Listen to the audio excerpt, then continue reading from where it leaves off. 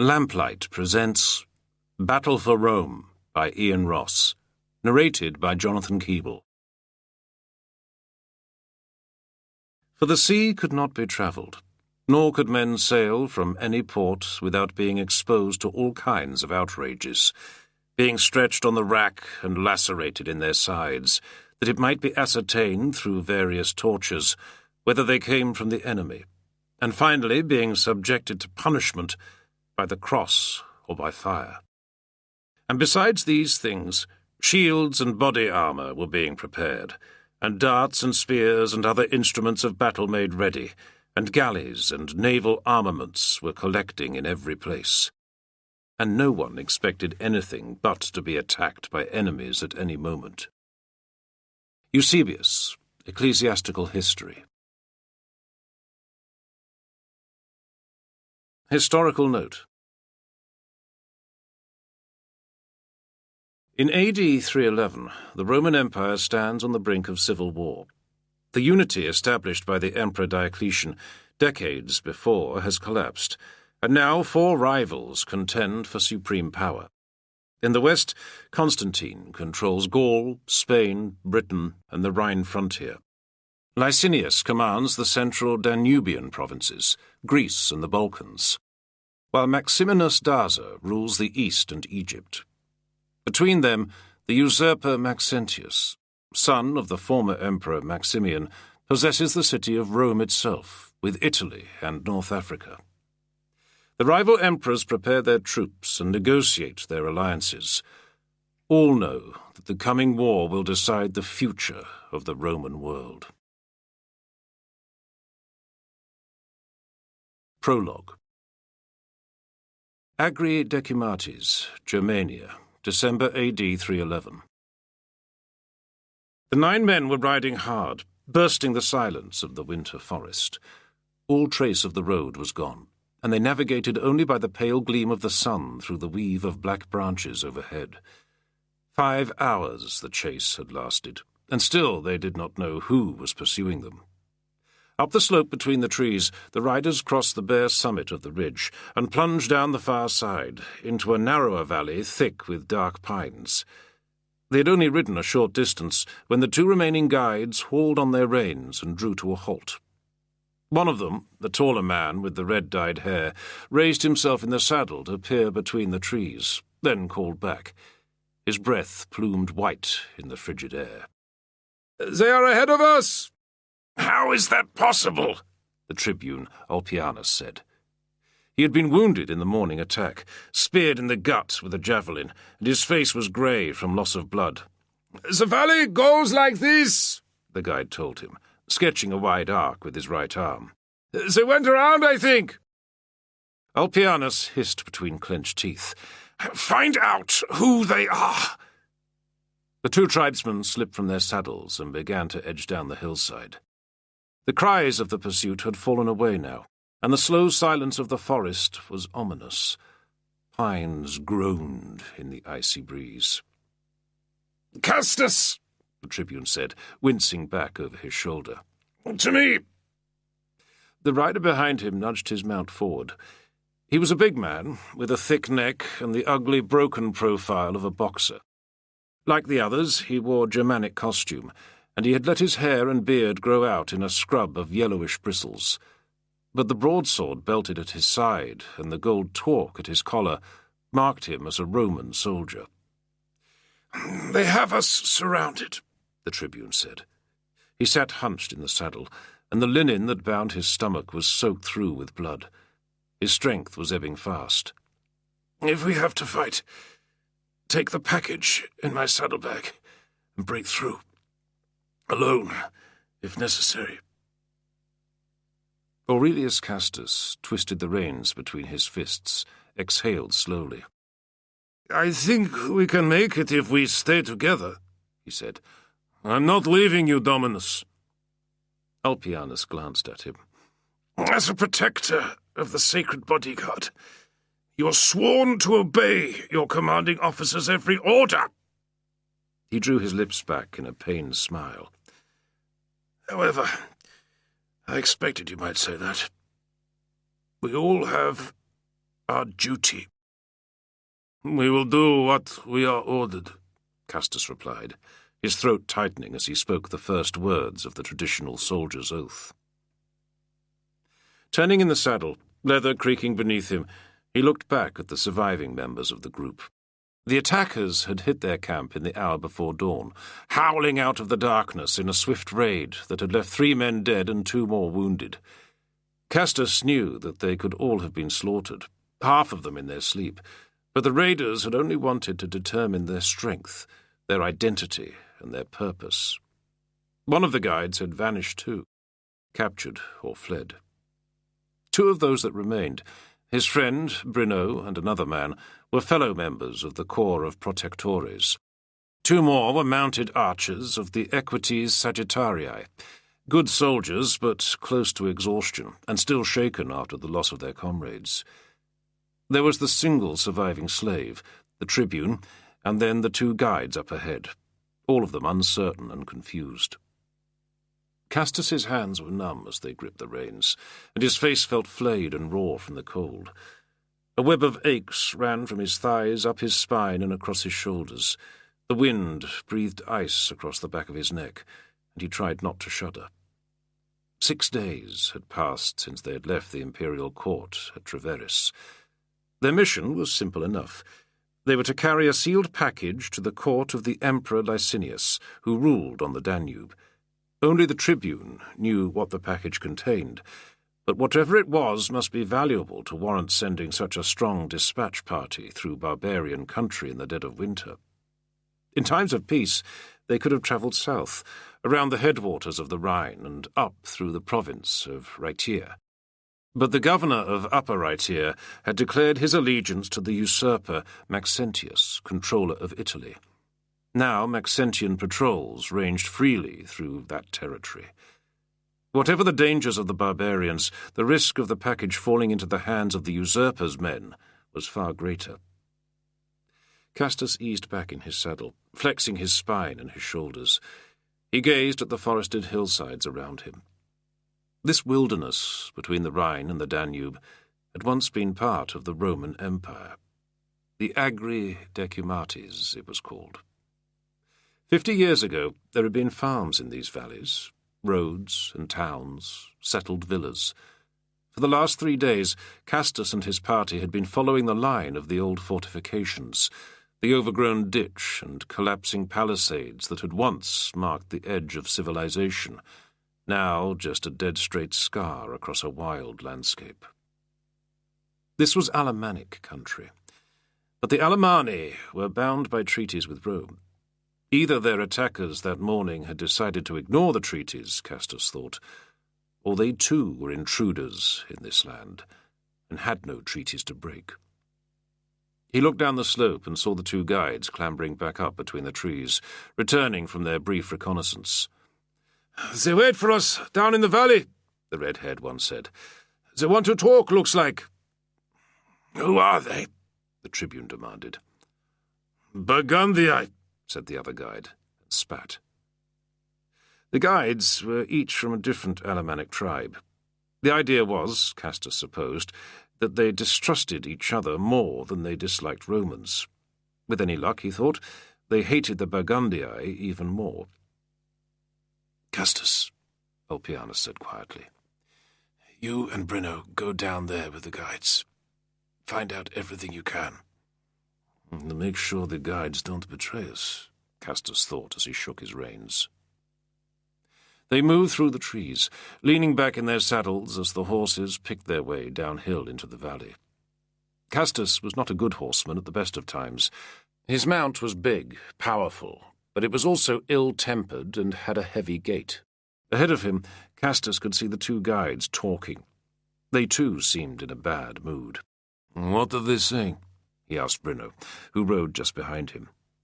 Brino was a younger man than Castus, lean and sinewy. He was Frankish himself, a chieftain's son born in the barbarian lands near the mouth of the Rhine, but had lived in Treveris these last 12 years. The language of the Franks and the Alemanni was similar enough. "The Dark One wants to sell us to the Burgundiai, I think," Brino said. "And our red-haired friend?" Brino grinned, showing the gaps in his broken teeth. He wants to wait. Maybe we meet somebody who will pay better. Castus felt a knot of tension slip in his chest. Brino was a good man to have at his side. They had trained together and stood side by side in battle before. He trusted the young Frank as much as he had ever trusted another man, as much as he had ever trusted anybody. The slope levelled, and they rode slowly out from the cover of the trees onto the open valley floor.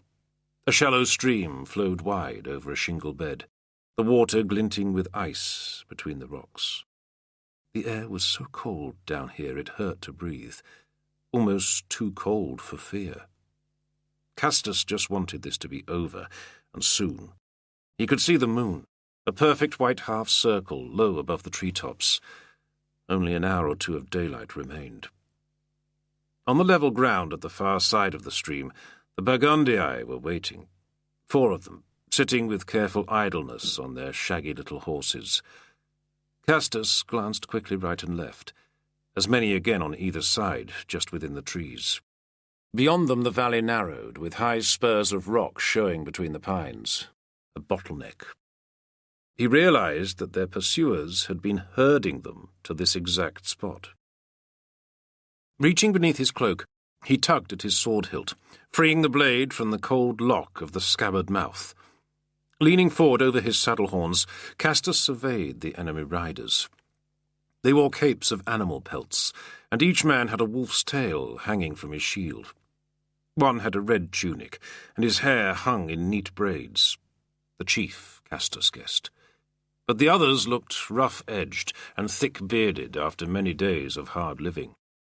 Their weapons were clean enough, though, spears and broadswords, and the men had the look of fighters.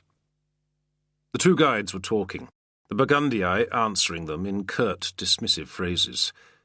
Castus heard Brino's sniff in disgust. "How many do you count?" he said quietly, barely moving his lips. 4 right there. 4 more up the slopes on each side, Brino replied. Castus nodded. 12, and 9 of us. Not bad odds. You include the guides? All right, 7 of us. 1 a wounded man who can hardly sit on a horse? 6, then. 1 a slave? So 5. What are you saying? Brino gave a slow shrug and widened his eyes. Nothing, brother. Only, if we go at them, we have to go hard. Then he grinned again, and Castus found himself smiling back. The conference was over, the 2 guides turning their horses and cantering back across the stream. Their expressions gave nothing away, but Castus already knew what they had to report. As they climbed slowly up the slope, he told himself not to look back. "They say we can pass, but we have to surrender our weapons and horses," he informed Ulpianus and the others waiting below the ridge. "And the gold or valuables we are carrying too." "Valuables?" said the other protector. "The guide they captured this morning must have told them that," the tribune said. "Probably hoping to save his skin." He drew himself up in the saddle, his face tightening with the strain. "Listen," he told them. "We ride down there slowly, keeping close together, guides on the flanks. We get to within 50 paces of them. Then at my signal we charge. Every man for himself. Cut your way through them and keep riding until we're past. Understood?" Nods all round. No words were necessary. Castus caught the tribune's glance, and his eye went to the saddlebag. Wind whipped at the treetops as they made their last preparations. Each man dismounted, checking his horse-tack and equipment. Those who had wine or water drank and passed the canteens. Then they swung back into their saddles, loosening swords, the archers flexing their bows. Castus raised his arms above his head, warming his muscles, and felt the burn of blood flowing to his numbed hands. He retied the leather grip of his hunting spear, jabbed the weapon right and left, then propped it across the saddlebow and pulled the cloak back around him. Then they began the descent into the valley. The Burgundii were still waiting on the far side of the stream, But their brothers had closed in from either side, watching as the Roman column moved out from the pines and forded the shallow, icy water. Castus was riding in the lead, with Brino to his right and Ulpianus just behind to his left. They were out of the water now, the horses shivering and blowing steam as they climbed the bank onto the level ground. 60 paces. The Burgundii were shifting, spreading out ahead of them. 50 paces. No word from Ulpianus. 40. The Burgundii were lifting their spears, backing their horses. They had to attack now, Castus thought. Either that or halt. He risked a glance back at Ulpianus. The tribune was swaying in his saddle, eyes closed, one arm clasped to his belly. Gods below. Castus swept the spear free of his cloak and kicked his heels. "Go!" he yelled, and the word rang in the frozen air. His horse heaved, then surged forward into a headlong charge that almost threw him from the saddle. Behind him he could hear Brino's scream of rage. Then the noise of the wind erased all sound, and for 3 heartbeats he felt airborne, flung forward with the spear whirling out and the bright blade flashing in the sunlight. 2 men ahead of him urged their horses together to trap him. Castus was almost on them when he hauled the rein sharply. His big horse jinked, forelegs off the ground, then slammed into the rider to the left. Castus swung forward with the impact, punching down with the spear as his horse kicked out at the other animal. The spear went wide. He pulled back his arm to strike again, but the rider was already falling from the saddle, tumbling beneath the hooves. A sword lashed in from his right, and Castus swayed backwards as the blade cut the air before his chest. He turned his spear clumsily and got the shaft of it up with both hands to block the next attack. The other rider was close, the 2 horses shoving together. The sword came down and chopped into the spear shaft, and when the Burgundian dragged his blade free, the shaft broke. Castus hurled the stump of the broken spear at the man's head, then reached beneath his cloak for his sword. His hand found only bunched wool. His belts had twisted, and the weapon was out of reach. The Burgundian's face was alight with triumph as he raised his sword for the killing blow. A jolt went through him. Castus's horse had lashed its head round and bitten the other animal on the neck. Castus leaned quickly from the saddle, ramming his arm across the Burgundian's shoulder and grappling his neck. Before the man could regain control of his panicking horse, Castus had dragged him half out of the saddle. He punched his fist into the side of the man's head, once, twice, very fast. Then the other horse bolted clear. Castus heard the crunch of the Burgundian's neck as he let him drop. Sun was in his eyes, everything dazzling, and the air seemed too thin to breathe. Twisting, he looked back and saw Ulpianus slouched in the saddle as his horse circled and pawed the ground. 3 enemy riders were closing in from the valley slope, whooping as they came. An arrow struck one of them, and he flung up his legs and tumbled back over the haunches of his mount. Cursing, Castus wrestled his own horse around and then seized the tribune's reins. Groping through the folds of his cloak, he found the hilt of his sword, and with a sharp tug he drew the weapon free. To his right, Brino was in combat with another rider, the 2 of them circling as they traded grimly precise blows. The Burgundian chief, the man with the braids, had got behind Brino and was raising his spear to strike. Castus urged his horse into a swift canter that closed the distance between them fast. The Burgundian chief was still watching Brino as Castus yelled and slashed his sword down. The blade sheared off the back of the man's skull. Blood sprayed pink in the clean air, and Castus felt the heat of it spattering his face and chest. A moment later, Brino's adversary was down too. "Go!" Brino was shouting. "Vic here, go!" A rapid glance back to check that Ulpianus was still gripping tight to his saddle. Then Castus was spurring on after Brino, the tribune's reins burning as they dug into his fist. There were 2 more Burgundians up ahead, cantering down from the trees. One look at the bloodied, screaming riders galloping towards them, and they turned and retreated. Wind roared, hooves battered at stones and frozen turf. Then the muffled darkness of the wooded valley rose on either side, and Castus knew through the haze of violent energy that they had survived. They reached the dead town as dusk deepened into night. They had been following an old road that ran straight through the wilderness, and saw nothing at first but the trees and the undergrowth around them. Then the broken walls appeared from the gathering darkness, and the riders saw the pillars among the clumps of frosted ivy, the shattered hulks of buildings lost in tangled scrub. "We should be safe here for a time," said the red-haired guide. His comrade had not made it through the fight. Whether dead, fled, or surrendered, nobody knew or cared. "Burgundy don't come to these old places. Like tombs, they say. Too many ghosts."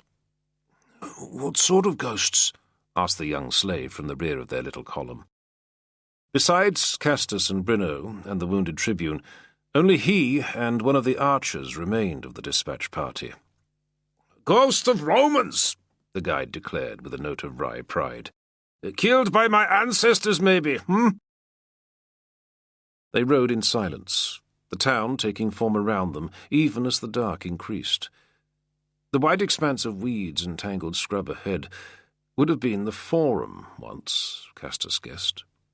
On the far side stood a large building, an old basilica perhaps, with a stepped entrance and part of the roof still remaining.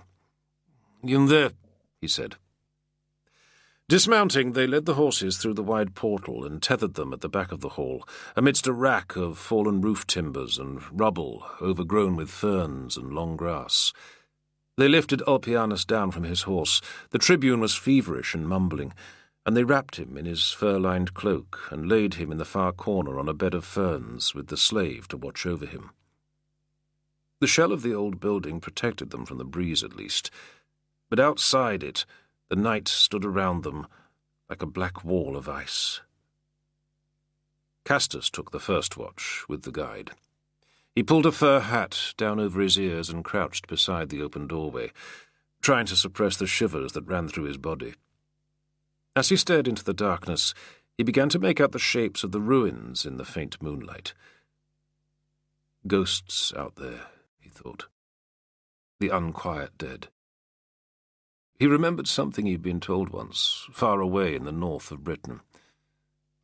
"One day all our works will be like this.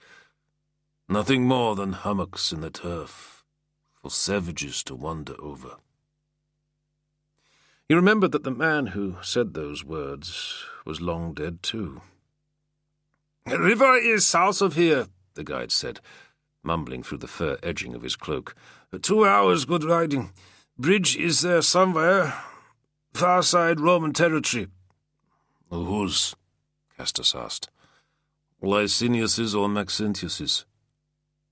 He saw the man shrug, the slightest shift of the bunched furs, as if the affairs of Romans were of little interest to him. "Licinius, but maybe best to ask first, Castus nodded. "And the Burgundy, will they come after us tomorrow?" "Oh, yes," the guide said. "They out there now." His chin jutted towards the dark edge of the ruined town. "They're waiting." The hours passed, silent and fiercely cold. Then Brino came to relieve him, and Castus crept back to the roll of blankets his friend had left still warm. He stretched out, his sword laid ready beside him, and pulled the blankets over his ears, but sleep did not come. For a long while he felt himself lying suspended in darkness, the cold pressing on him from all sides. Castus thought of his wife, Valeria Domitia Sabina. For 6 days, since leaving Treveris, he had tried to avoid thinking about her. Tried and failed, of course. Her image came to him now, keen and clear, warming his senses. He felt the blood stir in his body. He thought of Sabina and of their son, only 4 months old when this mission had summoned him away from them. Every night they had filled his mind, and every morning he had banished them. It was too painful to imagine he might never see either of them again. Memory eased him from wakefulness, and in moments he had plunged down into sleep. "Dominus! Dominus!" The slave was shaking his shoulder. Castus woke quickly, one hand grabbing for the sword beside him. The cold flared against his skin as he pulled the blankets from his head. Still, dark, deep night. The tribune was calling for him, the slave said. Castus crossed the hall, groping in the blackness between the heaps of rubble, timbers, and brambles. Ulpianus still lay where they had left him, but he was awake now, his eyes catching the faintest hint of moonlight through the broken roof. As Castus eased himself down beside him, the tribune reached out and seized his arm in a strong grip. "Can't feel the pain now," he said, and his voice was thin and strained, but clear. "Too cold. A mercy, at least. You must take the package. Do it tonight, before dawn. I'm consigning it to you. Take it and complete the mission.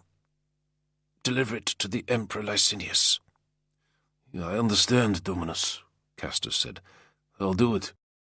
There was no point in denying it now. Both of them knew that the tribune would not be leaving that place alive. The horses stirred in the darkness.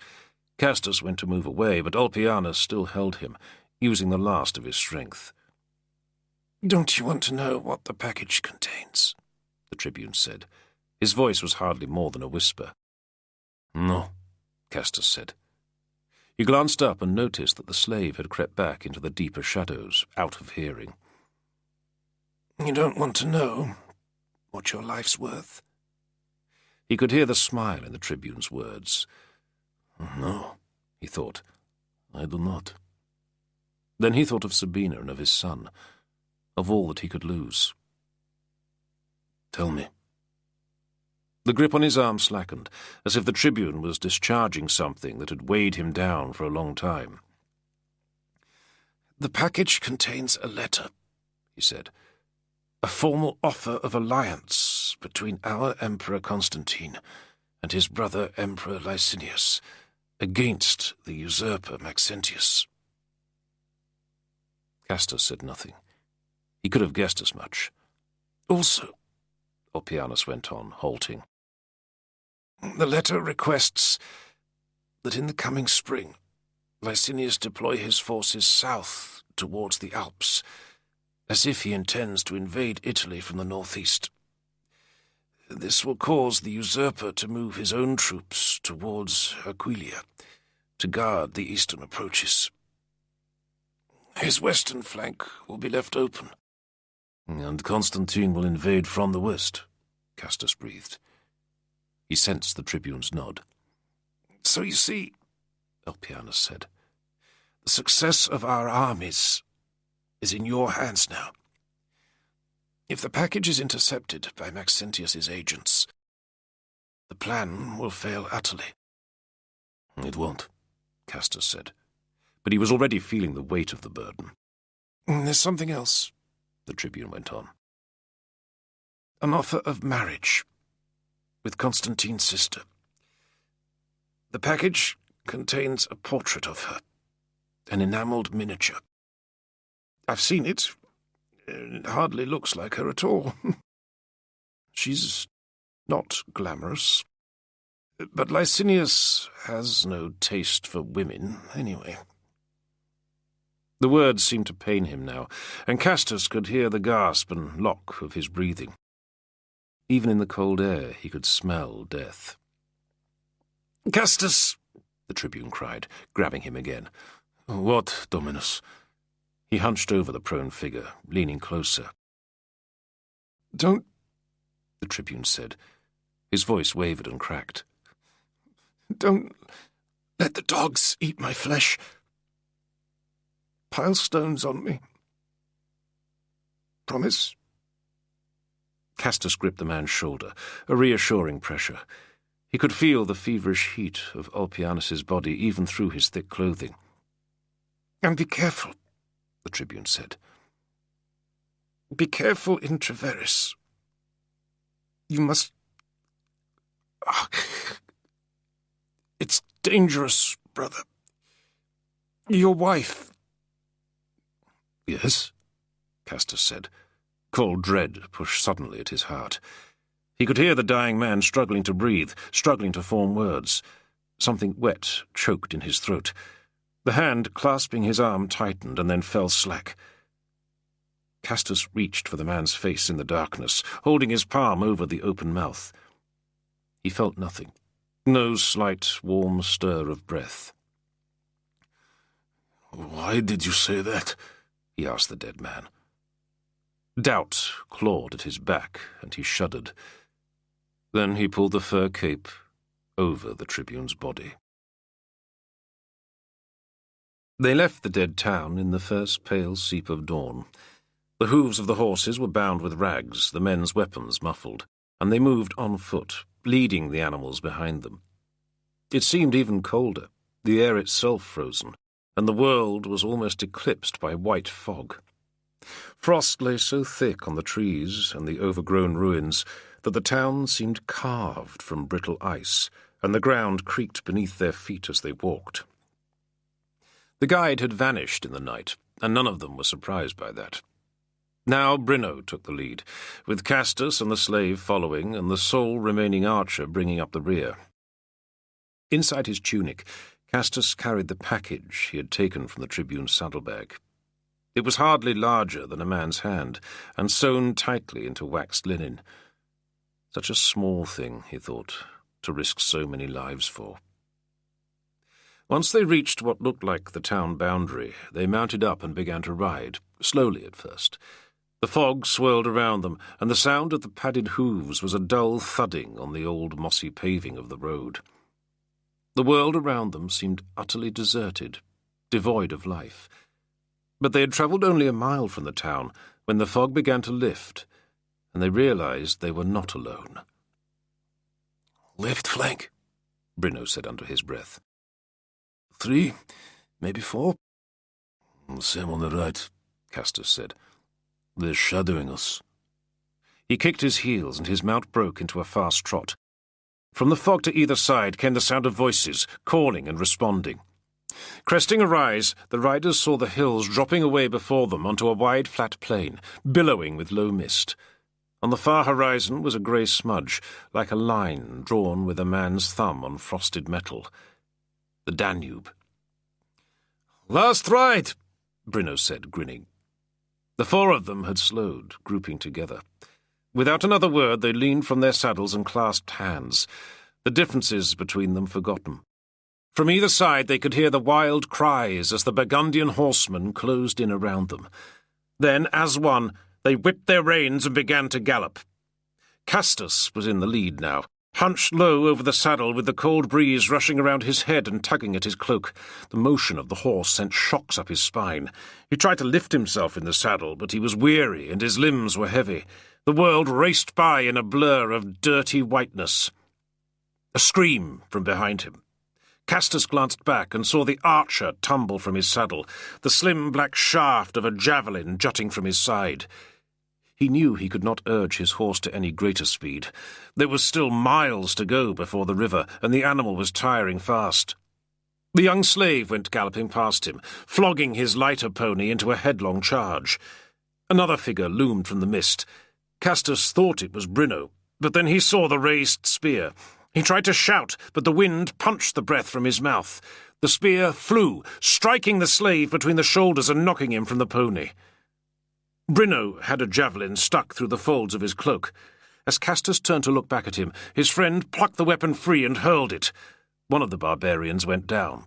There was another of them ahead, urging his horse up onto the road. Castus swept out his sword, levelling the long blade like a lance. The Burgundian barely had time to rein in his mount before Castus was onto him, driving the sword at his face. The man reeled, toppling from the saddle, and Castus rode on. For a few long moments he was conscious of nothing but speed and the cutting rush of the frozen air. The sun had risen and lit the fog with an unearthly grey-white radiance, and Castus had the strange conviction that he passed from the world of the living into some cold, hazy afterlife. He realized that he was alone on the road. Only the noise of his own horse's hooves battering at the hard ground, his own heaving breath. Hauling at the reins, he looked back and saw Brino some distance behind him, his horse lamed and limping. Around him dark shapes were moving through the grey murk.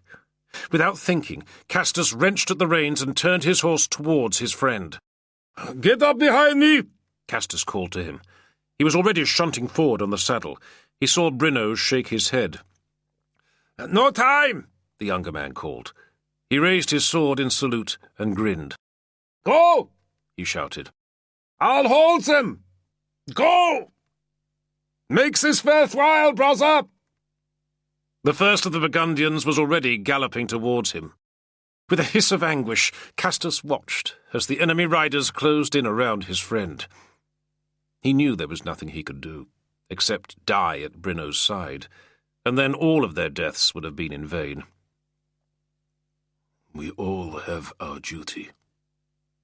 He dragged at the reins again. His horse reared, then spun on its rear legs and dropped into a heavy gallop towards the river.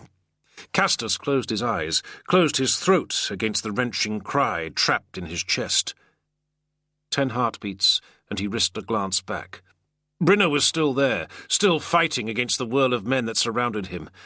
Then, at that very moment, Castus saw the spear darting in to strike his friend in the side. He saw Brino crumple and fall from the saddle. Then he turned away, howling through clenched teeth into the steady snarl of the wind. The road curved ahead of him. With a rush of choking horror, Castus saw more of the riders appearing, coming from the flat, misty plain to the right to cut him off. He sawed at the reins, swaying in the saddle as the horse crashed off the road and through the tangle of bushes onto the frost-crusted meadowland to the left. The river was there, clearer now, achingly close. It looked very wide, and there was no sign of a bridge. The horse was labouring over the broken ground, blowing hard, its neck and quarters steaming, and Castus could barely keep himself in the saddle. As he neared the river, he saw the ice, a pale grey sheet of it stretching from the bank to the ribbon of open black water in midstream. There was an island about 50 paces out, low and thickly grown with scrub, and the ice had filled the channel between it and the nearer bank.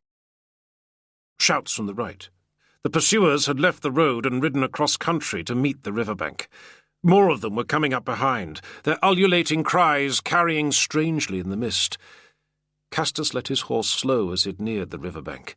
He urged it on the last distance, through the crackling reeds and scrub to the edge of the frozen water. Birds burst up from the undergrowth and flapped wildly away across the ice. The riders sounded exultant now, seeing him trapped against the river. Castus reached beneath his cloak and checked that the package was still safely secured inside his tunic. Then he slipped from the saddle, feeling pain burst through the muscles of his thighs and back. He looked again at the ice. It might carry the weight of a man, but not a horse. If he could get across to the island, would his pursuers dare to follow? He drew his sword, took a last glance back at the approaching riders, then slapped the horse across the haunches with the flat of his blade. The animal flinched, then staggered up from the back, too exhausted to run. Castus was already scrambling down onto the ice, wrapping his cloak tight around his body, his sword held clear. He had thought to use it to probe ahead of him, but as soon as his boots were on the ice he was skating, flinging his arms out for balance. He could hear the approaching riders. From the corner of his eye he saw a flung javelin dart black against the sky. Ice groaned beneath his weight, but he forced himself onward, legs spread wide for grip and balance. Too slow. He pitched forward onto his hands, feeling the cold striking into his arms. Then he began dragging himself. Deep, cracking noises came from beneath him. He could feel the water moving below the ice. For the first time he realized that he was about to die. He would lose his life in a frozen barbarian wasteland, and nobody would know. A gasp of laughter burst from the pit of his chest. Then all he felt was a furious rage. He was scrambling on all fours, hands and knees sliding on the ice. "Get up," he thought. "Get up and run." Another spear hit the ice to his left. He was shuddering, feverish, grinding his teeth as he tried to stand. With a heave, he got his feet under him, hobnailed boots gritting into the ice. 3 staggering strides, and he felt the surface of the river beginning to break into a web of fractures. The island was only 10 paces away now. He could make it. With a noise like a heavy beam breaking, the ice beneath him gave, and Castus felt himself pitching sideways. One snatched gulp of air, then the water burst around him, and he was in the river, the weight of his heavy cloak and boots dragging him down. For a moment he was aware only of darkness. Then the cold seized him like an iron fist closing around his chest, and he blew out air in a foaming torrent. Blood hammered in his skull. He could not tell where the surface was. He felt himself drowning, fighting, dying. Then one hand struck the ice. He grabbed and gripped, hauling his head up above the surface. Cold burned him, and he was screaming as he tried to suck air. The ice broke up even as he tried to pull himself onto it. He was facing back towards the riverbank. 2 horses, riderless, cantering in the distance. As he stared, everything looked very clear and bright. Something split the air above his head, and he heard a cry. A man fell from a 3rd horse. Rolling, Castus managed to get one arm up onto the chunk of ice and look behind him. Heat flared in his chest, and he shouted incoherently. Out in the open stream of the river, moving from behind the island, was a slim 20-oared patrol galley trailing a Roman pennant. Oval shields along the rail, and a pair of ballistae mounted fore and aft. As Castus stared, he saw the catapult arms jerk, sending another bolt skimming across the frozen water at the Burgundians on the bank. A smaller boat was nosing through the shattered ice into the island channel, oarsmen pulling hard. He tried to shout again, but the cold locked his throat. Then a wave of violent shudders ripped through him, and he lost his grip on the ice. Water closed over his head, and he knew only blackness. Moments might have passed, maybe hours. He was aware of being dragged from the water, the sodden weight of his clothing hauling at his limbs. When he opened his eyes, he was hunched on the narrow deck-boards of the galley, and all around him were raised shields and levelled spears. A soldier's face, reddened by the cold, shouting at him. "Who are you? Speak Latin? Identify yourself!" He tried to speak, but he was shivering uncontrollably and gasping for breath. Pulling his shoulders up, he forced himself to meet the soldier's stare. "Aurelius Castus," he said, grinding out the words. "Protector of the sacred bodyguard of the Emperor Constantine." He gritted his teeth, held his head up. The soldier turned to somebody behind him.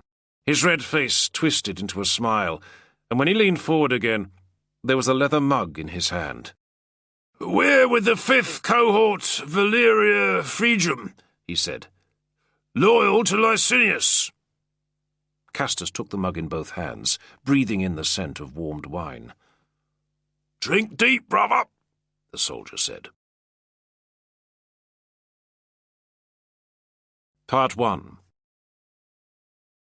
Chapter 1. January AD 312. In a sealed, windowless chamber, deep in the bowels of the palace, 2 men sat facing each other across a low table. One of them was thin, middle-aged, with a bland, colourless face beneath greying, bowl-cut hair. His clothes were plain and undistinguished, but he wore the belt and brooch of an imperial official. The other man was wrapped in a robe and tight headcloth of white linen, and his face was concealed by a white lacquered mask in the shape of a dog's snout. Neither man spoke. The lamp on the table between them guttered in a faint draught, and their shadows twined and twisted around the stone walls. Finally, the thin man cleared his throat. "Do you know who I am?" he asked. The white dog mask moved side to side. Julius Nigrinus concealed his satisfaction.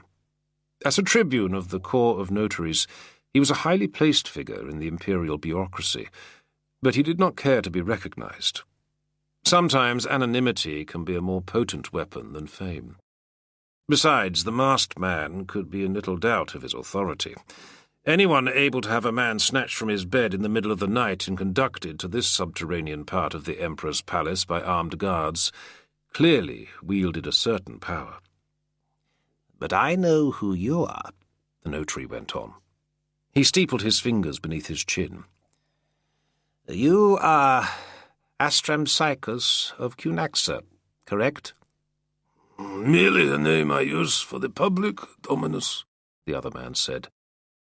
His voice sounded muffled from inside the mask, but Nagrinus could tell he had a slight foreign accent. In reality, Nagrinus raised his hand abruptly, then shook his head. I am not interested in your real name, or your appearance. That's why I had you wear your impressive mask. It's better if we each conduct ourselves solely in our public persona. Yes? The dog's snout nodded. Nigrinus could hear the faint hiss and thud of the man's breath inside the mask. He could smell his sweat, and something else, the rank tang of urine. He suspected that Astramcycus of Cunaxa was not a man of courage. Over 2 years ago, he said, you were paid by the Domina Fausta, wife of our emperor, to place a magical death curse upon the Domina Minervina, her husband's concubine. Shortly afterwards, Minervina fell sick and was close to death. Thankfully, she survived, apparently owing to the prayers of some Christian priests. Dominus, the masked man breathed. I beg you, I did not know the identity of either woman. The ritual was commissioned by a eunuch. I did not recognize the names. And yet you created this curse anyway, knowing that the use of magic in this way is a capital crime? Dominus, I didn't know. When I discovered, I left the city. Only yesterday I returned for the first time. There was nothing very much the man could say in his defence. Nigrinus waited, letting the sorcerer sweat a little more in his constricting outfit. But that isn't why I had you brought here, he said finally with a light wave. He watched the man's shoulders sag forward. In the black holes of the mask, his eyes were shining. It's not? Then why? I want you to tell me the future, Nigrinus said. That's what you do, isn't it? You contact spirits, and they tell you the secrets of the future? Yes, but what do you want to know? Nigrinus tightened his lips as if he was considering. Then he smiled. Soon, he said, in the coming months there will be a war. Our Emperor Constantine will cross the Alps and invade the territory of his rival Maxentius. All I want is the answer to a simple question. Who will win? He heard the intake of breath. Inquiring about the fate of emperors was as much a capital crime as issuing death curses. Have no fear, he said, as reassuringly as he was able, and tried to contort his mouth into a smile. I already know of your past crimes, don't I? Assist me now, and I can see that those crimes are forgotten. The sorcerer hesitated, considering. Nigrinus held the blank stare of the mask's eyeholes. If the man had learned to control himself better, he thought, the outfit would look rather formidable. Nigrinus himself needed nothing like it, of course. His face was his mask. Upon your oath, I won't be harmed? I won't lay a finger on you, I swear. In fact, I can see that you're rewarded. I, too, have certain powers, you might say. I can see that you want for nothing. A sigh, which sounded almost animalistic from inside the mask, and then the sorcerer lowered his head in agreement. The sack over there contains some magical items, Nigrinus said, which my men found in your lodging-house. That should be sufficient. With obvious relief, the sorcerer turned and knelt in the corner of the room, taking objects from the sack and holding them up to the lamplight. Nigrinus watched with a sense of dull curiosity. Could people really believe that this quivering charlatan was in touch with the world of the spirits? Were hidden truths really accessed with such poor clutter? Those feathers and scraps of cloth, those bundles of sticks. It was rather pathetic. Julius Nigrinus did not particularly believe in the world of the spirits. Neither did he believe in the gods, or not the way most men did. If the gods existed, they obviously cared nothing about the affairs of mortals. However, he was not dogmatic in his disbelief. He wanted to see what this man would do, and what his exaggerated rituals might conjure up. After all, one never knew. Perhaps indeed there were dark powers beyond death. Perhaps they really could whisper clues about the future. Sometimes it paid to be curious. Nigrinus himself had made a career out of it. Besides, he thought, as he watched the sorcerer assemble his arcane equipment, he needed all the clues he could get. The world was finely balanced, and his own place within it felt more precarious still. Just over 2 years before, Nigrinus had played a vital role in defeating an attempt to usurp the throne by the emperor's father-in-law. While his operation had not gone quite as he might have wished, he had still managed to expose the treasonous schemes of his own chief, the primicerius of the court of notaries. By rights, he should have got the man's job. That should have been his reward. It had been promised. But that reward had been snatched from him, at the instigation of men who felt his methods were unsound, unsavoury, perhaps even barbaric. Such men, Nigrinus thought, seldom needed to get their own hands dirty. Instead, an aging nonentity named Flavius Humidius had been promoted to chief of notaries in his place, a man with little intelligence but many influential friends. Nigrinus found that he was grinding his back teeth. Yes, he had been robbed, and the years had only stoked the flame of that injustice. But Julius Nigrinus was accustomed to being overlooked, accustomed to the scorn and even the hatred of other men. His father had been born a slave, and Nigrinus had worked his way up from nothing. Not surprising that he was distrusted. "They hate me," he thought, "because they fear me." That was good, and there would be time to make them sorry for their errors. War was coming, he thought. That was true enough. And whatever was said publicly in Treveris, the outcome was uncertain. Constantine was undefeated in the field, but so was Maxentius. The ruler of Rome had already seen off 2 imperial expeditions sent against him, without having to fight a battle. His armies were massive. Nigrinus had seen reports of up to 200,000 fighting men in Italy, and, if his troops were largely raw conscripts, Maxentius also had many thousands of experienced veterans from the Danube armies too. But whatever happened, whoever was victor, Nigrinus was determined to make the most of it.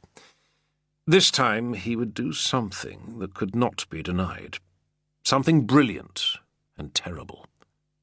He would lay his enemies low. He would blast open every door that stood in his way. But he needed information.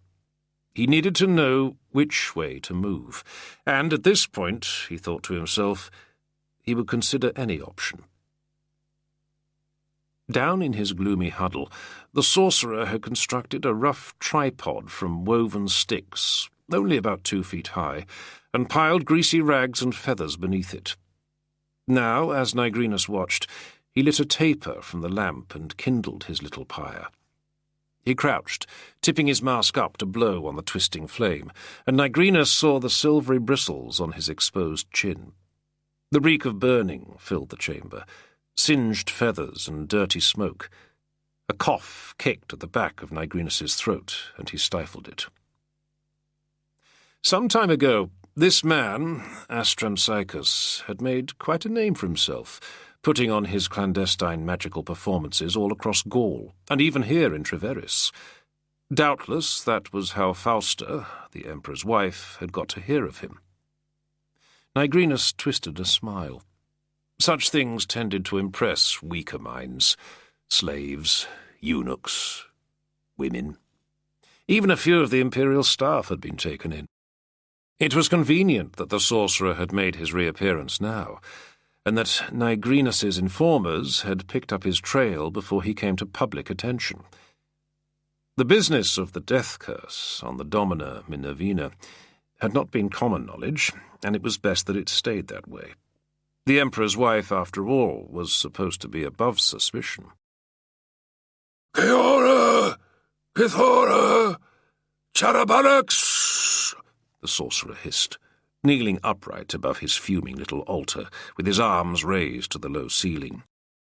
Yeo Chalambra! O chthonic gods! O Disparta! O Mother Hecate! Gods and demons of the underworld! I adjure you to aid this divination. Rouse yourselves! Bring yourselves! Smoke and stink were filling the room, and Nigrinus was struggling not to choke. His eyes were beginning to water, but he was fascinated, his gaze locked on the sorcerer's strange ritual. The man in the white robes appeared transfixed, swaying as he knelt, his hands fluttering in the smoke from the spitting blaze beneath the tripod. Abraxas, Abrahanthas, Eo Amatha, Amoroth! Wake, demons, wake, spirits! Bring me truths, I adjure you! Had the chamber got colder suddenly? Nigrinus realized that he was hunched forward in his seat, holding his breath. It seemed darker now, too. But no, it was just the thick fumes in the air guttering the lamp flames. The blaze beneath the tripod seemed only to light the figure of the sorcerer, the smoke wreathing around him until he seemed suspended in a shifting fog. His voice, as he cried out his incantations, was no longer the frightened, breathy mumble of before. It was stronger, metallic-sounding, and seemed to come from somewhere deep beneath the stone floor of the chamber. Impressive, Nigrinus thought, as he struggled to draw breath. Very impressive. But he was fighting the urge to run from the room. The incantation had shifted now to a strange groaning mumble, the sorcerer fanning the smoke upwards towards his mask. The sweat ran down Nigrinus's brow, and he felt slightly sick. Suddenly, the flames beneath the tripod leaped, something thrown upon the fire, no doubt, and then snuffed out. Reeling, smoky darkness filled the room. The sound of the sorcerer's rasping breath came from down near the floor. Nigrinus leaned forward and jogged the lamp on the low table, stirring the flame back to life. Now the smoke was clearing a little. He could see the sorcerer slumped in the corner, and the tripod fallen sideways over a heap of blackened ashes. He coughed into his fist. "Well," he said. "The spirits have given an answer to your question," the man replied, his voice weak and hoarse from behind the mask. "What did they say?" "The spirits have told me, once battle is joined, the enemy of Rome shall perish." Nigrinus waited a moment, hoping for more. He wiped his brow. "That's all?" The dog mask nodded. "Well, they're certainly very diplomatic, your spirits." He stood up, his head spinning for a moment. He settled his cloak around his shoulders, then took a pace towards the door. "Wait here," he told the slumped figure in the corner. "My assistant will come shortly to reward you and see you out." He crossed the chamber and gripped the iron ring of the door handle. The thought of fresh, clear air was delicious. "One last thing," he said, turning once more as if the thought had just struck him. "When you placed the curse upon the Domina Minervina, how was it done?" The sorcerer had sat up, dragging his robes around him. The mask seemed to hang from his skull. His voice came slowly, wearily from within. "A figurine is made," he said.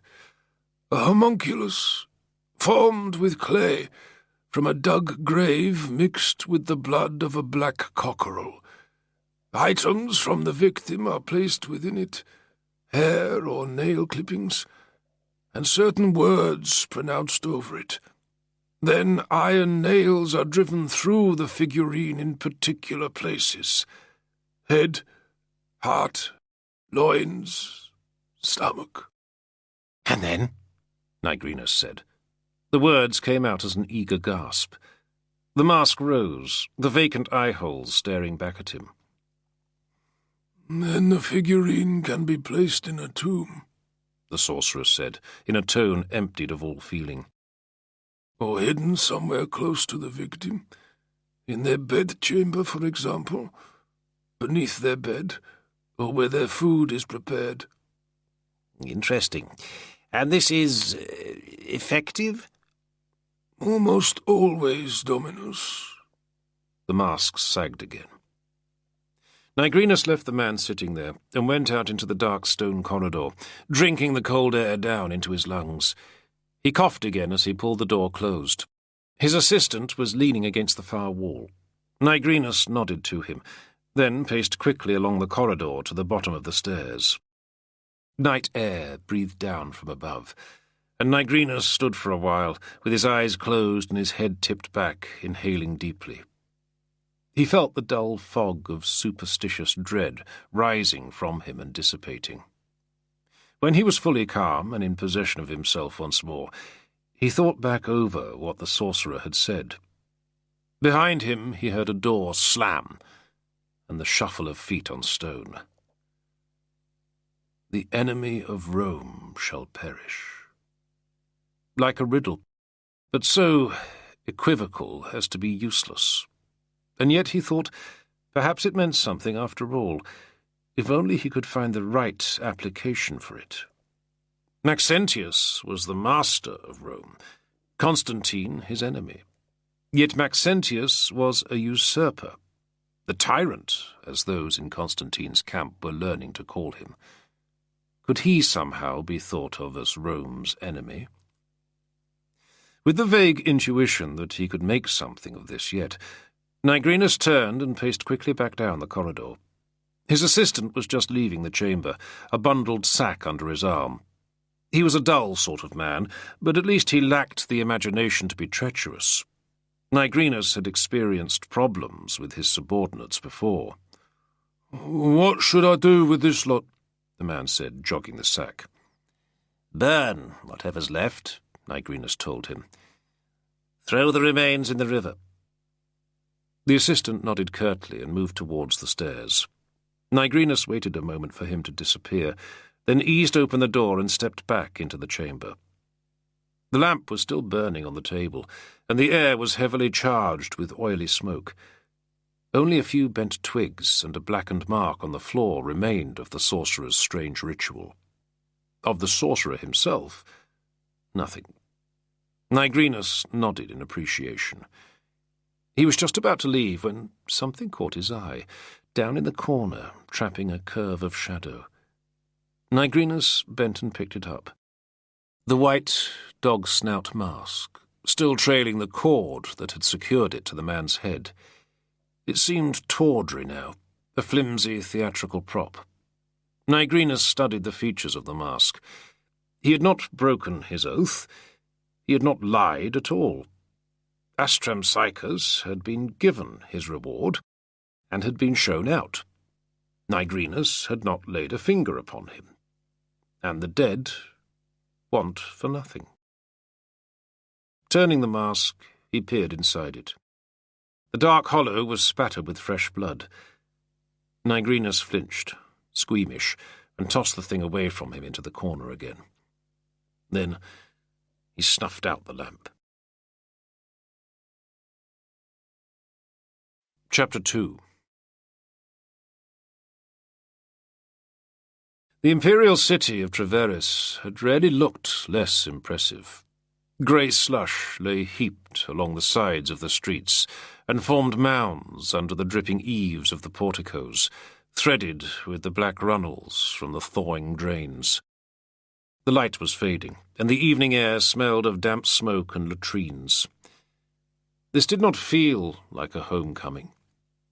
Castus had walked the 3 blocks from the palace, trailed by an unnecessary group of slaves carrying the meagre baggage he had brought back with him from his journey. After making his report that morning, he had taken the opportunity to bathe, change his clothes, and have his hair cut. After going 2 months unshorn, his newly short-cropped scalp felt exposed in the chill breeze. He rubbed a palm over his shaved jaw, relishing the sensation of looking like a Roman soldier again instead of a barbarian. But no amount of bathing and cleansing could unburden him of the weight of loss. Brino's death still pressed upon his heart. 14 men had left Treveris 2 months before, and only Castus had returned. Throwing his cloak back from his shoulders, he approached the house. The door opened before him, the porter and 2 other slaves stepping out to greet him. In the gloomy vestibule, they took his baggage and ushered Castus to a stool where he could sit, while a boy removed his boots and placed soft-soled house shoes on his feet. Another slave brought a basin of warm water for him to wash his face and hands, while another held a linen towel for him to dry himself. All of it performed in sober silence. Castus unpinned his cloak and passed it to the door porter, then moved on into the heart of the house. It was not a grand residence, by the standards of Treveris. In this area of the city there were scores like it, rented out to military officers, palace officials and their families. A suite of rooms on 2 stories, around a brick-pillared central courtyard, the mosaic paving and painted walls just enough to give it an air of prestige. But it was several times the size of the quarters Castus had occupied as a centurion, let alone the Spartan cell he had occupied in the precinct of the Protectores. And then there were the slaves. They were waiting for him, gathered in the covered walks surrounding the courtyard. Castus scanned them quickly, barely taking in the faces. A dozen people, most of whom he did not recognize. How many of them did he own? He stepped into the alcove near the entrance door, where a shrine of Juno and the household gods stood with a clay lamp already burning before it. With his back to the throng of slaves, he dipped his head, eyes closed for a moment in a prayer of thanks for his safe return. Then he took a pinch of incense and scattered it over the flame. The smoke curled around him, and he tried to stifle his cough. When he turned, the gathered slaves raised their arms in salute, greeting him with one voice. A small man with a tight, nervous smile stepped up to Castus, a scroll case and a heavy bunch of keys in his hands. Metrodorus, Castus remembered, the freedman he had employed as procurator to oversee his household while he was away. He had never liked the man, but he had a reputation for honesty. Castus placed his hand briefly over the keys and the documents, nodded in acknowledgement, then walked on around the courtyard, the assembled slaves dropping their eyes as he passed. Was it only in his blunted perceptions that they seemed to shrink back from him, to regard him with a sort of cringing distaste? He was the stranger here, the intruder. Even after his bath, he felt he carried the sense of a different world, the sweat of long travel and hard living, the salt of blood and combat, as if he carried on his broad shoulders the burden of that other life, of which those gathered here know nothing, the life of warfare, which had made him and raised him to this uncomfortable privilege. Castus had never been particularly concerned about owning slaves himself. The few that were provided by the army had always sufficed, but decent households needed them, so his wife had explained. 20 at least, in her opinion. Her father, she told him, had kept 200 in his Rome townhouse alone. Castus fought down the sense of annoyance that was already rising through his fatigue. He had left instructions for Metrodorus to grant Sabina any necessary expenses. By law, he was not allowed to give her money directly, and after her father's execution for treason and the seizure of her property, she had little wealth of her own. But he had also asked her not to use his money to fill the house with extra bodies. He took a deep breath as he approached the doors of the reception chamber at the far side of the courtyard. He composed himself, tried to smile. Valeria Domitia Sabina was seated on a folding stool in the middle of the chamber, a maid flanking her on either side. As he stepped up to the threshold, Castus felt a catch in his breath. For a moment he could only gaze at her, his mouth dry and his heart stilled. There was something austere, something almost aggressive in her beauty. He had forgotten how dangerously glamorous she could appear when she wanted to. The words of a dying man in a ruined town came back to him. He had not forgotten Ulpianus's strange warning. "Husband," she said, standing up with a rustle of silk. Earrings of gold and pearls framed her face. A heavy gold necklace looped around her throat. Her hair was plaited into a mass of tight, narrow braids, gathered in a golden net. Her face was a beautiful mask. She stepped up to him, kissed him lightly on the mouth, and he smelled that familiar perfume, musk and saffron, that had so intoxicated him when they had first met years before. "Welcome home," she said. Her hand lingered for a moment on his neck, but as she stepped back, Castus noticed that she would not meet his eye. Sabina led him to the back of the room, where couches and a low table were already set out for dinner. Castus settled himself warily, feeling not at all hungry. The evening had grown dark, and now the slaves closed the doors and the folding shutters against the cold, damp breeze from the portico. Other slaves brought braziers to warm the room, oil lamps on tall iron stands, and amber wine in goblets of blue glass. Castus reclined on the couch, sipping his wine, but his body was still locked into the rhythms of many days in the saddle, many weeks on the road. His hands, as he gripped the glass, felt clumsy and calloused, and he was aware of his chapped lips and wind-reddened face. Opposite him, his wife sat immaculate and reserved. How, he thought, had he come to be married to such a woman? "We heard of your return this morning," Sabina said. There was a slight catch in her voice, a ruffle in her silky poise. "I'm sorry about your friend." Castus glanced quickly at her, a sound trapped in his throat. The black embers of grief flared briefly in his chest. His wife had never much cared for Brino. How much else did she know of what had happened, and what he had been doing? The mission to Licinius had been a strictly held secret. He had left Treveris back in early December under the cover of a routine escort duty to the Rhine and southern Gaul. But he had been away for 2 months, and it was not surprising that people had started to ask questions. He had found Licinius at Sirmium in southern Pannonia, only 10 days after his crossing of the frozen Danube. It had been a brief meeting. He had delivered the package as ordered, then waited only a day and a night before receiving the reply. Another sealed document, but Castus could guess that what it conveyed was positive. Licinius had sent 20 of his own mounted guard, plus 100 auxiliae of the Raetovarii to escort him safely and swiftly back to the borders of Constantine's domain. Even now, Castus thought, that reply was doubtless being read and discussed in the chambers of the palace, plans made, strategies put into motion. "You must tell me all about your travels later," Sabina said, with a strong note of suggestion in her voice. "When the slaves cannot overhear us," she meant. Castus detected the hint of coldness in his wife's voice, the quiver of tension behind the facade of her courtesy. He stared at her across the table, trying to read her expression.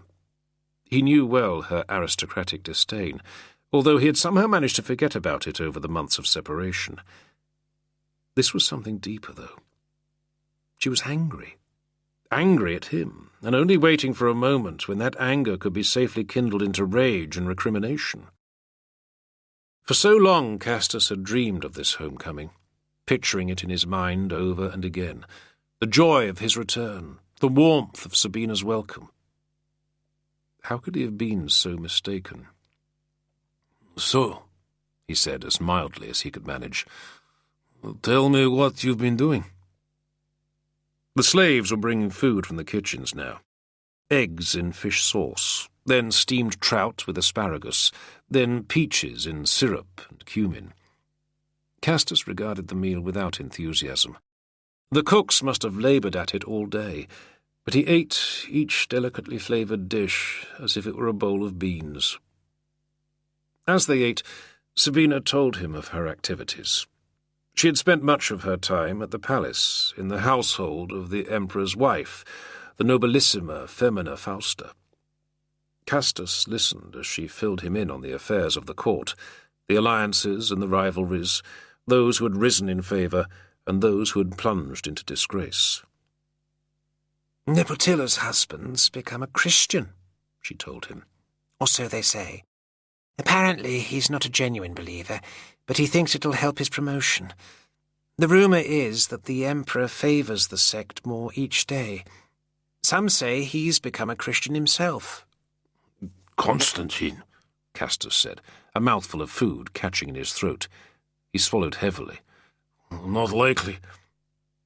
He remembered well that strange moment over 2 years before, on the road north from Massilia, when the sun god had beamed his blessing upon Constantine from the sky. Now the emperor revered the solar deity above all others. His coins bore the proud image of Sol Invictus, the unconquered sun. So it should be, Castus thought. The idea of some bizarre and unsavoury foreign sect appealing to the master of the Western world was a joke, a slave's fable. Sabina just shrugged, apparently uninterested. One of the maids approached her couch, leaning to whisper in her ear. "The child is awake," Sabina said. "Would you like to see him now?" Castus sat up quickly on the couch, not caring if he appeared too eager. Another slave came from the darkened passage outside the dining room, a blonde woman with a dimpled chin. Castus had not seen her before, but she carried a swaddled bundle in her arms. She bowed slightly as she approached, drawing the shawl away from the baby's face. Castus caught his breath. In the soft glow of the lamps, his son gazed back at him, black-eyed, completely unfamiliar. These last 2 months had transformed the boy. He was half a year old now. For a moment, Castus felt only a strange, baffled wonderment. His breath stilled, his body too tense to move. It was unwise, he knew, to develop feelings of attachment towards infants. So many of them died in their earliest years. But he could not help himself. They had named the boy Aurelius Sabinus, their names combined. Sabina had wanted to call him Honoratus, after her dead father. Perhaps, Castus wondered, she would have loved him more if they had. He reached across to the swaddled bundle, and the baby stared back at him. Castus wondered if his own father had ever gazed at him in this way. Had that terrible old man ever felt this sense of tender awe? Sirmium was only a day's ride from the town on the banks of the Danube where Castus had been born. He could have gone there and found his father, stood before him and told him that he was a grandfather now, and his son a protector of the sacred bodyguard. He had considered it, but he had not. Castus had not seen his father since the day he had attempted to kill the man with an iron-bound bucket, then fled to join the legions. Most likely, he thought his father was dead by now. If not, he could not bear the thought of meeting him. No. This child was his own, and he was not his father. Everything would be different now. He smiled and felt his chapped lips crack. The baby's eyes widened, pools of black in the lamplight. Then he smiled too. Castus felt the warmth rising through him, the joy of recognition. The moment lasted a heartbeat, maybe 2, then the child's face creased, his mouth opened, and he let out a wail of pure anguish. Castus sat back quickly. "Gods, am I really so terrifying?" "You are unfamiliar, that is all," the nurse said, wrapping the child in her shawl again, soothing him. Her accent was Germanic, Castus noticed. A memory stirred in his mind and then sank. The nurse was carrying the baby away now, the other slaves bringing more wine, and Castus snatched up his goblet and drank quickly. Sabina had barely glanced at the child. It was demeaning, of course, for any free-born woman to nurse her own offspring, but Castus knew that his wife's lack of interest in their son went deeper than that. The pregnancy had been hard. It had almost killed her. How different things had been when they were first married. The 6 months after the wedding had been filled with a passion that Castus had never before known. To have found himself married to a daughter of the Roman aristocracy had been strange enough, but that such a woman would be genuinely drawn to him, aroused by him, had been stranger still. His wife's moods, her maddening attitudes, were not surprising, Castus told himself. She had lived all her life in mansions and palaces. If she was sometimes arrogant and self-absorbed, it was only a legacy of her upbringing. He knew that there was more to her than that. He knew she was courageous. She had proved that in Massilia. He admired her intelligence, her effortless beauty, and her curious, subtle wit. She confused him, and he found her utterly enthralling. When he was away from her, he was clumsy and stupefied with desire. Brino had laughed at him for it. How unmanly, he had said, for anyone to be so enraptured by his own wife. Their happiness had not lasted long. By the autumn of that year, Sabina was already growing impatient with him, caustic and frustrated by the limitations of her new life. He would listen to her describing the lost splendours of Rome, the stolen wealth of her family, the houses on the Aventine and the Caelian, the African estates at Thagaste and Thabraca, the villas in Lucania and Illyricum, all seized by Maxentius after the execution of her father and her first husband, and he knew that he could offer her little in consolation. Pregnancy had seemed at first like a release, but she had treated it as a further imprisonment. By the following summer, Castus had been spending much of his time away from Treveris, or on duty at the palace. Their lives had resumed their separate courses. It pained him to have known such love, to know it still, despite everything, and to be daily reminded of the unbridgeable gulf between them. The meal was done, the dishes with their half-eaten food cleared away. Sabina sat up, lifted her glass, still half full of wine, and drained it in one long draught. "I shall retire to the bedchamber," she said as she stood and wrapped herself in her silk shawl. "You should speak to Metrodorus about the accounts, I suppose." Castus frowned as he watched her leave the room, strongly tempted to forget household convention and follow her, but the smirking freedman was already approaching with his scrolls and tablets. It was only some time later that Castus could finally dismiss the slaves and pace down the draughty, darkened corridor to the bedchamber at the back of the house. Sabina was in the inner room, seated close to the brazier in her sleeping tunic. Her loosened hair was like a spill of ink in the lamplight, and a handmaid stood behind her, running a comb through it and humming under her breath. Castus motioned to the woman, who bowed, placed the comb on the side table, and left the room. Now, at last, they were alone. But Sabina remained silent. Charcoal crackled in the brazier. Castus felt the silence pressing on his ears. "Who was the Nutrix with the baby?" he asked. "I don't know her." "Elpidia. She's new.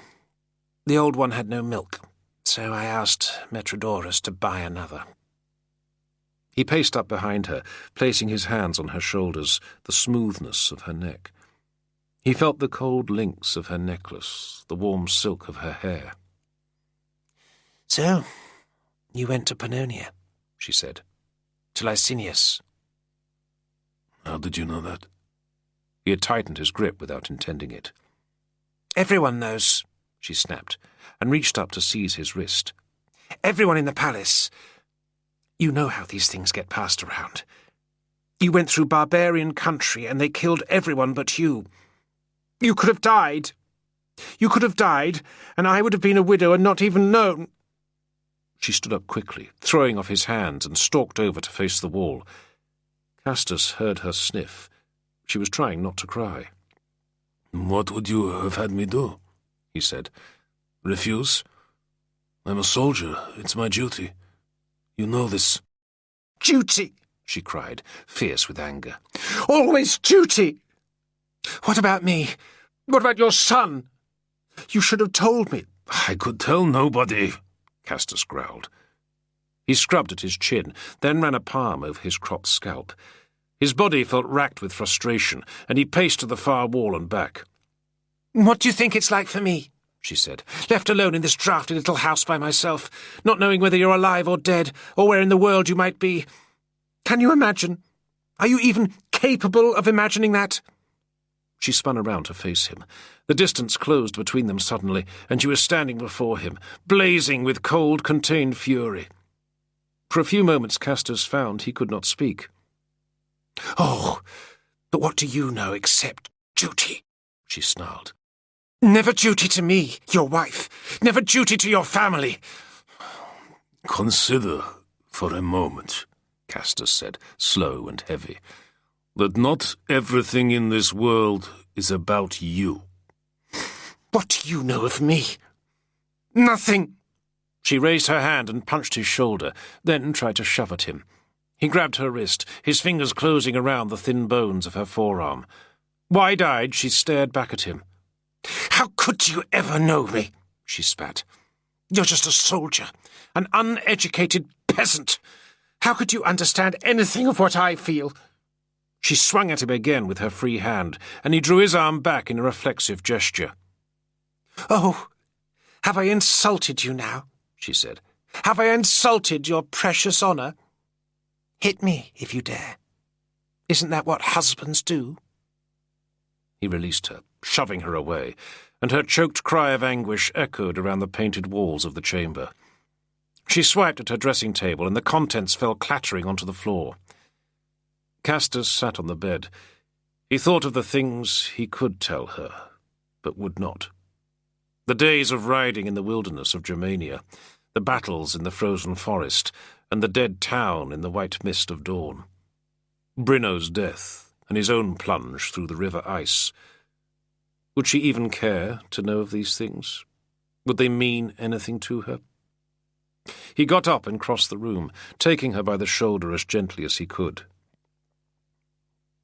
Sabina, he said, the name forming deep in his throat.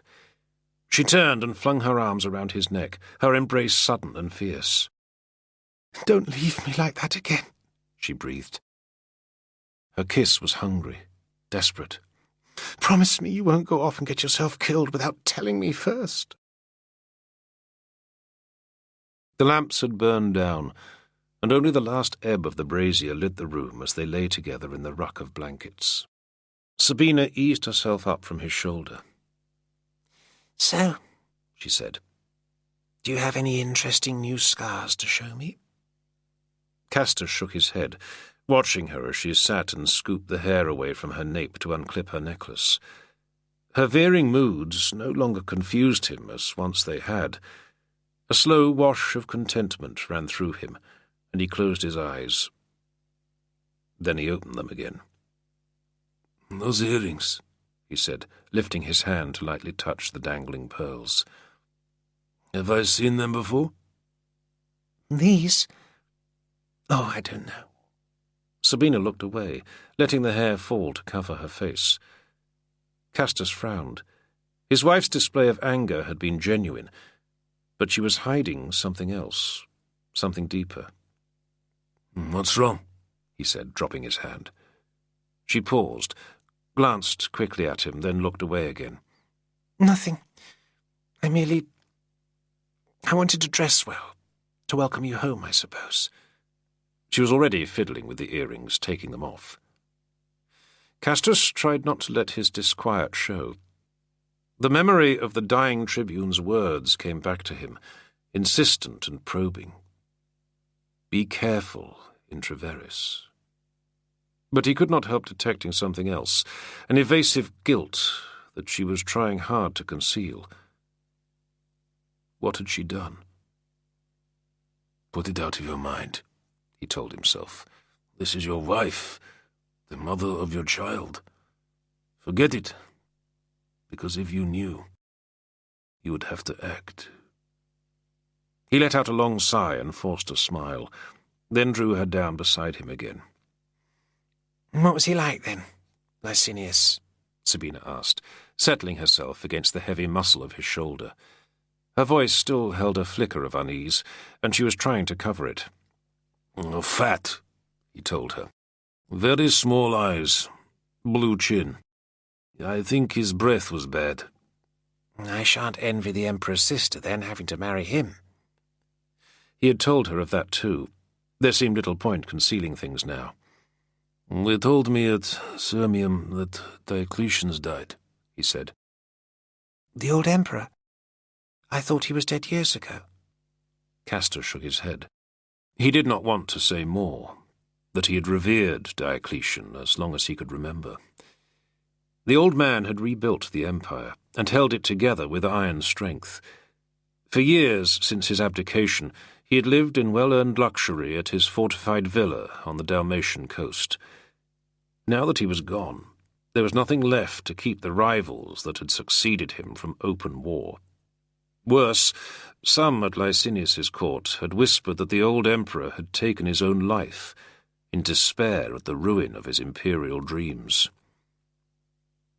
"If Diocletian's really gone," Sabina said, her breathy whisper warm against his skin, "there's nothing to stop Constantine from marching south in the spring, is there? Against Maxentius." "No," he said. He sensed the shadows of unease cloud his mind. War had been Castus's life for so long it seemed perverse that he should dread the prospect of this one so greatly. But he would be fighting against other Romans, men of the legions who had once been his brothers. He cast the thought aside. He had killed Romans before now, at Massilia, and it had not been hard. He could do it again, he told himself. It was his duty. It was what he was good at. "Gods let it be soon," Sabina said. She raised herself on her elbow and ran her fingers over the roughness of his cheek. "I can't stand another winter here. Another month, even. I hate this place." But I thought you wanted me to stay here with you always, he said, smiling. "You don't understand," she said, with a playful lilt in her words. "If you're marching to Rome, then you can go with my blessing. That's exactly what I want you to do." She leaned closer, breathing into his ear. "Go to Rome, my love. Revenge my family. Kill Maxentius for me." Castus frowned, but he was still smiling as he rolled her over onto the bed beneath him. Later still, the brazier had died, and cold stood over the bed. Castus woke suddenly, stifling a shout. In his mind, he still saw the spears of river ice knitting above him, felt the water dragging him down. Brino was reaching up from the black depths, grinning through broken teeth. Drawing quick breaths, Castus waited for his heartbeat to slow, then pushed the covers away from his body. Sabina lay sleeping, an arm draped across his chest. He slid from her embrace, and she mumbled something but did not wake. Cold tightened his muscles. He crossed to the far corner and drank deeply from the water jug. The bed was too soft for him. He'd never got used to plump mattresses. Grimacing, he pulled on his tunic. A thin cry came from along the passageway, a baby's waking wail. Castus left the bedchamber, stepping quietly over the slave sleeping at the threshold.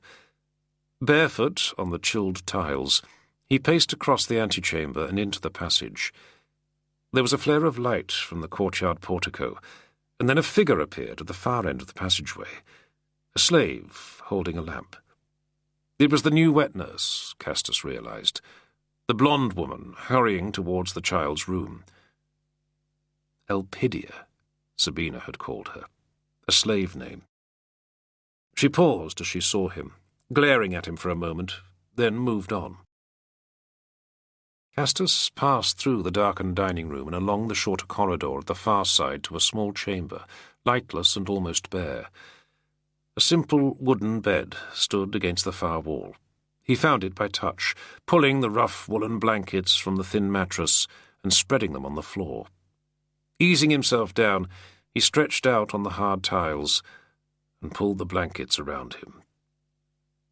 Sleep crept over him, comfortable and dreamless.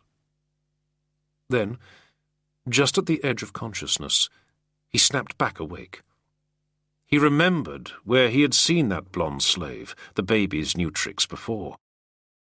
Years ago, in a forest in Germania, a valley of burning villages, troops paused beside the path as a file of prisoners went by.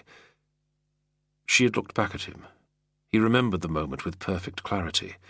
The expression of proud defiance on her face, the undiluted hatred in her eyes.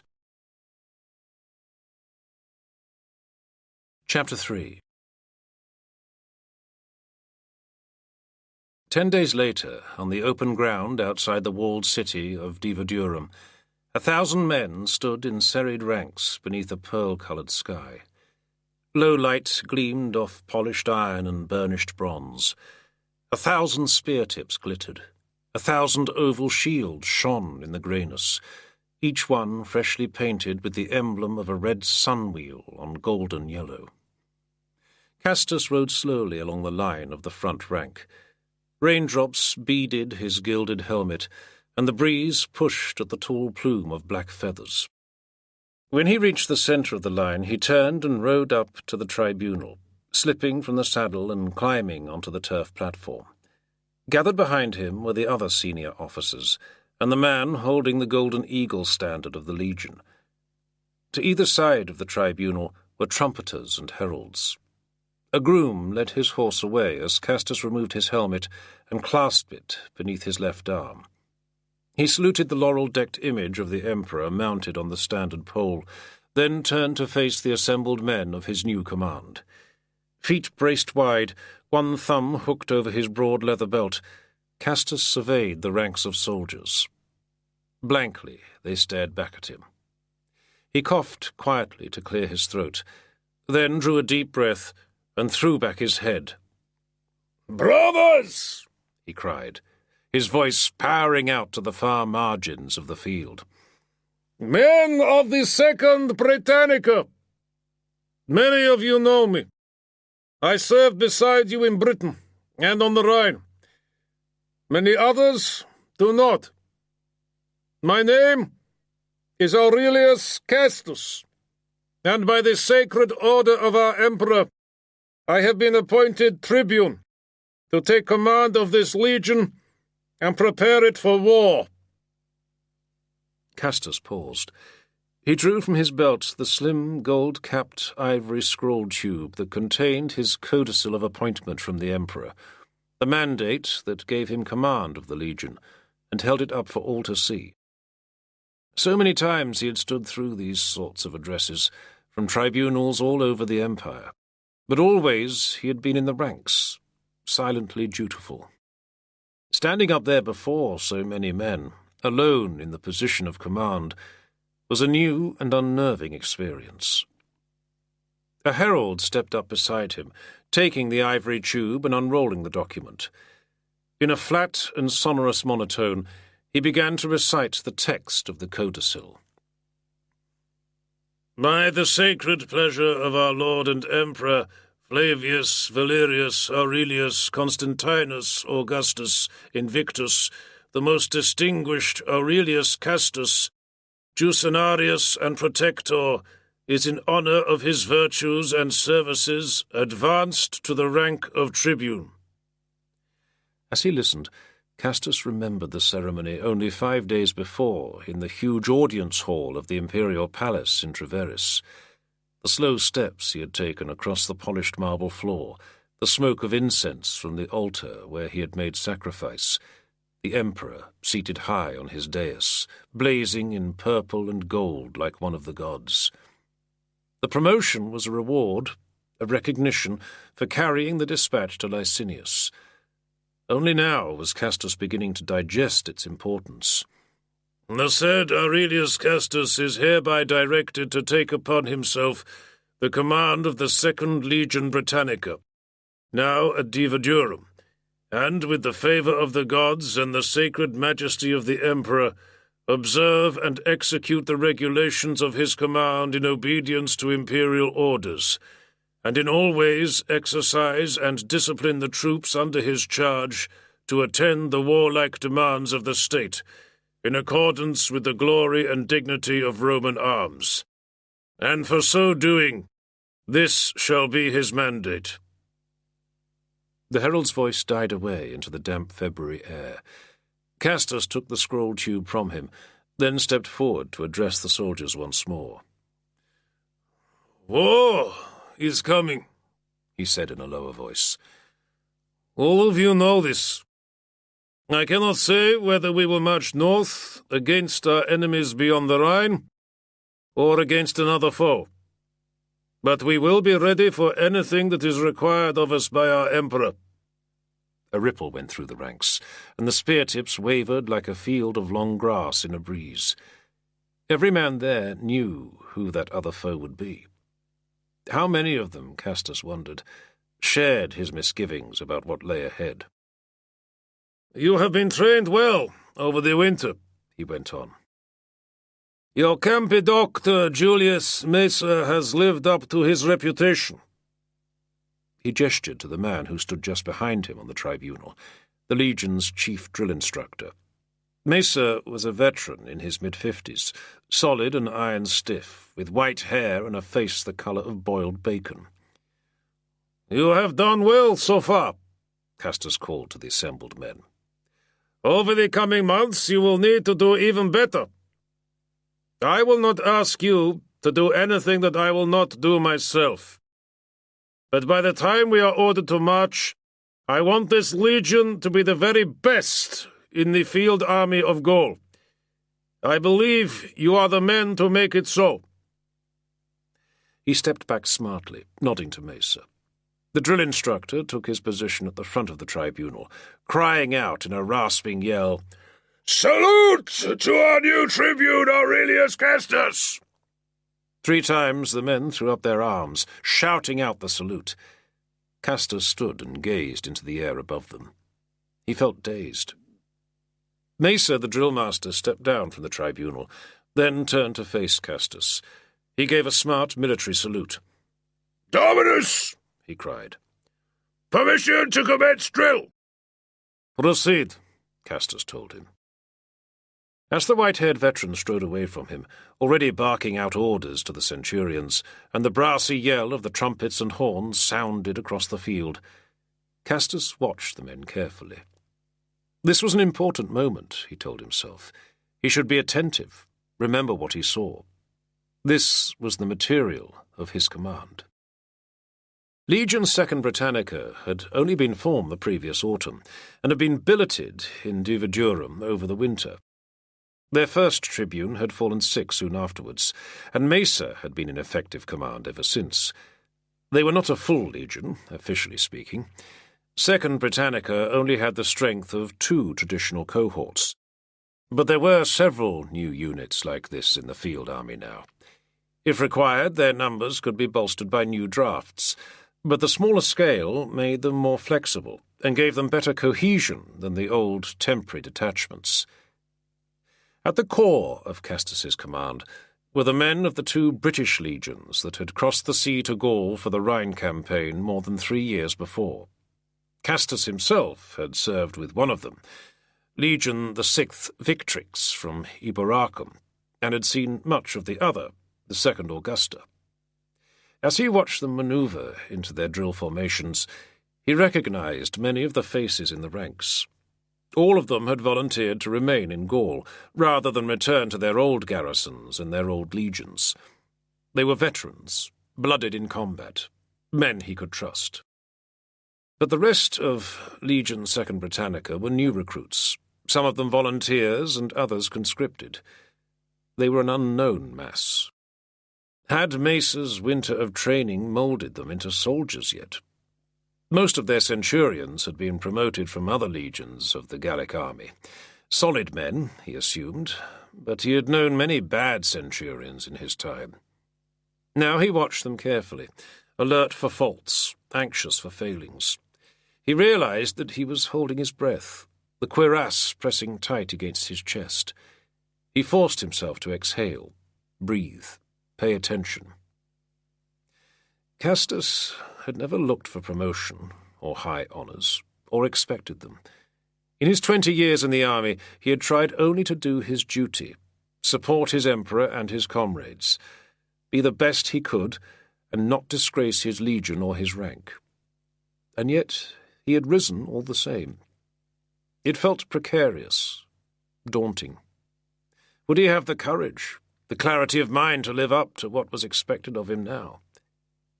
As the troops reassembled in the ranks and the trumpets rang out, Castus raised his eyes to the dull, silvery gleam showing through the clouds. Unconquered sun, light against darkness. Let me lead these men well. Support me. Do not let me fail them. They tell me you were with Galerius on the Persian campaign, Dominus, Mesa said. Castus nodded. They were in the main chamber of his quarters, a suite of rooms on the upper floor of an old bathhouse, and his orderly slave, Eumolpius, was prizing at the catch that fastened the breastplate of his gilded cuirass. Castus had bought the armour cheaply in Treveris just before he left, and it constricted his torso and rubbed at his neck uncomfortably. The catch came free, and the slave lifted the plates from his body. Castus inhaled gratefully, filling his chest, then swung his arms. I was in Persia myself, quite a few years before you, the drillmaster went on, propping himself in the alcove of the window. I joined the legions in the days of the deified Aurelian, the 10th Gemina. Best legion there is, or used to be. He shook his head, narrowing his eyes. He had a thin mouth, almost lipless, and a voice like grinding gravel. Then I was on the Danube under Probus, and went east into Persia with Carus. After that I fought at the Margus in Diocletian's army, when he made himself emperor of the world. I came west with Maximian for the Mauritanian campaign, and here I've been ever since. Castus nodded again, then took a cup of wine from the table. 40 years, he thought. The drillmaster had served 40 years, and never risen above a senior centurion's rank. Mesa, he knew only too well, regarded the legion as his own. No doubt he resented a man 20 years his junior being installed above him. Castus knew that he needed to be careful. Mesa could be an ally or an adversary, but he could not allow the older man to claim authority here. It's good to have an officer of such experience, he said, his tone stiff and abrasive.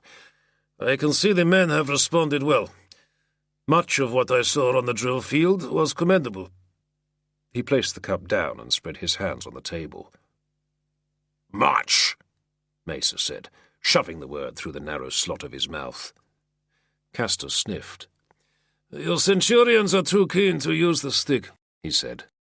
Too often they push their men from the rear, watching out for stragglers. They should be in front, setting an example. Mesa drew a long breath. His ruddy face coloured even more deeply, glowing up into the roots of his white hair. Soldiers need discipline, he said. You herd goats with his stick. You don't lead men with one. It was an old saying, but it struck home. Castus could almost feel the heat of the drill instructor's anger radiating across the room. He noticed his orderly, Eumolpius, staring intently at the corner of the ceiling, and for a moment wondered if he had gone too far. From the portico below the window came the slow tread of a passing sentry, and a trumpet called the change of the watch. However, Castus said with deliberate emphasis, aside from that, I trust you to exercise the men as you see fit. He leaned forward, his fists braced on the table, and stared at Mesa. They had to work together, after all. A moment of stubborn silence, then the older man twitched his shoulder and glanced out of the window again. Tell me about the Legion, Castus said, easing himself down onto one of the stools. He picked up his cup and swirled the wine inside it. Mesa gave another curt half-shrug. Many of the men are fit and able, he said. The troops from the old British legions, I mean. Most have served 10 years at least. There's some rivalry between them, the Augusta men and the 6th. But I find that it adds a sense of competition. And some of the centurions are good too. Italus, Blasus, Rogatianus. Castus knew Rogatianus well. The dark, wiry African had joined the 6th Legion back in Britain, and had fought against the Picts and on the Rhine. His Optio, Modestus, was a familiar face too. Castus had known him from his very first days in Eboracum, and had promoted him to his current position. There were others as well, men he knew and recognized. It was a reassurance to have them with him. "What about the rest?" he asked. "The rest are new recruits and conscripts," Mesa told him. "They're a mixed lot. Some are shaping up well. 200 of the recruits are barbarians, sons of Germanic settlers. Can barely speak Latin, some of them. We've got a few Christians as well. I don't know what you make of that sort. Personally, I reckon old Diocletian took the right way with them. But so long as they don't mind fighting and don't try to peddle their funny beliefs to the others, I turn a blind eye. There's a Christ temple near the south gate they go to." "The soldiers mix with the civilians, then?" Mesa curled his mouth sourly. "Can't stop them," he said. "They're billeted all over the city. Not like the old days when all the legions had their own fortresses." He paused for a moment, with a look of intense nostalgia. "Soldiers was soldiers back then. Not like now, hanging around the public baths, mixing with women in the scum of the streets. Oh, that reminds me," he said. "There's 6 men in the lock-up. I believe you've got the authority to try them under military justice." Castus suppressed a groan, nodded, and gestured that the drill-master was dismissed. Mesa saluted, then strode across the room, his hobnails cracking on the tiled floor. He paused at the doorway. "You mind if I suggest something, Dominus?" he said. "Go on." "The men know you're a soldier, come up from the ranks. They can respect that. But if you go soft on them because of it, they'll despise you." "I'll bear that in mind." Mesa left, slamming the door behind him. From the wooden balcony outside the main chamber of his quarters, Castus gazed down into the courtyard below. Rogatianus was training a half-century of his men in armatura weapons drill, and the air was filled with the smack and crack of wooden swords on wicker shields, the cries of attack and injury, the centurions' encouraging bark. From the portico, Castus could make out the rattle and click of knucklebone dice. He could smell wood smoke from the bakery and the yeasty stink from the brewhouse. All of it was familiar to him. He had known these sounds and scents for years, in Legion fortresses and camps all across the Empire. It was good to be back, surrounded by the life of the army once more after his long spell in the world of the palace. But the duties of a tribune, he had quickly discovered, involved a lot more than the regular army life he had known as a legionary and a centurion. More than just parading around in gilded armour, too. With a heavy sigh, he shoved himself away from the balcony and went back into the chamber. The large central table was spread with tablets and furled scrolls, shards of pottery scratched with rows of figures, all the great backlog of paperwork and administration that Mesa had ignored for months, but Castus could not. There were letters from the Primicerius of the Praetorian Prefect, from the commander of the field army of Gaul, from the superintendents of 4 different imperial arsenals, plus strength reports and inventories of arms and equipment that needed checking. Half the men needed new boots and tunics, and several hundred lacked armour. "What's next?" Castus asked, pacing to the table and frowning at the impenetrable mess of paperwork. "A report from the superintendent of the supply depot at Adamantunum," Diogenes said, peering at a wax tablet, "stating that the consignment of body armour sent by the fabrica at Augustodunum was returned as faulty." Mucius Diogenes was another of the former soldiers of the 6th Legion. Castus had known him since Eboracum. He had been a schoolteacher before joining the army, and with his slight build and fuzz of thinning hair, he was the least military-looking man Castus had ever encountered. But Diogenes was tougher than he appeared, and improved himself in battle. He was also a very skilled administrator, and Castus had appointed him adjutor to serve as his personal secretary. It was a role that suited him well. "Apparently," he said in a dry tone, glancing up from the tablet, "the prefect at Augustudinum sent the consignment twice, and both times it was returned." Castus rubbed his scalp. "Faulty," he said. "What does that mean?" "I suspect," Diogenes replied, tossing the tablet aside, "that the superintendent and the prefect have a ruse going on. They send non-existent consignment of armour back and forth between them until it effectively vanishes, and split the payment." Castus hissed between his teeth. The knot of frustration that had been gathering in his neck gave another twist. "So this pair of jokers are filling their purses, while my men are expected to go into battle without proper body armour? Without even helmets?" Diogenes shrugged. "These abuses do happen, sadly, Dominus." "Right. Take down a message to the prefect of the Fabrica," Castus demanded, snapping his fingers. He was pacing back and forth across the room. "Tell him that I need 260 mail or scale hauberks, plus 170 helmets, delivered here by the Ides of next month. If I don't get them, I'll write to the Praetorian prefect himself and inform him of the treasonous and criminal actions of him and his friend at Andimantudnum." "I should mention that we don't have any proof, Dominus." "Exactly. We don't have any armour either.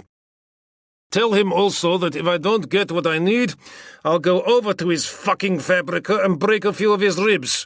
That should teach him the advantages of body armour in a hostile situation." "Ha, yes," Diogenes said, raising an eyebrow as he wrote. Castus clasped his hands behind his back and peered out of the open door to the balcony. He could still hear the sounds of the exercise yard, the crack and shout, the laughter. He needed exercise himself, some hard physical activity to burn off the aggressive tension he felt building up in his body. He had always thought that tribunes and other officers had it easy. "What's next?" he said. "There's a letter from your wife, Dominus." "Sabina?" Castus turned quickly, surprised. He had heard nothing from her since leaving Treveris 10 days before. "What does she say?" "Nothing of any great importance," Diogenes said. "Perhaps you'd care to look at it yourself." No, Castus told him, turning back to the window. "Just give me the sense of it." Years before, Diogenes had taught Castus the basics of literacy. After spending most of his youth in the army, Castus had never learned to read and write, but with his promotion it had become necessary. It had been a hard task, and even now he could only make the slowest progress. The words seemed to dance before his eyes, letters scrambling and unscrambling, and he found it hard to concentrate on the meaning. Sometimes he wondered if his old army nickname, Knucklehead, was entirely justified after all. "The Domina Valeria Domitia Sabina greets you and hopes that you are well," Diogenes read in a flat voice, clearly uncomfortable. "As she is well, and so is your son. She asks whether you might be returning to Treveris for the birthday celebrations of the Augustus. Some formulaic words of farewell, that's all." Sabina, they had agreed, would remain in Treveris, rather than accompanying Castus to his new command. It was a wise choice. As she put it herself, she had no wish to live in an army camp surrounded by farting soldiers. He would return when he could to visit her and their son, but both of them knew that Castus's duties would allow him few opportunities to do so. They had parted warmly, affectionately, but as he had ridden the 50 miles south to Divadurum, Castus had been all too aware that his wife was probably glad to be alone again. The whole household had seemed relieved. He had been an awkward presence amongst them. No, he thought, Sabina would be much happier in Treveris, with the endless round of festivals and dinner parties, and the glamorous intrigues of the court. It was the world she knew best, just as he was far more comfortable here with his legion. But still doubt gnawed at his mind, and at his heart. He remembered all too well his sense that she was hiding something from him, and the words of the dying officer in Germania. "Write back to her, would you?" he told Diogenes. "Just tell her I'm well, but I won't be back in Treveris until at least the calends of March." Diogenes nodded and picked up a fresh writing tablet. Castus was glad of the man's discretion. He knew he should keep his distance from his wife as long as possible, try and put her out of his mind as much as he could, and concentrate on his duties. He would throw himself into the task of training his men, building their discipline, forming them into a legion to be proud of. Yes, that would be best. But the thought of her dragged at him constantly, pulling him back into unmilitary reveries. Before leaving Treveris, he had questioned Metrodoros about the baby's nurse. The Germanic slave was ideal for the job, the procurator had assured him. She was obedient, respectful, not at all dangerous. The child appeared to love her. Castus frowned at the thought. How could it be that a barbarian captured in war, a woman who must surely hate Romans, could be so trustworthy now? He shrugged the thought from his mind. Slaves were different from free people. Their condition robbed them of genuine feelings. Or so he had been taught to believe. He paced back across the room again, then went and peered over the secretary's shoulder. "How can you write so fast?" he said, squinting down at the tablet. "Shorthand," Diogenes told him. "I can teach you, Dominus, if you like." No, Castus said. He took a step away, then paused. "But listen," he went on in a lower voice. "I need to practice. Reading and writing, I mean." He cleared his throat. "I haven't had much chance, and it's hard. Can you get me something simple to read? Something easy to follow?" Diogenes glanced up quizzically for a moment. "I understand. Yes," he said. "I'll see what I can find."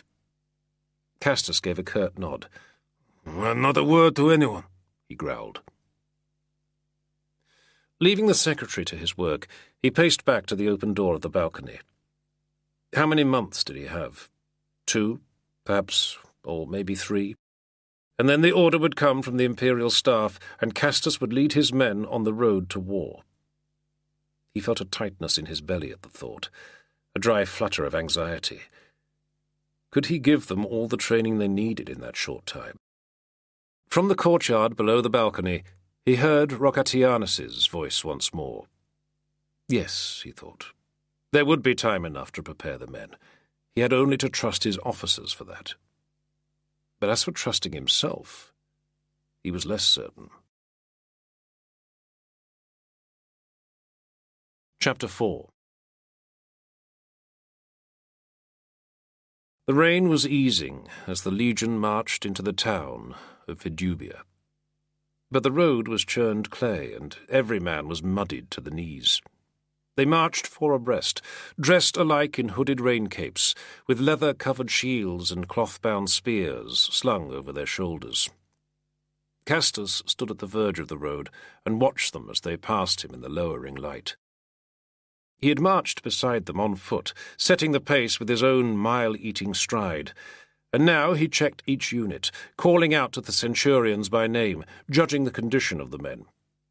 8 days on the road, and they still looked strong. Only 4 soldiers so far had dropped out of the line, sprained or footsore, to ride in the baggage carts at the rear of the column. Vidubia was barely a town, more a straggle of timber buildings bunched along the road, with an imperial posting station and an inn. The mensores had ridden ahead of the marching column and already chalked their marks on the doorframes, allocating billets for the men. The luckier centuries were quartered in the stables of the inn yard, or in warehouses and dwelling huts. The others were left to put up their damp leather tents in the walled enclosure behind the posting station. Castus had been given a pair of rooms on the upper floor of the station, large chambers with crude, colourful paintings on the walls, probably the best accommodation in town. From the wooden balcony outside, he gazed down at the lines of tents, the soldiers gathering around their smoking cook fires.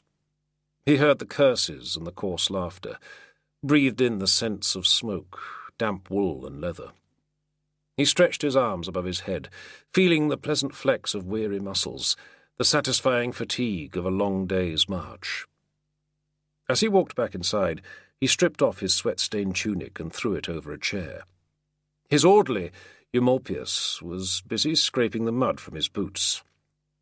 A rap at the door, and before Eumolpius could get to his feet, it opened and Mesa walked in. The drill-master raised his stick in a brief salute. "Dominus, all the men are settled. They're too tired to cause trouble tonight, I reckon." Castus nodded, pouring himself a cup of watered vinegar wine and gulping it back. "They did well," he said. "If we keep up this pace, we can break a day at Lugdunum, and then they can enjoy themselves." Mesa gave a curt shrug. He had a new briskness to him since the Legion had marched from Divadurum, although he seemed no more good-natured. The prospect of battle had clearly fired his spirits. Like Castus himself, Mesa wore the gold torque around his neck, the reward of valour. He was a fighting man. But until a few months before, all he had had to look forward to was a fat discharge bonus and retirement with the honorary rank of Protector. Now things were different. But he surely knew, Castus thought, that this campaign would be his last. "Well, there's still those 4 shirkers on the baggage carts," Mesa said. "Can I suggest we send Attalus and Blasus to rouse a bit of life into them before tomorrow?" "No," Castus said. "Force them to march now, and they'll cripple themselves and be good for nothing." Mesa's ruddy face flushed even deeper as he inhaled. "Well, if you say so, Dominus. Sets a bad example, though, in my opinion. One of them's a Christian, it turns out," he said, drawing his thin lips back tight against his teeth. "You know what I reckon of that sort. Just say what I think, Dominus." Or not, Castus thought. He gave a nod of dismissal, and Mesa saluted tightly and stamped out of the room. Eumolpius raised his eyebrow. "Back to work," Castus told him, then leaned back against the table, sighing deeply. The last 3 months had been hard. Mesa had his own following among a few of the centurions, men like Blasus and Attalus, who admired his methods and sought to emulate them. Castus knew that these men would never fully trust him. The rigours of training at Divadurum, the route marches and weapons drills, all those days of hard physical exercise had welded the Legion together. But they could not heal the rifts among the officers of Castus's command.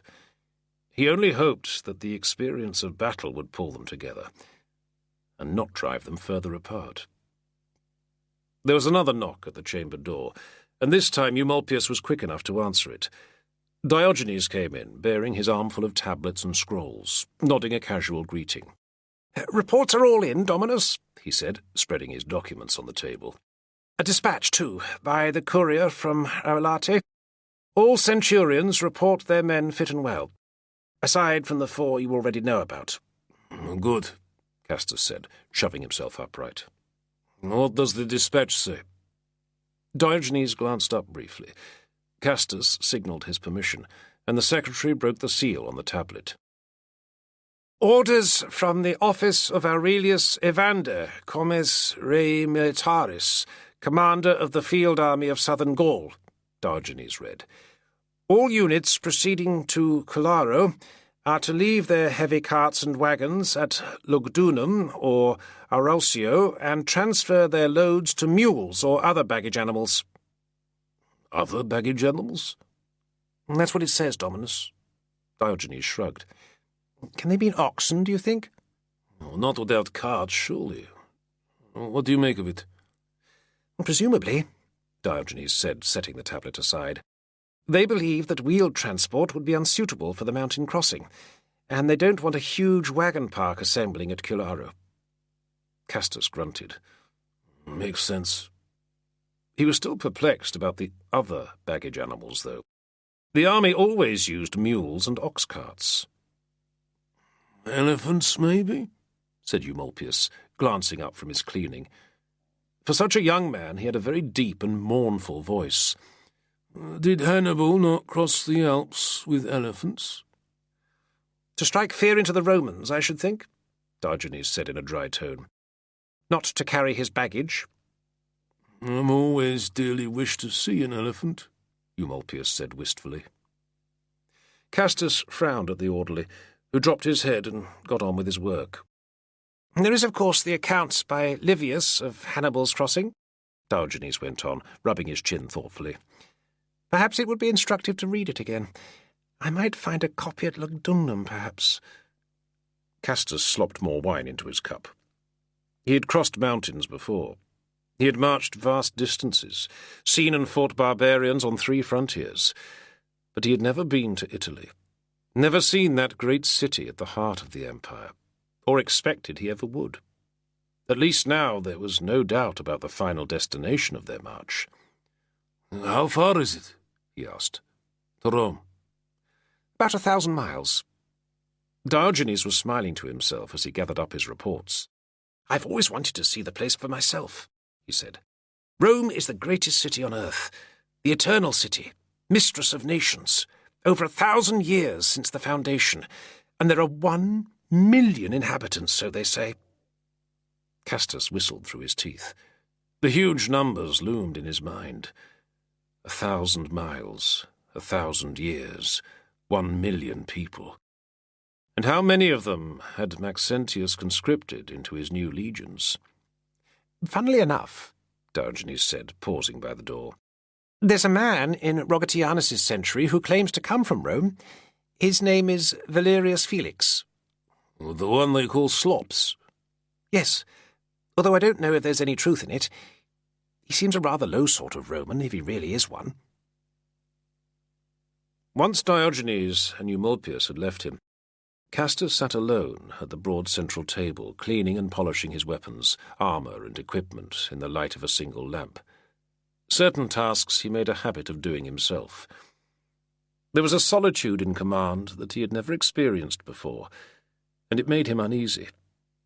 Once again he found himself thinking of Brino, and of his old friend Valens, who had died in Germania. Even of Sallustius, who had turned out to be a traitor. All those men he had called brothers. All of them dead now. He missed Sabina, too, and thought often of his son. Stifling a yawn, he set aside his kit and wearily unrolled the scroll that Diogenes had given him to read back in Diva Durum. He had been working his way through it for months, but had made little progress, and squinting at the letters made his eyes smart. Caesars, it was called, by somebody called Marius Maximus, a collection of biographies of past emperors of Rome. Diogenes had called it essentially frivolous, whatever that meant, but Castus was finding it dense enough. Originally, the secretary had presented him with a children's book about talking farm animals, and Castus had stared at him until he removed it and fetched this one instead. So far he had battled his way halfway through the life of the Emperor Commodus. Bizarre stuff, it seemed, and it felt somehow perverted, somehow treasonous to be reading it. But Castus suspected that, like most books, it was almost entirely invented anyway, and he was getting faster at reading, more confident of picking up meaning from the squiggle of ink. Outside his chamber, the night had grown dark, and the noise from the encampment behind the posting station had stilled.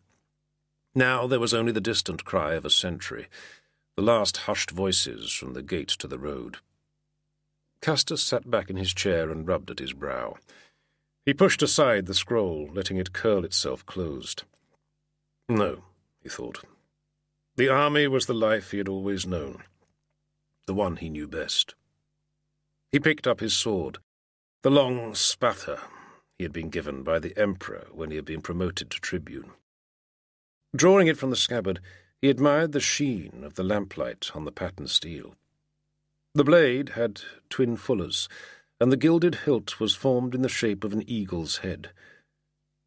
Always before he had trusted to the standard weapons of the Legion armory. He had never owned such a magnificent weapon as this, the symbol of his command. Up near the hilt, set into the metal, were two facing figures in gold, each the size of a thumbprint. Mars and Victory, Castus thought, as he wiped and oiled the blade. He would need the aid of them both soon enough. "Other baggage animals," Diogenes said with a bemused smile.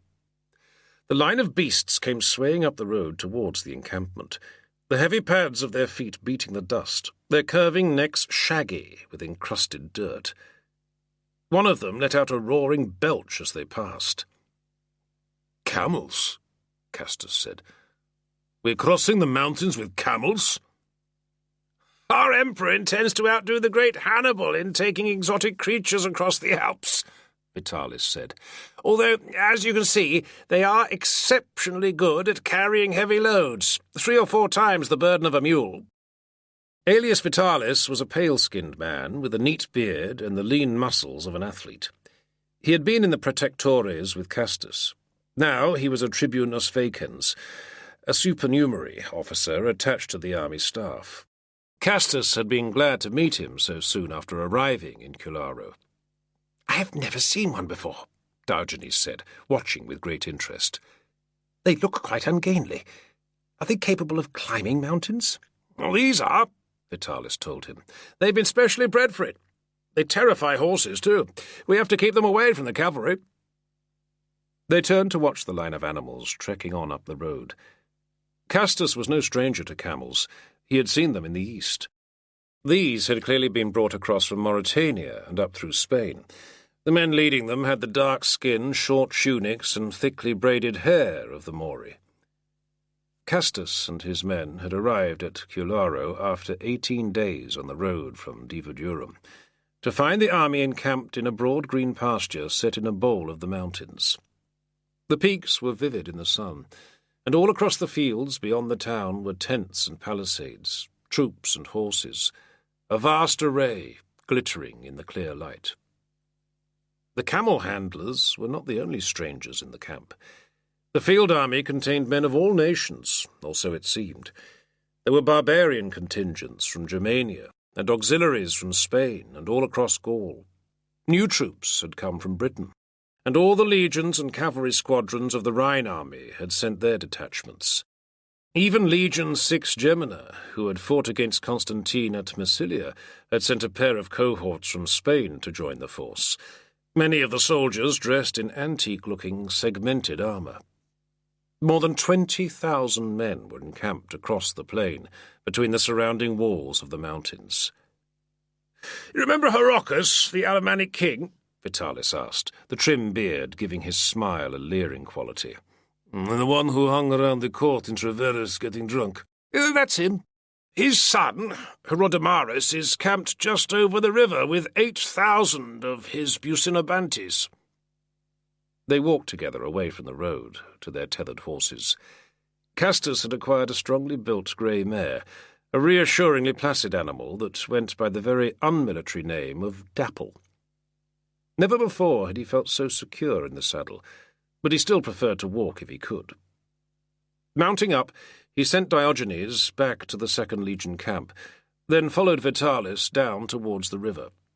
They were due to attend a meeting of the army staff and officers. "They won't tell us much. The Emperor's still up on the Rhine, in theory at least," Vitalis said as they rode.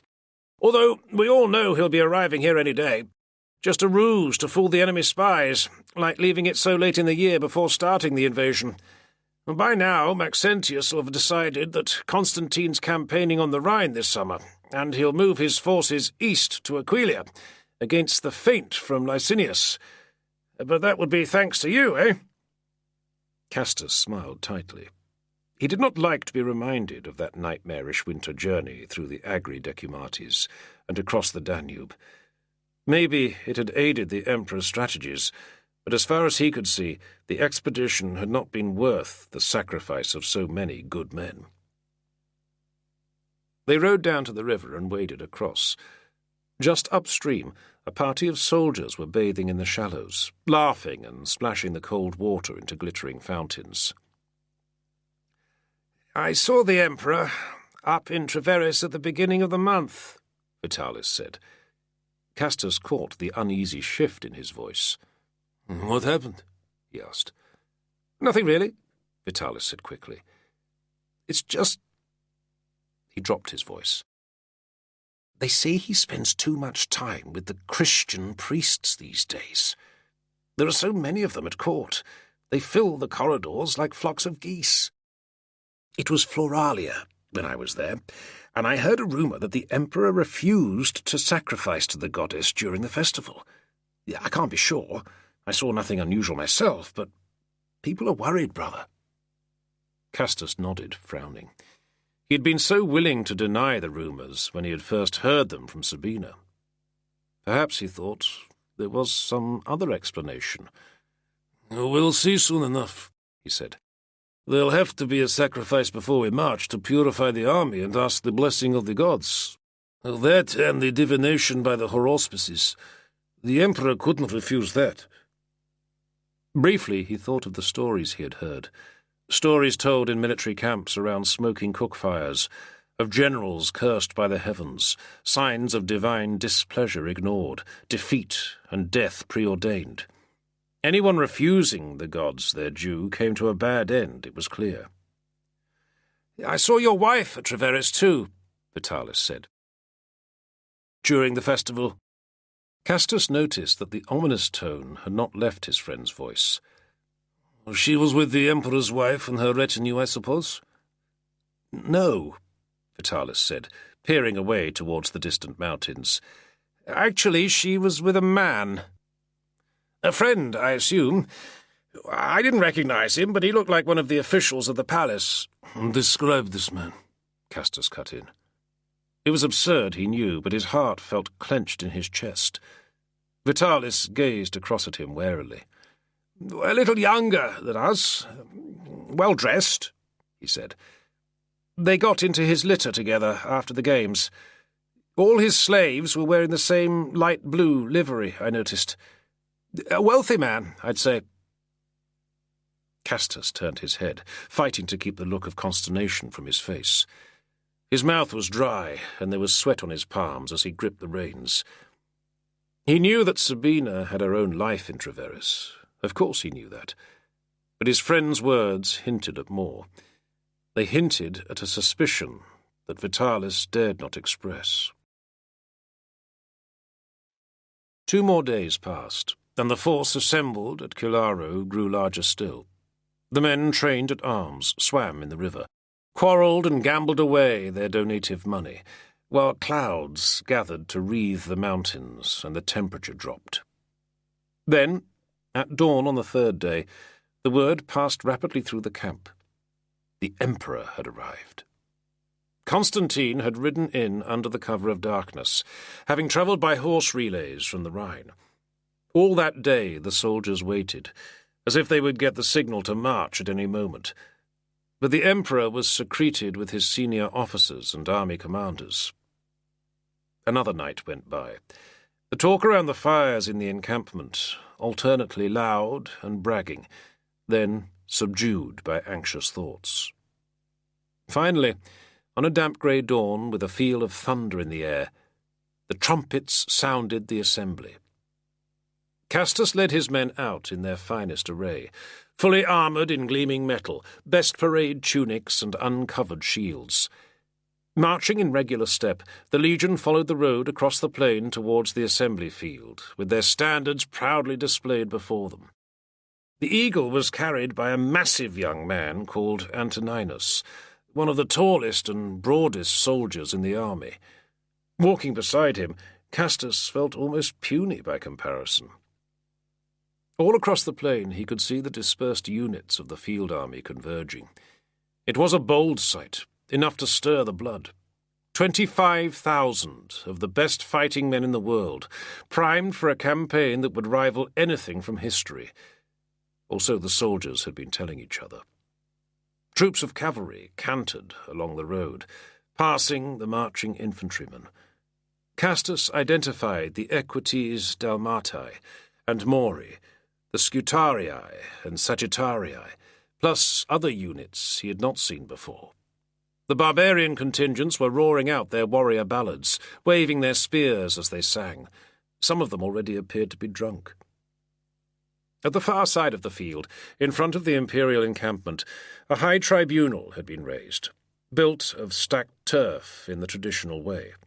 Behind it, the mountains were a towering rampart of gloomy stone, their peaks lost in the low cloud. Castus marched his men into position, then left Mesa in command as he strode forward to the base of the tribunal to stand with the other officers. Turning, he looked back at the formations of troops that seemed to fill the plain between the rivers and the mountains. Trumpets rang out, incense swirled in the damp, heavy air, and a ripple went through the massed ranks as the Emperor ascended the tribunal. Castus snatched a glance back over his shoulder. The platform above him was ringed with standards. The golden eagles of the legions and the banners of the cavalry mingled with the dracos and flags of the other contingents. In front of the standards stood the chiefs of the civilian staff and the senior army officers. All the military men were dressed in burnished gold cuirasses and white cloaks, the civilians in heavily embroidered capes and tunics. But his eye was drawn to the figure standing alone at the front of the tribunal, dressed in a simple purple cloak. Constantine looked gaunt, his face raw and his eyes rimmed with red. He stood stiffly, glaring out over the ranks of his army. Then he raised his hand. "Fellow soldiers!" the Emperor cried, and his voice was hard and abrasive in the morning haze. "Fellow soldiers! I see before me an invincible army. I see before me an army that has conquered the wild tribes of Germania and Britain, which has crushed the rebellion here in Gaul, which has restored security to our frontiers and peace to our provinces." His shout echoed slightly as he paused, a faint boom from the mountains. "I see men conscious of so many glories, so many victories, and yet eager for more.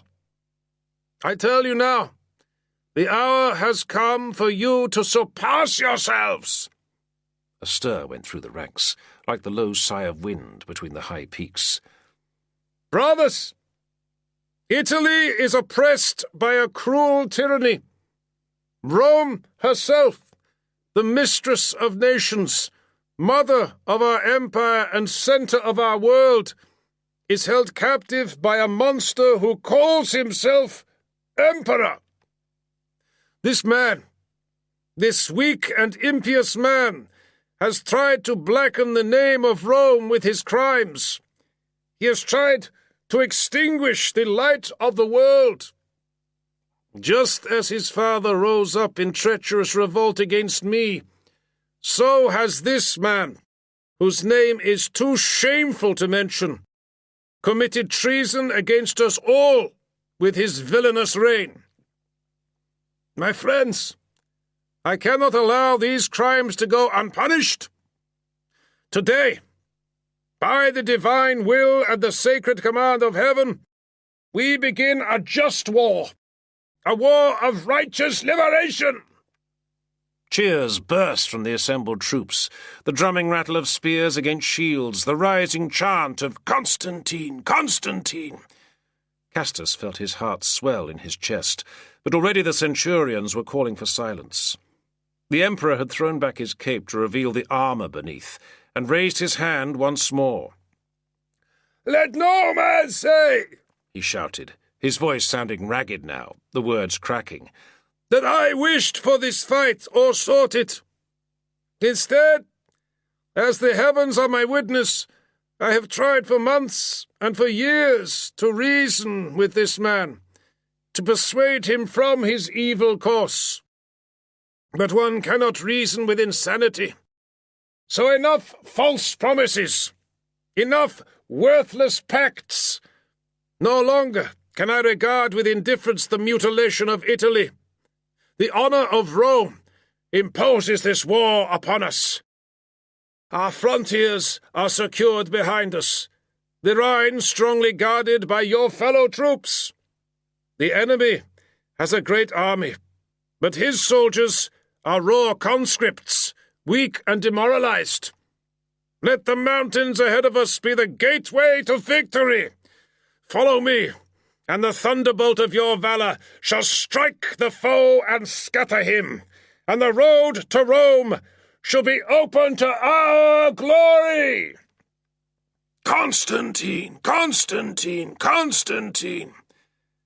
This time the cries of acclamation were universal, the whole army setting up the chant, the clashing of weapons almost overwhelming. Through it, Castus could make out the chilling war cries of the barbarians, and even the roaring of the camels. Trumpets brayed, horns blared, and cymbals clashed, and in a reeking cloud of incense, the priests began to lead the sacrificial animals in the ritual procession around the perimeter of the assembly. As the priests made their way along the far side of the field, Castus let his eye wander over the groups of officers and officials gathered at the base of the tribunal. He gave a brief nod of greeting to those he recognized, but there were a great many he did not. Then he saw one face in particular, and a flush of anger rose through him. The ugly, bowl-cut hair and thin, colourless features would ordinarily be forgettable, but Castus knew them only too well. Julius Nigrinus, tribune of the Schola Notariorum, had crossed his path too many times. Clamping his jaw tight, Castus forced himself to look away. With any luck, he thought, the man had not noticed him, and would not be accompanying the army into Italy. As far as Castus was concerned, he was quite welcome to go and work at his sordid intrigues elsewhere. The procession of priests had circled the assembly, and they were leading their animals up the ramp onto the tribunal, where an altar was already smoking in readiness for the sacrifice. There were 3 animals, as tradition decreed, a pig, a sheep, and a bull. The bull plodded along placidly enough, tossing the flower garlands that decked its horns. The pig, too, appeared unmoved by the noise and activity, but the sheep was terrified and stubborn, and the priests had to haul it along by force. Already a bad omen, Castus thought, then hastily tried to reverse the observation. Even thinking about bad omens was a bad omen. These things were sent by the gods. He struggled to clear his mind. Up on the tribunal, the emperor stood ready, freshly dressed in his ceremonial robe. The priests gathered around him in the smoke from the altar, and one by one the animals were herded forward. From where he was standing, Castus could not make out what was happening, but he heard the thud of the axe and smelled the rich iron scent of the fresh blood.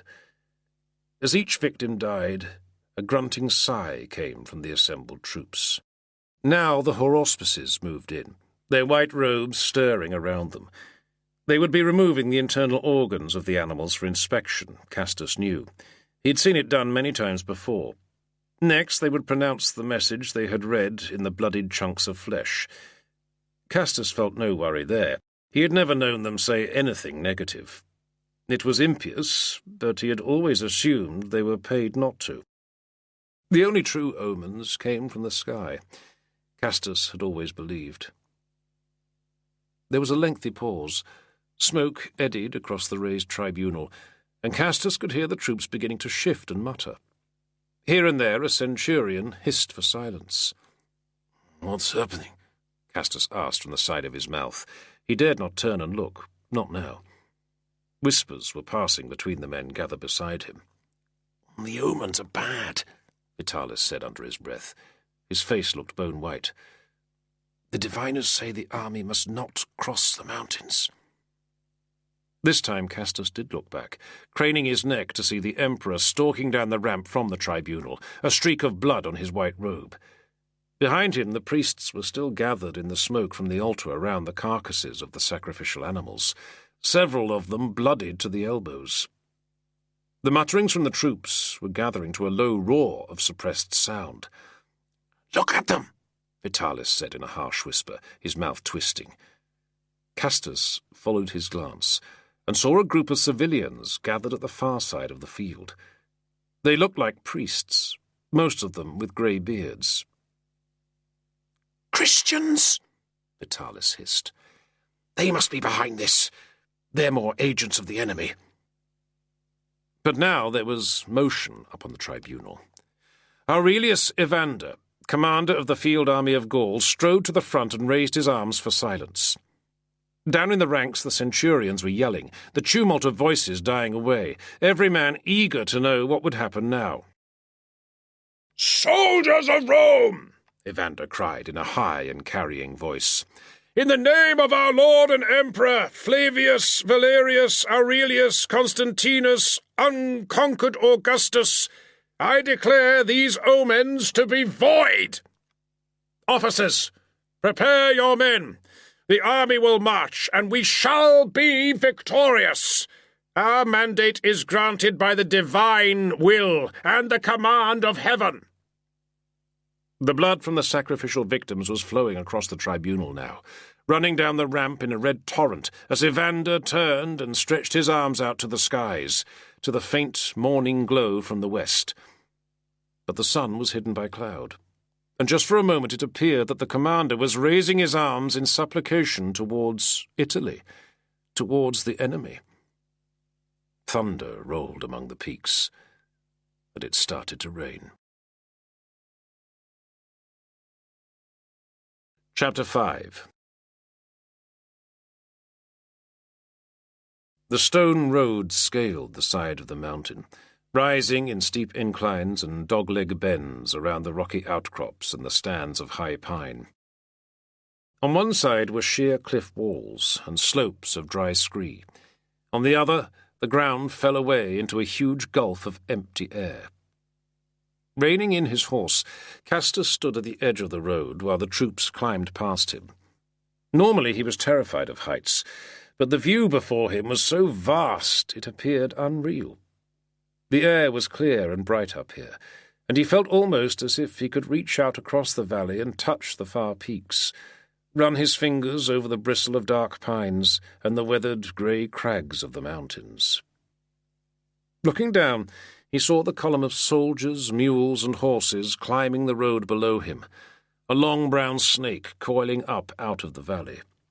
There was a sharp wind in the mountains, but here, in the lee of the cliff, the sun was hot on his face. The men climbing up the track were sweating hard. Castus knew how they felt, the ache of legs and the burn of lungs. He had walked with them most of the way, but had ridden up to the head of the column to check the camp ground at Druantium, just below the summit of the pass. This was the 10th day in the mountains, and the going was good. They had marched out of Cularo under heavy cloud and flurries of rain, following a river valley that threaded its way between massive walls of looming rock. They had abandoned the last of the wheeled transport there, and also the mass of camp followers, traders, gamblers, prostitutes, and beggars that trailed any army like weed on the hull of a sea-going ship. They were a fighting force now. The troops had been sullen at first, demoralized after the poor omens given by the horauspices. But no god had swept them from the high passes, or barred their way with landslides or unseasonal snowdrifts. And a few days later they had crossed the first high pass and dropped down to the fortress of Brigantio, and the spirits of the army had been restored. There was nothing like solid, regular marching, Castus thought, to sweat the darkness from a man's soul.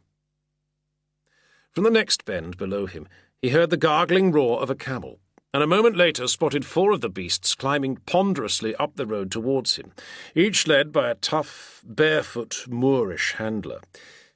The camels had quickly proved their worth. For all their bizarre appearance, they were hardy and apparently indomitable, plodding steadily up the stony slopes. Each soldier carried 17 days' rations in a sack slung around his body, but their waterskins could never hold enough for them to drink. The camels carried heavy panniers of water, and the soldiers had soon come to rely on them. Castus felt his horse tremble as the camels approached. The grey mare blew and tossed her mane, trying to back up further onto the precarious verge. Castus leaned forward and rubbed at her neck. "Don't worry, Dapple," he muttered. "They're ugly, but they won't hurt you." The camels climbed past, loping steadily upwards with the panniers flapping and slopping at their sides. Behind them came a column of infantry, red-faced and squinting in the bright sun. Castus glanced down again, looking for the position of his own legion on the road below. Coming round the bend directly beneath him, he saw a party of officials, half of them on foot, all of them perspiring freely. He smiled. Good to see the civilians working up a sweat. But just as he was about to look away, he picked out the figure riding a pony at the back of the group. He grimaced, cleared his throat, and spat from the saddle. It seemed the notary, Nigrinus, was accompanying the army after all. He tugged on the reins and set Dapple's head downhill, letting the horse pick her way down the narrow verge, clear of the marching column. "Are you aware, Dominus," Diogenes said, "that the road we've been following was originally built by the demigod Hercules?" "Eh?" Castus replied. His secretary was sitting cross-legged in the scant light of a cooking fire, bent over the tablet in his lap to shield it from the wind. "Did you read that in a book?" "Oh, no. It's a well-known story. Apparently, he came this way after stealing the cattle of Geryon, down in Iberia." Castus raised his eyebrows, then finished the last of his salt pork and hardtack, and set his dish down on the springy turf. They were sitting outside his tent, a more capacious structure than Castus had used as a centurion. All around them, the night was filled with the glimmer of fires. The army was camped on the broad mountain pastures, just below the summit of the pass. There was a cold, hard wind blowing from the west, and the fires trailed sparks out into the darkness. High above them to the east, the peak of Mons Matrona showed black against the night sky. A few last traces of snow on the summit glowed like cold blue scars. "You should sleep," Castus told Diogenes. Most of the other men had already crawled into their tents, exhausted after the long day's climb. He gulped vinegar wine from his canteen, swilling the last scraps of food from his teeth. "What are you doing, anyway? Writing letters?" Castus had made no more progress with Marius Maximus and his Caesars. Too many other things to do to think about books, but the sight of the secretary's rapid, able scratching was fascinating all the same. Behind him, the wind heaved at the tent, and the guy ropes groaned. "Well," Diogenes said, with a slight cough of embarrassment, "I'm actually making a few notes for a treatise I intend to write." "Really?" Castus said, doubtful. Diogenes had an endless ability to perplex him. "Yes, I'm considering a scheme for the ideal form of government, a plan for reordering the state, to maximize the happiness of the multitude and end all war." Castus snorted a laugh. "I wouldn't say that kind of thing to a lad around here." "Why?" Diogenes said, dropping into a whisper. He glanced up at the night sky, then gave a rueful smile. "Might the gods overhear me?" "No. Soldiers might overhear you. If you find a way to end all war, we'll be out of a job." "Ah, yes," the secretary muttered. "I should remember the fate of Probus." Castus shook his head, bemused, then stood up from the fire. His thigh muscles still ached from his long ride that day, and he needed exercise before sleeping. Eumolpius climbed wearily to his feet, but Castus gestured for the orderly to stay where he was. "Get some rest," he told the young slave as he threw his cloak around him. "I'm taking a walk." Pacing away from the fire, he made his way between the tent lines of his legion. Here and there he greeted one of the centurions, or one of the small parties still gathered around the fires, talking in hushed, weary voices. Once he had checked that all was well, he carried on walking. Out past the horse lines, the mule corral, and the enclosure where the camels were tethered, he moved into the deeper night. A sentry called a challenge, and he gave the response. It was cold, and away from the glow of the fires the sky appeared huge and very black, the stars brilliant and numerous between the scudding clouds. Castus tipped back his head and filled his lungs with the clean, thin air. Truly, he felt as if he were standing on the roof of the world. Still, he felt a clawing doubt in his mind. Once again he remembered Vitalis's comment about Sabina. Jealousy was an entirely new experience for Castus. It left him unsettled, pained, disgusted with himself. But the thought of his wife, in Treveris, enjoying herself with her well-dressed friend, was a constant goad. It was the way she had been raised, he supposed, the manners of the aristocracy. Sabina had been a married woman when Castus had first met her, after all. No, there was nothing he could do about it, he knew that. Not yet. Shrugging, he pulled his cloak tighter around his body and turned back towards the spark trails flung by the scattered fires. As he neared his own tent lines, he saw a figure running from the darkness. He heard his own name called. "What is it?" "Tribune Castus," the messenger said. "Dominus, you are requested to report to the quarters of Comes Rei Militaris Aurelius Evander." "I'll lead the way," Castus told him. Moving fast, they strode through the smoky gloom of the troop encampments to the imperial enclosure on the level ground at the head of the valley. In contrast to the nocturnal quiet of the rest of the camp, the enclosure was still busy, the tents brightly lit from within. The messenger led Castus through the lines of mounted guards and protectores, past the great white pavilion that housed the emperor, then threw aside the flap of one of the large tents beyond. Castus stepped into lamp-lit warmth and the smell of leather and straw matting. There was a folding table at the rear of the space, with secretaries and slaves working. Other men, orderlies and supernumerary officers, came and went. The wind shoved at the tent walls, making the leather boom and the lamp flames waver. "Tribune," said a voice from the shadows. "Come in and sit down." Aurelius Evander, commander of the field army of Gaul, was seated on a stool beside the brazier, a cup in his hand. Castus saluted, then lowered himself onto the other stool. He had known Evander back in Treveris, although, with the difference in rank, he had never felt close to the man. "Have some wine," the commander said, taking a cup from the side table. "Better than the stuff your soldiers drink, I'm sure. I had it lugged up the mountain by camel, if you can believe it." Castus thanked him and sipped politely. He knew he had not been brought here to drink wine.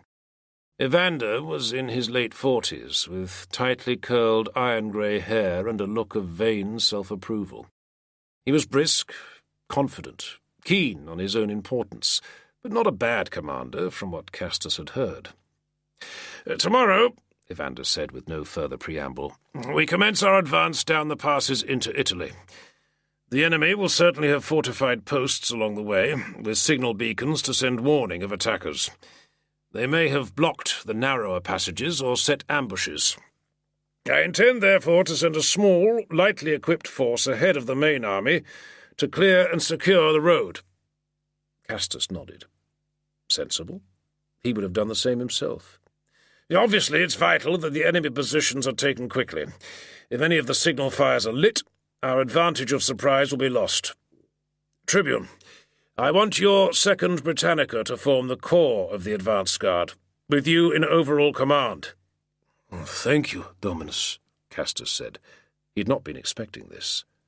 "You'll have exploratores going ahead of you, of course, to scout the route. Your men will march unarmoured and lightly armed, but they should carry picks and axes in case there are barricades or fortified places in the way. I saw them on the march up here. They looked strong. You have a formidable drill master, I believe." "Julius Mace, Dominus. He has quite a bit of vinegar in his blood." Evander nodded, pursing his lips. "Well, be careful he doesn't tax them too hard. You drive goats with a stick, not men." Castus felt a prickle of annoyance up his spine, remembering that he had used that old phrase himself. "Yes, Dominus, I'll make sure of that. At least it seems that the business of the omens at Kilaro has been forgotten," Evander said. "We must put our trust in the protecting gods, eh?" Castus nodded dutifully and put down the cup, ready to be dismissed. As he did so, he noticed the strange stillness that had come over everyone in the tent. Evander stood up, then dropped to one knee.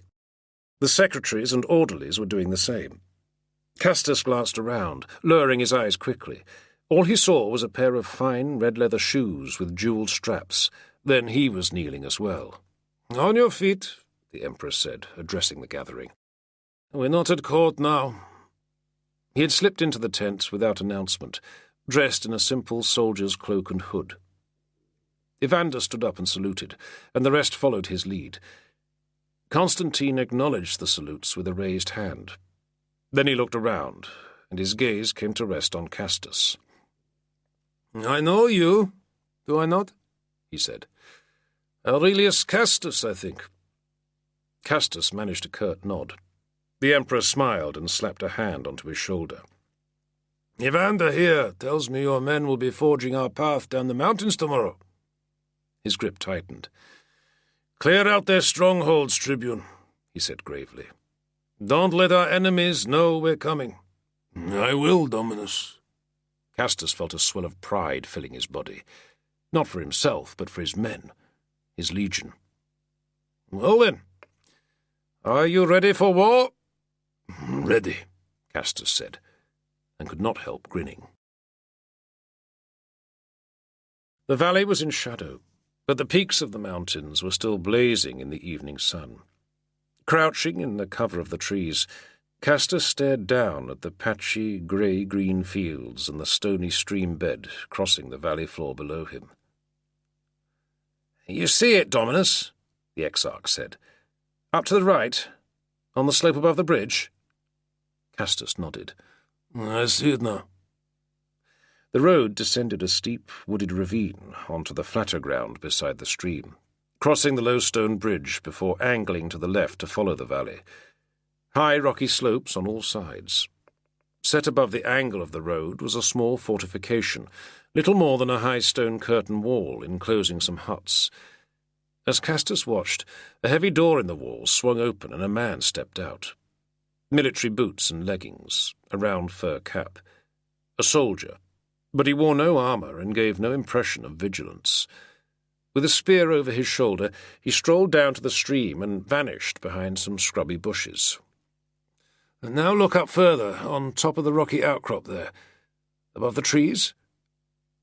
The Exarch and his small unit of exploratores had scouted this position already, but they had kept carefully out of sight of the men at the guard post. Castus knew that they had captured a few stray watchmen further up the valley. It was best not to ask what had happened to them. But this was the first inhabited place the Exarch and his men had encountered since descending the pass that morning. Castus lifted his gaze from the fortification, up the thickly wooded slope to the crest of the outcrop overlooking the road. This time he saw it at once, a stone and timber watchtower jutting up above the treetops. He could even make out the shape of the sentry standing on the platform at the top. No doubt they had a well-laid signal beacon up there too, ready to be fired. "How many men?" Castus asked. "My scouts reckon 6 up in the watchtower, Dominus. Probably twice as many in the burgos down below." Castus grunted. He had brought 2 centuries of his legionaries down the ravine with him, and there were as many again of the Brisigavi, plus a score of exploratores.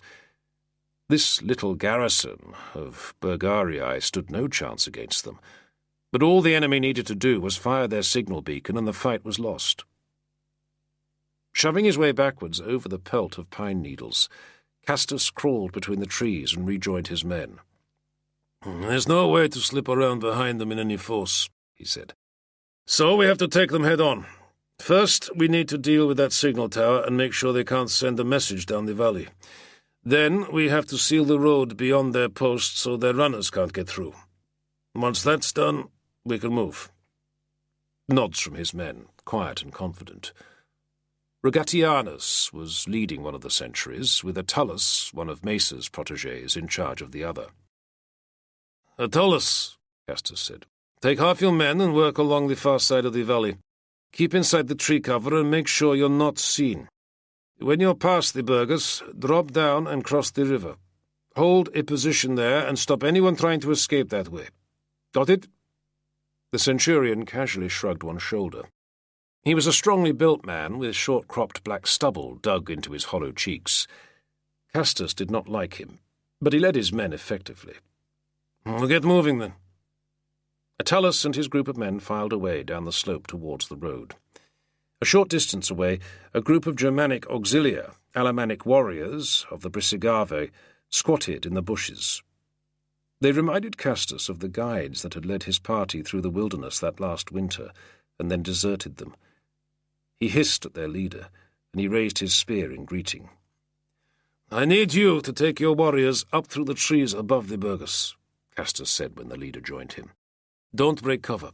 You need to surround the signal tower, then close in and take it without causing any disturbance. Make sure nobody up there warns the others below.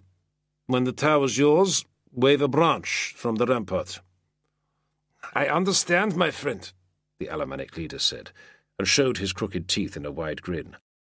"It's like you say. We do what is told, and for the commands we are ready." Castus straightened up, watching as the hooded warriors slipped silently across the hillside between the pines. "Now we wait," he said quietly, sinking down to squat on his haunches with his back against a tree. Rogatianus sent 2 of his men up the slope as lookouts, and the remaining soldiers wrapped their cloaks around their shoulders and sat clasping their spears. Time passed slowly, the pines creaking and groaning as the wind gusting down the ravine caught their upper branches. Castus tried to keep his body relaxed, his mind idle, as he watched the slopes on both sides of the valley for the flash of movement. Now and again he saw one of Attalus's men clambering through the trees in the distance, but they would be invisible to the enemy down in their blockhouse. Of the Brisigave he saw nothing.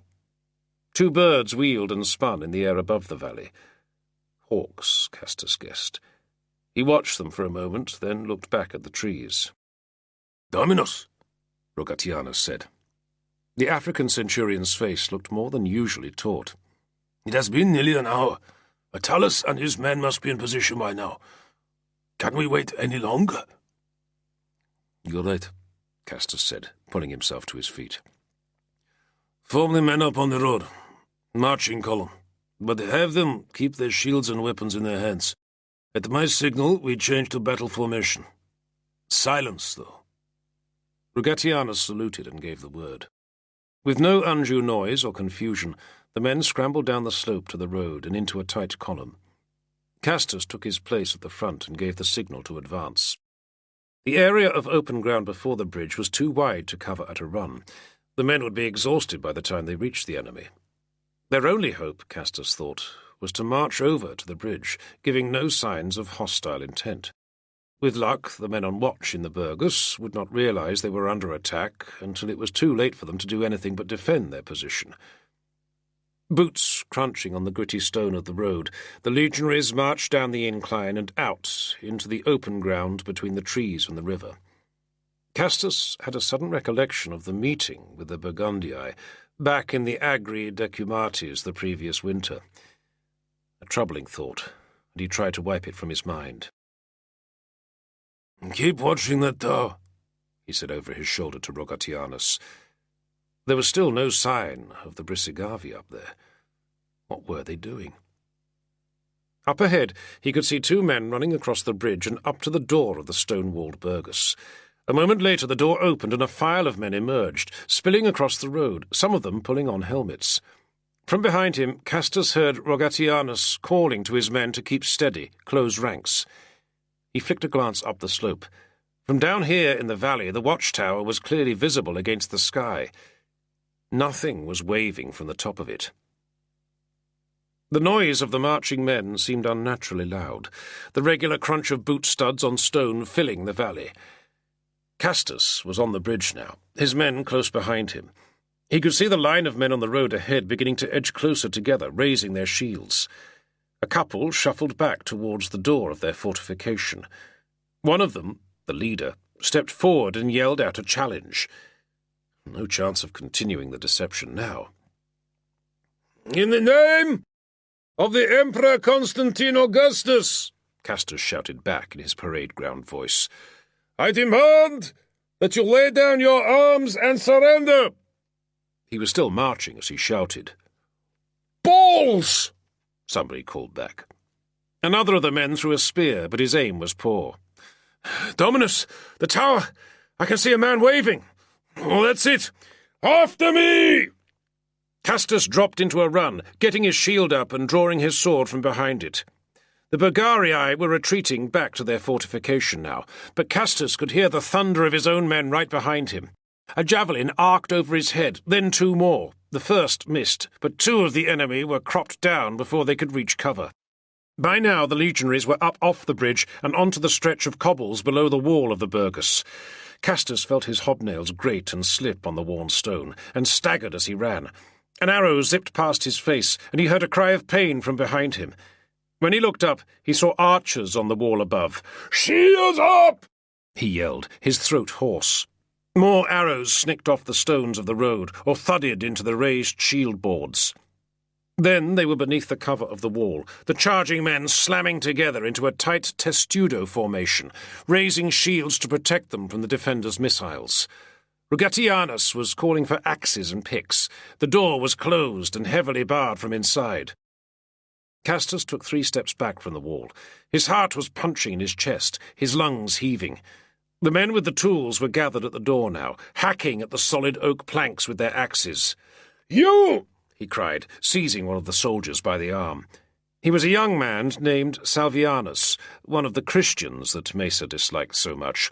"Hold your shield level against the wall!"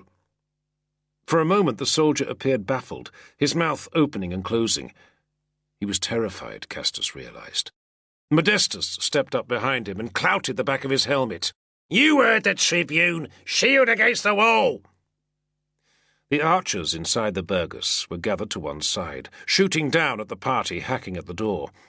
Here the crest of the wall was clear. The young soldier was still paralyzed, but 2 other men shoved him aside and crouched against the stones with their shields held level above them. Castus ran, crying out for Modestus to follow him. A moment of stark fear as he realized the danger of his action. Then he leapt, got 1 foot on a shield and threw himself upwards at the wall's crest. He'd expected some kind of parapet or platform on the far side, but as he rolled across the crest of the wall, he saw a sloping roof of worn tiles beneath him. No time to think. He swung his legs over and crashed down onto the tiles, sword in hand. The roof creaked beneath him, but the beams held, and he was sliding downwards, kicking tiles loose, and then dropping from the eaves into the confined courtyard in a cascade of shattered clay. Armed men all around him, bodies turning in surprise from the barred door. Already he could hear others coming across the wall after him, Modestus's whooping yell. Castus scrambled to his feet, screaming wordless rage, and rammed the blade of his sword at the nearest man's face. The defenders fell away from him, panicked. Castus held his ground, his features locked in fury behind the nasal bar of his helmet. Only one man stepped forward, the leader, punching at him with a spear. Castus slashed the weapon aside, took 1 long stride inside the man's reach, and killed him with a raking backhand slash across his neck. Modestus was with him now, 2 more soldiers dropping down from the roof, and more still up on the wall crest. Castus drew himself up straight, snarling, then flicked the spatter of blood from his sword. But the fight had gone out of the remaining defenders. They were throwing down their weapons, backing away into the far corner of the yard. With the door unbarred, the troops outside quickly occupied the Burgus, securing the prisoners. Castus shoved his way through them. Up in the trees above the road, he could see the Brisigavi warriors descending the slope from the watchtower. One of them was holding a pair of severed heads in his fist, gripping them by their hair. "Good hunting!" their leader called. "Killing Romans, eh?" Before Castus could react, he heard the shouts and saw men pointing from the doorway. In the distance was a single fugitive, sprinting away along the road down the valley. He must have slipped over the wall somehow, Castus realized. "Don't worry about him," he said. "Attalus' men will catch him." "Tribune!" Attalus called out. Castus jerked his head around. The black-stubbled centurion was climbing up the slope out of the stream bed. His men forded the water behind him. For a moment Castus could only look from the centurion to the fugitive and back. Then his teeth seized and his neck swelled. "You in trouble here?" Attalus said. "No, you are," Castus said, holding back his rage. He flung out his arm, pointing at the running man. "I ordered you to seal the road." Attalus braced himself against his knee, gulping breath. His expression flickered between shame and defiant denial. He could only shake his head and look away. Castus stared at the dwindling figure of the runner, feeling the plummeting sensation of failure. He noticed Rogatianus gesturing to one of his men. "Slopes," Rogatianus said. The soldier who stepped forward was small and dark, with deep-set eyes and a long jaw. His arms were sinewy, and his hands were enormous. With no appearance of haste, he scanned the road at his feet, then snatched up a single round pebble. He took a leather sling from his belt, loaded it with the pebble, then raised his head and peered at the distant running figure. The soldier was named Valerius Felix, Castus remembered, the one who claimed to come from Rome. But the man seemed not to be doing anything, just staring along the road, his head raised. Around him was silence, everyone waiting. Felix drew a long breath, leaned back, and whipped the sling up in an arc. 2 sharp whirls, then he flung out his arm and snapped the stone free. The tiny missile sped upwards, dwindling into the sky until it was lost from view. Castus was conscious that he was holding his breath. Everybody else seemed to be doing the same. Only Felix appeared indifferent. Castus looked down and saw the figure of the man still running. Then the fugitive seemed to stagger slightly, pitching forward. His legs folded beneath him, and he dropped motionless onto the road. A hoarse cheer rose from the gathered soldiers. Felix shrugged, spat, then walked back to join his comrades. Stooping, Castus wiped his sword on the tunic of a fallen man, then slid it back into his scabbard. Over by the wall he saw the young recruit, Salvianus, doubled over and vomiting. One of the defenders lay dying nearby, a javelin stuck through his gut. Castus blinked, and saw, as if for the first time, the corpses sprawled on the cobbles and around the scarred door of the Burgus. He drew a deep breath and felt it catch in his throat. Only then did he notice that his hands were shaking. Chapter 6. Seen from above, the town of Segusio was shaped like a clenched fist, with the knuckles facing the road that dropped down from the mountain passes. The rear walls stood on the bluffs above the rushing river that Constantine's army had been following down the ravine for the last 3 days. To the southwest, at the angle of the walls, there was a citadel of solid masonry built onto bedrock. The road from the ravine dropped down a last steep incline to pass directly beneath its buttresses, before angling to the left under a weathered triumphal arch and descending to the western gate. All around, the mountains climbed from the narrow valley into the bright morning sun. Castus surveyed the town from his vantage point on the craggy heights that rose steeply to the west. The walls were massive, taller than any he had known, with round towers every 100 paces. There were 2 gates that he could see, and probably another near the river to the east. Each one was a huge archway flanked by drum towers, fortified with triple-story galleries above. The rows of arched windows suggested a serious array of defensive artillery in each gatehouse. Squinting into the low sun, Castus ran his gaze along the tops of the walls, estimating the number of the defenders. "That's one tough walnut," Vitalis said. Castus sucked his cheek and said nothing. "You don't think so?" On the western flank, where the walls ran down from the citadel to the river, There were fewer towers. There looked to be a jumble of ruins outside the walls down there, on the narrow strip of level ground before the crags.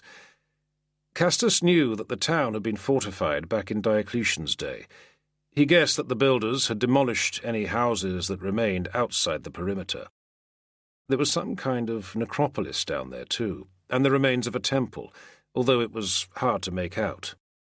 "It looks strong," Castus said quietly. "I don't think they've got too many men on those big walls, though." They were standing at the margin of a gathering of officers. Evander and the other senior commanders were peering at the fortifications, discussing the approaches in hushed and confidential tones. Beyond them, the Imperial Draco standard streamed its purple and gold tail away to the east in the wind from the mountains. The Emperor himself stood alone at the summit of the crag, hands clasped behind his back. He appeared dangerously exposed, as if deliberately presenting himself to the defenders of the town below. But at that elevation he was well out of range of bow or ballista, and to the sentries on the walls he would appear only a tiny figure standing in the sunlight. "Distinguished men," Evander said, turning to Castus and the other tribunes. "Below us you see Segusio," the commander went on, gesturing. "Strong walls and a strategic position. We have no siege engines, no artillery at all, and blockading the place would give the enemy time to bring more troops from the east of Italy to oppose us on the plains. They have already refused our demand to surrender." He paused for a moment, scanning their faces. "Our intention is to assault directly from the east, where the walls are lowest. The Emperor, however," Evander said, glancing with a respectful nod towards the figure standing a few paces away at the cliff edge, "would hear the views of all his officers." Another pause, weightier this time. Castus had the impression that Evander's own views on the matter were quite clear. Constantine continued to gaze down at the walls. "Dominus," said Florius Baudio, stepping forward and saluting, "the eastern walls look weaker, but there's a deep concealed ditch in front of them. I sent 2 men to scout around the perimeter earlier today." Baudio was one of the protectores assigned to the army staff. An older man with a very square head, who had served 10 years as centurion of Legion 2nd Italica Divitentium. He had a grown son serving as Optio in the same legion. Castus nodded to himself. Baudio knew his business. "We could storm the east gate," one of the other tribunes said. "Use a ram, or incendiaries. It's not as heavily fortified as the others, by the look of it." Some of the other officers were grunting their agreement. Castus sucked his teeth and glanced away. "Aurelius Castus," Evander said, "you don't agree?" Castus took a moment to reply. He cleared his throat. "Dominus, if we attack through the eastern defences, we'll have to fight our way uphill through the whole town, with the citadel in front of us." "That's a good point," Vitalis mumbled. "And can you suggest an alternative course?" "Dominus," Castus said, and drew a long breath. "You could send a party of men with ladders down into those ruins below the western wall, under cover of darkness. Then make a feint attack against the citadel or the gate, and send in the ladder parties while the defenders are distracted. They get over the wall and take the gate and the citadel from the rear." Evander stared at Castus, narrow-eyed. Then he looked back at the town. "We'd need some very high ladders," he said quietly, as if to himself. "Could it be done?" Castus remained silent. "It will be done," another voice said. Everyone turned, then dropped their gazes in deference. The Emperor had paced back from the edge of the cliff. For a moment he stood and regarded the gathering of officers, his heavy-boned face without expression. Then he nodded once, decisively, and walked away. The cordon of his guards parted before him. "I can't say I've ever seen a scaly ladder this big," Mesa said. Stripped to the waist in the hot sun, he was overseeing the construction work in the sloping field outside the Legion encampment. His men had already felled several tall pines. Now they were working with adze and saw to cut and shape the timber into lengths. "We're having to make them in sections," Mesa went on. "We'll need to carry them down and assemble them when we're near the walls." "Will they hold?" Castus asked him. The drill master narrowed his mouth to a slot. "Should do," he said. Castus nodded. The grass was muddied with boot prints and scattered with bright yellow wood shavings. Smells of fresh-cut pine filled the early evening air, and the noise of the adzes echoed off the mountain slopes. The men looked stronger and fitter than ever before after their hike over the mountains, and they were throwing themselves into the work with fierce energy. Motioning to the drill master, Castus led him over to a stack of felled logs, out of hearing of the men labouring on the ladders. "You got something you want to say to me, Tribune?" Mesa asked. He stood with fists on hips, his tanned torso corded with muscle, grey hair bristling on his chest. Already he looked affronted, defiant. He knew what Castus was about to say. "Salvianus, the recruit in Attalus' century?" "More about him." Mesa's eyes were coldly hostile. "You've ordered him to join one of the assault parties on the ladders tomorrow morning. Why?" Mesa screwed his mouth shut, his neck muscles tensing. "Well, you know as well as I do, Tribune," he said after a moment. "I heard what happened during that skirmish up in the valley. He froze. He didn't follow orders. He was a coward. Men like that have to prove themselves." "You think he will?" Castus was speaking quietly, but the two men had edged closer. Mesa's face was dark red with contained fury. "I think he needs to be a soldier," the drill master said with savage emphasis. "You know how it is, Dominus. You stand in the line and you support your brothers, and if you fill your boots with piss and your breeches with shit, you know you've done your duty. That's the only way to break through fear. Otherwise it spreads and your whole legion's rotted through with it." He was spitting flecks of saliva as he spoke. Castus leaned forward, his teeth clenched tight. "Pull him back out of the assault party," he said slowly. "If he freezes halfway up a ladder or decides he wants to run, then he's putting all the other men at risk. I can't allow that. You'll get another chance to weigh his balls for him, don't you worry." The two men stood glaring at each other. A fly buzzed between them, and Castus swatted it away. Then Mesa inhaled, nostrils flaring, and stepped back. "Call the centurions together," Castus told him. The drill master strode away, and Castus walked to the edge of the field and turned to stare down at the city. He heard the trumpet behind him, summoning the centurions. His shoulder and neck muscles felt tight and hard as boiled leather, and he breathed deeply and tried to relax. In the last of the sun, the towers of Segusio were glowing a pale golden grey. Castus looked at the walls, the height to the crenellated summit. All his life he had been afraid of heights. It was the only fear he could never truly conquer. He thought now of climbing those ladders, the effort of forcing himself upwards, the drop below him getting greater and greater. Castus knew all about fear. He had seen it working in men all his life, and he knew how destructive it could be. The old Greeks, he had heard, believed that dread and panic were the sons of Mars, god of the battlefield. Phobos was one of the brothers' names, Castus remembered.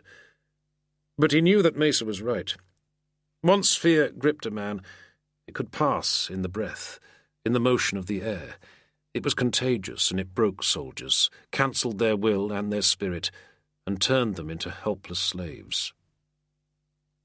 He raised his hand and touched the gold torque he wore at his neck. It was awarded for courage, for valour, the opposite of fear, supposedly. But no, Castus thought. Courage was what lay beyond fear. Why did some men possess it? Mesa, Brino, himself, and others did not. Salvianus was a Christian, he remembered. But Castus did not think that his religion made a difference. Their priests were with the Emperor. The God of the Christians must surely approve of this campaign. Perhaps he thought some men were just not made for war. Castus flexed his shoulders again and grunted as the knot of muscle at the top of his spine loosened a little. Turning, he marched back up the field to the camp gate, where Mesa and the centurions were waiting for him. All saluted as he approached. Briefly he told them what he needed them to do. It would not be easy. The advance around the walls in darkness, passing close to the citadel, then assembling the ladders and getting them ready. And that was before they started the actual assault. "At first light," he told them, loud enough for all to hear, "half the army will make a feint towards the eastern walls. That should draw some of the defenders down there. At sunrise, men of the 22nd and 1st Flavial Legions will begin an attack on the western gate using incendiaries. Once the fires are started, the 2nd Britannica go in with the ladders." He paused and checked each man, making sure they were following him. "We'll be taking the right half of the wall," he said, "nearest the gate. We'll have archers with us to pick the defenders off the walls, and the Bucinabantes to support us once we get a toehold. The Vititenses will be attacking the wall to our left." Smiles went round the group, and a few good-natured groans. Legion 2nd Italica Divitentium was another of the newer formations, and shared a numeral with Castus's command. There was a strong rivalry between them. "We begin the assault on my order," Castus went on. 6 ladders. Blasius, Rogatianus, and Attalus go in first, and the other 3 follow. Pick your leading men carefully." Attalus was standing at the back of the group with his arms folded across his chest. Castus had already reprimanded him for his failure during the skirmish in the valley. He could have taken the man's rank from him, but this was not the time for it. Mesa had stood up for him. Attalus was a good soldier and a good leader, the drill master had said. His men trusted him. Castus caught the implication, and they don't trust you. After the centurions had been dismissed, Mesa remained behind. "Is it true," he asked in a low voice, "that you suggested this plan to the Emperor yourself?" Castus frowned and shook his head. "You don't think the men can do it?" he asked. "Oh, yeah. They'll do it," Mesa told him. "But for many of them it will be the last thing they ever do." He sucked air through his teeth and said, almost beneath his breath, "A good soldier knows when to keep his mouth shut." The night was windy, the sky full of scudding clouds.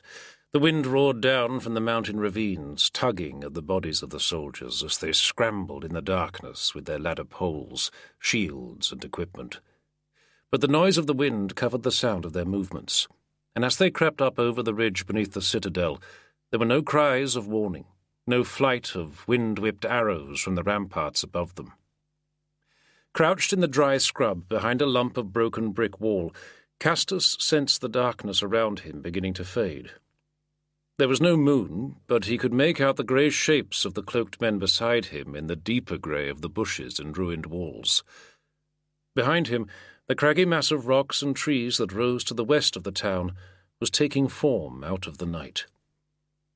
Castus wore an infantryman's hauberk of bronze scale. It was heavier than his gilded cuirass, and stank badly of old sweat soaked into the lining, but did not constrict his chest so much. He took off his helmet and placed it on the wall, listening carefully. "I believe," whispered Diogenes from the shadows beside him, "that the white object over there is the Haroun of Cotius." "The what?" "The Haroun. A kind of monument, a cenotaph.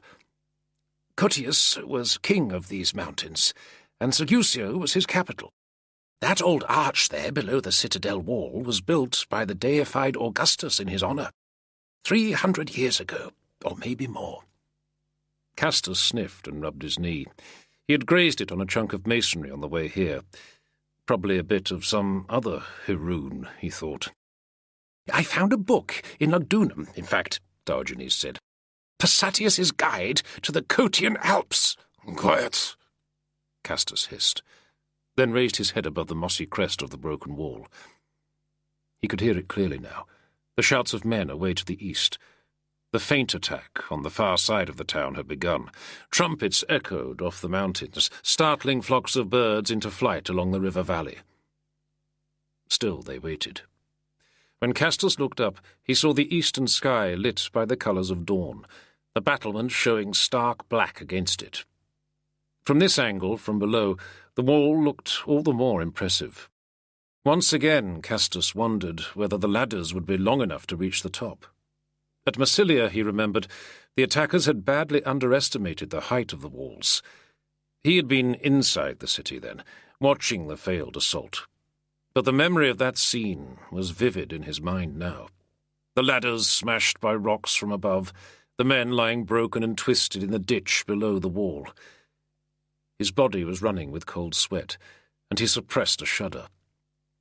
Phobos, he thought. Panic, dread, killer of courage. The thought came to him that if he died today, his son would never know him. His mouth tasted sour, and his breath was short. He drew his sword part way from the scabbard and slammed it back again. Beneath the wall the ground was still in pre-dawn shadow. Castus could see nobody moving up on the ramparts. Just as well, he thought. Very soon any sentries up there would have a clear view of the men gathering in the ruins below them. Dawn's sun was illuminating the great bluffs that rose directly to the west. Perhaps they had a little more time yet. When he glanced to his left, Castus saw the men in the dry scrub around the ruins assembling the ladders, wedging the lengths of timber together, tapping in the rungs and lashing them tightly. "The Tribune!" somebody called in a harsh whisper, and Castus turned to his right. For a moment it looked like a section of the hillside had detached itself and was rolling down the slope towards the gatehouse. He blinked, craned his neck, and saw the mass of men running, carrying huge bundles of sticks and dry brushwood over their heads. The first cries came from the gatehouse now, but there were archers moving towards the gates too, and a volley of arrows rattled off the stones around the high windows. Crouching, Castus raised his hand and made a fanning gesture, trying to keep his men silent, keep them concealed while they still had time. He could see defenders moving along the top of the wall, helmeted heads appearing between the crenellations, but they were running along the parapets towards the gate. Shouts from the gatehouse. A block of soldiers was advancing down the road, shields locked and held above them in one huge testudo formation. The noise of their boots stamping on the cobbles was amplified by the covering of shields. It sounds like a vast rattling torrent coming down the hill. As the horns wailed from the ranks of Constantine's army, a sharp snap came from the gatehouse, then another. The formation buckled as the twin ballista bolts slammed into it, but the advancing men held, doubling their pace.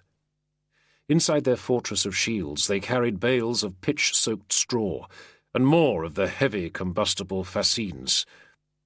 Arrows spat down from the gate towers, but the archers on the ground were far greater in number and returned 6 shots to every one from the defenders.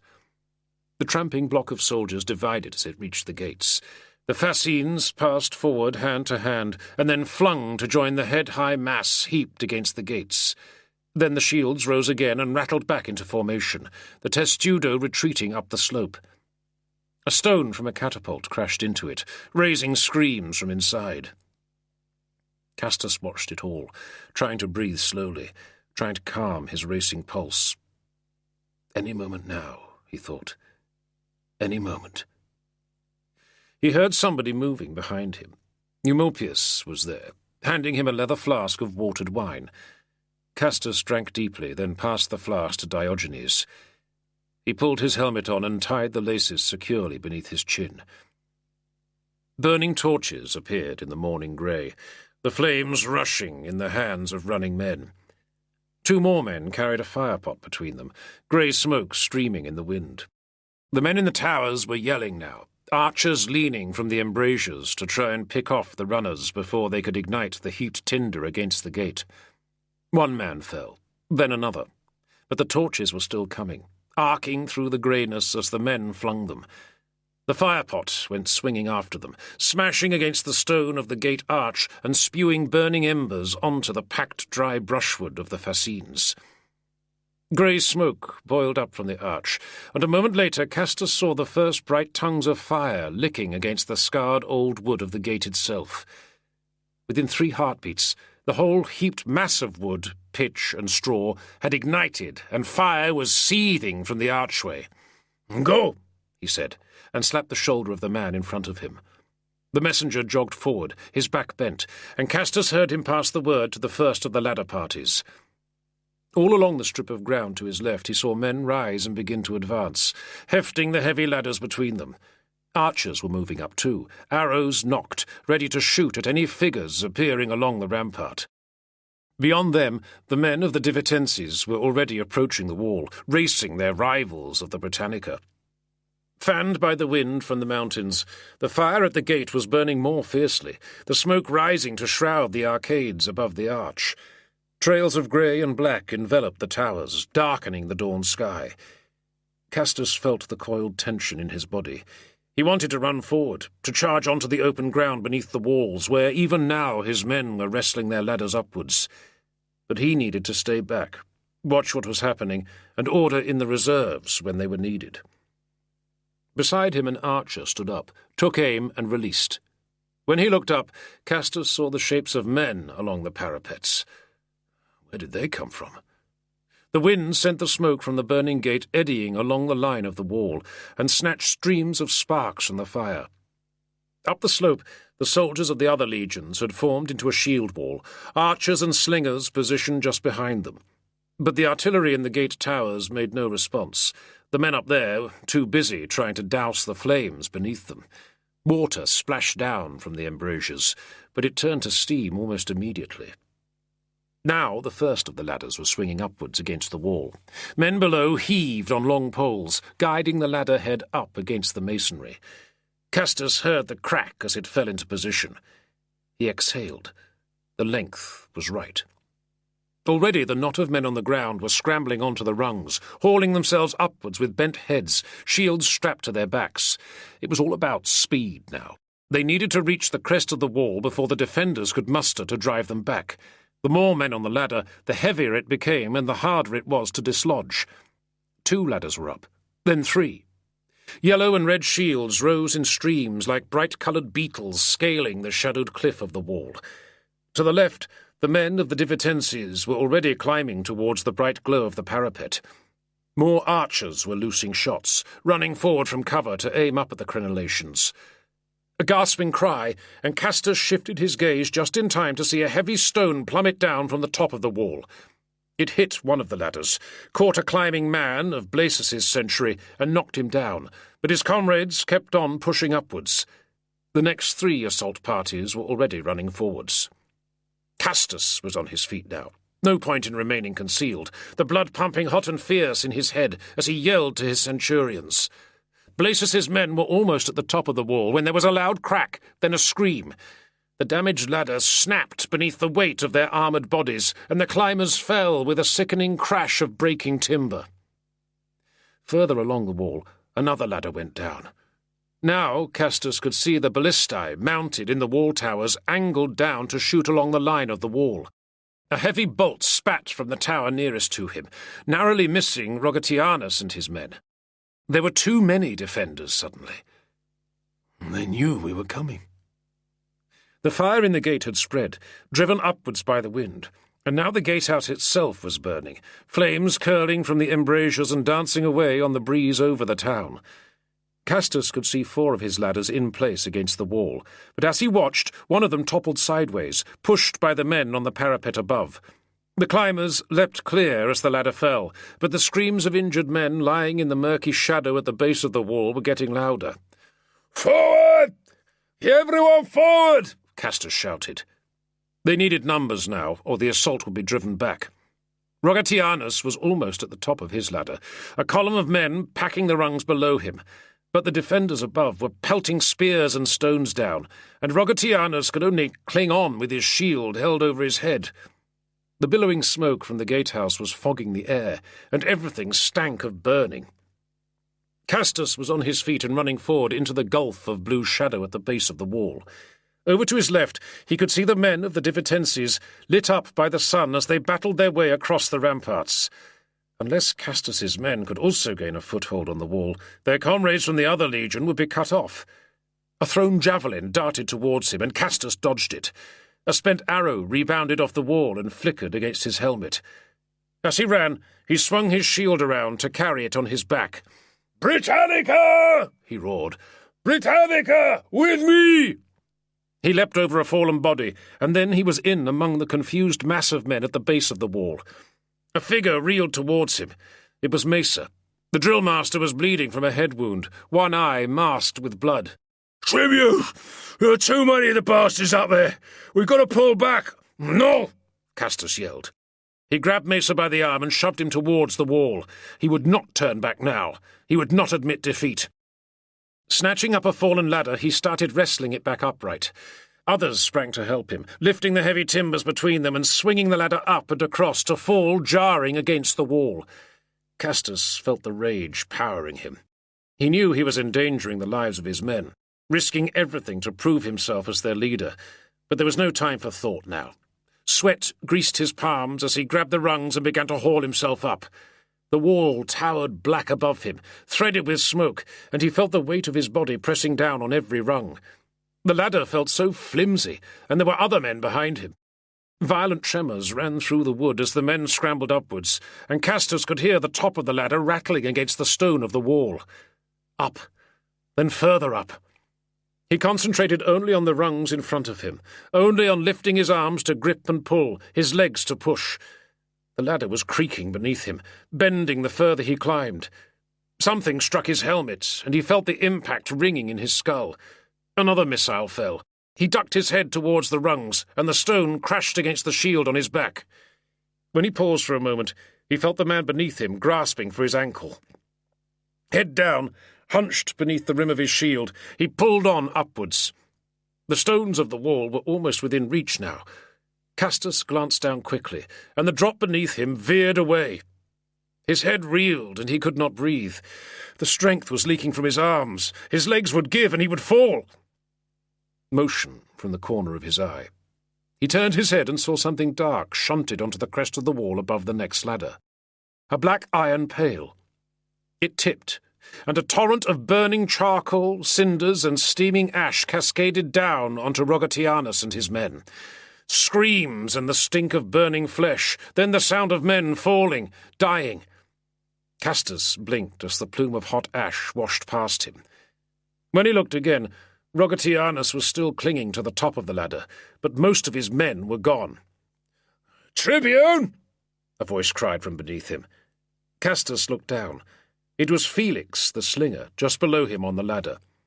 The man raised one enormous hand, pressed his palm against the heel of Castus's boot, and pushed his foot up onto the next rung. Castus tried to gasp his thanks, but his throat was hot and dry, and felt packed with cinders. There were men above him now, men on the wall, grasping for the top of the ladder and trying to shove it away. Fury propelled Castus upwards, and he stamped at the rungs and hauled himself hand over hand. As he neared the top, the sunlight almost blinded him. A spear tip came from the light and jarred against the back of his shield. Castus flung his right hand downwards. "Spear!" he managed to shout. Felix stretched from below him, and the shaft of a spear slid into Castus's palm. His body pressed almost flat against the rungs. Castus struck overarm with the spear into the glaring haze of smoke and sun. He was striking blindly, but he felt the jarring impact as the blade bit. A few more rungs. He heaved himself up, trying to swing the shield off his back and get the grip into his left hand. For a moment he was wavering, balanced almost upright on the narrow rungs at the head of the ladder, and feeling the world tilting around him.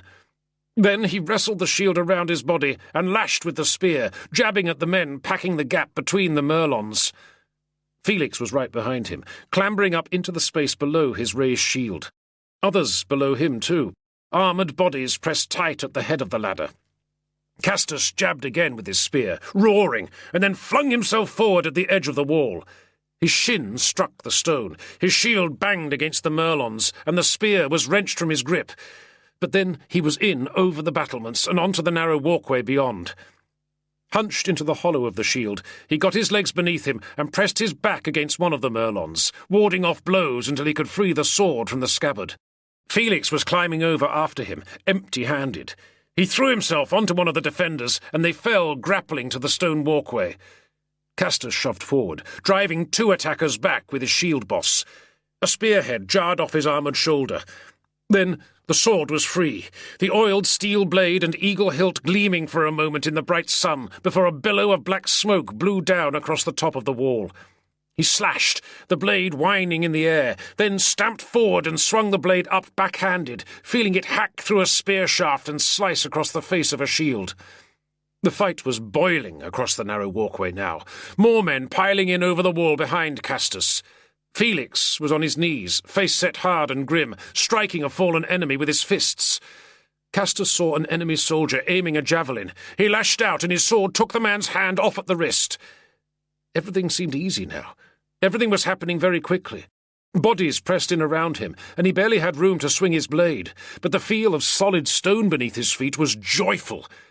For a moment Castus felt the battle was already won. When the wind parted the smoke, he saw flames rising from the buildings inside the wall. Over to his left, a party of the Bucinobantes had swarmed into one of the wall towers. They had already butchered the defenders, and were furiously hacking the ballista on the roof to pieces with axes. From the other direction, a knot of men were charging down the walkway towards Castus, helmeted soldiers with red shields. The Divitenses, he thought. But then one of them flung a javelin that passed so close he heard it whistle. "Shields up!" he shouted, and his voice snarled and cracked. A man died beside him, friend or foe he could not tell. The smoke eddied again as the shields rose around him and butted together, rim against rim, blocking the walkway. Bright streamers of flame were coiling up from the burning town. The enemy troops had halted, spears levelled at Castus's men advancing along the walkway towards them. Then the knot of red shields broke apart, the enemy turning to flee for the sanctuary of the nearest tower. With a bellow of triumph, the men of the 2nd Britannica charged after them. They kicked aside the bodies of fallen men, scrambling over the debris of stones, broken spears, and discarded shields that clogged the walkway. Castus saw one soldier crouched back against the rampart wall, hands raised in surrender. He noticed the smuts on his tunic from the fire bucket, and rammed his blade through the man's neck. Further along the wall he could see another band of his men scrambling across the rampart. The centurion leading them, it was Attalus, lifted his spear briefly in salute, then began forming up his men on the walkway. Everywhere the defenders were in retreat, piling back into the towers or rattling down the wooden stairways on the inner side of the wall into the swirl of smoke. "Constantine!" Castus yelled, sword raised. "Victory to Constantine!" The men around him took up his cry at once, their cheers ringing along the wall. The slate and thatch roofs of the town were spread before them, the narrow streets and alleys boiling with smoke that rose black against the sun.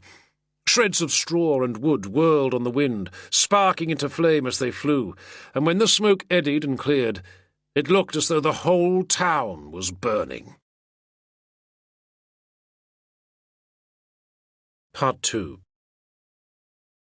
Chapter 7. Arelate, Southern Gaul, June AD 312.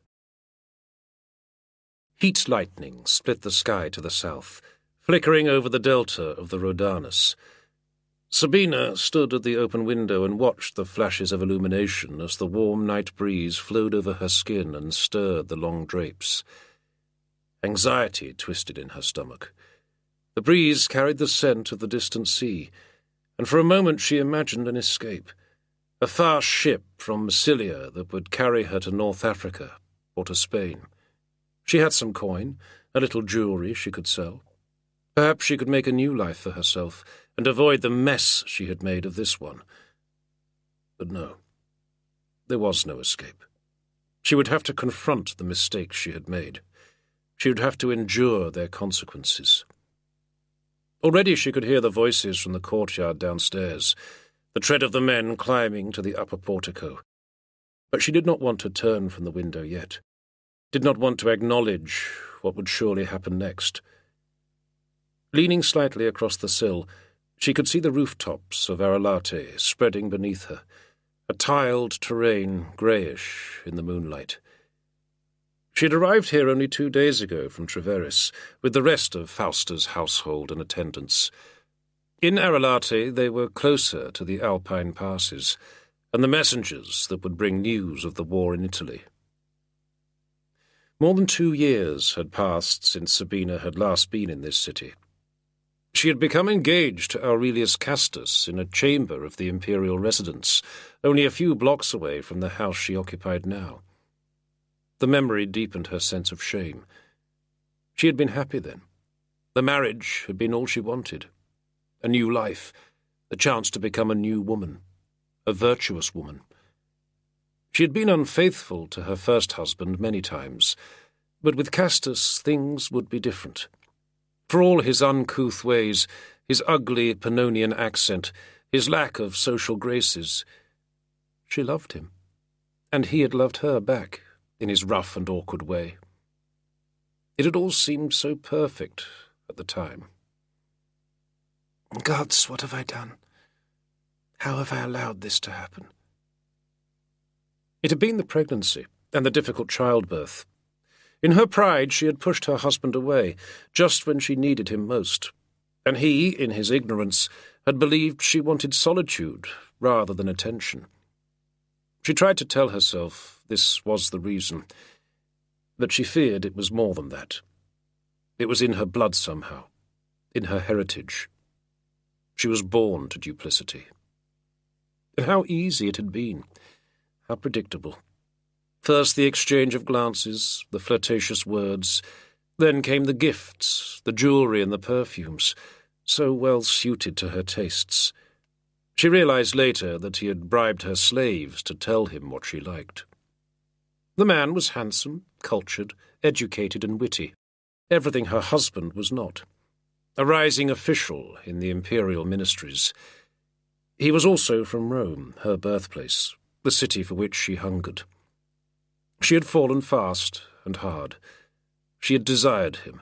She had even come to believe that she loved him. But then, back in the spring, she had suddenly found the affair too much to endure. Something in his attitude had changed, and she became suspicious of him. The trip south with Fausta and her retinue had been a merciful relief. And now he was back, making demands upon her. The note he had sent was no lover's plea either. It was a threat, naked and plain. Footsteps from the hallway outside, and the sound of muffled voices. Sabina stepped away from the window. The room was dim, lit only by a pair of lamps on tall stands. The flames barely moved in the still, close air. She crossed quickly to one of the pair of couches and sat down, trying to keep her manner neutral. At the last moment she realized that the bracelet she wore on her forearm had been one of his gifts, one of his bribes.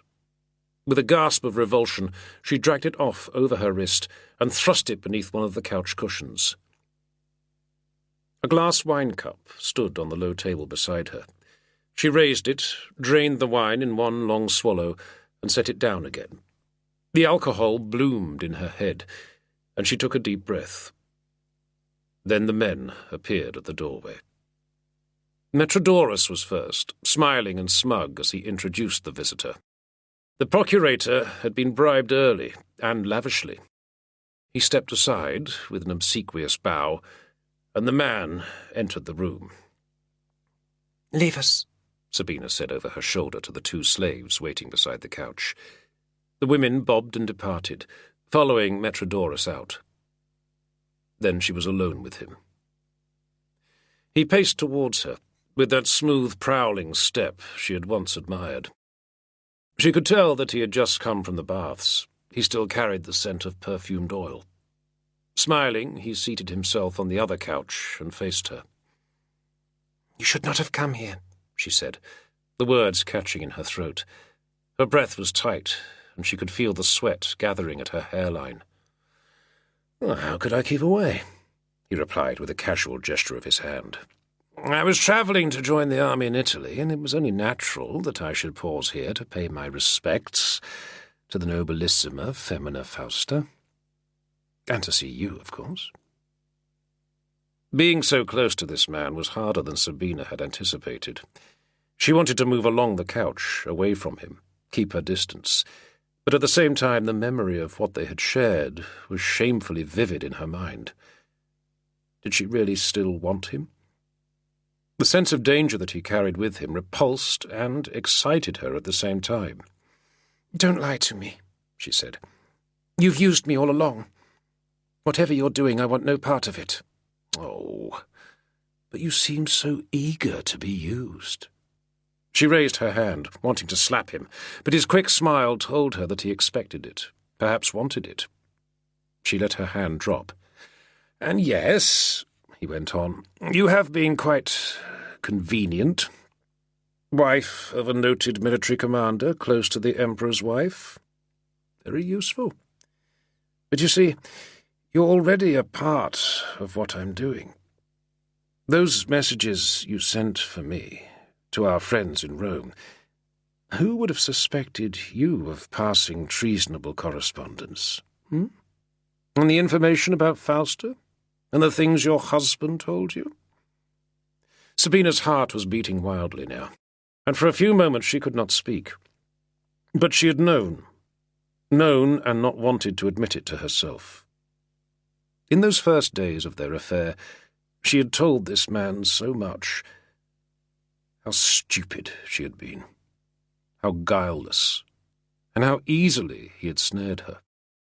She had even told him of Castus's mission to the court of Licinius. The realization of her mistake burned in her mind. "But there's no reason that I alone should benefit," he went on, still in that artful, sardonic drawl. "We can do great things together, you and I. Everything you desire, I can give you." "You think I'd do anything to aid Maxentius?" she said, choking. "I wish only destruction upon him. He murdered my father and my first husband." "They were traitors," he broke in. "They were plotting against him. Of course he had to kill them. Any emperor would do the same. Constantine certainly would not hesitate." She caught the suggestion in his words. It was true. Already she was implicated in this man's treachery. A cold flush passed through her. If she informed on him, she would be denouncing herself too. She would be questioned, tortured. Nobody would believe that she had acted in ignorance. The thought of pain, of indignity, filled her with a sick terror. "Do you really think," he said, settling himself a little further forward on the couch, "that Constantine can take Rome? Already 2 imperial expeditions have failed. You know the power of the Eternal City, the strength of the walls. Maxentius has an army of 100,000 men, many of them veterans from the Danube legions. If Constantine fails, as he surely will, then you will be left with precisely nothing. I offer you an alternative." He was twisting the heavy gold ring on his middle finger as he spoke. Twin leopards clasping a pearl. "Assist me, and I can see that all your family wealth and property is restored to you and to your son. I know you, Valeria Domitia Sabina. I know what you are. You are more than just some soldier's wife. You are a daughter of the Roman aristocracy. Let me return your birthright to you." He was edging closer now, dropping his voice to a purr. "My husband would kill you," she said. "He would kill you too. Or try to if he found out. We must hope that no word of this reaches him, eh? But perhaps, if we're lucky, he'll not be around for much longer." "What's happened?" she said, suddenly afraid. "What's happened to him?" "Nothing. Yet. But the war will be fierce and the fighting hard. And who knows what accidents may befall a soldier so noted for his reckless courage."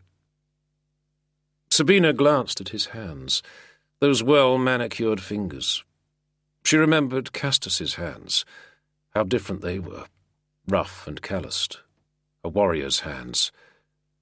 She felt a sudden need for her husband, a desire for him to return with all his justified rage.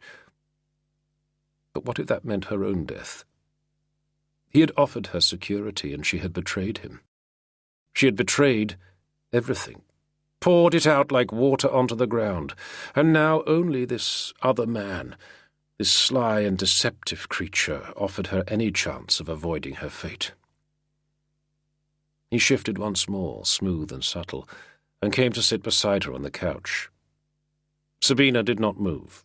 She kept her back straight and tried not to flinch as he raised his hand and caressed the nape of her neck. For a moment she imagined herself seizing the glass cup from the table and smashing it into his face, slashing that smile to bloody shreds. The image shocked her with its intensity. "If this thing happens as it must," he said, breathing the words, "then those who have acted well will be rewarded. Think about that. Think about what you desire and how to get it." The grip of his hand tightened, pulling her towards him, and he leaned and kissed the bare skin of her shoulder. Panic beat in Sabina's chest. She felt entirely powerless, as if she lay in the coils of a snake that might strike her at any moment. "Be calm," she told herself. "Be calm and endure for now, and pray that some chance of freedom comes." But even as she thought this, she felt the echo of his words deep within her, his suggestion finding an answer from her hidden core, that dark part of herself she had tried to deny. "What do you want from me?" she said quietly. Chapter 8. "Feathers?" Castus asked, shoving himself back from the table. The folding stool creaked beneath him. "That's what it says, Dominus," Diogenes replied. He was reading out the latest field orders from the army commanders. "All soldiers of the Gallic army are to fix a plume of feathers at the front of their helmet to aid identification." Makes sense, I suppose. With the troops on both sides armed and equipped the same, and so many of the shield designs similar, it was proving difficult to tell friend from foe. During the storming of Segusio, some men of the Divitenses had been killed by Prince Rhodomarus's Busanibantes, who mistook them for the enemy. Whether a plume of feathers would make a difference in the heat of battle, Castus could not say, but perhaps it would make the troops feel more secure. "What sort of feathers?" "Oh, the order doesn't specify, Dominus. I should think goose feathers would serve, or the tail feathers of a cockerel." "First camels, now cockerels," muttered Modestus from the tent door. "The barnyards of Italy must be quaking already." Castus turned to address his orderly. "Eumolpus, rip the feathers out of my crest and fix a couple to the front of my helmet. Better set an example." "Right, next," he said to Diogenes. "How are the new men shaping up?" "Well enough, Dominus. They're Roman soldiers, after all. They've made their sacred vow." Legion II Britannica had taken losses in the assault. 18 dead and over 30 disabled by wounds. Castus had listened as Diogenes read out the names of the fallen. Some of them were men he had known for years, since the old days in Eboracum. Others were completely unknown to him. He tried not to consider that he might be responsible for their deaths, but every name had jarred in his mind. Now the gaps in the ranks were filled by volunteers from among the prisoners taken when the town had fallen, scattered between the different centuries. They were conscripts from Carthage and Sicily for the most part, with a few Dalmatians and even a Syrian. The growing diversity of his command did not bother Castus. As Diogenes said, the new men had sworn an oath to the standards. Swapping one emperor for another could not be that difficult. But he was struck by the odd fate that had brought these men to the Legion, to serve alongside other men who had been trying to kill them not long before. At the time, as he had scaled the ladder and stormed in over the parapet, Castus had thought nothing of the men he was fighting. They had been the enemy, that was all. But they had been Romans, too, and the memory of that fight troubled him. He remembered the soldier he had slain on the parapet as he had tried to surrender. It was war, he told himself. He had done his duty to his emperor and his men, and that was all that mattered now. Castus was glad to be away from Segusio, anyway.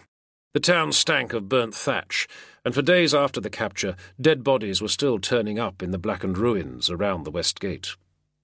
The fire had not been Constantine's intention. The strong wind and a wooden storage shed for animal feed just inside the western gate had seen to that. It was the emperor who had saved the town from the flames.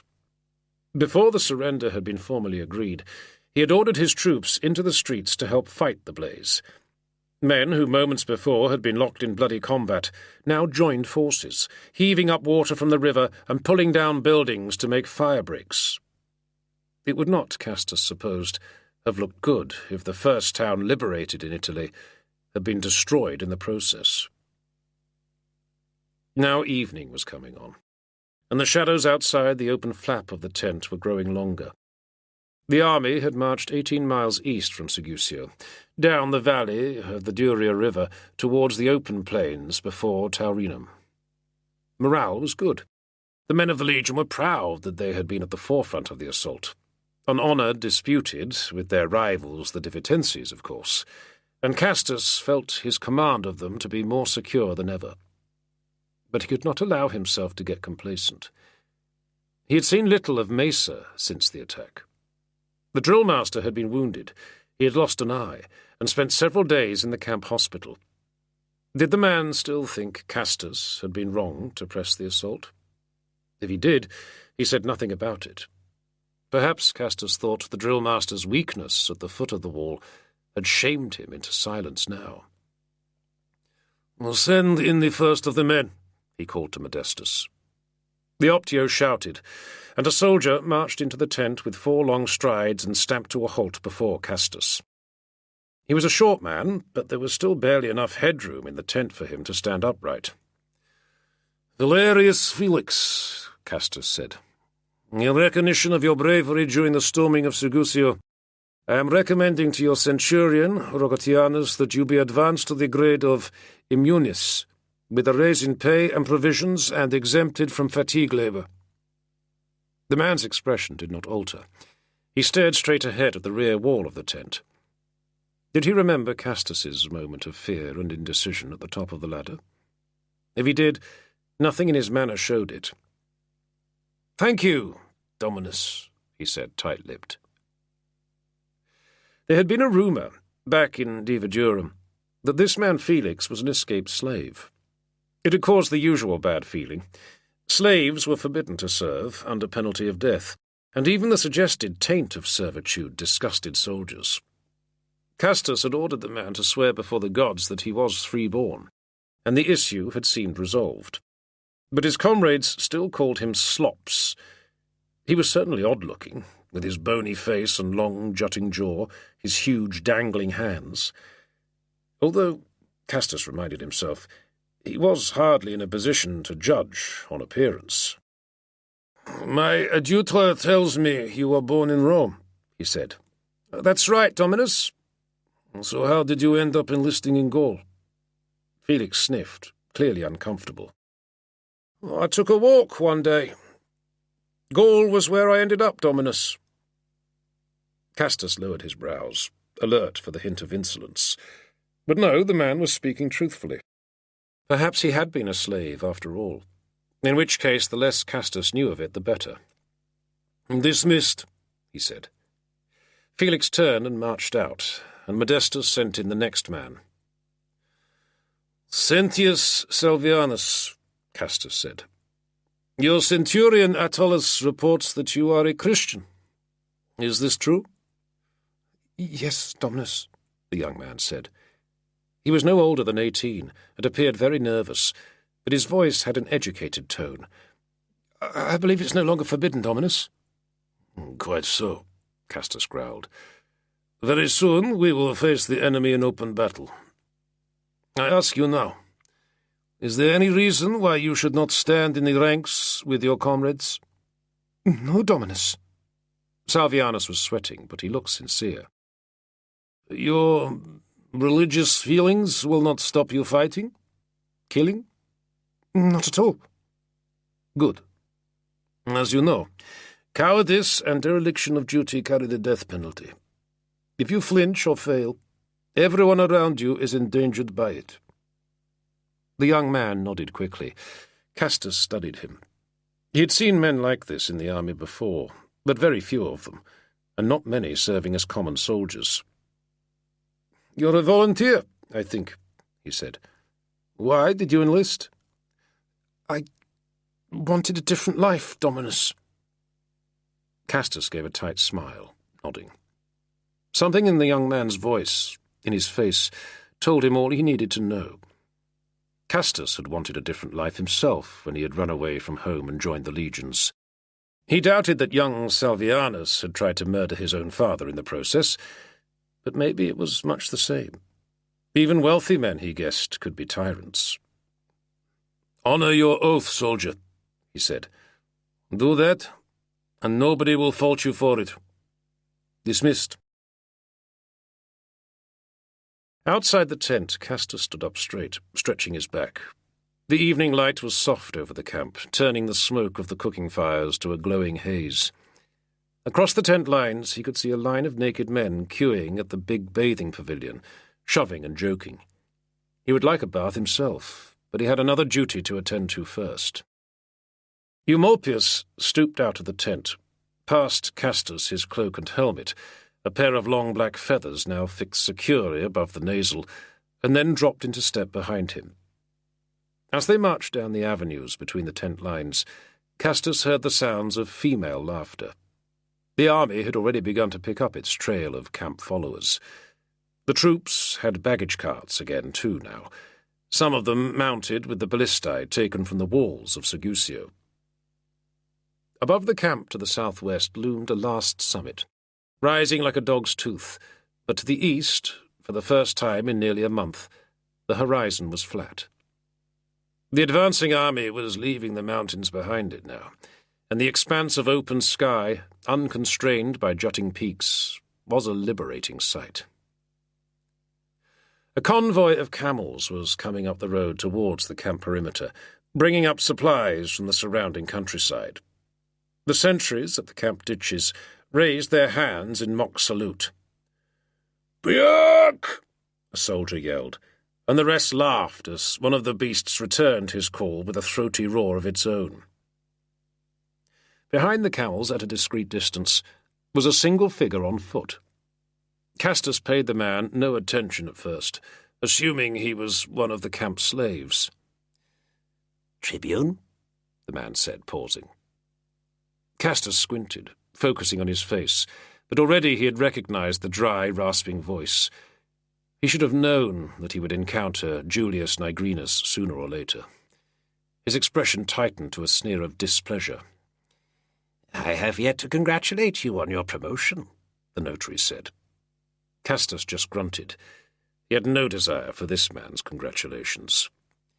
"I hear your men were at the fore during the taking of Segusio, too," Nigrinus went on, his tone angled and sardonic. "I hope the casualties were not too heavy. It appears that the defenders of Segusio were forewarned of our attack plans." "You think so?" Castus said, frowning. He had thought as much himself, but had voiced his suspicions to few people. "Certainly. Their garrison had clearly been reinforced, and recently, if the prisoners I've questioned are telling the truth. Granted, they did not expect the burning of the gate, or the near incineration of the entire town. The people of Segusio have only the humanity and celerity of our emperor to thank that they are not currently the citizens of a mound of ashes." "No doubt somebody's writing a panegyric about it even now." Nigrinus gave a faint chuckle, nodding. His words had raised fresh suspicions in Castus's mind. No doubt that was their purpose. The thought of treachery within the camp, perhaps within the Emperor's own command, felt poisonous. Was Nigrinus spreading these ideas widely? Did he hope that he would be granted further powers of investigation and subterfuge? Castor shrugged off the thought. Anything like that just weakened morale. Better to face the enemy square on, rather than worrying about hidden foes. "But you must be on your way to the Commanders' Conference," Nigrinus said. "I shall not detain you further. No doubt our paths will cross again soon." Not if I can help it, Castus thought, as he watched the man pacing away towards the camp gates.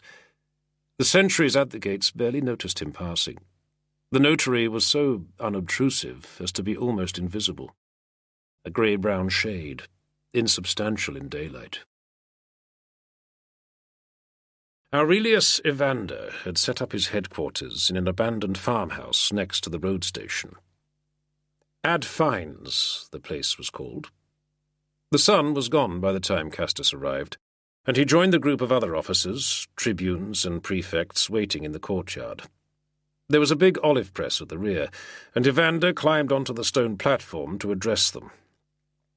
"Soldiers," he said, then coughed and cleared his throat. 30 officers gazed back at him. "As most of you are aware, our cavalrymen have been skirmishing with the enemy scouts since this morning. It seems that the enemy are preparing to make a stand in the hills to the east of us, and contest our advance to Taurinum." All across the courtyard men straightened slightly, squaring their shoulders. They had been expecting battle for so long. Now it was almost upon them. "Their numbers match our own," Evander said. "But they also have a large force of Clibanarii with them. We lack the strength of horse to attack them effectively from the flank, so our Augustus has devised a strategy to confront them from the centre, using our main infantry force, and to destroy them." Castus felt his brow contract in a frown. Few of the men around him had ever encountered the heavily armoured lancers called Clibanarii, but he had faced their Persian equivalent many years before, at Oxa, in Armenia. As Evander described what was to be done, Castus could hear the slight intakes of breath around him, the shuffle of feet. This was the Emperor's own plan, so the commander had said. Could any man speak out against it? "Are there any questions?" Evander called. Even he sounded unconvinced by what he had just told them. "It seems risky, Dominus," said Leontius, prefect of Legion 8 Augusta, raising his flaring, sandy eyebrows. "Opening the line like that," another officer added, from the side of Evander's improvised podium.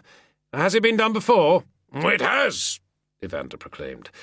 "Scipio Africanus did something very similar, as did the deified Aurelian. We must trust that the military genius of our sacred Augustus is quite equal to the situation." But his words did little to ease the minds of his officers. They filed out of the courtyard in silence, exchanging troubled glances. In the gathering dusk, they rejoined their orderlies and separated quickly. Castus was just about to follow them when he heard somebody call his name. 2 men of the Protectores were standing beside a gate in the courtyard wall. He recognized them from his time in the corps, but did not know them by name. "Wait for me here," he told Eumopius, then followed the 2 men through the gate and into the olive orchard behind the house. The trees smelled dusty in the darkness, and the ground was dry underfoot. Lights showed through the trees from the encampment in the open ground beyond. The Emperor's own quarters, Castus realized as he saw the mounted guards and the purple Draco standard. He surrendered his sword to one of the Protectores, then the other pulled back the flap of the largest tent and ushered him inside. Castus had expected an open space within, but instead there was only a panelled antechamber, dark and reeking slightly of incense. More figures stood in the shadows, not armed men this time, but slaves or eunuchs, and there were thick mats covering the ground. An inner curtain of gold-embroidered purple hung partly open, and as he stood in the antechamber, the sweat prickling beneath his tunic, Castus could make out a scene in lamplight beyond. The Emperor was seated, a small round table at his side holding a goblet of wine, a glass jug and a dish. Opposite him sat another man, old and white-haired but vigorous-looking, with dark features stretched with intent. They were speaking together, too quietly to be overheard. As Castus watched, inclining his head slightly to peer through the gap in the curtain, he saw the older man lean forward and touch the Emperor on the arm, then on the forehead. "Who's that?" he whispered to the Protector, who had followed him into the tent. "Well, that? One of the Christian priests," the man replied. "A bishop from somewhere in Spain. Cordoba, I think." Someone made a hushing sound from the shadows, and Castus straightened up. Shortly afterwards, a man in a damask robe drew the curtain back and gestured. Castus recognized him. Festus, the Emperor's eunuch, the superintendent of the sacred bedchamber. He'd seen him often enough in Treveris. "Tribune Aurelius Castus," the eunuch said in soft and breathy tones. Castus stepped through the parting in the curtain and dropped to kneel upon the matting. "You may rise," said another voice from the far side of the chamber. Castus stood, feet braced, careful not to look directly at the figure beside the table. The older man, the Christian priest, appeared to have left by another exit, but Castus was aware of others in the darkness around him, slaves and attendants. The Emperor was never truly alone. From the corner of his eye, Castus could make out the figure slumped in the chair. The lean profile and heavy jaw were almost in silhouette against the light of the lamp. "You were at Oxa, Tribune," Constantine said. His voice was rough with fatigue, and his Danubian accent seemed more pronounced. "Yes, Dominus." Castus was aware of the quietness around him, no stir of voices or activity, as if the layered walls of the imperial pavilion were made of some padded substance that deadened sound. "I remember you, I think. Or perhaps I met you later. It doesn't matter. You faced the Persian cataphracts then. Do you think my troops are strong enough to hold off these Klebenarii tomorrow?" "Yes, Dominus," Castus answered at once. "If the gods are with us." He had spoken without thinking, and was aware of the tense pause that followed his words. Under his breath he cursed. The figure in the chair shifted, reaching for the cup of wine. "They're slightly different, these Klebenarii, from the Persian armoured cavalry," Constantine said, fingering his cup. There was a faint slur to his voice, Castus noticed. Not only fatigue. "They're trained to charge against infantry lines directly, rather than waiting for horse archers to create gaps they can exploit. It's a, He paused again, taking a sip of wine. They use fear as a weapon, do you understand?" "I think so, Dominus." "They terrorize their opponents, break them. Our lines held at Oxa. They must do the same tomorrow. They must hold, and then destroy the enemy." He clenched his right hand into a fist, punching it into his palm. "Do the other tribunes, the other officers, understand what must be done? They know the formations and the maneuvers?" "They do, Dominus." As he spoke, Castus realized that the Emperor was not tired, not drunk at all. Constantine was nervous. He was gripped by anxiety.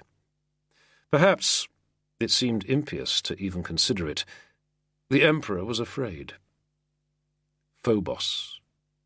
Even the thought of that unstoppable armoured cavalry crashing into the ranks of the foot soldiers brought dread and panic. Castus knew now why he had been summoned here. "All of us are confident, Dominus," he said in as firm a voice as he could muster. "The men, too. They're as strong as any troops I've known, and if you ordered them to smash through a wall of stone, they'd do it." Constantine rubbed his brow with his thumb, nodding. "Yes," he said quietly. "I expect they would." Castus exhaled slowly, and wished he could believe it himself. Chapter 9. The sun had climbed from the horizon and burned off the thin scrim of cloud, and now the day was getting hot. On the exposed plain, the troops stood and sweated in their formations. Just over a quarter-mile away, across open fields of scorched stubble and parched grass, the ground rose to a long, low ridge. Up on the ridge, in plain sight, the enemy cavalry sat in a compact mass, with the sunlight gleaming from their armour. To the men on the plains below, they appeared like a fortress of glittering metal. "There's not too many of them," Antoninus said. The massive young standard-bearer stood just behind Castus, at the right of the legion formation. He was bareheaded and held the eagle standard planted proudly in the ground before him. "That's just the tip of their wedge," Castus told him. "The rest of the army will be deployed on the reverse side of the ridge, where we can't see them. Or determine their numbers," he thought. Glancing to the left and right, he scanned the horizon. There was a lot of dust rising from the far side of the ridge. How far did the enemy flanks extend? The Constantinian line was bunched heavily towards the centre to repel the cavalry. The legion detachments in two close formation lines, each 8 men deep. If the enemy had strong forces out on their wings, they could swing forward across the ridge and envelop the flanks. Castus told himself not to think about it, to concentrate only on the ground before him, the narrow stretch of baked earth and burnt stubble that would be his battlefield. Horseback messengers were galloping back and forth along the lines. Castus spotted Vitalis and raised his spear in salute. The other tribune waved back, then cantered closer. "General advance, 100 paces!" Vitalis cried, then rode on. A moment later the trumpets sounded. The men of the 2nd Britannica hefted their shields, lifted spears, and began the slow, steady march forward over the dry ground. Dust rose. Castus felt it in his nostrils. All morning he had been remembering that battle at Oxa many years before. He had been as young then as many of the men in the ranks behind him, but he had been in the reserves that day. He had not had to witness the charge of the Persian cataphracts directly.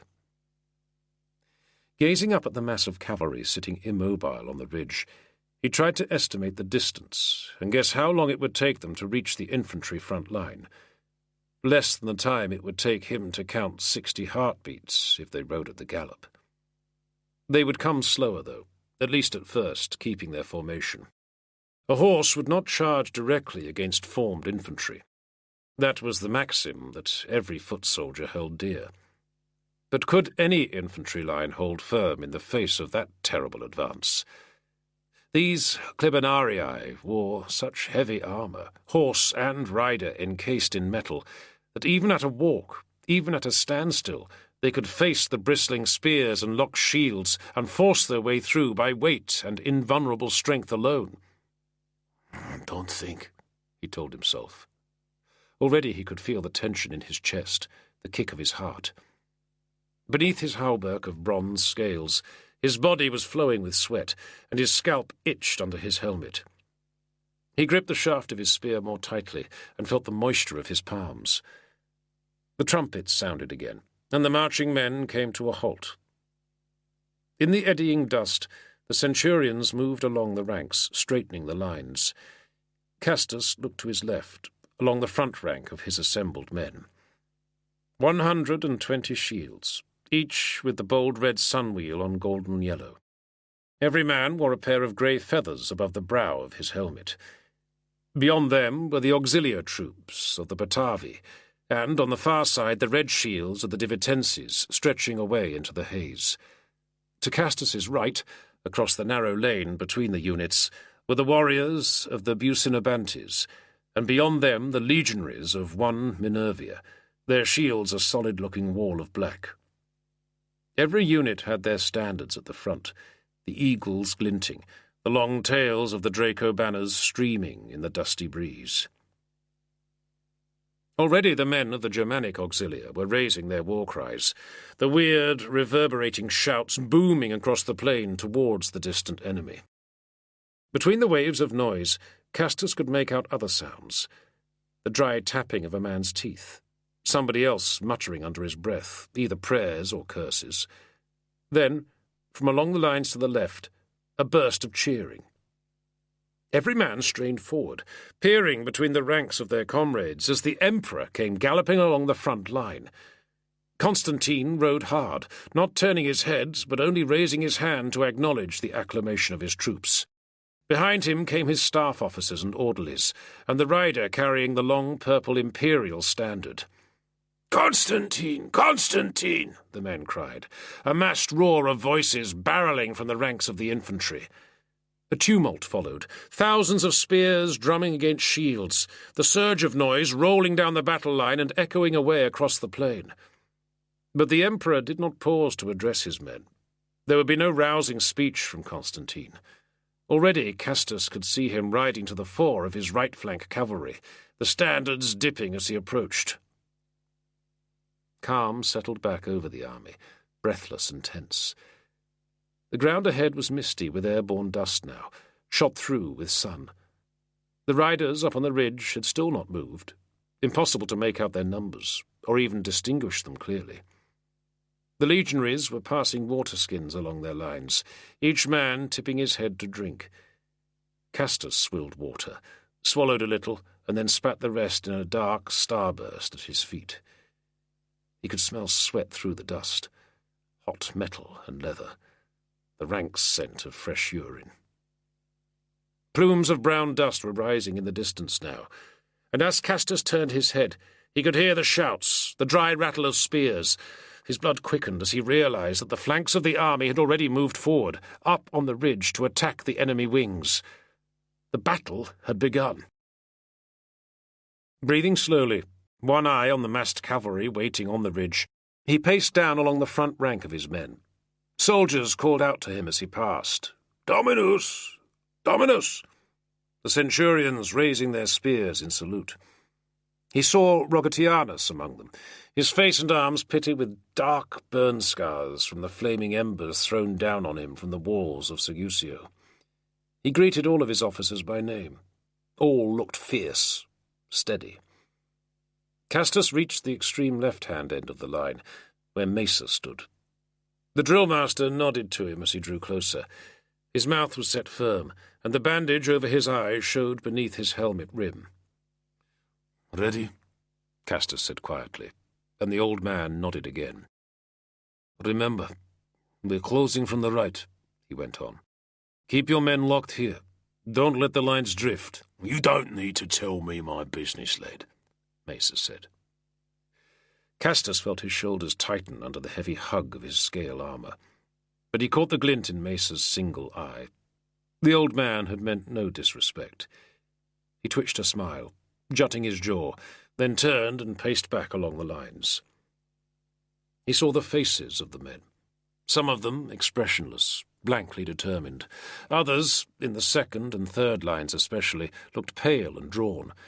Many would not meet his eye. Fear was stalking through them. Castus kept his own face set hard, the mask of command. At the centre of the line he paused and took 2 steps outwards. It was an effort to turn his back on the enemy, to lose sight of that forbidding mass of horsemen, even for a moment. But he faced his men and raised his spear above his head. The ranks rippled, every man straightening, the low hiss of whispered words falling into silence. Castus felt the sun pressing down on him. Sweat broke beneath his helmet rim and itched at his eyes. "Fellow soldiers!" he yelled, the words catching at the dust in his throat. "Very soon, that bunch of shiny bastards up there are going to come down on you with everything they've got." He swung his spear to point up at the ridge behind him. A stir of drawn breaths, feet shuffling in dust, clink of metal. "They're going to swing a punch at you and try to make you flinch." His voice snarled, hoarse. "When they charge, they'll make the ground shake." Castus clenched his jaw for a moment, trying to moisten his mouth. "Don't worry about feeling afraid," he cried. "Everyone feels it. You're supposed to feel afraid. But remember this. You are stronger than them. Stand your ground. Keep your shields up and your spears level and don't flinch. Trust to your brothers, the men beside you and behind you. Hold your positions. Listen for the trumpets and only move when you hear the order." He paused, watching the lines shift and blur before him. He blinked the sweat from his eyes. "When they come down at you," his voice rose again, "remember this. Those riders have never faced an enemy in battle. All they've done is trot around the drill field at Mediolanum. They're more scared of you than you are of them. They think they can break us, but we're going to show them different." He could see the smiles now, the nervous grins. From somewhere in the rear ranks came the sound of a spear tapping against a shield rim. "Here's to victory!" Castus roared, punching his spear above his head. "Here's to Constantine! Britannica! Britannica!" Then the shout came echoing back, the drumming of spears gathering to a rhythmic crash. Through it, another chant. "Knucklehead! Knucklehead! Knucklehead!" Castus stared at Rogatianus and saw the centurion grinning back at him. For a moment he felt a hot flush of anger. How had his old army nickname followed him yet again? Then he threw back his head and laughed. Then a roar swept along the front line, a clattering of shields, and the cry went up from the right wing, "They're coming!" Castus jogged back to his position next to the standard-bearer. When he turned, his breath caught. The whole gleaming mass of cavalry had begun rolling down the ridge towards them, dust boiling up from beneath the hooves of the horses. Horns wailed from both sides, the rivals' signals blending to a high, brassy scream. Staring through the haze, Castus saw the numbers of the Clibanarii double, and then treble, more of the horsemen crossing the ridge and falling into one massive, blunt-headed wedge. "Gods!" somebody gasped from behind him. "Gods! There are thousands of them!" Already the ranks of the legion were shuddering, men backing up a step, then 2 steps, pressing towards the men behind them. Castus could hear the centurions yelling, trying to straighten the lines. The noise of the oncoming cavalry reached them now, the rolling thunder of hooves on dry-baked earth, the ringing of metal. The blunt head of the wedge was already down the ridge and onto the flat ground, coming on at a fast trot. Their formation was tight. Every horseman appeared knee to knee with the rider beside him, and their long lances wavered in the haze above them. Castus ground his boots into the dirt, as if he could take a firmer grip on the ground. Behind him, he could hear Antoninus spitting words through his teeth. "Come on, you bastards! Come on, you fuckers!" A gust of wind swept the field, parting the dust, and suddenly the huge wedge of cavalry appeared very close, their armour clear and bright, every rider distinct. Castus felt his throat tighten. The sight was fearsome, awe-inspiring. The riders looked huge and godlike in their casing of gleaming mail and scale.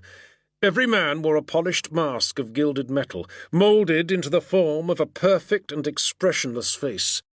They appeared inhuman, like automatons. Even their armoured horses were masked, blinkered in filigree bronze. They looked utterly unstoppable. Castus heard groans of anguish from behind him, and high gasps of terror.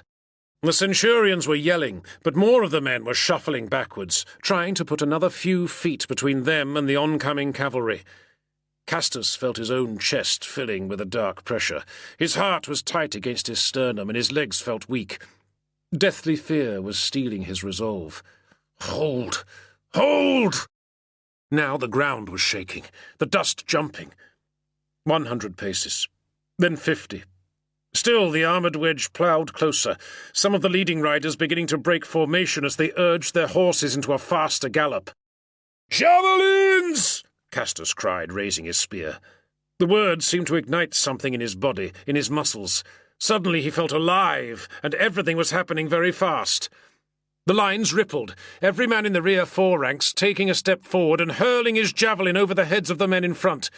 And for a moment the air was dark with flying metal. Arrows were whipping from the archers at the rear. "Shield wall! Repel cavalry!" Castus shouted, and heard his words echoed by the centurions along the front line. The rolling dust cloud was almost on top of them, as the men of the front rank dropped to one knee, shields grounded and spears angled upwards. The second rankers stepped up close behind them, raising their own shields to lock with the ones beneath. The noise was enormous, deafening, shield rims slamming together, men yelling as they formed the wall. In a heartbeat, the wavering front line was a solid bulwark, bristling with spears. Dust reeled, and when he looked forward again, Castus saw the first riders break from the haze and swerve at the sight of the obstacle before them. Some had already been felled by the missile storm. Horses rolled and kicked in the dirt, their trapped riders crushed beneath them. But as the momentum of the charge died, so more horsemen filled the gaps in the enemy line. They were milling now, some riders forcing their mounts on towards the shield wall, others turning, readying their long-reaching lances. Now, Castus thought. Now, or we won't hold them. With a sharp stab of panic, he realized that he could no longer hear the signal trumpets. All he could distinguish through the cheek guards of his helmet was the screaming of men all around him, the neighing of panicked horses and the clatter of javelins, and Antoninus yelling crazed defiance at the back of his head. Had the signal to change formation already been given? From the rear ranks, men were still hurling javelins forward, arcing them over the shield wall into the packed mass of cavalry. Castus saw one javelin strike a rider full in the chest. The man just shuddered slightly in the saddle, and the javelin bounced away from him, harmless. Our weapons cannot touch them. There were more of the horsemen now, and they were pushing their mounts forward at a walk, angling their lances down in a two-handed overhead grip. Darts and javelins flickered around the scale-armoured flanks of the horses, but Castus could already see the lines of shields beginning to bow inwards, the forest of spears swaying and separating as men bunched together to oppose the advancing riders. "Hold your positions!" Castus was yelling, but he could not hear his own voice. The noise around him had merged into a steady, rushing scream. There was nothing within striking range of his spear, and he kept his shield up and stared over the rim. Then, sudden motion from his right. For a moment, Castus felt the panic rising in his throat. The solid block of Bucinobantes warriors holding his right flank were breaking apart, throwing down their shields and retreating. He felt a heavy grip on his shoulder, a hand hauling him backwards. "The signal!" Antoninus screamed in his ear. Castus remembered that the standard-bearer was not wearing a helmet and could hear better. He shoved himself backwards against the shield behind him. The fleeing Bucinobantes were streaming in through the gaps in the legion formations to either side of them now, leaving open lanes between each block of legionaries and the next. As they pushed their way through the ranks, the men at the front lines drew in closer, every man taking a shuffling step to his right. Shields meshed tighter, armoured bodies pressed together. Castus kept shoving back, forcing himself through the gap between two shields. Men shouldered against him from both sides, and he could feel the shaft of the standard jabbing against his right arm. "Back!" he shouted. "Further back! Move!" But already the enemy cavalry had taken the bait. Horses swerved and reared as their riders hauled at the reins, and a solid knot of Klebenarii came powering out of the dust cloud, aiming directly for the open lane between the legion shields. For a few heartbeats, Castus could only stare, convinced that the charging horses would ram straight into him. Then they were streaming past him into the gap, scaled bardings flapping, hooves kicking aside the litter of fallen shields. A hot wave of dust engulfed the legionary lines, rank with the stink of horse sweat and metal. The riders were surging past so close to him that Castus could almost have touched the flanks of their horses. One turned aside at the corner of the formation, his horse shying back from the spears. He raised his lance overhead and then plunged it down, driving the long steel point through two overlapping shields. Castus roared, lunging forward with his own spear. He felt the tip strike the rider on the thigh, then glance off the iron bands that encased his leg. The horse reared, striking out with its hooves, and the dense mass of legionaries shrank back from it. Tightly pressed together, they could only hold their shields before them as the horse kicked. A sling whirred close to Castus's ear, and he saw the rider knocked sideways as the lead shot struck his head. He toppled, sliding back off the saddle, and a bellowing cheer went up from the legionaries as the horse spun away from them. More of the Clibanarii were forcing their way through the gap between the lines, so many that their charge had stalled, men and mounts crushed together. Now, Castus thought, now they see their mistake. All along the front line, the shield wall had opened broad lanes between the units. But the men of the reserve legions held steady in their formations, and the armoured horsemen, sweeping into the gaps, found themselves facing a second line of troops, drawn up in a solid wall and blocking their path. As the leading horses faltered, turning aside, the riders that followed collided with them. In moments, the formidable armoured assault had collapsed in a milling crush of men and animals, with the flanks of the legionary blocks pressing in on either side, like huge barbed teeth, grinding and crushing the trapped horsemen. But the Clibanarii were more dangerous at close quarters, and now the packed horsemen were lashing out at the infantry to either side. Castor saw one rider lean over the saddle and stab downwards with his lance, reaching over the shields to impale a man deep inside the formation. His horse shuddered.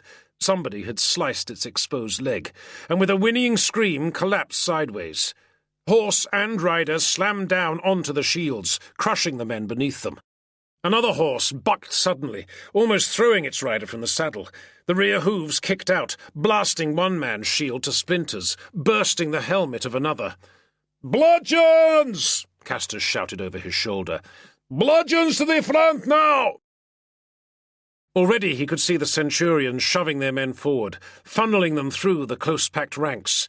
Some pushed between the shields, others dropped to crawl between the legs of their comrades. All of the men had thrown down their own shields and spears and armed themselves with blunt weapons, long-handled cavalry maces or simple wooden clubs encrusted with iron hobnails. A few carried pickaxes and entrenching mattocks. While their comrades held the milling cavalry at bay, the clubmen scrambled in between the horses. Castus saw two men with maces strike an armoured rider. The iron mace heads rang off the man's cuirass, but the Clibanarius dropped his lance and slumped from the saddle. A soldier grabbed at a horseman's arm and dragged him downwards, another man aiming two swinging blows of a studded club at the rider's head. The lane between the legion flanks was a violent chaos now, the dust choking. More of the clubmen were streaming in from either side, battering at horses and men alike. One of the horses went down, staggering under a blow to the legs. Then another toppled beside it. A kicking hoof caught a clubman in the head and killed him instantly. The flank of shields bowed suddenly inwards as a third horse fell, the armoured rider spilling from the saddle to sprawl on his back in the dust. Immobilized by the weight of his armour, he had no defence. For a moment, Castus stared at him in dazed fascination. Then a foot soldier swung a mattock over his head and brought it smashing down onto the fallen man's head. The brilliant golden mask crunched inward under the blow, and blood sprayed from the eyes and mouth. A breeze swept the line, churning the dust to a red-brown fog, and for a few heartbeats Castus could see nothing. When it cleared, he saw a horse charging straight at him from the packed mass of enemy cavalry. It had managed to turn in the confined space and was bolting back for open ground, but the hedge of spears had panicked it. Castus threw himself back against the men behind him, lifting his shield. He saw the rider lurching in the saddle, trying to angle his long lance to strike. Then the horse lunged forward, jaws wide. The animal's head passed over Castus's shoulder, and he heard the ghastly crunch of bone as it bit at Antoninus's face. Blood spattered against his shoulder, but at once a mesh of blades had struck the animal, jarring in through the gaps in its armour. It stumbled and fell, and the rider tumbled from the saddle. Castus stepped forward, raising his spear to strike down at the fallen man. Too late he saw the long cavalry lance angled upwards. Then pain exploded through his head. He staggered, but the bodies of men all around him held him upright. His mouth filled with blood. He coughed, and it ran down his chest, more blood filling his throat. He was choking on it. The lance had slipped in behind the cheek guard of his helmet and stabbed him through the side of the jaw. For a moment he had felt the sharp point of it in his mouth. He spat broken teeth. Pain was ringing through him, and his whole face felt split wide open. His leg went from beneath him, and he was kneeling, vomiting blood, propped on his shield. Around him, The noise of the battle became a vague, rushing roar, and all he could feel was the ripped wound in his head and the taste of cold iron. "Britannica! Britannica!" somebody was shouting. When he opened his eyes, he could see a dying horse only a few paces away, legs thrashing as it blew bloody froth. Antoninus was sprawled beside him, the front of his skull crushed to pulp. Castus felt his strength ebbing, his consciousness beginning to blur. "Get up," he thought, but he could not. "Don't fall on your back. You'll drown in your own blood." He tried to speak, but the motion of his jaw sent a bolt of agony through him, and he plunged down into blackness. Chapter 10. They rigged the forks at noon, on the old drill field outside the walls of Mediolanum. The troops of 4 legions were drawn up in parade formation, 4 sides of a hollow square facing inwards towards the punishment ground. The condemned men wore only loose, unbelted tunics, the stripes and patches that marked them as soldiers cut away. All 3 were bruised, unwashed, and stumbling. One of them had to be dragged across the parched grass to the forked punishment poles, and then the 3 of them were bound in place, their arms raised and their tunics ripped from their backs. From his position at the head of his legion, Castus watched with sober disgust. The day was very hot, his head was aching, and one side of his mouth was packed with a poultice of mashed herbs in sour medicinal gum. 12 days had passed since the battle on the road to Taurinum, and the wound on his jaw was still healing. The jagged, hook-shaped scar was coated in sticky brown paste, but itched furiously. Castus felt like tiny flames were flickering up the side of his face. At least the surgeons had removed the thick linen bandage that had swathed his head for so many days, but his tongue kept probing at the mauled left side of his mouth, rubbing at the stitches and at the jagged gap where he had lost 2 teeth. The jolts of pain were becoming maddeningly familiar. It could have been much worse. Only the tip of the lance had jabbed through his flesh. If it had been driven with any force, it would have broken his jaw or speared him through the back of his head. The wound had been clean, and there was no infection. But Castus could not rid his tongue of the taste of iron, the vile sensation of the lance head penetrating his mouth.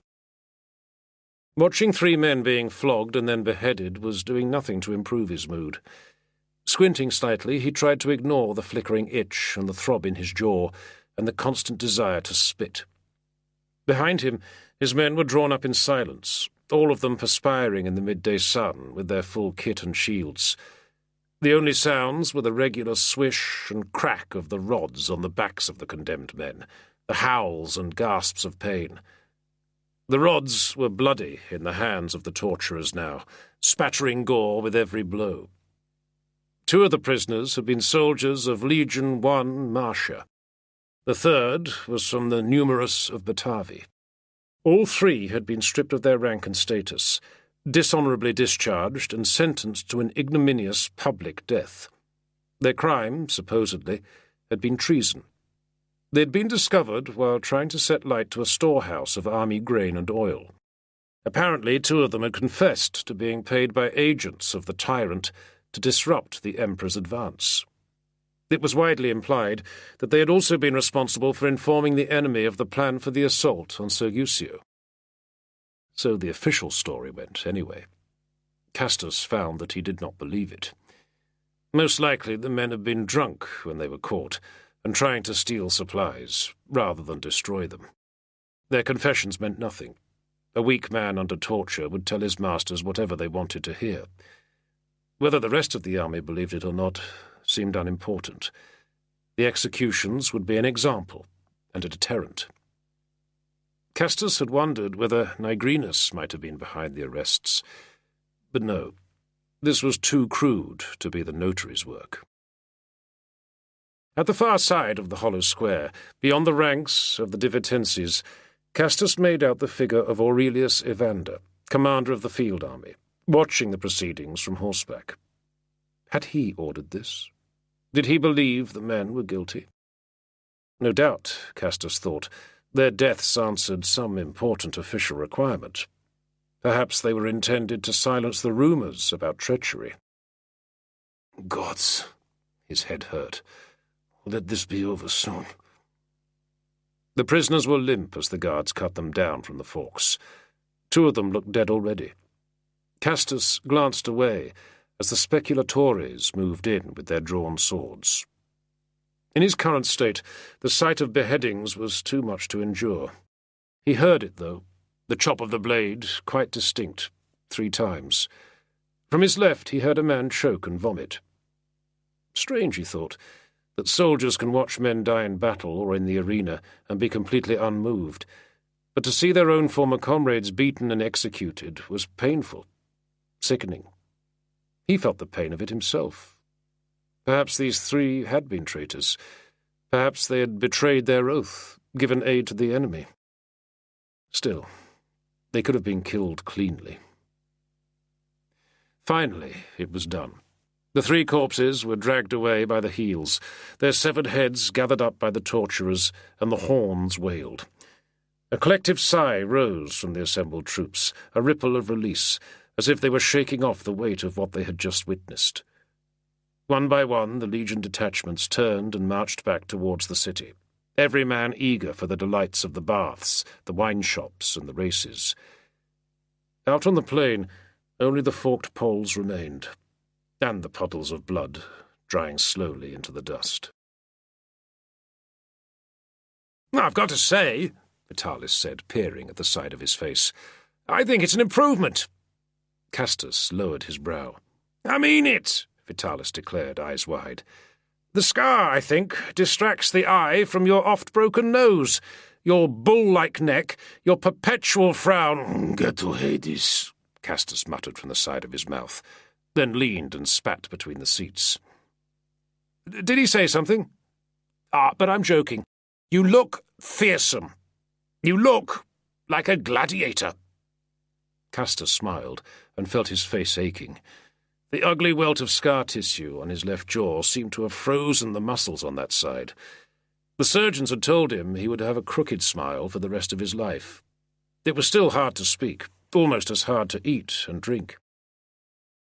It was the penultimate day of the Games of Apollo, and the great circus of Mediolanum was packed. Down on the sand, chariots and horses careered around the track in the hot sunlight. A sudden roar went up from the crowd, and from his position high on the southern curve of seats, beneath the awnings, Castus glanced down to see what had happened. For a moment the light dazzled him. "Red team's crashed onto the barrier," Vitalis said, jumping to his feet. He smacked his hands together. "Nasty!" Castus had never understood the fanatical obsession of so many men for chariot racing. It seemed immaterial to him who won or lost the race, and he suspected most people just watched it for the accidents. He had never known any woman who got at all excited about it, not even Sabina, with all her passion for the delights of city life.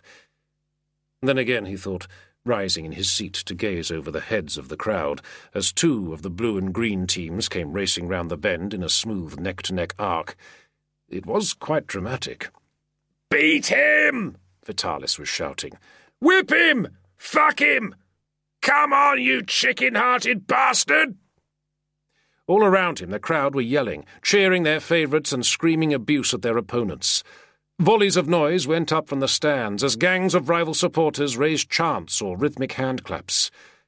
The racing teams of Mediolanum had recently suffered a reversal in popularities. Maxentius was known to favour the Blues, and Constantine was widely rumoured to be a supporter of the Greens. Now the blue teams were getting little support, and a lot of heckling. Today, the rivalries of the racing factions seemed like the only feud in town. All around him, Castus could see off-duty soldiers, many of them from his own legion, mingling with the civilians. They had reason enough to celebrate. It was high summer, and their emperor was everywhere victorious. Like Taurinum before it, the city of Mediolanum had thrown open its gates to the conquering new emperor. The greatest city in northern Italy, the queen of the plains, one of the capitals of the empire, had fallen without a single blow, and the citizens had lined the streets and clambered onto the rooftops to cheer and throw rose petals on the imperial retinue as Constantine made his ceremonial entrance. Castus had gained only the vaguest impression of it all.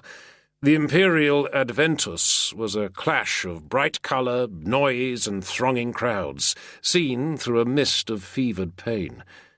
Now the men of his legion were billeted in the city, and Castus himself had been allocated another smart townhouse as his quarters. It was the former property of a Maxentian supporter who had fled for Rome. It was almost as if, Castus thought, the war was already won. Despite himself, he felt the mood of the crowd lifting his spirits. His wound had depressed him. Close brushes with death often had that effect. Was it only chance that he had lived? In the past he had found it easier to shrug these things off, but life now seemed both fuller and more precarious. He had so much more to lose. But for all the enthusiasm of the city's population, the rapturous panegyrics hailing the godlike conqueror as a bringer of a new golden age, Castus knew there were plenty here who had no love for Constantine, even less love for his army.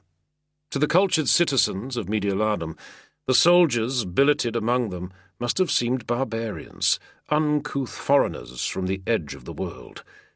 Their streets were packed with legionaries from the far frontiers of Gaul and Britain, with swaggering warriors from the forests of Germania, drunk on their wine, filling the air with guttural barracks Latin and vomiting on the marble steps of their temples and theatres.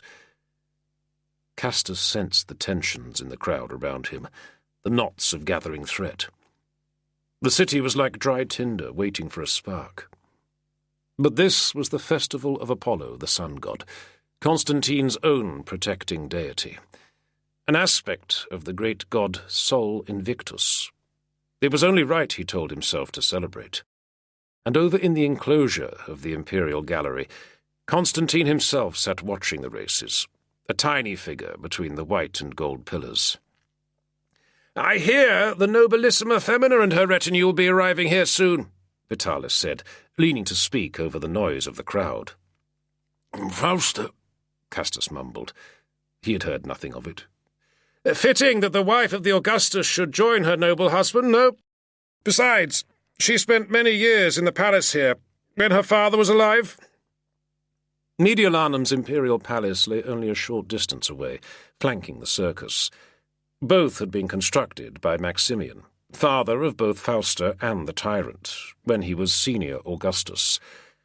But every time Castus thought of Maximian, he remembered the old man's face swollen in death, the body turning slowly as it hung from the rafters of the residency in Arelate. He suppressed a quick shudder. His wound was flaring badly, and he fought the desire to scratch at it.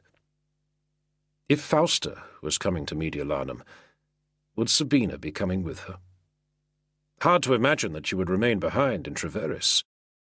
The prospect of seeing his wife so soon, so unexpectedly, quickened Castus's heart. But he felt uneasy. Why had she not written to tell him? Was she intending her arrival to be a surprise?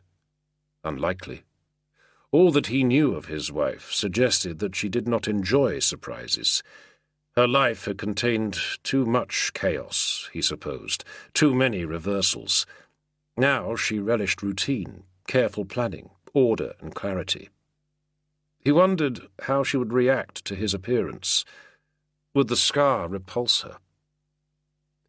Leaning forward on the stone seat, he spread his knees and flexed his shoulders. The race was approaching its climax now, the remaining teams galloping up towards the curve once more before swinging round into the closing straight. All around him men were getting to their feet, waving, screaming. Vitalis had climbed up onto his seat and was stropping the air wildly, shouting to one driver or another. Unmoved by the frenzy of the crowd, Castus squeezed the wad of leaves between his back teeth, then dipped his head and spat again. The noise crested as the winning team crossed the line, the whole stadium roaring. Then, gradually, the cheering and the shouts of victory died away, the spectators dropping back into their seats. Some looked smug, triumphant, others desolate. The Greens had won, it seemed. "You did well," Castus said. "Well, not I," Vitalis replied, shaking his head. "I had money on the Whites. Their lead driver was supposed to be a wild beast. Not today, though. It's all fixed anyway, isn't it?" Vitalis shoved at his shoulder, grinning. "Let it never be said that you're too clever for your own good." They got up, joining the columns of people queuing for the exits. The Imperial Gallery was already deserted. The Emperor must barely have stayed to see the finish of the race. "Of course," Vitalis said in an undertone. "The real money's on what happens tomorrow morning. The ceremony." "What about it?" Castus asked. He knew what his friend meant. At dawn the following day, the last day of the games, the Emperor, with his chief ministers and the priests of the city, would make public sacrifice to Apollo. An ox with gilded horns, 2 goats and a heifer. It was tradition. It was required. The smoke of sacrifice was the divine nourishment of the gods, or so he had always been told. "There's a rumour," said Vitalis in a conspiratorial whisper, "that our sacred Augustus won't attend." "He has to," Castus hissed back. "It would be sacrilege otherwise." "Maybe. Or maybe he just wants to avoid any more bad omens. Or maybe those Christian priests have talked him out of it. They're very opposed to carnal sacrifice, apparently." Castus remembered the scene he had witnessed in the Emperor's pavilion the night before the battle. The white-haired Christian priest leaning forward to touch the Emperor. A sign, perhaps? Or a blessing? It could not be true. No commander who shunned the gods, who failed to give respect to the deities of Rome, could ever hope to win victory. Divine favour would desert him. More importantly, his troops would desert him. The crush in the stalls was very great now, people shuffling along in herds towards the arches of the upper exit gates. The sun was hot, and Castus heard raised voices, tremors of violence. Without the race to focus the attention, the aggression of the crowd was turning inwards. Down in the lower stalls, a few brawls had already broken out. Neither Castus nor Vitalis carried swords, just a dagger and a staff each. Both were plainly dressed, with no insignia of rank. They could have been off-duty centurions. Castus still wore the gold torque around his neck, a decoration for valour, but few seemed to notice. The circus had always bred a democratic spirit. Perhaps that was why there were so many riots at the games. Vitalis took his arm, and Castus paused. "You remember I said that I'd seen your wife with a man in Treveris?" Vitalis said in a low and confidential tone. Castus gave a quick nod, feeling his senses sharpening at once. "He's here. At least I'm fairly sure that's him." Castus gazed down into the milling people filling the lower stalls. At first, in the light and confusion, he could not make out any single figure. Then a flash of colour caught his eye. The scene leapt into sudden focus. 4 slaves in sky-blue tunics flanked another man, clearing a path through the throng for their master. "That man down there," he said, quiet and urgent, and Vitalis nodded. The man was moving through the meshes of the crowd with unhurried assurance. He was in his mid-30s, perhaps, and despite the heat he was wearing a dark cape across one shoulder, richly embroidered in gold. Hawkish profile, a high forehead, receding black hair slicked with oil. Castus watched him for a moment, noting the shape of him, the way he moved. Not a fighter, but his slaves would fight for him. He captured the man's image in his mind, flicked a glance towards the exit gate, then stepped up onto the back of the curve of seats and began clambering through the crowd. He heard Vitalis calling after him. "Careful, brother! Do nothing rash! At least not in public!" Men turned, shoving at him, some of them snarling abuse as he climbed between them. Dropping down onto the next row, Castus moved steadily towards the archway, glancing down every few steps to track the progress of the man in the dark cape. It would have been impossible to climb all the way down to cut him off before he reached the lower exit. Castus knew he would have to try and intercept him as he left the stadium. He had no real idea what he intended. The man was a stranger to him, and he had no evidence against him, only the shadow of a suggestion, an intuition. What would he do if he managed to confront him? Castus was not sure. He just wanted to look the man in the eye, watch for a flicker of recognition. Then he would know. At the arched exit gate, the crowd was thick. Castus forced his way into it, using his bulk to forge a way through. Several men pushed back against him, or turned with angry stares, but one look at his expression, and the raw, glowering scar twisted into his lower jaw, and they moved aside. A woman with dangling earrings and a heavily powdered face screeched as he shoved past her. He heard her spit, and mumbled an apology over his shoulder. Then he was through the arch and into the dense, echoing gloom beneath the stalls. After the bright sunlight, it took a few moments for his eyes to adjust, but Castus kept moving. He shouldered his way past a knot of men. One swung a punch at him, and he swatted it aside, and reached the broad stone steps. Down the flights, he doubled the corner and paced quickly across the entrance hall of the stadium. There was no flash of blue between the bodies, no sign of the man in the dark cape. Castus cursed under his breath as he moved towards the big arches that led outside. The man must have passed through the entrance hall much quicker than he had anticipated. Squinting across the sunlit plaza on the far side of the arches, he saw the waiting litter at once. Black wood, sky-blue drapes pulled closed all around. More slaves in livery surrounded it on all sides, keeping back the crowds that spilled from the exit gates of the circus. Castus hesitated for a moment, drawing back against the warm stones of the wall. He was scanning the crowd for his quarry, but there was no sign of him. Probably he had already left the circus and was inside the litter now. Surely the same litter, Castus realized, that Vitalis had seen Sabina getting into, back in Treveris. He walked fast across the plaza, steering between the thronging people. One of the liveried slaves, a big man with a shaved head, folded his arms across his chest as he noticed Castus approaching. He drew himself up, squaring his shoulders. "I want to talk to your master," Castus said, stepping in close to the big slave. "You got an appointment?" the slave replied. Castus was not sure if he was joking. "I don't need one." He spat from the corner of his mouth, then raised his staff, pointing to the gold torque he wore at his neck. The slave's expression did not waver. Castus's intention had been only to look at the man he was following, to find out his identity. He had been determined, but still calm and detached. Now, suddenly, he was angry. The scar on his jaw flared hot, and he felt the quickening of his blood. Other slaves were joining the shaven-headed man now, drawn by the confrontation. One blow in the face with the head of his staff, Castus thought, and the big man would go down. The slave on the right, the one with the sty in his eye, was no threat. The other he could manage, and then he pictured himself ripping aside the drapes of the litter. "Tribune Aurelius Castus!" a voice cried. Castus saw the big slave's eyes flick to the left, then drop in deference as he stepped back.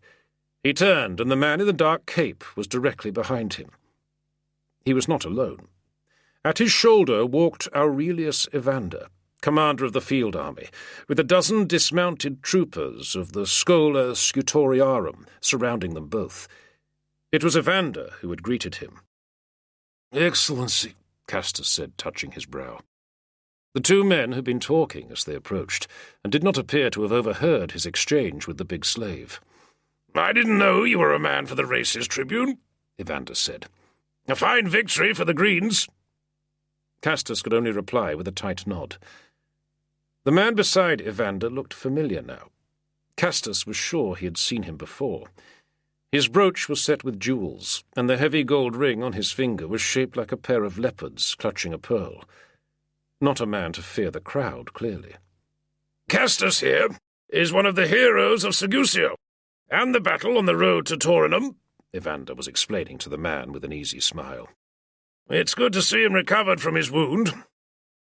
The man in the dark cape did not speak, but he peered at Castus with a cool, appraising glance, the most subtle of smiles. "I know you," the look said. "And may I introduce," Evander said to Castus, gesturing to the man, "His Excellency Claudianus Lepidus, just arrived from Treveris. Lepidus is to be our new Master of Dispositions." Yes, Castus thought. He had surely seen this man before, back at Treveris, when he had served in the Protectores. This Lepidus would have been one of the horde of officials and minor ministers who had passed continually through the marble halls, begging attendance upon the Emperor. Castus had always tended to ignore civilians, but he recalled the man's face now, that hawkish profile and glossy receding hair. Clearly the man had done well for himself. Lepidus was still looking at him. The glance had lasted only a couple of heartbeats, but it was eloquent in its disdain. Castus breathed in slowly. He wanted to kill this man, and Lepidus knew it, and did not care. "Well, we must go," Evander declared, taking the man by the arm and motioning towards the litter. "Tribune, will you join us for dinner later, perhaps? I have some particularly fine squid sent up from Genua." "Another time, Excellency," Castus managed to say. But Evander was already walking away, the bodyguard forming around him and Lepidus. They crossed to the litter, and one of the slaves drew aside the sky-blue drapes for them to climb inside. Castus watched them depart, motionless in the plaza with the crowd eddying around him. He was burning with an intense feeling of humiliation.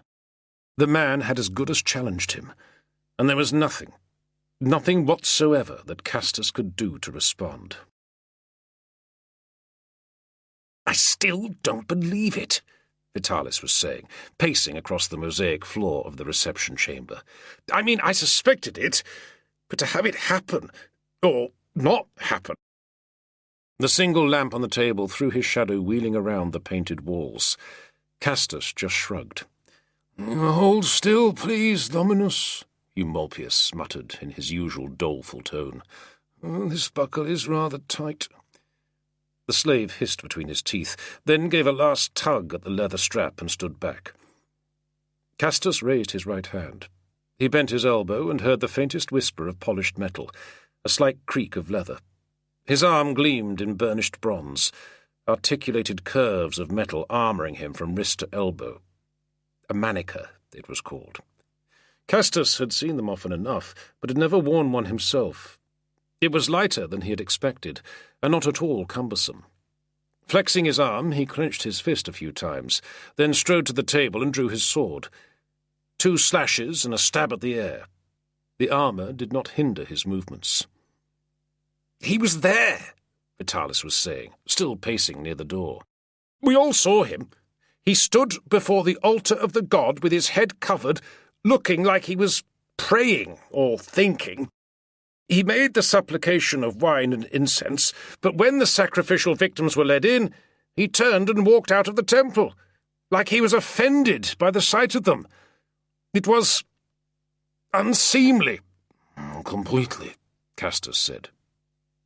He shared Vitalis's dismay, but the Emperor's failure to sacrifice to Apollo that morning was only further darkening his already black mood.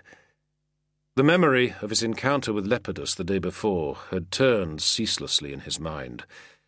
Castus had murdered the man 100 times, but the thought did nothing to ease the deep anguish of his humiliation.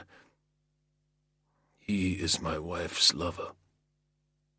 But no, he had no proof, no evidence at all, only the knowledge in the man's eyes, the certainty of that challenge.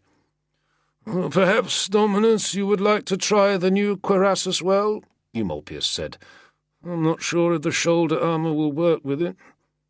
Castus nodded. The muscled cuirass was plain, polished bronze, but large enough to fit his frame.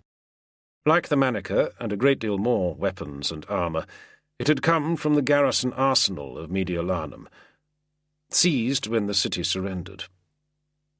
Diogenes had got in there quickly, and had managed to requisition enough to outfit 60 of Castus's frontline troops with plate cuirasses. Several of the other units had done the same, but when Legion 2nd Britannica next took the field, they would be arrayed like gods. "The helmet too?" Eumolpius said, as he fitted the two halves of the cuirass around Castus's torso and buckled the straps. "I managed to find an armourer in the city to repair the buckled cheek piece, and a goldsmith to regild it, although it's not an exact match." "Bring it," Castus said, holding out his hand. For an army slave, Eumolpius made a bizarrely efficient orderly. It was almost unnatural. While the slave fetched his helmet, he swung his arms, inhaled and filled his chest. The cuirass and the linen arming vest beneath it, with fringes of straps at waist and shoulder, felt tight. But it weighed less than a scale hauberk. He could breathe freely, and the shoulder-piece of the manica moved easily when he lifted and turned his arm. Eumolpius handed him the helmet, and Castus put it on carefully, wincing as the cheek-plate touched his scar. But he felt no stab of pain. "Oh, you look like Mars descended to the earth," Vitalis said, leaning against the door-frame. "You should find a mirror and admire yourself, brother." Castus gave him a crooked smile, then gestured to the slave to help him off with the armour. Vitalis had asked him what had happened after they had left the circus the day before, but Castus had told him little. He lost the man in the crowd, he said. Even to speak of it was painful, and felt strangely demeaning. And soon Sabina would be joining him. Fausta and her retinue had already crossed the mountains and were at Taurinum. Sabina, surely, was travelling with them. At least, Castus thought, she would approve of the accommodation. This requisitioned townhouse was larger, if older, than the one he rented in Treveris. It had a large, pillared central courtyard, several reception chambers, and a smaller private garden to one side. There was little furniture. Castus slept on the floor on his bedroll, but that could be arranged. The thought of seeing his wife again, of confronting her about her relations with Lepidus, was unnerving. Castus had considered questioning the procurator, Metrodorus, about it beforehand, but the idea felt dirty and underhand. Far better to speak to her directly. And then what? If she confessed to infidelity, he would be obliged to act. It was the law. He must divorce her, denounce her. She must be punished. It would be a public disgrace. It would be shameful. The thought of losing Sabina, and the idea that he might be accusing her unjustly, ached in his bones. Castus had no proof of his wife's guilt, and part of him desperately wanted to disbelieve it. Vitalis had left, and Castus was sitting alone when Diogenes tapped at the doorframe, cleared his throat, and saluted. "Mesa's here, Dominus, with Attalus and the 3 prisoners." Castus groaned wearily. His head was aching. The side of his face itched furiously, and mosquitoes were whining in his ears. Mediolanum might be the queen of the plains, but it was also the kingdom of the mosquito. He swatted at his neck, clapped at the air, and then studied his palm. No trace of blood. "Show them in," he said. There had been a handful of disciplinary cases since the Legion had taken up billets in the city. Not surprising. Off-duty soldiers, civilians, and lots of alcohol were a poor mix. Castus had ordered fatigue duty and ration cuts. He had never been fond of harsh discipline, whatever Mesa advised, and the memory of the 3 men flogged and executed on the drill field a few days before was still fresh in his mind. He seated himself heavily on his folding stool, facing the door, as Mesa and the other men marched in from the courtyard. The 3 accused were from Attalus' century, and their centurion was accompanying them. All wore their tunics unbelted and had suitably woeful expressions. "Dominus," Mesa declared, standing stiffly with his baton clasped in both hands. 3 soldiers presented for judgment. Scutio, Trocundus, and Gaetulicus, all from the century of Attalus." Castus gazed wearily at the 3 men. Trocundus, he knew, a veteran. The other 2 were newer recruits. "What are they accused of?" "Dominus," said Mesa, gravel in his voice. "The owner of their lodgings accuses them of raping his wife." "All 3 of them?" Mesa nodded. Attalus stepped forward, looking surly. In a low voice, the centurion outlined the men's exemplary service, their clean record, their military excellence. Trachundus had fought in the front line of the battle on the road to Taurinum. Gaetulicus had scaled one of the assault ladders at Segusio. Castus felt the pressure massing in his head. His neck ached, and he wanted a drink of water. "What have you got to say for yourselves?" he asked the accused men. "Dominus," said the older one, Trachundus, clearly the leader of the trio. "It wasn't like the man says. Well, it wasn't rape, I mean." "What was it?" Castus felt his knee jumping. He forced himself to breathe slowly. "She wanted us to do it," the second man said, Scutio. With a jolt of appalled disbelief, Castus noticed that the man was trying to hide a smirk. "Explain yourself." It was all he could do to force the words out. Mesa was glaring at him. Castus saw the muscle bunching in the drillmaster's jaw, his knuckles tight as he gripped his baton. "Well, Dominus, you could tell. She was always showing herself off, wearing these thin gowns that let you see everything." The third man was smiling to himself now. Even Attalus looked vaguely amused. Only Trachundus maintained his sober grimace. "You could tell she wasn't getting any from her husband," Scutio said, with something like a wink. "Only natural she goes looking for it elsewhere. Well, you know how it is, Dominus. You leave women alone and they go wandering." Castus drew a long breath. Then he stood up sharply, crossed the room in 3 long strides, grabbed Scutio by the throat and slammed him back against the wall. With one blow he broke the man's nose with the side of his hand. Blood spattered on the painted plaster. Behind him he could hear Mesa's hiss of surprise.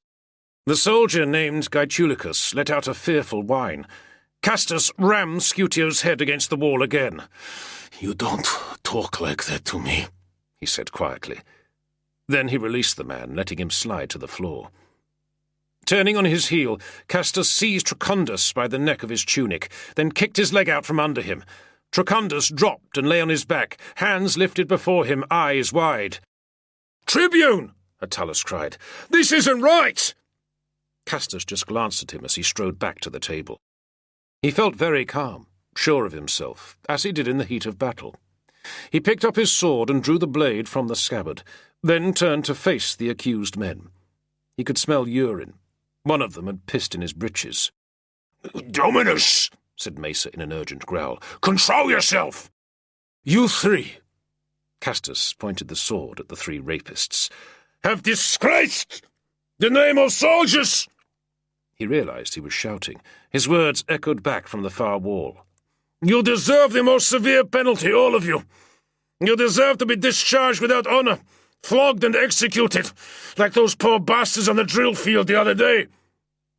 Scutio, the man he had struck, was curled in a protective crouch at the base of the wall, choking back tears of pain. Gaetulicus was still standing, looking faint with fear, while Trachundus lay on the floor at his feet. "Drillmaster," Castus said, "when the deified Aurelian was a tribune, how did he punish rapists?" Mesa replied in a low voice. "I believe he tied them between 2 bent trees, Dominus, then released the trees so they were torn limb from limb." Castus nodded coldly, then slapped the blade into the palm of his hand. Already he could feel his anger shifting to a strange, distant loathing. Not just for the 3 cringing prisoners, either. He knew that the rage he felt sprang from a deeper well. It was personal. He had already crossed a dangerous line. Suddenly he felt very tired, very heavy. He seated himself on the stool again and laid the sword across his knees. He would gladly have sent these men to their deaths. It would be justice. He would have killed them himself. But he knew, all too clearly he knew, that his own shame and humiliation were propelling him. He thought of the victim, some woman he would never know. Would her ruined life be improved in any way by the deaths of these men? Castus was an officer. His authority came from the emperor, and through him from the gods. His justice must not seem arbitrary, or it would be nothing but tyranny. Besides, he did not know if the morale of the troops could take another round of floggings or executions. The symmetry of the 3 rapists and the 3 men that had died on the forks was unappealing. Exhaling, he pressed his fingers into his brow, kneading the bunched flesh. "We are at war," he said, thick-voiced. "Therefore, the traditional punishment for this crime will be suspended. But all 3 of the accused will lose their immunities of service and be reduced to the lowest grade." "Dominus," Attalus said quickly. "I must protest. Tracundus is a 12-year veteran. He was about to make Optium—" "Silence!" Castus said. His glare swept the room. Mesa was chewing his cheek. Even Diogenes by the door had a look of startled apprehension. "All 3 will be placed on double fatigue duty for the next 4 months, and their rations will be cut by half. Also, they will pay an indemnity to the victim to the value of 2 pieces of gold per man." "But the men aren't paid for another month," Attalus cried. "They don't have that amount of coin." "Then the money will be taken from the funeral fund of their century." Attalus tightened his jaw, affronted. Castus did not care. He had not forgotten the centurion's expression of amusement moments before. He stood up, sheathing his sword. "Get them out of my sight," he said. "Dismissed." Mesa lingered by the door as the centurion escorted his men out through the courtyard. "What is it, drill master?" Castus asked with his back turned. "You don't approve?" "I just think you might remember the fate of the deified Aurelian," Mesa said. Castus glanced back at him, raising an eyebrow.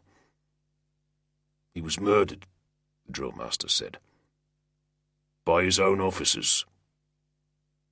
He snapped a quick salute, then turned and followed Attalus. Diogenes came back in, bringing a couple of slaves with a sponge and water to clean the blood off the wall and the urine from the tiled floor. "I honestly thought you were about to kill those men," the secretary said. He still had a look of bemused fright on his face, but it was not that far from his usual expression. "I wanted to," Castus said in a low growl. "They deserve to die. I wanted to hack off their heads and boot them round the room. But I need living soldiers, not dead ones." This, too, he supposed, was part of command, knowing the limits of power and when to hold back.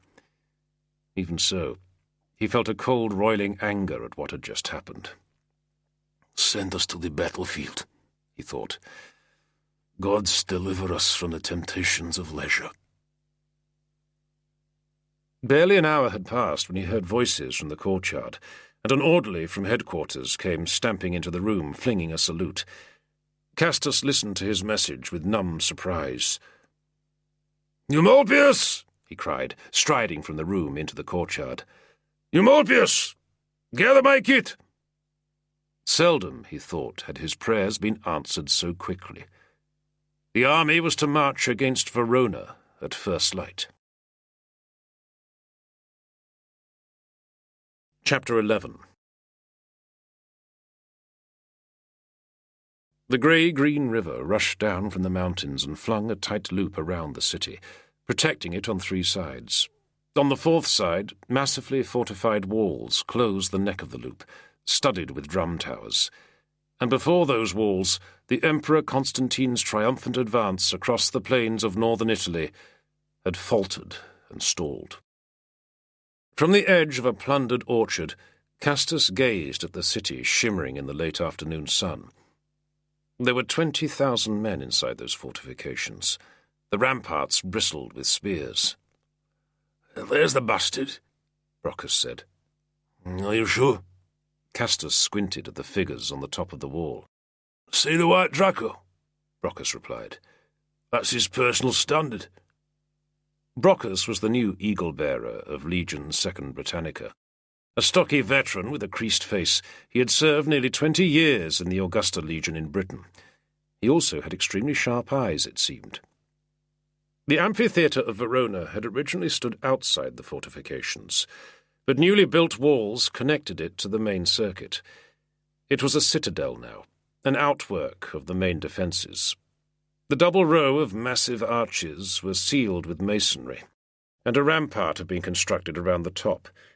It was from that rampart, Castus now saw, that the enemy commander stood to survey the siege works around his city. Decent shot from a ballista could pick him off, Rogatianus said, shading his face with a level palm. Castus had been thinking the very same thing. Pompeianus, the commander of Verona, was Maxentius's praetorian prefect and leading general. Without him, the resistance in the north would surely crumble. Castus knew that Constantine's agents had been in communication with him during their stay at Mediolanum, trying to induce him to change sides. Pompeianus had stuck to his allegiance, a loyal soldier, if nothing else. Castus could respect that, but he still wished the man dead. The march from Mediolanum had taken 6 days, on dead-straight roads across the widest, flattest country Castus had seen since leaving the Danube. Outside Brixia, they had met a force of cavalry, but the enemy horsemen had fled after the first skirmish, and the infantry had just watched and cheered from their battle lines. Pressing on eastwards, they had skirted the southern shore of Lake Benacus, the water stretching away ice-blue to the snow-capped mountains on the horizon.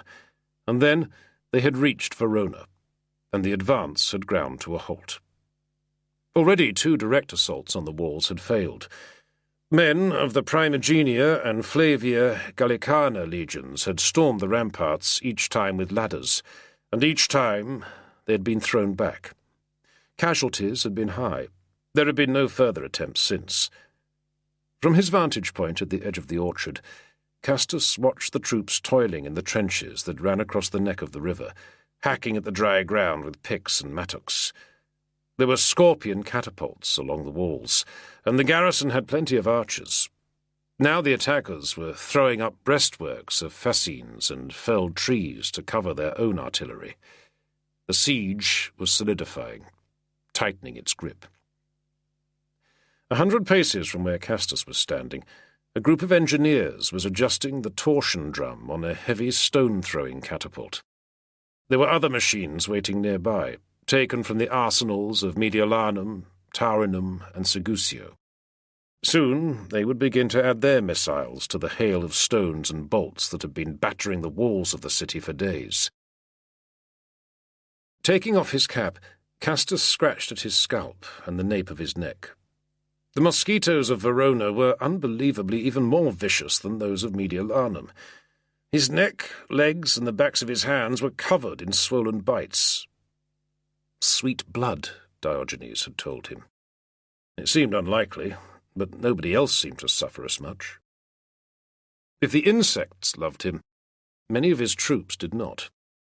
Rumours of his outburst against the 3 condemned men, and the punishments he had given them, had spread through the legion during the march east from Mediolanum. Had he really been so unjust? Castus thought not, but he knew that soldiers had a strange and often baffling code of justice. He had shared it himself before he had been in command. Now his legion was more divided than ever. All the unity and purpose won at Segusio and the battle before Taurinum dissipated. Centurion Attalus openly glowered in his presence, and Mesa seemed to be keeping his distance, wary of how the dice might fall. If only they could break this siege. Castus had wanted battle, movement, momentum, but instead there was only stalemate. With the legions sitting around in siege lines in the growing stink of their own latrine trenches, or forced to labour in the hot sun under the sting of the enemy artillery, dissent bred fast. At least, he thought, the expedition of the night ahead would change that. The river at Verona flowed too deep, the current too strong to be forded, and the only 2 bridges were inside the fortifications. To the north, beyond the loop of rushing water, a low spur of hills rose to a summit directly above the riverbank. Strongly walled, it was a bridgehead for the city, and the road led east from its gates along the far side of the river towards the Maxentian garrisons at Aquileia and Concordia. As long as that road remained open, the city could always be supplied or reinforced, and the besiegers could never hope to blockade the place. The expedition would leave after dark, moving upstream to find a river crossing that was not screened by the enemy cavalry. Then a reverse march along the far bank and over the spur of hills to circle around the bridgehead and descend on the other side of the city, cut the road and complete the blockade. It sounded simple, but Castus knew that it was not. Still, he had argued hard for his own legion to be included in the expeditionary force. Anything to get them moving and work some shape back into them. His arguments for once had paid off. "Let's go," he told Rogatianus and the eagle-bearer, and they turned and made their way back through the ripped stumps of the orchard to the Legion encampment, where the men were cleaning and checking their armour and kit, their shields and mail shirts laid out across the parched grass like an armourer's fair. All of them would need to rest as much as they could before the sun went down. The night was humid, still warm with the day's heat, but the waters of the river were cold and bracing. By the time the men of the Legion clambered down the slope of the bank and began fording the torrent, the auxiliar and cavalry vanguard had already established a guarded perimeter on the far side, and rigged ropes across the water to guide the troops in the darkness. Leading his horse, probing ahead of him with a spear, Castus waded out into the river. The current tugged at his legs, then pushed at his thighs, and after a few paces he was waist-deep and shivering with the water surging around him. The riverbed was gravel and loose stones, and with every plunging step forward he felt his boots slip and skid. A few men had already fallen. One, from another unit, had been swept away downstream. Nothing could be done for him now. The crossing was supposed to be silent, but the noise of 5,000 splashing, tramping men would carry for a mile down the valley. If the enemy had scouts in the area, they would soon be alerted. Up the far bank, sliding in the rutted, greasy mud, Castus hauled himself onto dry ground again. His breeches were soaked and his boots slopping, but there was no time to dry out. Pulling himself up into the saddle, he sat and watched the last of his men crossing behind him. There was no moon, and in the blackness all he could see were toiling shapes in the water. With the last men of the column across, they formed up on the road that followed the far bank. Shuffling and muttering, they hefted their wet kit as the centurions hissed and prodded them into line. They knew they were in enemy territory now. Castus waited, patting his horse's neck as he felt the water drain down into his boots. A rider came along the column, making hand signals to the unit commanders, ready to march. No trumpets, no orders called. The column just gave a lurch and spilled into motion, the troops shunting forward until the ranks opened out and they fell into the familiar marching step. 12 miles back down the river bank and across the spur above the bridgehead. They would have to cover that distance and take up their positions on the road before first light. If the men were tired, they did not show it. Every man carried 15 days' hard rations in his shoulder bag, full armour and equipment, shields, spears, and javelins. Their waterlogged boots crunched the gravel road, and their soaked clothing squelched and dripped as they marched. But there was a sense of discipline and purpose in them now. Castus could see that, even in the darkness. Night marches were always difficult, especially with no moon to show the path ahead. Individual units could become separated or lose the route. Gaps could open in the column or close suddenly and create confusion. Riding beside his marching men, Castus felt a strong sense of unreality, as if he had slipped into a dream. He dismounted, hoping that having his feet on the ground would keep him focused. Instead, as he led his horse, he found himself thinking about Sabina. Would she be in Mediolanum now? Was the other man, Lepidus, there too? Castus wondered if his wife had brought their son with her. There was little hope of seeing either of them for months now, but the possibility was tantalizing even so. With a jolt, he became aware that the column ahead of him had halted. They were surely approaching the last bend that would take them within sight of the city. A shout went up from somewhere along the road, then a cry, and a horseback messenger rode past at the gallop. "Cavalry!"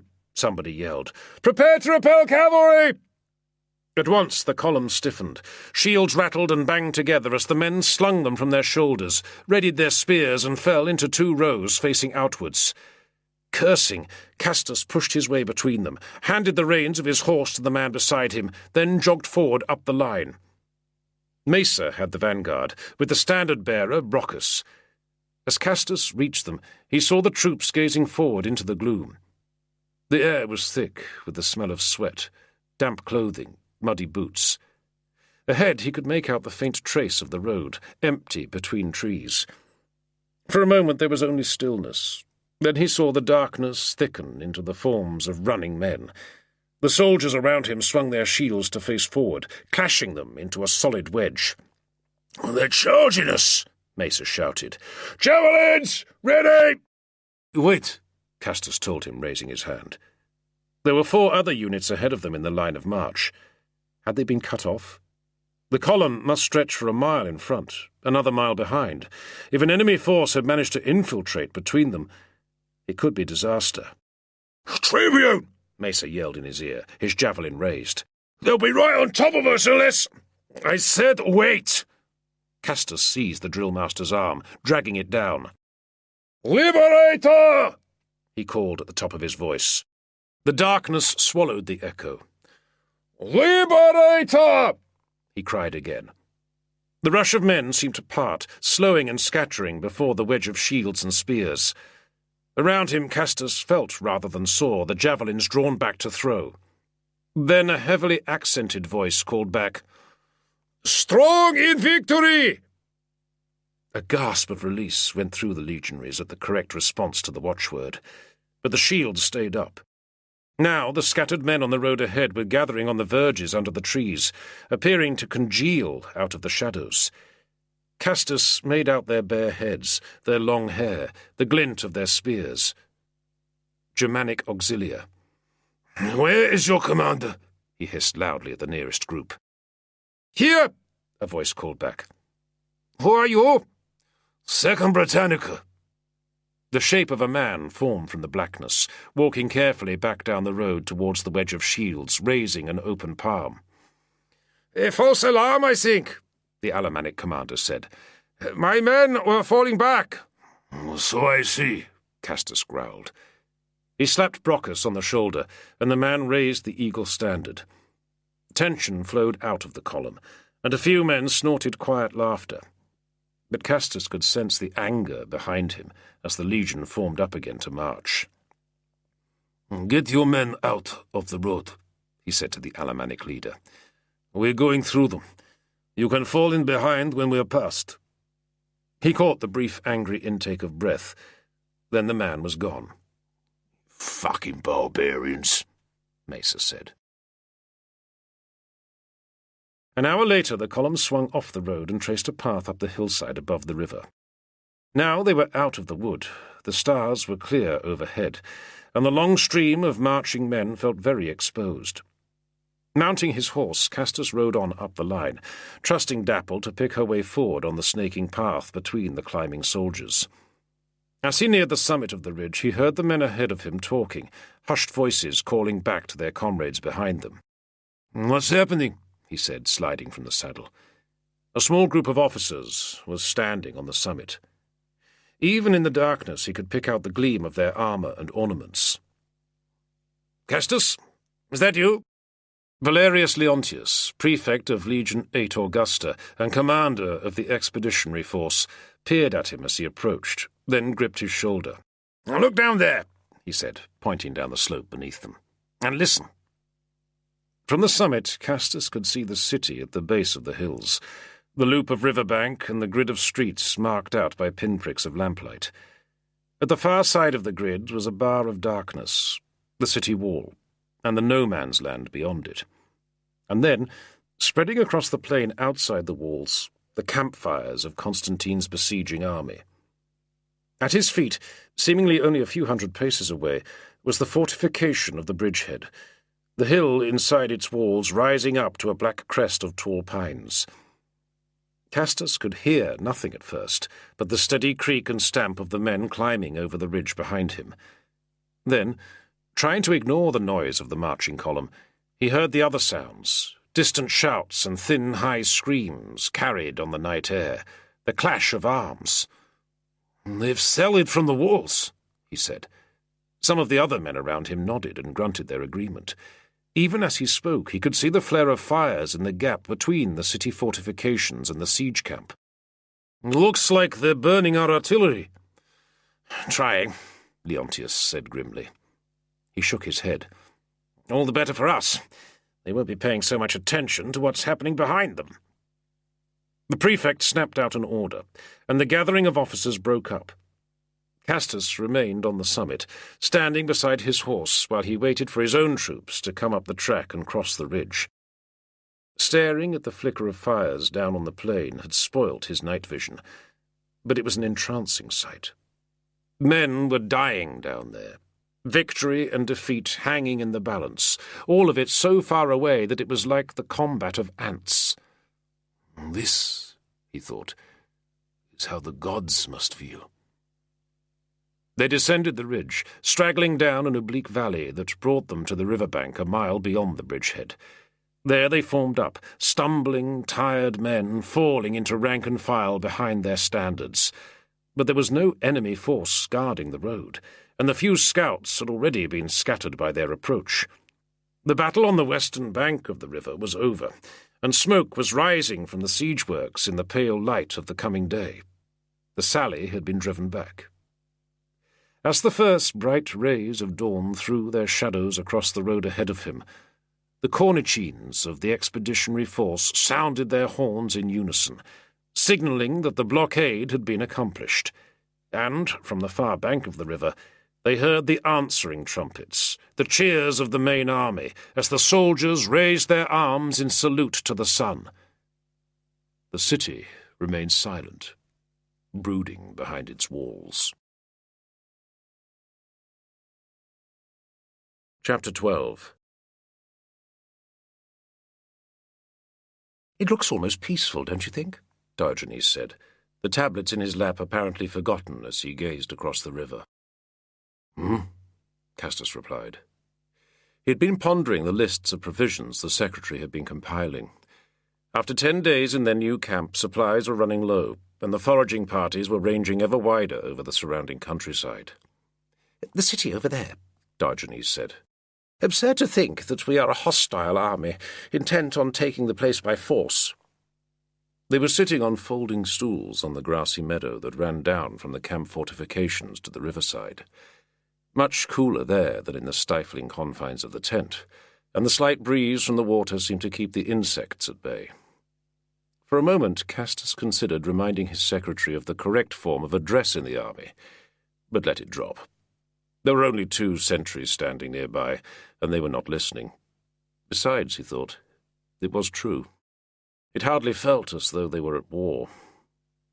He would not have had it that way himself. When he looked to his right, along the curve of the riverbank, he could see the walls of the bridgehead. Just above them, inside the perimeter, rose the arcaded facade of the city theatre, the ranks of seats dug into the hillside facing the water. It looked as if the defending troops were using it as an arms depot now. One swift strike, Castus thought, and they could capture the bridgehead, storm across the bridges and take the city from the rear. It could be done. With a few thousand more men, it could be done with ease. He had suggested it to Prefect Leontius, with as much respect and deference as he could manage. Leontius had been firm. They would sit tight, maintain the blockade, wait for the city's surrender. Castus stood up, idly smacking his fist into his palm.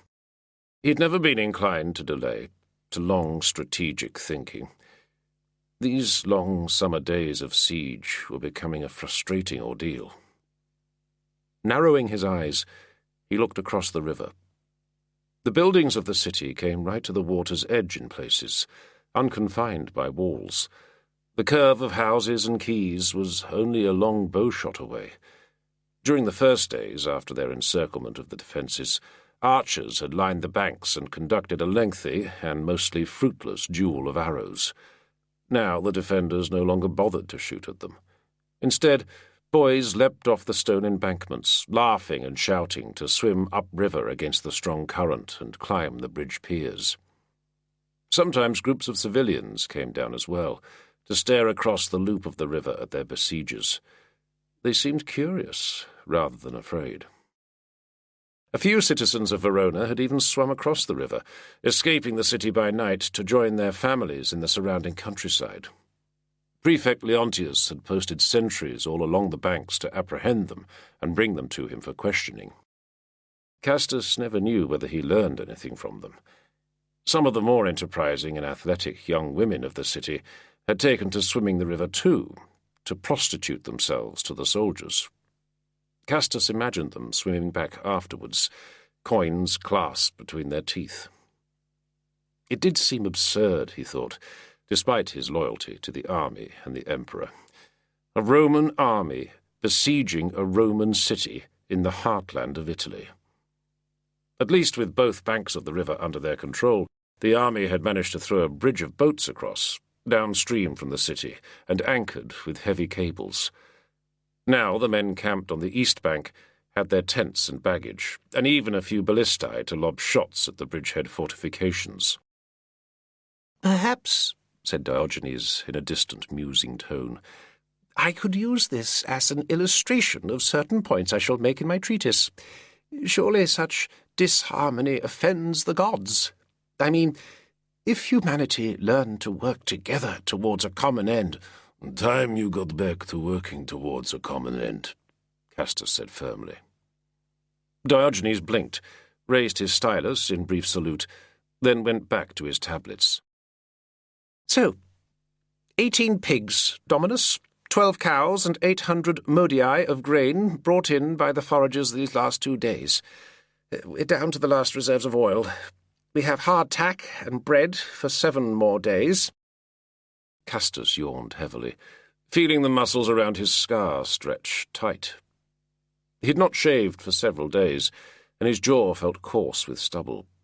He had hoped that a beard might hide his scar, but the hair did not grow around the torn flesh. He knew it was vanity, a strange and unfamiliar urge. Once again he thought of Sabina, of his son. Both of them surely now living in the house in Mediolanum. Several times he had caught himself thinking about a life beyond the army, a domestic life, as a husband and a father. He could see his son grow, raise him properly, as he had never been raised himself. His rank as a former tribune and protector would guarantee a secure upbringing for the boy at least. But no, he thought. It was a fantasy. His wife consorted with another man, and his future held nothing but confrontation. A familiar anger massed at the back of his head, a black, frustrated rage that had no outlet, no ease. Movement to his right caught his eye, and Castus turned to see 3 men passing through the camp gates. All 3 wore dirt-spattered tunics, and each carried a yoke across his shoulders, a brimming pail of ordure slung on both ends. The leader, Trocundus, noticed Castus watching him and pulled himself up straight, sneering. The other 2, disgraced legionaries, could not meet his eye, but Castus felt their hostility. He forced himself to continue watching them, tracking them as they passed along the camp perimeter and down towards the riverbank below the city, until they vanished into the distant haze. The road east from the bridgehead ran along a low causeway, lined on either side with tall cypresses, not yet cut down for firewood or construction material. 4 centuries of Castus's legion were stationed there on night watch, guarding the approaches to the city across the plain from the direction of Aquileia and Concordia. Castus made sure to inspect the troops at regular intervals. There was a screen of cavalry scouts further to the east, and in the warmth of the night it was too easy for the men to grow careless. Several times he had caught sentries half asleep at their positions. "Where's your centurion?" he asked one group of men as they clambered hastily to their feet. They glanced around, peering along the darkened road and between the trees. Attalus' sentry, Castus remembered. He had seen nothing of Attalus for days. "Well, he was here a moment ago, Tribune," one of the soldiers said. Castus grunted and moved on, glancing back to check the men were still on their feet, looking attentive. Across the road he doubled back through the avenue of cypresses. A fire smoked in the darkness, and he saw the shapes of men gathered around it, their voices low and carrying in the heavy night air. Not for the first time, Castus wondered whether the men talked about him around their fires and in their tents. It would not be unusual if they did, and for a moment he considered creeping closer, trying to catch what this group was saying. He thought better of it. It was not his business what the soldiers thought or believed. His only concern was keeping up a proper watch on the road. Somewhere out to the east there were strong enemy garrisons, but there had been no sign or word of an advance, no attempt to relieve the besieged city. Moving away from the road and the glow of the fires, Castus pushed his way through the dry scrub below the causeway and stared eastwards into the night. The plains stretched away, empty under the crescent moon. No movement on the flat horizon, only the black pillars of cypresses and the low mounds of wooded copses growing around isolated farms to break the horizontals of dark land and black sky. Nevertheless, as he stared, he felt a tight sensation at the nape of his neck, the familiar intuition of danger. He glanced around. Nothing. A pair of crickets, away in the bushes to his right, was rasping loudly, and the air was thick and still. There was a pressure in his bladder, and he took a few more steps to a thicket of bushes, unlaced his breeches and pissed into the shadows. He grinned to himself. Perhaps that was all that was causing his unease. But then, as he tied his breeches again and straightened his tunic, his senses flared. A shout of warning came from the darkness away to his left, and he turned. A shape leapt from the bushes, swinging a blow, and Castus threw his head forward and felt the rush of air over his back. Crouched low, he spun on his heel, his hand already at the grip of his sword. There were 3 of them, no, 4, closing fast around him. Brambles caught at his feet and he stumbled, just in time to evade the second swinging blow. They had clubs, he realized, or axe handles. Confusion still gripped him. He was acting on instinct alone, ripping his sword free of its scabbard and whirling the blade at the second attacker. A clumsy strike, but it was enough to send the man dancing back to trip and sprawl in the bushes. Castus grabbed a breath, the stunned numbness in his head fading, cold clarity rushing in. He was surrounded and outnumbered. The 4th man was hanging back, and the fallen one had not yet scrambled to his feet. Yelling, Castus wheeled his blade, the honed steel whining through the air. His attackers were dressed in short army capes, their faces covered by scarves. Keep moving, keep clear of them. He was circling sideways, sword drawn back to stab at the next man who got within his reach. But the ground was treacherous underfoot, tangled scrub and tree roots, and in the darkness he was aware only of the cloaked shapes pressing forward at him again. He saw the cold glint of a javelin head, the shaft drawn back to throw. He stabbed, the point of his blade catching in the woolen folds of a cloak and ripping free. Then he felt the ground snatch at his feet again, and he tripped and fell to one knee. The note of a horn cut through the heavy air, high and brassy, then another, cracked and discordant. The alarm signal. Castus heard one of the attackers gasp something to the others. I know that voice. The 4th man had already gone, melting back into the darkened scrub. Now the other 3 were backing away, throwing down their clubs and turning to run. Castus was back on his feet, and he charged them, slashing wildly. One of the cloaks ripped free, and he saw the back of a dun-coloured tunic as the man fled. Again the horn sounded. Castus stumbled towards it, then saw another figure in the bushes ahead of him, the man who had shouted a warning. "Who's there?" he shouted, the scar in his jaw rippling with pain. "Tribune!" The figure advancing towards him had his hands up. "Valerius Felix, Tribune. I saw people moving down here." "Gods!" Castus dropped forward, bracing himself on his knees. Tremors were running through his body, fast and hard from his gut. For a moment he felt sick. Then he straightened up, sucking in air. But now he could hear men shouting on the road, the clatter of shields and weapons. From somewhere through the trees came the noise of horses riding fast. "Back! Quick!" he said. He held his sword high as he began to run, keeping the blade clear of the bushes. 10 staggering strides and he was free of the scrub and pounding up the slope of the causeway with Felix close behind him. On the dark road between the trees, they met a confusion of panicking men. "Form up!" Castus shouted. "Centurions, form your men!" Where was Attalus? He should have been in command here. And then Castus realized. The fourth man. A horseman appeared out of the trees to the left, blasting through the soldiers on the road like a black wind. Now there were more of them coming, a torrent of them bearing down on the disarrayed infantry, the hooves of their horses suddenly very loud on the gravel. "Hornblower!" Castus shouted. "Sound prepared to repel cavalry!" The man was standing right next to him, and blew a deafening brass yell into Castus's right ear. Already the riders were almost upon them, scale-armoured men with horsehair plumes mounted on powerful horses charging out of the night.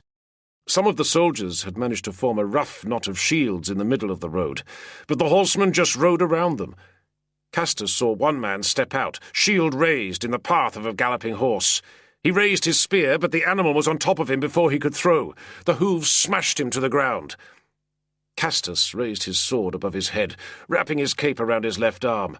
Hot breath behind him, the batter of hooves, and then Felix threw his arms around his chest and dragged him off his feet. Castus fell hard, trapping the smaller man beneath him, and the cavalry horse stepped over them both and cantered on down the road. As he raised his head, Castus saw the whipping tail of a white Draco, the horseman that rode behind it glancing back at him for a moment. Then the torrent of horsemen was gone, leaving a rack of dying men in their wake. "Explain to me," Leontius said, pacing ferociously. "What in the name of Hades happened last night?" The prefect's whole body appeared to be glowing with rage, his flushed face making his eyes seem unnaturally blue. Not just rage, Castus knew. The man was scared. "I've already had a message from across the river," the prefect said, flinging out a hand towards the wall of the tent. "The Augustus is very disappointed in us, shall we say. Extremely disappointed. He threw a cup of wine at Evander, and Evander threw a cup of wine at me, in a manner of speaking. And now I'm throwing a cup of wine at you, Tribune. And what are you going to do?" "Nothing, Dominus," Castus said. He was standing stiffly on the matting floor of the commander's tent. Bright sunlight from outside, the sound of voices, even birdsong, and in here, the unravelling of a disaster. "Nothing?" "No, Dominus. The responsibility lies entirely with me. I failed to attend sufficiently to the readiness of my men. They share no blame in this." "So, you're entirely responsible," Leontius said slowly with sober gravity, "for the escape of the supreme commander of the enemy forces in Italy, for letting Pompeianus break out of the city, no doubt to ride east and join his reserves at Concordia. You were supposed to be guarding the road." "Against advances from the east, Dominus," Castus said, fighting to keep the anger from his voice. "We were attacked from behind, by surprise." "Yes? Well?" Leontius said, frowning until his eyebrows almost covered the blue glare of his eyes. "That was an error of our scouts. Who would have guessed that Pompeianus would leave from the far side of the bridgehead and follow exactly the same path we'd used to outflank him? Even so, this looks bad, brother." It was much worse than the prefect knew, of course. Castus had mentioned nothing about being attacked by his own men moments before the enemy had ridden through their lines. Nothing about one of his own centurions apparently supporting the attack. The same centurion that was supposed to be in charge of the PKs on the road. No, he would be passing no more blame on down the ladder. Attalus he would deal with in his own time, if, that was, he had any time left. "They say there are 40,000 men camped at Concordia," Leontius said, rubbing his face and then fretting at his fingernails with his teeth. So it seemed his nocturnal swimmers had told him something after all, Castus guessed. "Apparently the tyrant's ordered that Verona must not be allowed to fall. He plans to trap us against the walls of the city, no doubt. So we can expect Pompeianus back here soon, leading a relief army. The gods only know what we're going to do then." Leaving the tent, Castus drank in the clean, fresh air and the morning sunlight. He had not slept all night, and fatigue was dulling the violent whirl of his mind. He scrubbed at the grizzled thicket of his beard. He needed to shave and find a bath. He wanted to lie down for a very long time in a cool, shaded room. As he walked back towards the Legion lines, Mesa fell into step beside him. Castus was startled. He was so weary he had not noticed the drill master's approach. "What's the damage?" he said before the other man had spoken. "Only 5 dead," Mesa said through thin lips. "Another 11 wounded, but not badly. We didn't pay much in blood. Our reputation took a beating, Tribune. The other legions are already calling us craven. There've been fights." "I don't doubt that," Castus said. He would have thought the same himself. "There's been another fatality since," Mesa said, dropping his voice to a strained, stiff whisper. "Scutio, one of your rapists, found in the river at sunup with his wrists slashed to the bone." Castus remembered the name. Scutio was the man he had struck back at Mediolanum. That left 2 of them, and Attalus. "He killed himself. They tried to make it look that way. Didn't do a good job of it. You could tell from the direction of the cuts. I'd guess he had a loose mouth." Castus inhaled sharply through his teeth. He stopped walking, and Mesa paused beside him. "You know about what happened then?" Mesa nodded, the leather patch he wore over his injured eye twitching as he frowned. "If you want to do something about Attalus," he said, "I'll support you. They may have had a grievance, but what they did went way over the line." "Over the line," Castus said, biting down hard on each word. He drew himself up, closing on the drill master until only a handspan separated them. "You consider that trying to murder an officer in the dark by creeping up behind him while he's having a piss is over the line? Which line are you talking about? Were you surprised they ate you? You took away everything they had, everything they gained since they joined the legions. You took their honor. I'm sure they were thinking of their honor when they raped that woman in Mediolanum. We all have to face the consequences of our actions, Drill Master." For a moment Mesa held his gaze, the anger rising in his face. Then he breathed in, tightened his lips and glanced away. "Listen to me," Castus growled. "Nobody says anything more about what happened last night. You hear the slightest word about it from anybody and you shut him up quick. I've just eaten shit in that tent back there to try and save the Legion's name. Now you're going to help me pull the men together. That rider we let through last night's coming back here with an army behind him. We've got a tough fight ahead of us." The drill master nodded again, his expression unflinching. "And another thing," Castus added as he turned to go. "From now on, you back me in everything I do or say. Everything. You're not neutral anymore. Understood?" Mesa's single eye blinked once. "Understood," he said. Chapter 13. Across the open plain stretched the far-flung battle line. Taking 2 steps forward from his position in the front rank, Castus could see the cavalry moving out on the left wing, towards the edge of the high ground, almost a mile away. He looked to his right and saw another mile of troops, a wall of shields and proud standards vanishing into the distant haze. An impressive sight. But when he glanced to his rear, back through the sun-shot ranks of his own legionaries, he saw only open space. The second line had already been redeployed to widen the flanks. Now the whole army was arrayed in a single, shallow formation. There were no reserves, no support. Castus thought of the membrane of skin over a healing scar. If the line ruptured at any point, the whole army would be torn in half. Behind the troops, the sun was already low, shadowing the ground in front of them. The sky to the east was still filled with light, a perfect blue fading to green near the horizon, and the horizon was filled with the enemy. "Like a sea of gold," said Brocchus, the standard-bearer, standing at Castus's shoulder. The vast array opposite them was lit by the evening sun. The helmets and mail of the enemy soldiers burned in the hot shimmer of light. Their shields were bands of glowing colour, and their spear tips were a forest of dancing flames. The dust stirred up by their movements hung in a low golden penumbra above their lines, and the distant cries of their officers echoed across the darkening plain. "Why don't they move?" somebody said. "Why don't they attack now?" "They're waiting till the sun's gone down," Castus said calmly. "They don't want to advance with it in their eyes." "So they want to fight this battle in the dark, eh?"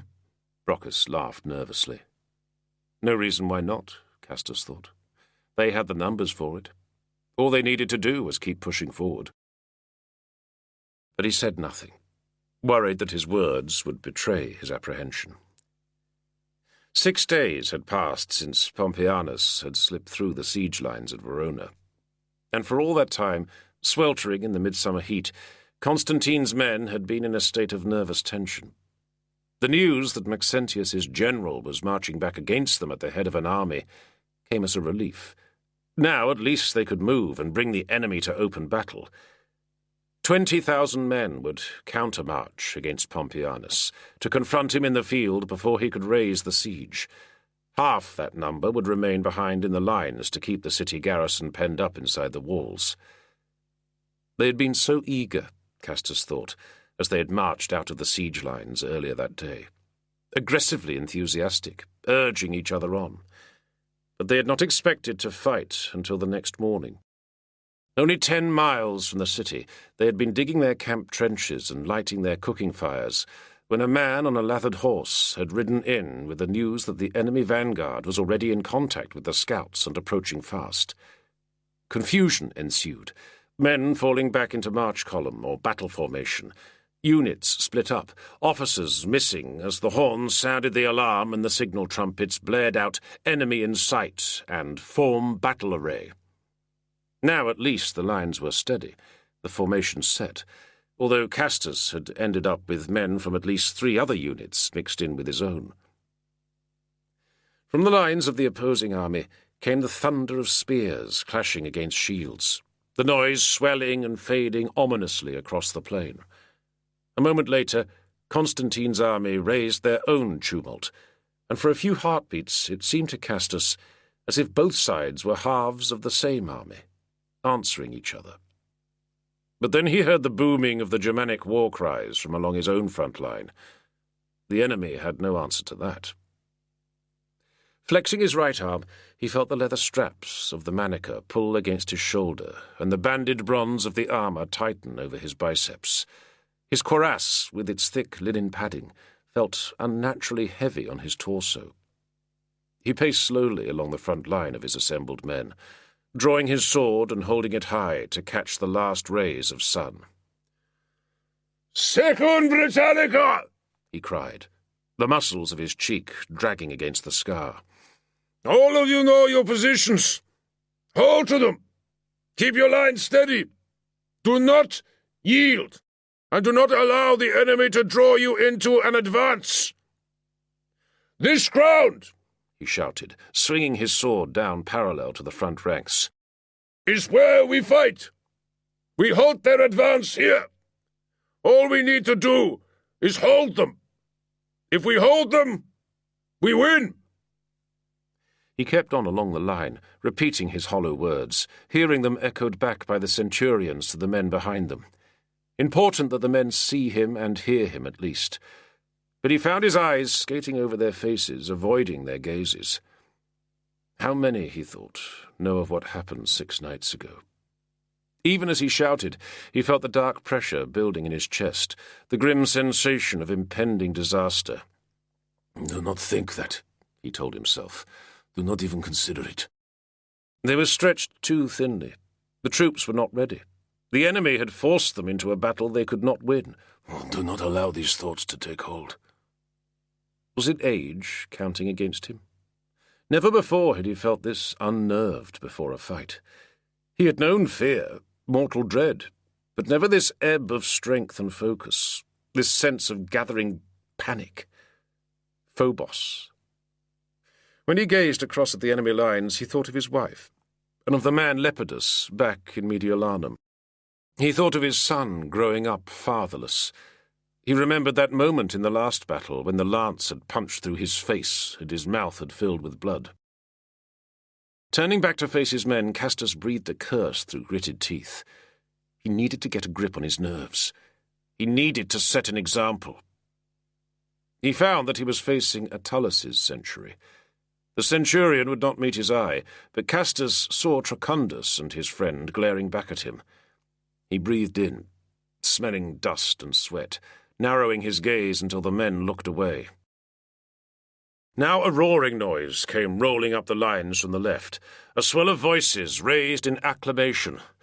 "Thank the gods," Castus thought, as he saw the imperial party cantering along the lines, the emperor mounted on the champing grey, with his purple cloak billowing and the last fire of sunset glowing all around him.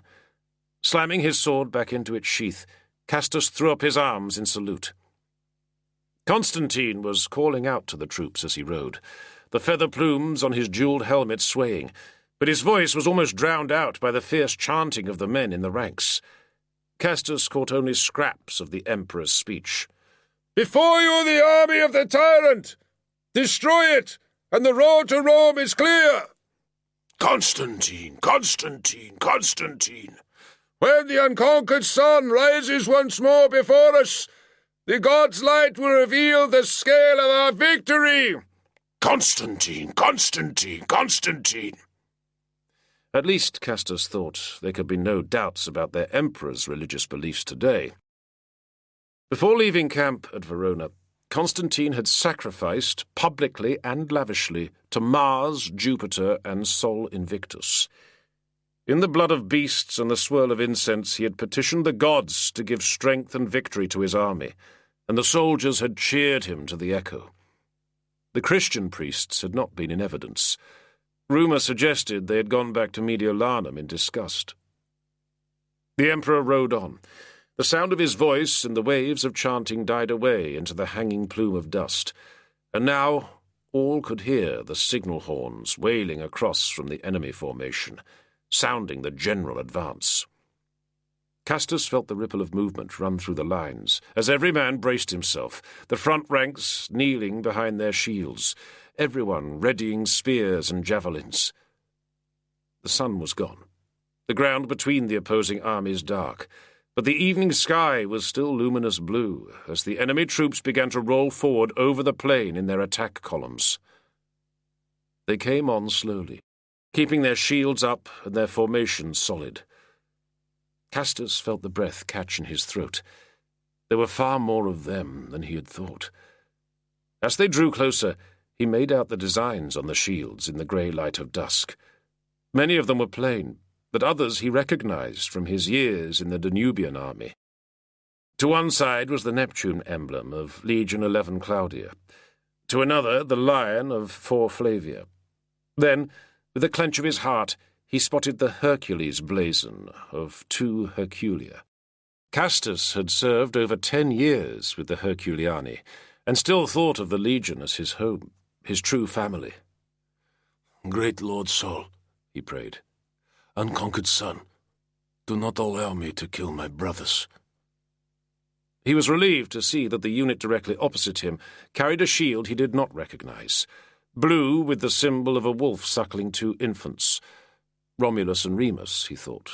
No doubt it was one of the newly raised legions from Rome, but there could still be many veterans in their ranks. Steadily, the distance between the armies narrowed, the Maxentians closing in with a regular step, formidably disciplined. At 30 paces the enemy columns came to a halt, dust billowing up between them. All along the Constantinian line, men were hurling darts and javelins. A moment later, the barrage of missiles was returned from the enemy lines. Castus kept his head down, watching from behind the rim of his shield. A javelin arced down to his left, and he heard a cry of pain. From the corner of his eye he saw the stricken man fall, the others surrounding him, carrying him back through the ranks, and another soldier taking his place at once. Castus could see that the legion was taking casualties all along the line, but the enemy was suffering too. Now the men in the rear ranks were passing fresh missiles forward. The air was filled with hissing steel. With a bellowing shout, the enemy column to the left surged forward, shields up in a wedge formation. They closed the distance to the Constantinian line with frightening speed. Castus could not see whether it was his own men or the Divitenses to their left who took the brunt of the assault, but he heard the noise, like a storm wave breaking against a cliff. The ripple of concussion passed along the line, men bunching into the shelter of their neighbour's shield, turning to stare at the clash to their left. "Eyes front!" Castus yelled. "Watch the men ahead of you!" He could hear the centurions repeating his words all down the line, wielding their sticks to straighten the files. But already the formation opposite was lurching into motion, another massive assault wedge bearing down on Castus and his men. "Steady!" Castus heard himself shouting. "Keep formation!" His words echoed back at him from the hollow of his shield, and a heartbeat later the ground in front of him was swallowed up by the rushing wall of armoured bodies. Castus threw his shoulder behind his shield, and the next instant felt the shock of impact. All around him men staggered back, and the noise of the collision was like a single vast crash. Distance was gone, light was gone. Castus felt spears passing over his head. His shield rim took a blow, then another, and a blade skated down the armour of his right arm.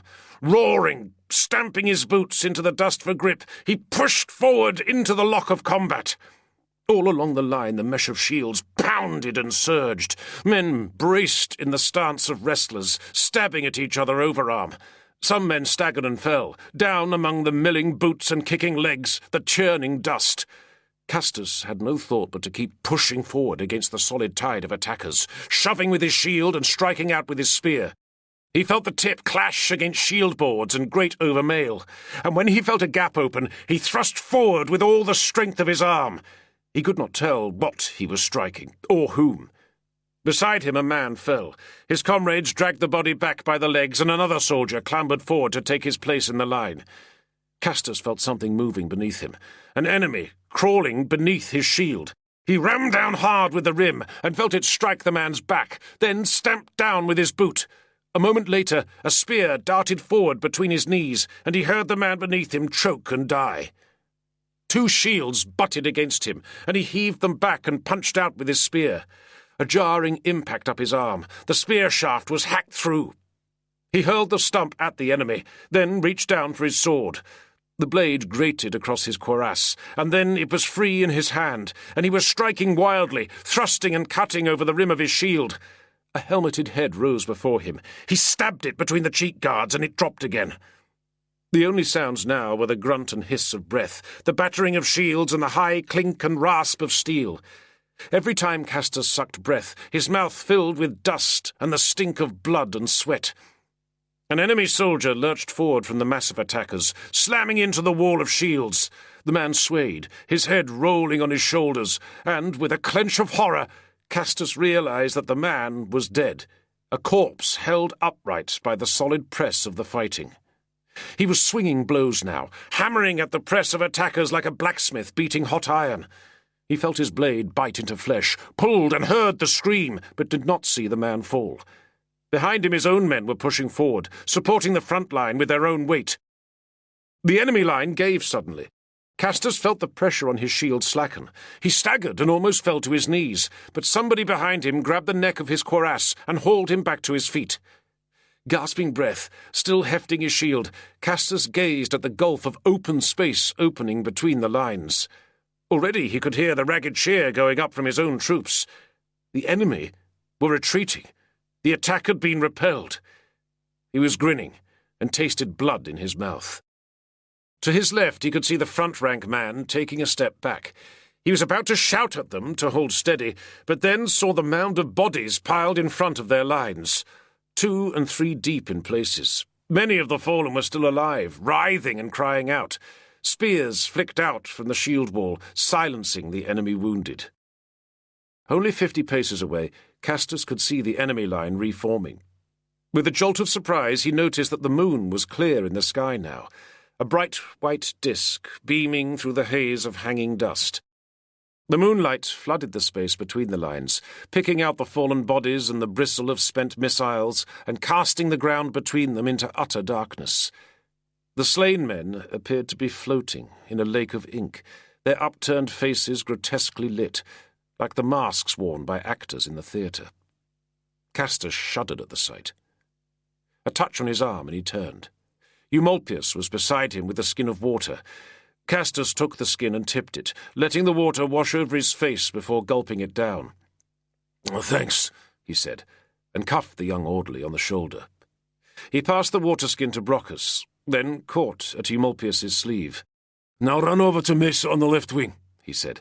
"Find out how he's doing and report back to me. Go!" Eumolpius vanished into the press of men behind him. Glancing around, Castus saw the glint of teeth in the moonlight. He heard men laughing, joking together at what they had endured.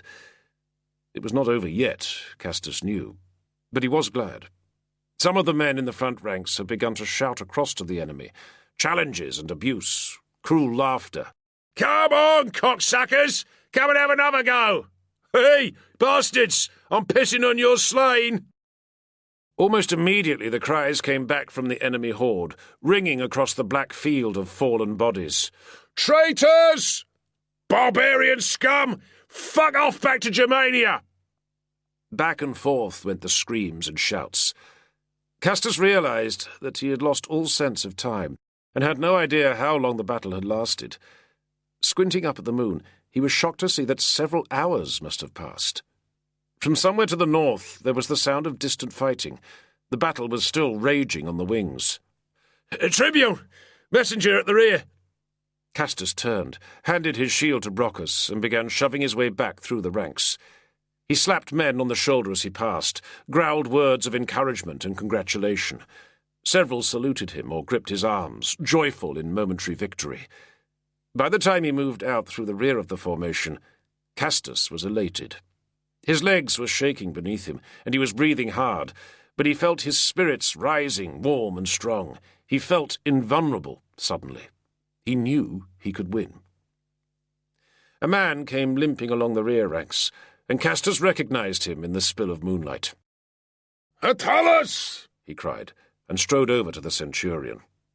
A reckless humour gripped him. "You want to try and kill me now?" He flung out his arms. "Go ahead and try!" Laughing, he watched the centurion shrug and turn away. But then he saw the lines of bodies laid out behind the rear ranks, the wounded and dead of his legion, and the laughter died inside him. Many of the wounded men were writhing and groaning, the surgeons moving between them. "Castus!" Vitalis said, sliding down from the saddle beside him. "What's your situation here?" "We held them," Castus replied. He realized that he was shouting. Both of them were shouting, their voices hoarse. "They're forming up again for another try, though. What's happening on the wings?" "Our cavalry on the left have pushed back the enemy flank," Vitalis said, "but they've been held by their infantry reserves. We're losing ground on the right, though. Can you spare any men to reinforce them down there?" "None," Castus told him. "I need every man I've got here." As he spoke, he was glancing back at the formation. It looked ragged, great gaps driven through the files where men had moved up to replace the fallen in the front ranks. "I need reinforcement myself." Eumolpius came jogging out of the darkness, panting. "Mesa's firm," he gasped, "but he needs more men." "We all need more men," Castus said grimly. He gripped Vitalis by the shoulder. "Can any be spared from the left wing? We need to hold the centre. I reckon they'll throw everything against us next time." Vitalis bared his teeth, staring off up the line. "There are 4 sentries of the 30th pulled back into reserve. I could bring one of them up to reinforce you, maybe." "Do it," Castus said. Vitalis nodded, then swung himself back into the saddle and spurred his horse into a gallop. Dust funneled up behind him, pale grey in the moonlight. Forward again, pushing through the ranks, Castus reached the front line and took his shield from Brocchus, then lifted his head to check the formation of his legion. They resembled a mob now, all order frayed, penned in behind the defensive wall of shields. Already Castus could hear the enemy signals and see the vast, indistinct horde opposite stirring into motion once more. Rhythmic shouts were going up, a chant, but he could not make out the words. Seizing a fallen spear, he clashed it against the rim of his shield. 2 strikes, 4, and then the men around him took up the rhythm. "Britannica!" Castus yelled. "Britannica!" He felt the force of battle flowing through him again, the fighting spirit powering his blood. All along the line, men joined the chant, the clash of spears and roar of voices filling the night. Across the darkened enemy lines, the moon lit a fluttering banner, the white Draco of Pompeianus. Castus fell silent, tightening his jaw. He dropped the spear and drew his sword. Then, a moment later, the enemy let out a single vast cheer and began their charge. They moved from the centre, forming as they ran into a blunt-headed wedge aimed directly for Castus's legion. Castus heard himself shouting, crying out the familiar commands, but everyone around him knew what was happening now. Bodies tensed, feet braced. They counted their heartbeats until the shock of impact. The force drove Castus back, the whole line buckling around him, and then there were spears darting and jabbing around his head. Pushing back upright, he shoved himself forward, feeling dead men beneath his feet. He was clambering over corpses piled knee-high. A shield rim punched against him, ringing off the manica that cased his right arm. Castus flicked his blade out and heard a yelp of pain. The men behind him were pressing at his back, and he was shouting, incoherent as the 2 masses of men ground together. He swung a blow overarm and felt his blade cut into an enemy shield. He tugged, but the sword was stuck fast. Another wrenching tug, then the weapon came free. But when he drew back his arm, Castus saw only a stub of broken metal above the gilded hilt. He dropped it, reaching down into the crush beneath him for another weapon. His hands skated over the backs of fallen men, a bloodied face. Then he was crouching, his shield raised above him as he groped blindly in the darkness. A sharp edge beneath his fingers. He ran his hand along it and felt a hilt, a worn grip. Closing his fist around the sword, Castus surged back to his feet. But he was disorientated now. The crush swirled around him, a wild melee, and for a few moments he could not tell friend from foe. He heard somebody shouting, "Herculia! Herculia!" Then he saw the feathered helmets of his own men and struck out in the other direction. A man came pushing through the ranks beside him. Castus saw only a helmet crested with horsehair, a shouting face. "Form a wedge on me!" the man was yelling. "Form wedge and advance!" Castus gaped at him for a moment. "Who are you?" he screamed. "Get back in line!" But the man was already ploughing his shield into the mass of the enemy. There were more men behind him, shoving their way up through the ranks, but not enough of them, Castus thought. Not enough to make a difference. "Hold your positions!" he bellowed into the clattering din. "Hold steady!" The man with the horsehair plume was still pushing forward, the line stretching in his wake as some of the front-rank men obeyed his command. With a stab of shock, Castus realized that he had recognized the man. The infantryman's helmet had confused him, but suddenly he was certain. "Oh, God's below," he said under his breath. "Brockus!" he cried, glancing around him. There was no sign of the eagle-bearer. "Brockus! Hold the men back! Keep the formation steady!" "Tribune!" A figure staggered up beside him, grasping his arm. Rogatianus's dark face was almost invisible behind the nasal bar of his helmet. "Tribune, was that—" Castus nodded, teeth clenched. He could see the horsehair plume swaying over the enemy ranks, the armoured figure of the Emperor, hacking a path into the heart of the opposing formation.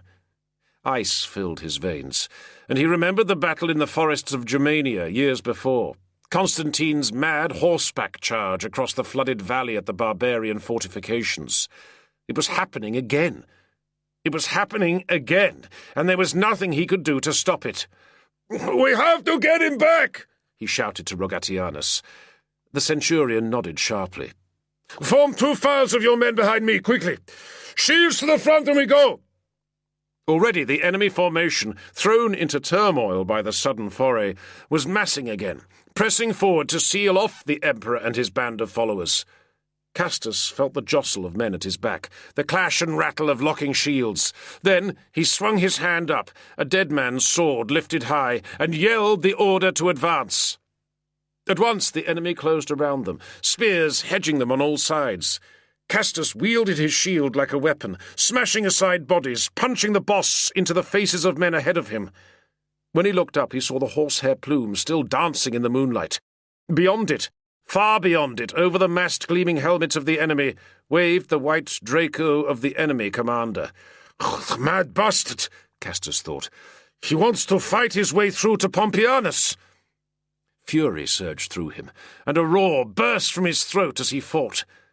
All of this was about Constantine, the Emperor's glory, the Emperor's victory. The men whose corpses Castus stamped underfoot had died for that. The lines of dead and wounded sprawled behind the legion lines had fallen for that. Reeling on his feet, still battling forward, Castus felt a sensation of hatred flooding him. Who was this man, this Emperor, to order such slaughter? For so many years Castus had followed the man, saluted and acclaimed him, bled for him, fought his battles, killed his opponents. He had risked everything, and laid a path for Constantine in the blood of other men. Only now, lost in the frenzied mesh of battle, did his heart recoil from that truth. "Constantine!" he screamed, and he did not know if it was a battle cry or a curse. There was no sign of the horsehair plume now, but when the mass of soldiers ahead of him fell back for a moment, Castus saw the bodies sprawled across a mound of the slain. He yelled again, plunging forward. Rogatianus was right behind him, with a knot of other Britannica men, and the enemy were falling away from them. "Shields around me!" Castus called over his shoulder.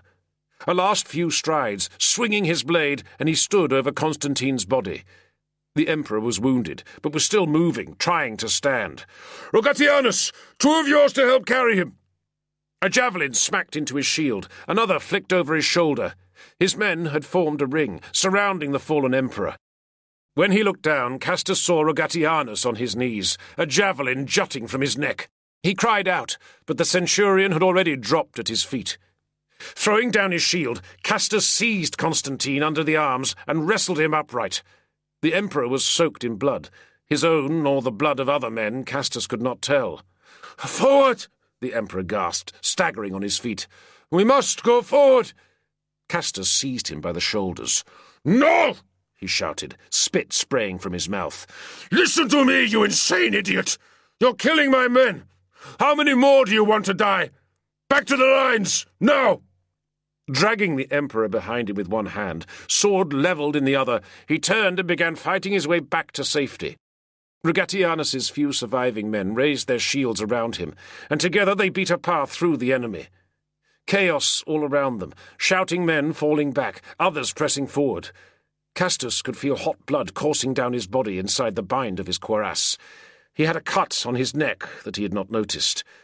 Behind him the Emperor was still staggering, head down. The noise of battle had become a constant rumble and hiss, like the hoarse breathing of a giant. Blades clashed and flickered in the moonlight, but Castus felt numb, heedless of the danger all around him, intent only on forcing himself forward. Then, ahead of him, the enemy ranks opened, and he saw the wall of sun-wheel shields. He was shouting, the words ripping from his throat, men tumbling out of the line to surround him and draw him back between them. Then the shields closed around him, and he was safe in the heart of the battle once more. The field was rutted with the dead. The sun was still below the eastern horizon, but there was light enough in the sky to make out the corpses lying in mounds on the blackened grass. Castus walked slowly, stepping across the bodies, and with every step he felt his boots sink into the blood-soaked ground. He had no idea how long the fighting had lasted, or truly when it had finished. The men in the battle lines had been too exhausted to cheer. They had just sunk to their knees among the bodies of their fallen comrades. Still, the slaughter had continued, even after the messengers had ridden across the field with news of the victory. Hundreds, perhaps thousands more of the Maxentian soldiers had died, either trying to retreat or in desperate refusal to surrender. Pompeianus had been found dead on the field, Castus had heard, surrounded by the men of his bodyguard. He had seen nothing of Constantine after dragging him out of the battle. Far across the field, in the slow leak of daylight, Castus could see other parties moving among the bodies. Some were soldiers, searching for their fallen comrades. Others were civilians who had appeared from the surrounding villages to loot the dead. A patrol of cavalry passed, their horses stepping warily among the corpses. Castus raised his hand in tired salute. It had been the cavalry who had won the fight in the end, breaking the enemy's right wing and rolling up their flank. Exhaling, Castus felt the ache in his body, the slow churn of nausea in his belly. He was still wearing armour, his dented helmet clasped beneath his arm, and a thick pad of bandages tied against his neck. How many men had he lost? He had known many battlefields, but none quite like this. None where most of the fallen were Roman soldiers. "Dominus!" Eumolpius cried from away to his left, raising a fallen shield. Castus made out the sunwheel emblem, distinct in the greyness. "There are more here," the orderly called. "This was our position, I think." Castus nodded, then strode over to join him. He had not been sure where his legion had been placed, but now he saw it plainly. The dead were piled in front like a low, uneven rampart, and spilled away behind. "Stack up some shields here as a marker," Castus said. "Then run back to the lines and fetch the stretcher parties." Already he could see surgeons and army slaves moving around between the bodies, kneeling beside some with bandages and water flasks, shaking their heads over others. Pacing heavily, Castus followed the line that his legion had held. It was getting lighter now, and he could make out the faces. He forced himself to look at them, to remember their names. 50 paces on, and he paused, staring down at the choked knot of bodies sprawled together at his feet. Salvianus, he thought. The young Christian recruit lay on his back, his face blank and oddly peaceful, sightless eyes rolled upwards in death. Beside him, lying against the piled corpses of other men, was Trocundus. Castus could not tell which of the two had fallen first, but their outflung hands were almost touching, as if they had reached out and found some unlikely companionship in death. Castus breathed deeply, feeling the pressure in his chest. He had seen so many dead men, it should hardly matter to him. But when he raised his blood-crusted hand to his face, he felt tears well from his eyes. Tired, he thought. Exhausted. He forced himself to turn away from the bodies and continue along the line. A flash of gold down in the muck of dust and blood. Castus stooped, groaning with the effort, and picked up the hilt of his broken sword. He was surprised nobody else had taken it yet. The gilding alone was worth a good price. He stuck it through his belt, then turned to gaze out over the plain. "Brother!" a voice called weakly. "Brother! You got water?" Castus paced forwards, peering into the gloom. The fallen soldier lay a short distance away, propped on one elbow.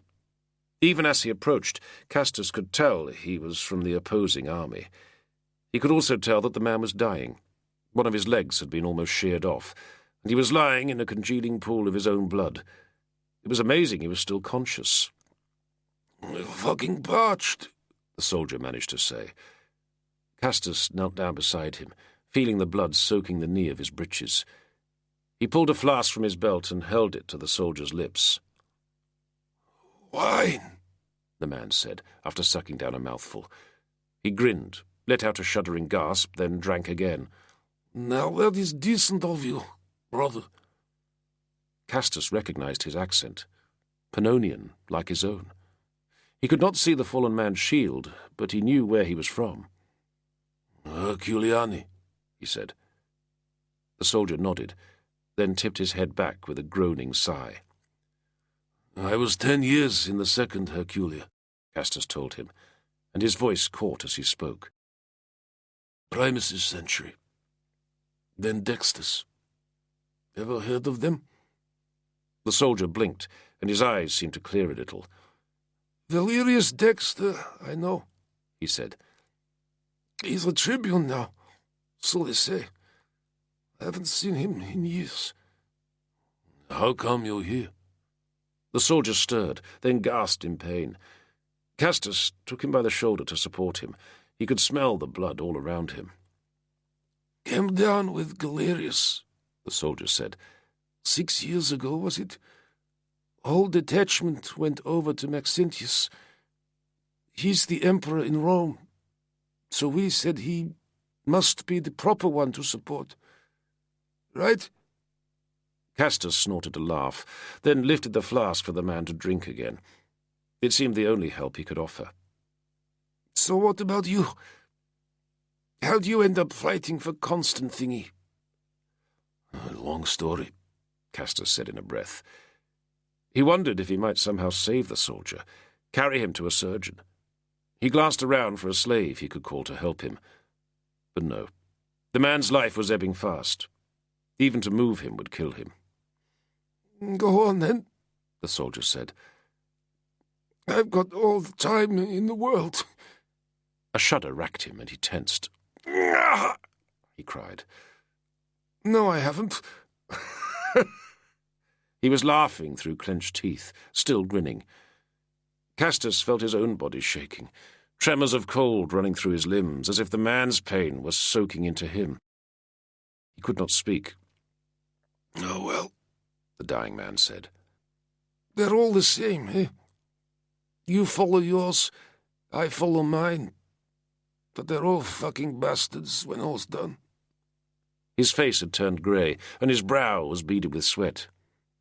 Hey, he said, the words seeming to leak from him.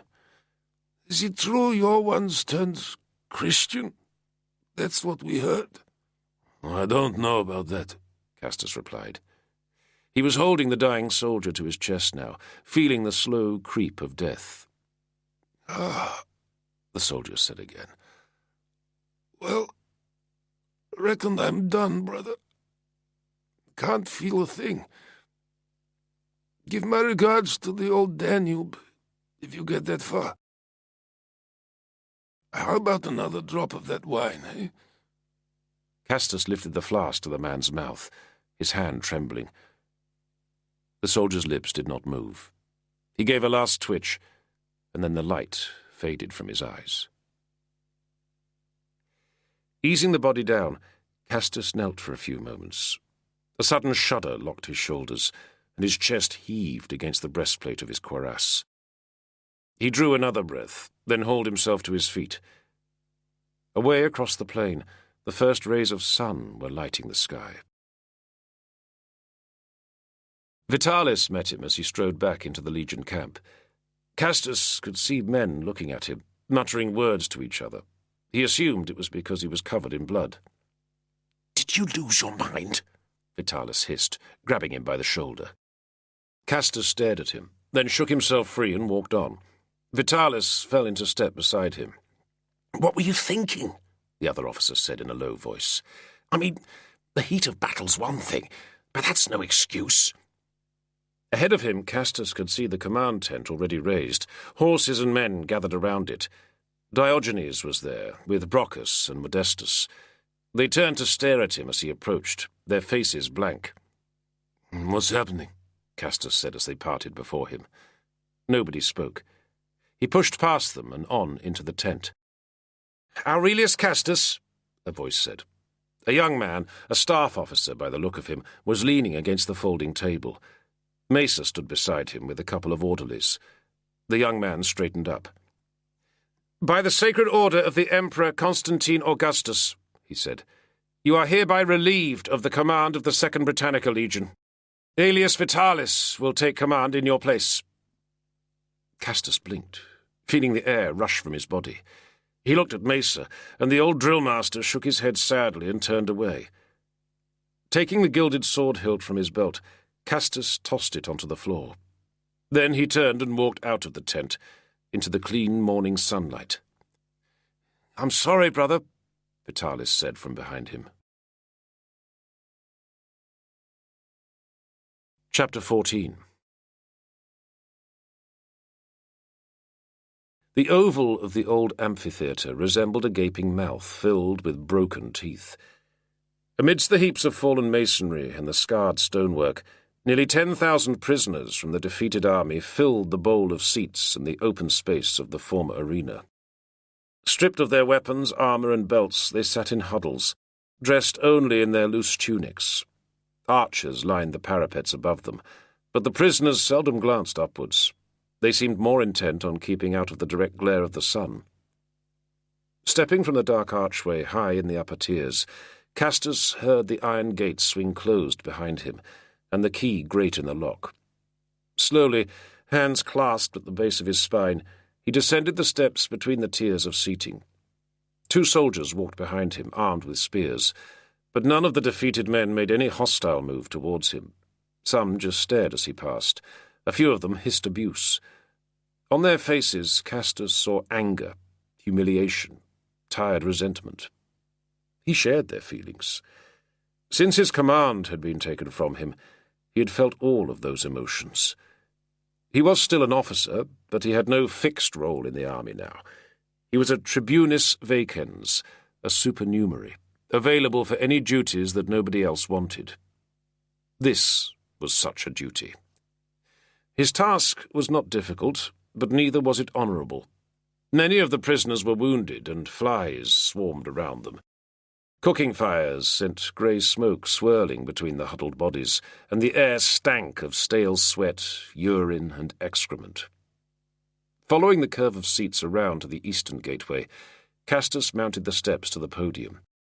He could see the mass of men shifting and stirring, many gathering on the open space below him, others keeping their distance. Most of them were from the garrison of the city, which had surrendered as soon as news had come of the battle, but some had been captured on the field and marched back here under heavy guard. Standing up before them, feet braced, he stuck his thumbs in his belt. "Soldiers!" he called out in his best parade ground voice. He saw with vague pleasure the flinch of pride that ran through them, the instinctive stiffening of posture, the vestiges of military discipline. Castus waited for them to settle, then addressed them. "You are defeated men. You have lost your honor, but you are still Romans, still soldiers." The words felt stiff and awkward in his mouth. Truly he hated this job. The mass of prisoners gazed up at him blankly. "You have the opportunity to redeem yourselves," he went on. "All you have to do is walk through this gate below me." He gestured downwards at the shadowed archway beside the podium, where a strong force of guards waited. "Walk through there and declare your willingness to serve in the army of Constantine Augustus. Your service under the tyrant Maxentius will be forgiven, and you will be able to take up arms once more and stand proudly under the standards of our allegiance." He paused, trying to make himself smile. The scar on his jaw gave him an unfriendly look he knew. "Go to Hades, you lying Peronian fuck!" one of the prisoners called out. "And take your Constantine Augustus with you!" "Give us food!" another shouted, and a chorus of agreement followed. Castus glowered down at them, setting his teeth and drawing up his heavy shoulders. The 2 soldiers behind him edged forward nervously, but Castus knew there was no real threat. The archers all around the parapets already had arrows knocked on their bowstrings. Any prisoners attempting an attack would be shot down at once. "You will get all the provisions you want if you agree to serve," he called out. "Just take the oath of allegiance, and you will be restored to the dignity of soldiers and receive full pay and allowances." Already he could see knots of men sloping forward, many looking ashamed of themselves and vanishing into the archway beneath him. There were scuffles breaking out, some men trying to restrain their comrades from leaving. "Think on it!" Castus cried. "I'll be back here tomorrow to repeat the offer." With a shudder of relief he stepped down from the podium. How much longer, Castus wondered, would the last hard core be kept in this place? Several thousand had already gone over to Constantine's side, but thousands remained. What would be done with them? He had already had more than enough of hectoring them like this. Personally, He would rather die than betray his oath. Encouraging other men to do so sickened him. As he climbed back up towards the barred exit gate on the upper tiers, Castor saw a group of prisoners blocking the steps above him. Hard-looking men, most of them in blood-stained tunics. They stared coldly at him as he approached. "Clear the path!" one of the guards behind him growled, raising the butt of his spear. One of the prisoners stood up, clearly the leader of this little group. He was thin and muscular, with a bald, sunburnt skull and a scrubby, rust-coloured beard. "Name and rank, soldier," Castor said. The red-bearded man stuck out his chest, his hand going to a sword hilt that was not there. "Claudius Sergianus," he said. "Centurion, 9th Praetorian Cohort." Castor sniffed, nodded. "Got something to say to me?" At the periphery of his vision, he could make out the shapes of archers silhouetted on the parapet above him. Sergianus tipped his head back, giving Castus a lean and unblinking stare.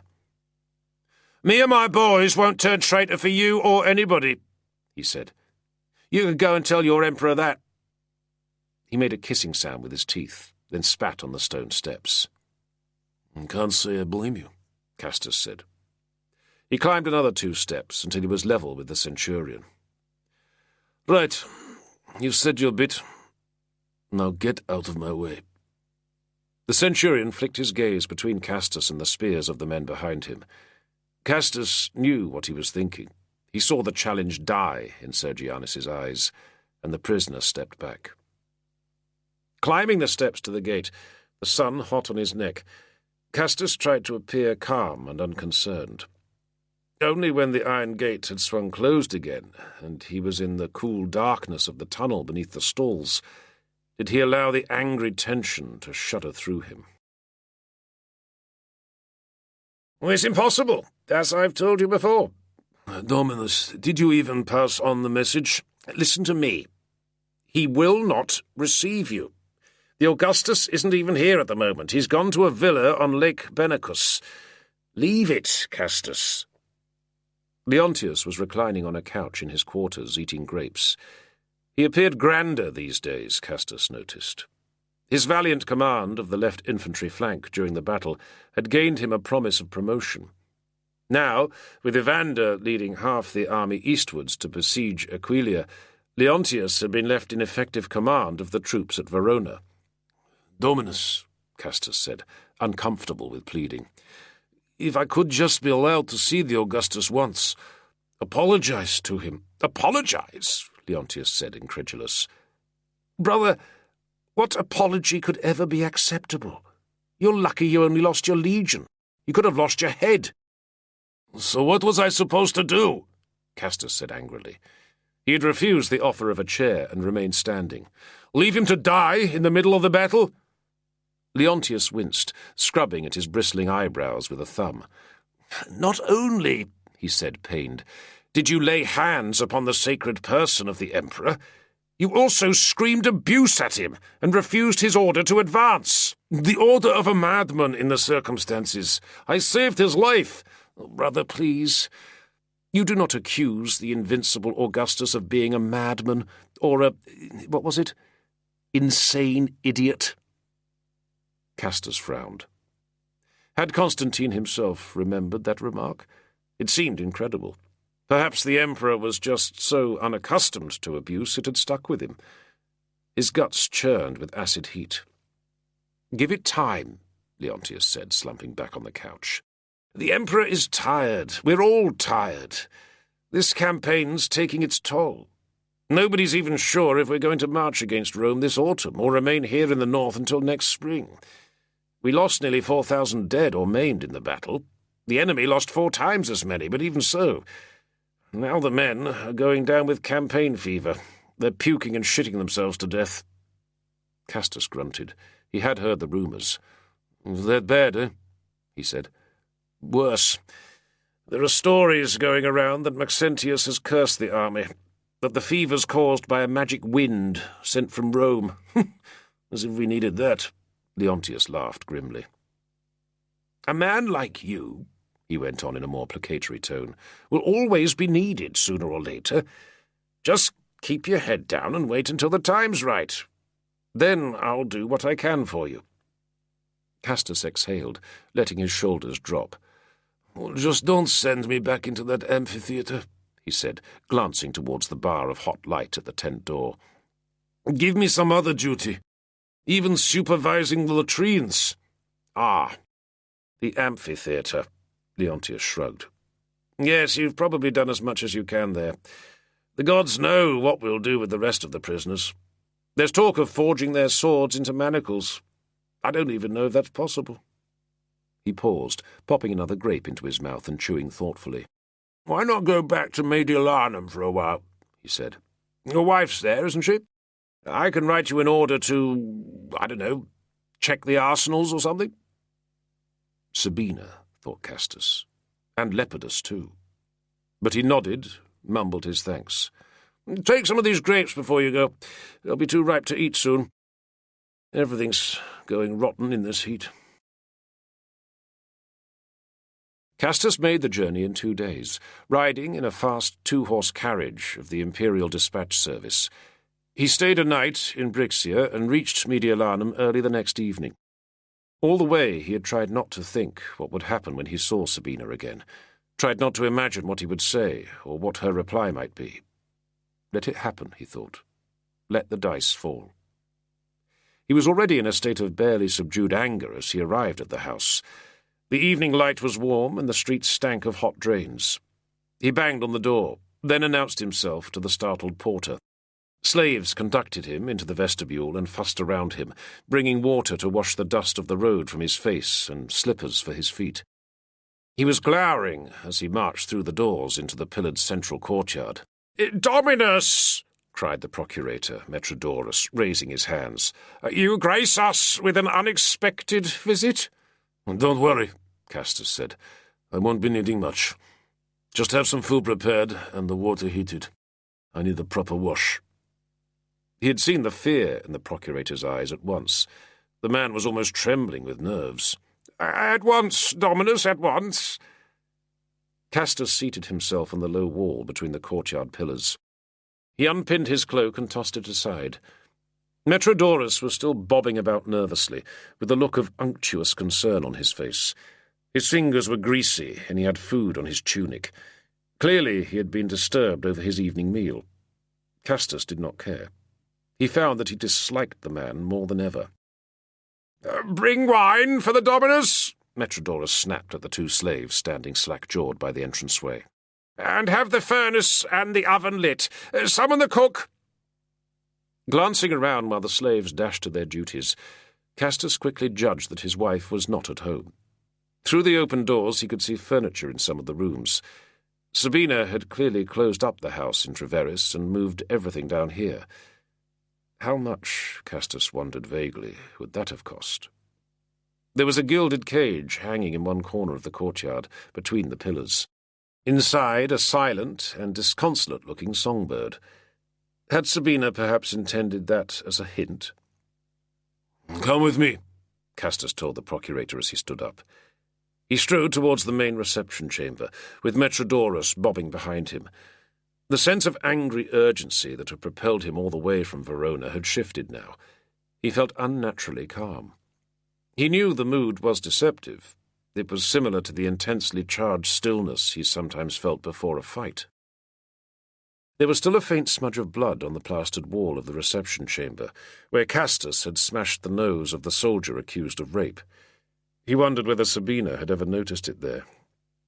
It looked brown now, unidentifiable.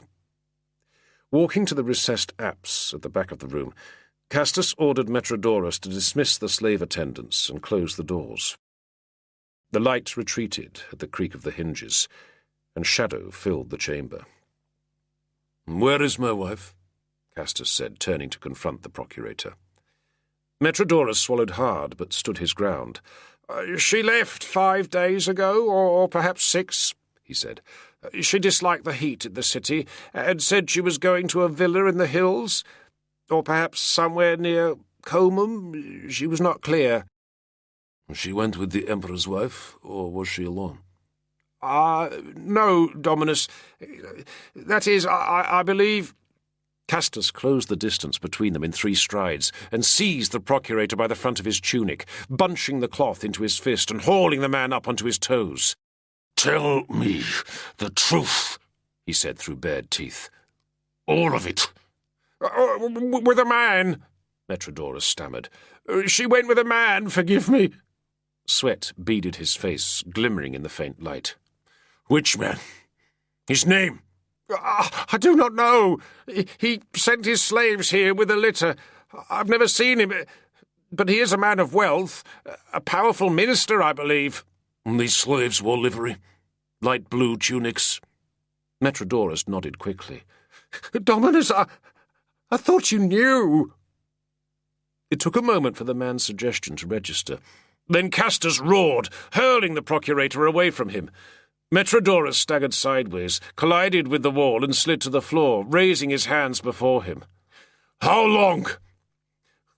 "For many months," Metrodorus said, struggling to speak. "Since we were in Treveris. Perhaps even since the winter." "Why didn't you tell me?" Castus was advancing on the man with clenched fists. Metrodorus quailed back against the wall. From somewhere inside him he summoned a vestige of courage. "With all respect, Dominus, it was not my job. I am your procurator. I oversee the affairs of your household." He winced at the unfortunate phrase. "The financial matters, the domestic economy. I'm not here to report on your wife's behaviour." "Report now," Castus said, grinding out the words. "How would you describe my wife's behaviour?" He wanted to hear it all, the bitter truth, which he could no longer pretend to ignore. "The Dominus Sabina." Metrodorus got to his feet and straightened his tunic. There was a hard look in his eyes now, the pouched flesh of his cheeks tightening. "She has disgraced you. She has abused your household and acted like a courtesan. It is my opinion that she is no better than a common whore." Castus stood in the centre of the room, clenching and relaxing his fists. He wanted to destroy something. The procurator's words hung in the air, and he knew he could kill the man without thinking.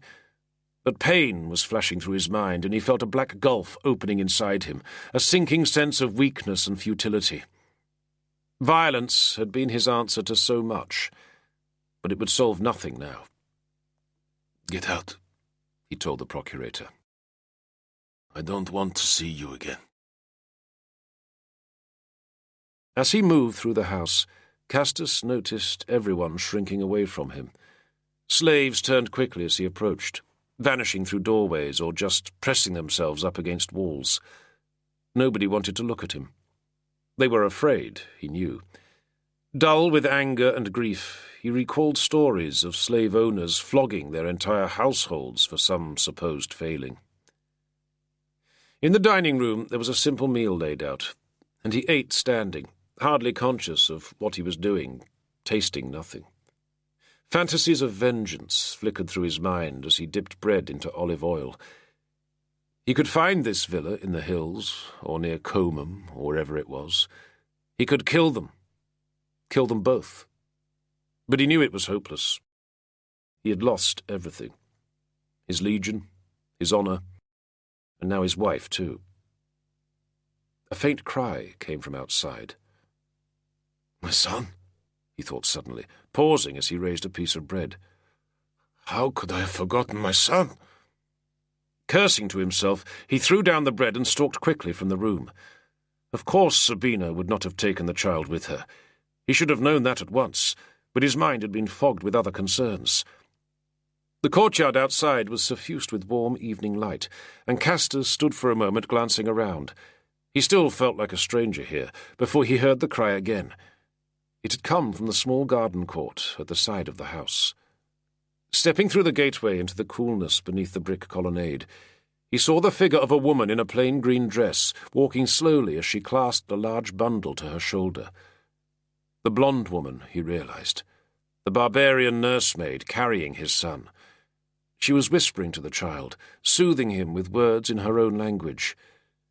As she turned the corner of the colonnade, she noticed Castus and tensed, cupping the back of the child's head as if to protect it. Don't speak loudly, she whispered in her accented Latin.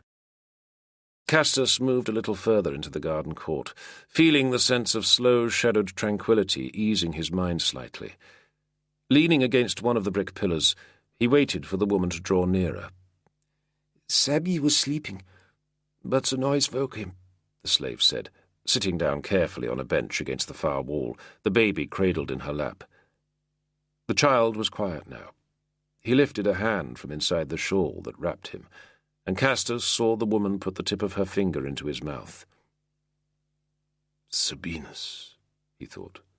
The male form of his wife's name seemed all the more inappropriate for the boy now. He must be almost exactly a year old, Castus realized. Hardly a baby at all, although he still looked so small and fragile, cradled in the woman's lap. Leaning forward, Castus saw the dark, silky hair covering the child's head, the soft pink eyelids. "You want to hold him?" the nurse asked. "No," Castus said quickly. He folded his arms. He felt calmer, strangely at ease now, but he knew the desolate rage was still inside him. He had the terrible sensation that he would injure his son somehow if he touched him. "I remember you, I think," he said. The woman raised her head, and her eyes appeared to gain focus. She was perhaps a year or two younger than Sabina, with blonde hair pinned up loosely, a broad forehead and a deeply dimpled chin. She did not smile, and there was a sharp clarity in her blue eyes that Castus found slightly unnerving. He had never been comfortable in female company, but this woman, at least, was not afraid to look at him. "Perhaps I too remember you," she said, then looked down at the child again. "You're of the Bructeri. It was summer. 4 years ago, I think." "I remember," the woman said again, her words clipped. She did not look up. "You came to my country. You burned my village.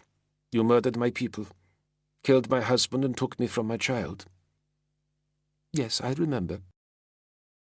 Castus had pushed himself away from the pillar and was standing upright, his muscles drawn taut. He stared at the woman, at his son cradled in her lap. He could feel the heavy pulse of blood in his neck, the urge to leap forward and take the child from her. With a deep breath, he forced himself to ease back. "What's your name?" he said. "Elpidia. My name is Elpidia." "Oh, that's a slave name. What's your real name?" She looked up at him, slow and suspicious. "Ghana," she told him. "How did you come to be here?" He knew he was speaking curtly, the way a master addressed a slave. He had a strong sense that he should keep his distance from this woman. "When your army destroyed my home," she said, "I was taken to a market and sold, like an animal. A woman bought me. She was old and not unkind. In her household I learned your language, and I was there 2 years. And then? The old woman was sick. She needed money to pay the doctors, so she sent me back to the market. My next master was a cruel man. He mistreated you. He beat me every day, and every other night he raped me." The woman's voice had not changed, still that same accented monotone, as if she was completely unconcerned. Such things happened often enough, Castus knew. Most men with female slaves used them for sex. He had heard people joke about it. The act did not even count as adultery. But he had never heard a slave speak of it. He eased himself down against the pillar to squat, facing her. "Then what?" he said, almost grunting the words. "Later I was pregnant, and he left me alone. I waited 8 months, then I took just enough poison to kill the unborn child." Castus started forward, the breath choking in his throat. "It was better that way," she said with sudden fervour, returning his stare. "I would not give birth to a slave. I sent the life back to the gods, to be reborn in freedom."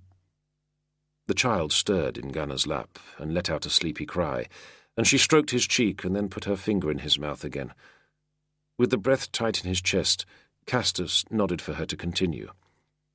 "That was last autumn," Ghana said. "My master never knew. It was an inconvenience for him to lose property, that was all. So he sold me, and I came here. Castus braced his arms against his knees.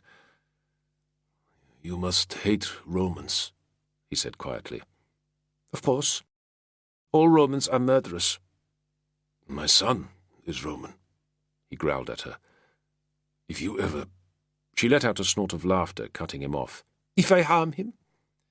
Sebi is a child. All children are innocent. Of course, I will always protect him from harm. I would never hurt him. When he grows up? The flesh between her eyebrows puckered into a frown.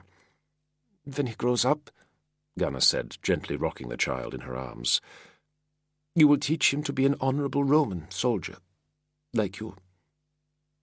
A killer. Castus held her gaze for a moment, then glanced away. He could hardly blame the woman. He would have felt the same in her position. But still, it was a shock to hear a slave express their bitterness and pride so openly. Who was your old master? He asked in a low growl. Did you ever see him again? Of course. I saw him often. He is the man your wife goes with now. Castus drew a sharp breath, his stomach clenching. Lepidus. He saw the woman shudder quickly and nod. You know where he is now? No, Gunnar said. Just that she has gone with him. You people think slaves are like furniture. You forget we have ears. But he has some hold over her, I think.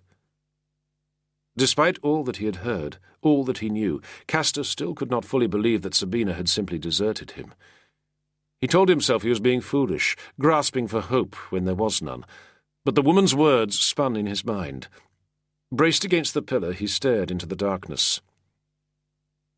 You learn some truths as a slave, Gunnar told him quietly. You learn that some things you cannot change. They are outside your power. These things you must endure. What else? Castus said. That you must be patient, the woman said, dipping her head to attend to the child. Be patient and guard your strength.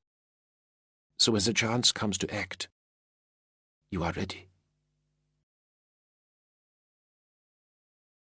Part 3. Chapter 15. Northern Italy, September AD 312. The two men sat on folding stools in uncomfortable silence. There were no lamps, nobody around to bring lamps, and the large chamber was becoming increasingly dim. The men did not move. Both of them wore the heavy embroidered robes and insignia of members of the Roman Senate. They were not accustomed to fetching and carrying things for themselves. As the darkness increased, so did their discomfort. Both tried to appear unconcerned, maintaining their dignified composure, but each flicked a glance towards the doorway when he thought the other was not looking. How long had they been sitting here now? An hour? Had they been forgotten? Where were the slaves? It was past time for dinner. Eventually, when the far corners and the high ceiling had almost vanished into the gloom, the man concealed in the passageway outside cleared his throat and paced quietly into the chamber. The two men on the stools suppressed their jolts of surprise. "Oh, at last," one of them said. "Who are you?" the other demanded. The newcomer had an unprepossessing look, his clothes drab and very plain, his thin face and bowl-cut hair almost deliberately bland. "Greetings, Clarissimi," the man said, with the touch of a smile. "I am Julius Nigrinus, Tribune of Notaries. I'm most sorry for having kept you for so long." Nigrinus was not sorry at all. He had spent quite a while in the passageway, observing them from the shadows and enjoying their discomfort. "But why are you sitting in the dark?" he said in a bemused tone. Then he turned to the far doorway. "Lights!" he called. At once a pair of slaves walked in carrying lamps on tall tripods, which they placed on either side of the seated men. A third slave brought a stool for Nigrinus, and he settled himself upon it, facing them. The two senators pulled themselves together, peering at him warily. They were not, Nigrinus thought, very attractive specimens of the ancient Roman aristocracy. The conscript fathers, as senators liked to call themselves. Both were prestigious enough, one a former praetor and the other a former deputy consul, and their names advertised the length and weight of their lineage. Lucius Tyrannius Venustus Gratianus, one was called. The other was Quintus Aurelius Cornifucius Gordianus. Nigrinus himself cared nothing for lineage or prestige. His own father, after all, had been born a slave. "We have been waiting here for a considerable amount of time," announced Gratianus. He was a large man, fleshy and bulbous, with a small chin bobbing between pendulous jowls. The other senator, Gordianus, was long-limbed and stiff, with a head like a block of wood and a forbidding scowl. "And we placed ourselves in considerable danger coming here too," Gordianus said. "May I remind you that we are senior members of the Roman Senate? I had expected that I would be given an audience with Constantine immediately." "Ah, yes," Nigrinus said, with the slightest smirk of apology. "The Emperor, you understand, has many pressing engagements. The ongoing war against the tyrant of Rome occupies almost all of his time, and he is currently with his troops. But I assure you that he will be happy to meet with you as soon as he can." This was not actually true, Nigrinus reminded himself. The Emperor Constantine was at that point little more than 100 yards away, in another wing of the villa, enjoying a late supper with his military commanders and drinking a very great quantity of wine. But there was no need for these men to know that. The two senators were among a dozen or so wealthy individuals, most of them with significant property in the north, who had so far slipped away from Rome and travelled to Verona or Mediolanum to present themselves to Constantine. Most, Nigrinus considered, were like them, convinced of their own importance, full of the perils of their journey, surprised that they were not received with rapturous praise by the emperor himself. Instead, all had been accommodated in isolation, and brought separately to this villa on the shores of Lake Benacus to be questioned. All of them, Nigrinus knew, had networks of family and dependents left in the capital, ready to vouch for them if the course of war swung the other way. Gordianus and Gratianus had apparently crossed the Apennines to the Adriatic coast and paid a fisherman to take them up to Ravenna, then a donkey driver to conduct them safely to Verona. They claimed that they had been threatened with death by Maxentius, their property seized, their wives imprisoned. Perhaps some of it was even true.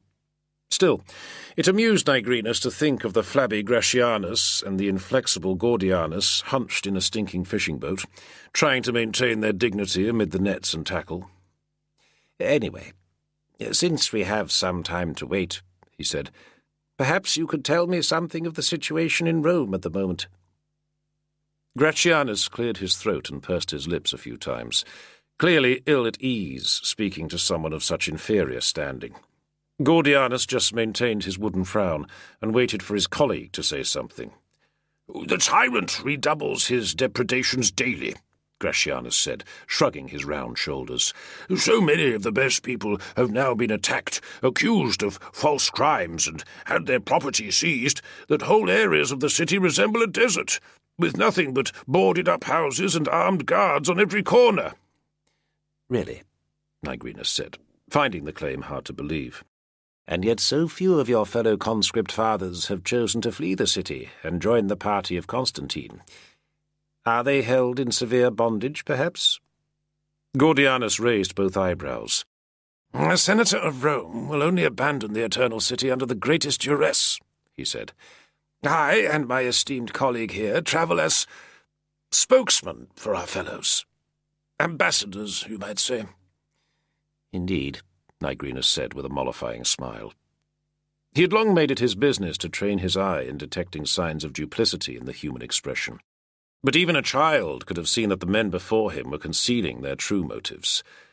The ancient Senate of Rome had long been a political backwater. The senators still held their old ceremonial offices, but successive emperors had very sensibly robbed them of any executive power. It was, however, a backwater populated by extremely wealthy men, the richest men in the world, in fact. These two before him, Nigrinus knew, were probably worth their weight in gold, which, in the case of Gratianus in particular, was a considerable sum. No, he thought, The elite of Rome did not really care which emperor claimed power over them. The Senate had been among the first to acclaim Maxentius as emperor when he had seized power with the help of the Praetorians 6 years before. If they despised him now, it was only because he had failed to live up to their expectations. What mattered to them was the maintenance of their wealth, the protection of their property, and the respect paid to their dignity. Perhaps Maxentius really was making life difficult for them. He had certainly executed a few senators in recent years. But more likely, these so-called conscript fathers were just keeping a foot in both camps, making sure they had men placed to take advantage of victory, whoever it looked like the victor might be. And it's my job, Nigrinus thought, to steer them in the direction of the right man. "How are the populace of Rome disposed towards the tyrant and his government, would you say?" he asked, careful to keep his questions respectful.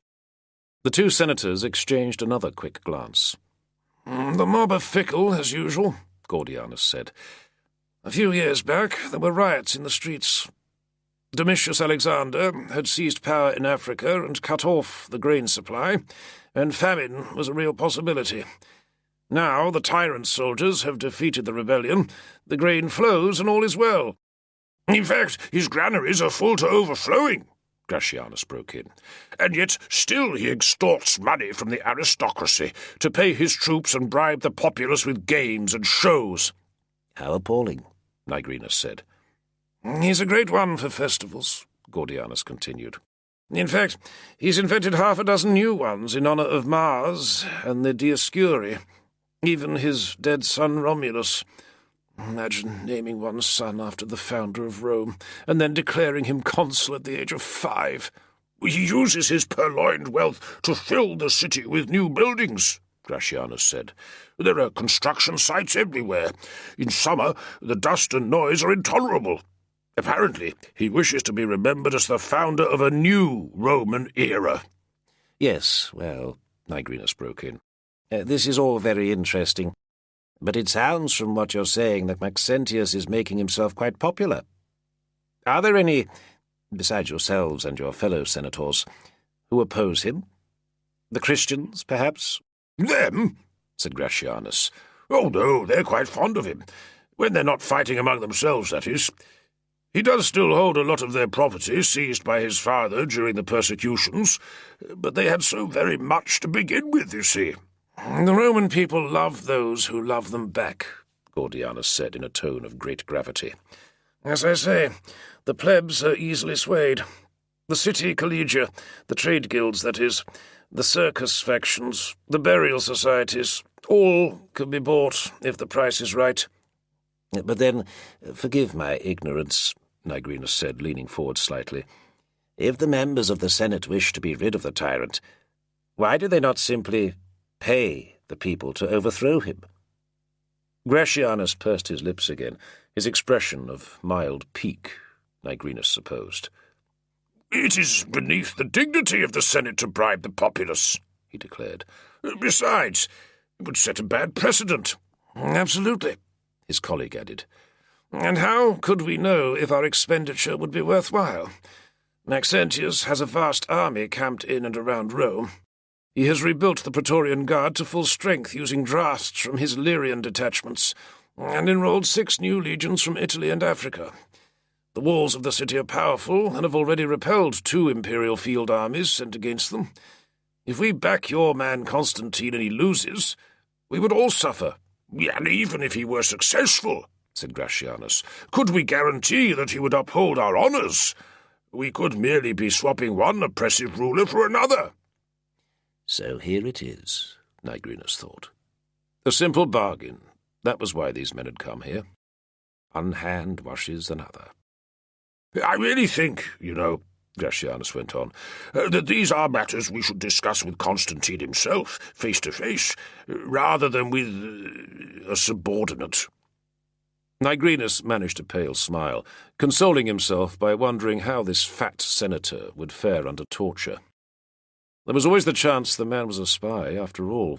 Civil wars bred traitors like a corpse bred maggots. But that would hardly send the right message. "Certainly you are correct," he said, hiding his annoyance with an ingratiating gesture. "And I assure you, the Augustus will be happy to speak with you sometime very soon." He got up, excusing himself and pacing silently from the chamber.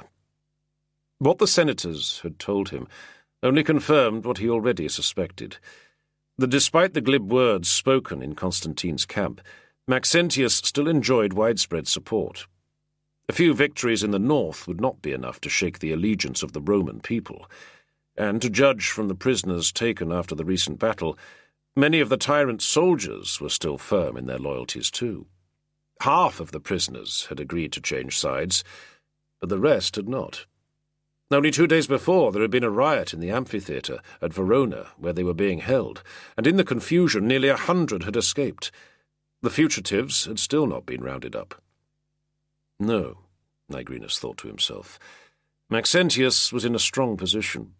The walls of Rome were formidable, and if defended by a large enough garrison, Constantine would be powerless against them. Verona had halted him, and Aquileia was still holding out against Evander. If the tyrant chose simply to sit in his palace and wait out a siege, he could well win. Was it worth it? Nigrinus often found himself considering this question. In private, even in secret, he saw little to commend Constantine over Maxentius. One of them had to win. Their ambitions would not allow compromise. But it seemed immaterial which of them came out on top. All so wasteful, Nigrinus thought. So inefficient. If he were to conduct a war, the fighting would be over before it even began. His enemies would all be discreetly killed in their beds before the first trumpet had sounded. But such things would not accord with Roman honour. If only he had a reliable agent in Rome itself, someone who could report accurately on what was happening there, who could intervene and shape events.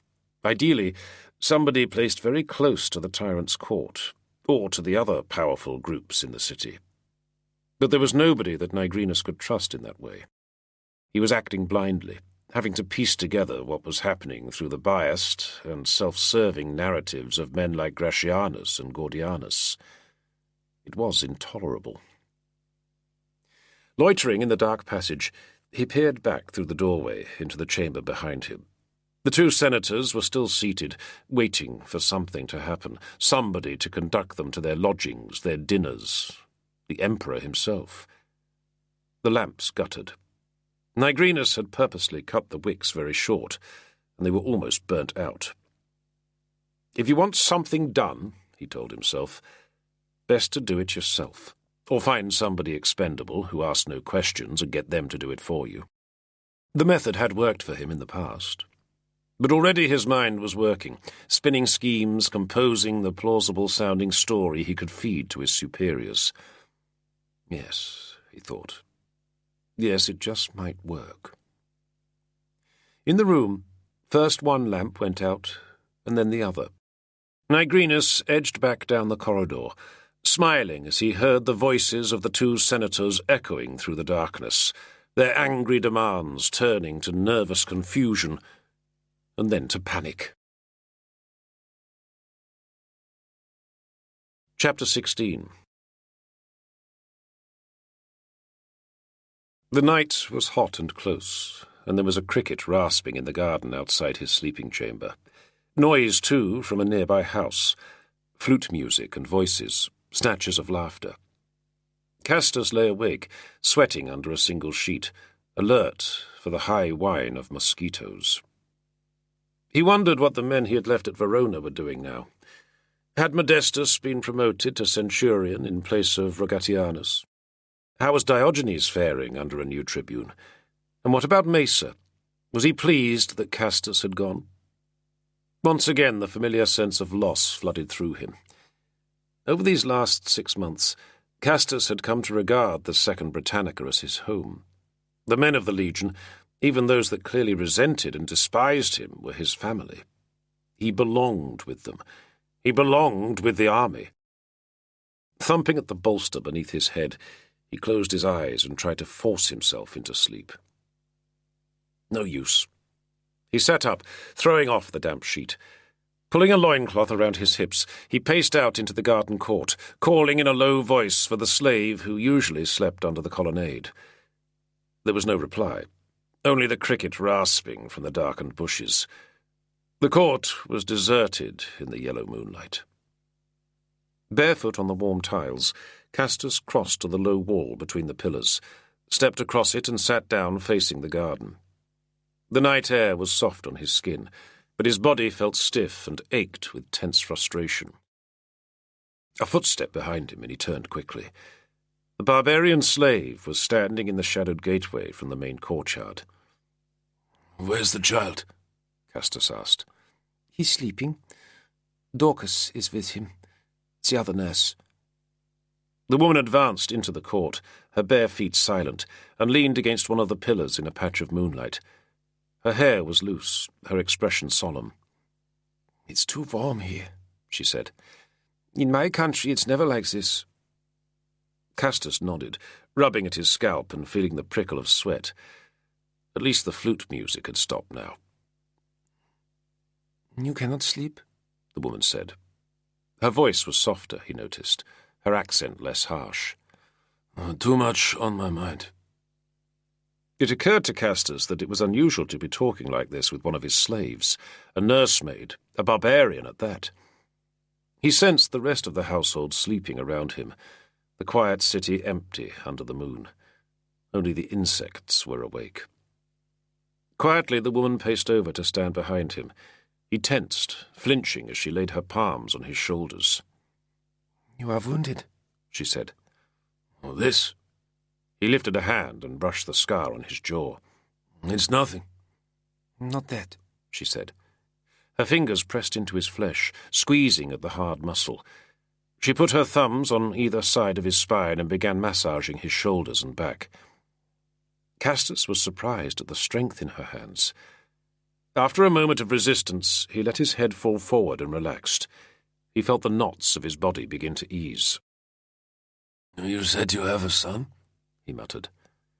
"Yes, back in my homeland." Her hands were still working, kneading at his shoulders. "If he lives, he will be 6 years now." "What will happen to him?" Castus felt his words slowing, thickening. "He will grow to be a strong young man," Ganna whispered. "A great warrior." Castus smiled. A great warrior who would kill many Romans, no doubt. He thought of his own son, of Sabinus. Over the last few days at Mediolanum, he had seen more of the boy. At least the child seemed to recognize him now, and did not recoil from his attempts at fatherly attention. As Ganna massaged his shoulders, he noticed something on her wrist, a simple blue glass bead on a leather thong. "What's this?" he said, flicking lightly at the bead. It was scratched with faint symbols or words. "An old woman I knew gave it to me. A cook in my first house," she said. "It's a charm. It protects me from evil." "Has it worked?" he thought. But he remembered what she had told him of her former master and said nothing. Her palms tightened around the muscles of his neck, her thumbs still kneading at his spine. Castus could feel the weight of her body pressed against his back, her hair against his shoulder as she leaned closer over him. "When will you go back to your war?" she asked. "Whenever my war calls for me." She bent forward, her hair falling to shadow her face, and her breath was warm and soft on the skin of his neck. He felt strangely vulnerable, and a disturbing sensation of tenderness was running through him. "You should take me with you. And your son," she whispered. Her fingers lightly traced the scarred welt on his jaw. "Then Sabi can see his father leading his warriors, and I can make sure you don't get injured again." Castus reached up, and his hand found the nape of her neck. Twisting, he drew her down to him and kissed her hard on the mouth. For 2 heartbeats they were locked together. Then he stood up abruptly and took her in his arms. Confusion and desire coiled through him. As he ran his palm down her back, he felt the stipple of old whip scars through the thin fabric of her tunic. "I don't want to be like your old master," he said. "No, You're not. Slaves must do what their master commands. But in my heart I am a free woman, and I decide what I want. She kissed him again, and he felt her smiling. What god, he thought, had allowed him this? But then a child's cry drifted through the far wing of the house, and the other nurse began calling Ganna's name. Her slave name. Elpidia! She stepped away, neatly evading Castus's reaching hand, and without another glance she strode barefoot through the darkened gateway.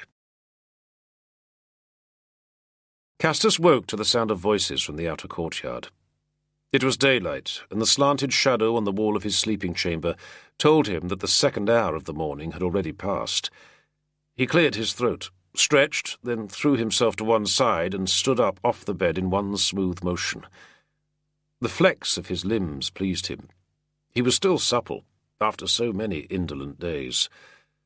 Scrubbing at his head and his unshaven jaw, he paced out into the colonnade of the garden court. "Tribune Aurelius Castus!" The figure at the gateway of the court wore the dusty cape and boots of a military dispatch rider. Castus realized that he was still completely naked, but he could not retreat back into his room and fetch a tunic. He just nodded with a curt grunt. "Message for you, Dominus," the rider said, offering a slim folded tablet. The man had a disapproving look on his face, which Castus found quite understandable. What sort of military officer was still lounging around naked in bed at this hour? "Thank you," he said, taking the tablet. He called for one of the slaves to take the man to the reception room and give him food and drink, then retreated into his chamber. Dropping the tablet on the side table, he drank a cup of warm water and dressed himself quickly in tunic and slippers. Already his mind felt focused, his body tight with anticipation. He had noticed the wax seal that closed the tablet, the imprint of the imperial sigil.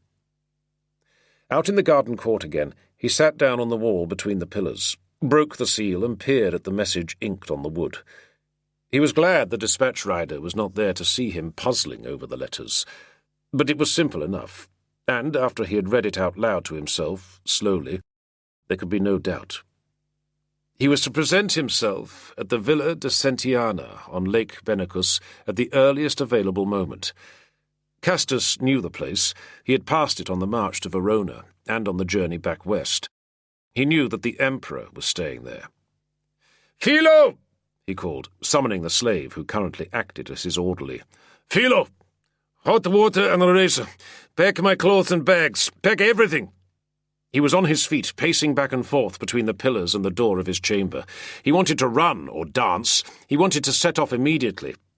Instead he turned, and his wild, lopsided grin slipped as he saw Ganna stepping through into the court, carrying his son at her shoulder. On her face, sober regret mingled with pride. "You are going back to your war," she said. Castus nodded. "If the gods will it," he said. She stepped forward, holding the child out in her arms. "Take him," she said. Clumsily, Castus reached out and took his son from her.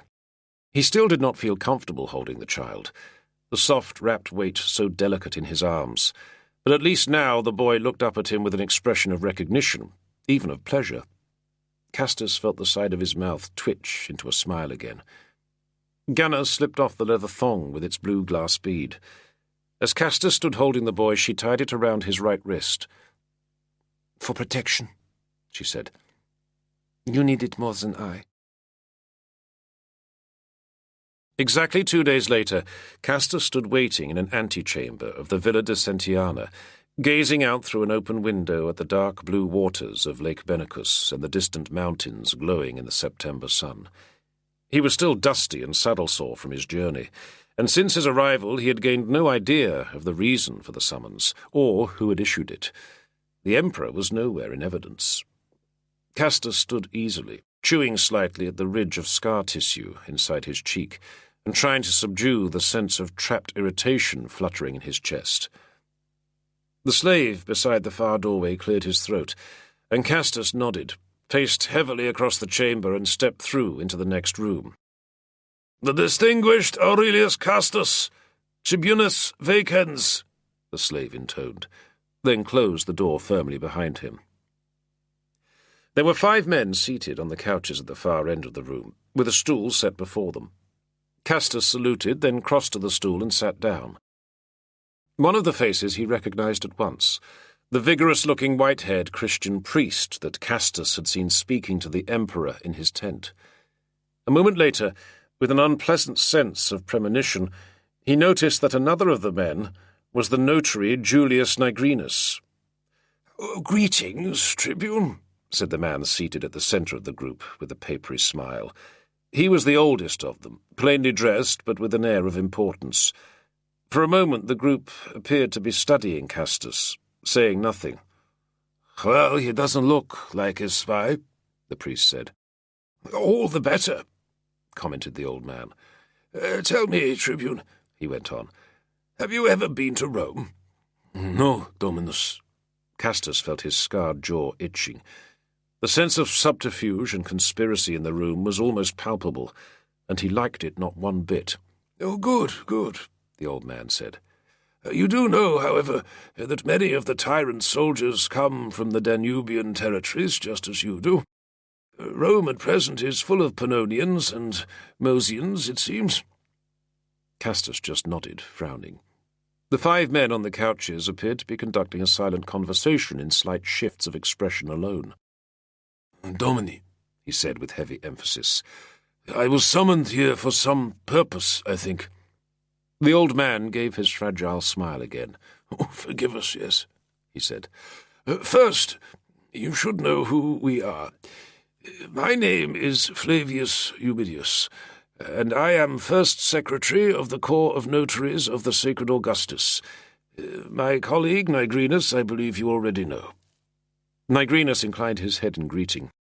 Castus felt his guts tense and managed a tight nod in reply. "Here, on my left, is His Excellency Boreas Agrippinus, Princeps of the Agentes in Rebus, and on my right the esteemed Bishop of Corduba, Hosius. With the bishop you see one of his young deacons, Stephanus." Christians at a meeting of imperial ministers? Castus hid his unease. The young man beside the bishop had a fervent stare, slightly bulbous eyes, and a small pursed mouth. "As to our purpose in summoning you here," Eumidius went on, "we have a certain matter in which you may be able to assist us, and, in so doing, assist yourself." Did this man, Castus wondered, always speak like this? He forced himself to pay attention and pick out the meaning from the circling politeness of the words. "Some days ago a young man arrived here from Rome. His name is Publius Pomponius Bassus Pudentianus, and he is the son of a senator recently proscribed by the tyrant. He left the capital with the stated intention of travelling to his family's estates in Sardinia, but instead sailed north and then travelled here to offer his services to the sacred Augustus Constantine. It is our intention that Pudentianus travel back to Rome with certain verbal messages and assurances to the members of the Senate that might aid in winning them to our cause." "Young men of the aristocracy," said Agrippinus, the head of the Agentes in Rebus, "never travel without a retinue. Slaves, bodyguards, attendants. So we have an opportunity to infiltrate a number of our own people into Rome to gather intelligence and make contact with dissident factions in the city." "The most important task of the mission," Eumidius said, "would be to undermine the tyrant's bases of support by any means available. He will be less inclined to try and wait out a siege if he thinks the city populace may turn against him. We can defeat him in open battle, but if he remains behind the walls of Rome, well—" Castus grunted in affirmation. Verona and now Aquileia were demonstrating how difficult sieges could be. It seemed a good enough plan, but the idea that he had a part to play in it seemed ominous. He glanced at Nigrinus. This, he knew, was his doing. "We thought, perhaps," Eumidius went on, "that you would be especially effective in liaising with the tyrant's soldiers, bearing in mind your common origin. Perhaps determining their dispositions, their morale, and the strength of their loyalty." even sowing the seeds of unrest among them? It was the amphitheatre at Verona again, Castus thought, on a massive scale. Every muscle in his body felt tense, and he was struggling to keep his expression neutral. This was insane. It was a death sentence. More importantly, it was also extremely dishonourable. For a tribune of the Roman army, a man who held the rank of Jucenarius of the corps of protectores, to conceal his true identity was bad enough. To do so in order to try to incite disloyalty and mutiny was even worse. "He will be travelling with several others, of course," Agrippinus said. "Stephanus here will accompany the group. Once in the city, he will endeavour to make contact with the Christian leaders of Rome and assure them of Constantine's regard for their faith. Also, Julius Nigrinus will be going in the guise of the young man's secretary. He will carry letters of credit to raise funds in our interest and coordinate negotiations with the Senate and with the city factions." Nigrinus was saying nothing, but Castus recognized all too easily the attitude of nervous excitement concealed by the man's blank expression. Several times already he had found himself trapped in the notary's schemes. Each time men had died. Castus would rather have throttled Nigrinus with his bare hands than agree to go along with another of his intricately unpleasant projects. "What role would I be expected to play, then?" We thought you would make a convincing bodyguard for Budentianus," said Eumidius. "A former gladiator, perhaps, from the Carthage arena? That would explain your battle scars, of course. And as a freedman, you would be immune from conscription into the tyrant's army, which would be inconvenient." A couple of the men laughed. Castus did not. "You don't have to agree now," Agrippinus said. "Although we'll need your answer by the end of the day. The mission is set to depart imminently. Julius Nigrinus will be able to brief you further if you accept. I would add that a service of this nature would certainly commend you to our Augustus and serve to wipe away any lingering taint on your reputation." "If, on the other hand, you decline it," Eumidius added, "I am afraid that the highly confidential nature of what we have told you would mean that you could not be further employed until the tyrant is defeated. In fact, you would be obliged to remain under house arrest for security purposes." Castus sat up straight on the stool, but felt his body reeling with what he had been told. Two avenues of possibility lay before him. On the one hand, ignominy and virtual imprisonment. On the other, a desperate and dishonourable mission into the heart of the enemy camp, under the direction of a man he detested. Neither seemed appealing. "Take a few hours to consider," Agrippinus said. "If you need them." Castus was sitting on the steps of the outer portico when Nigrinus found him, watching the last of the sun lighting the snow-capped mountains on the far shore of the lake. Fishermen were dragging their boats up the stony beach below the villa. At least, Castus assumed they were fishermen. In his current mood, he could almost believe them to be undercover agentes in rebus. "I can quite understand," the plain-looking notary said as he leaned against a pillar of the portico, "why you would be dubious about this proposal." "Was it your idea?" Castus said, glancing around at him. Nigrinus was gazing out at the lake. "I made a few suggestions," he said.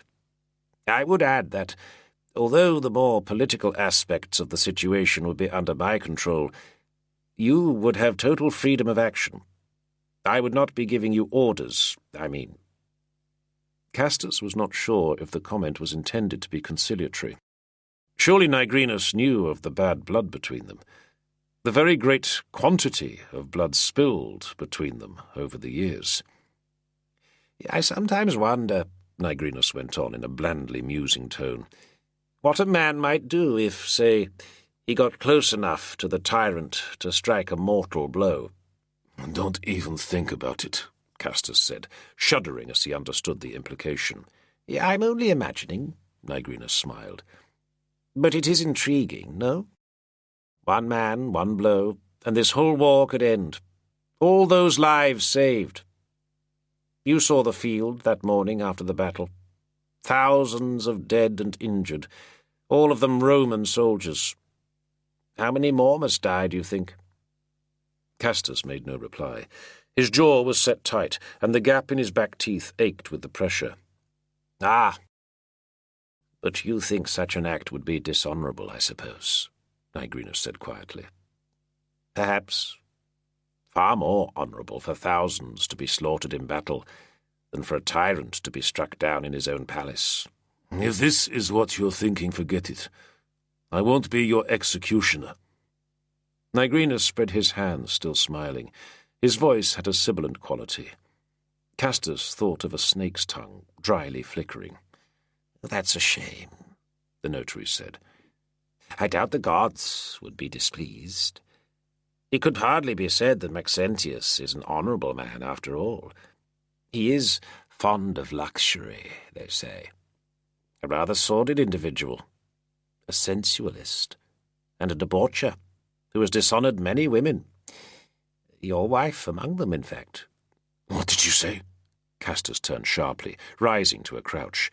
He saw Nigrinus's expression of pleasure, heard the faint rasp of his laughter. "Oh, yes, although I'm sure the Domina Sabina has never told you of that particular episode." "When?" Castus demanded. "How?"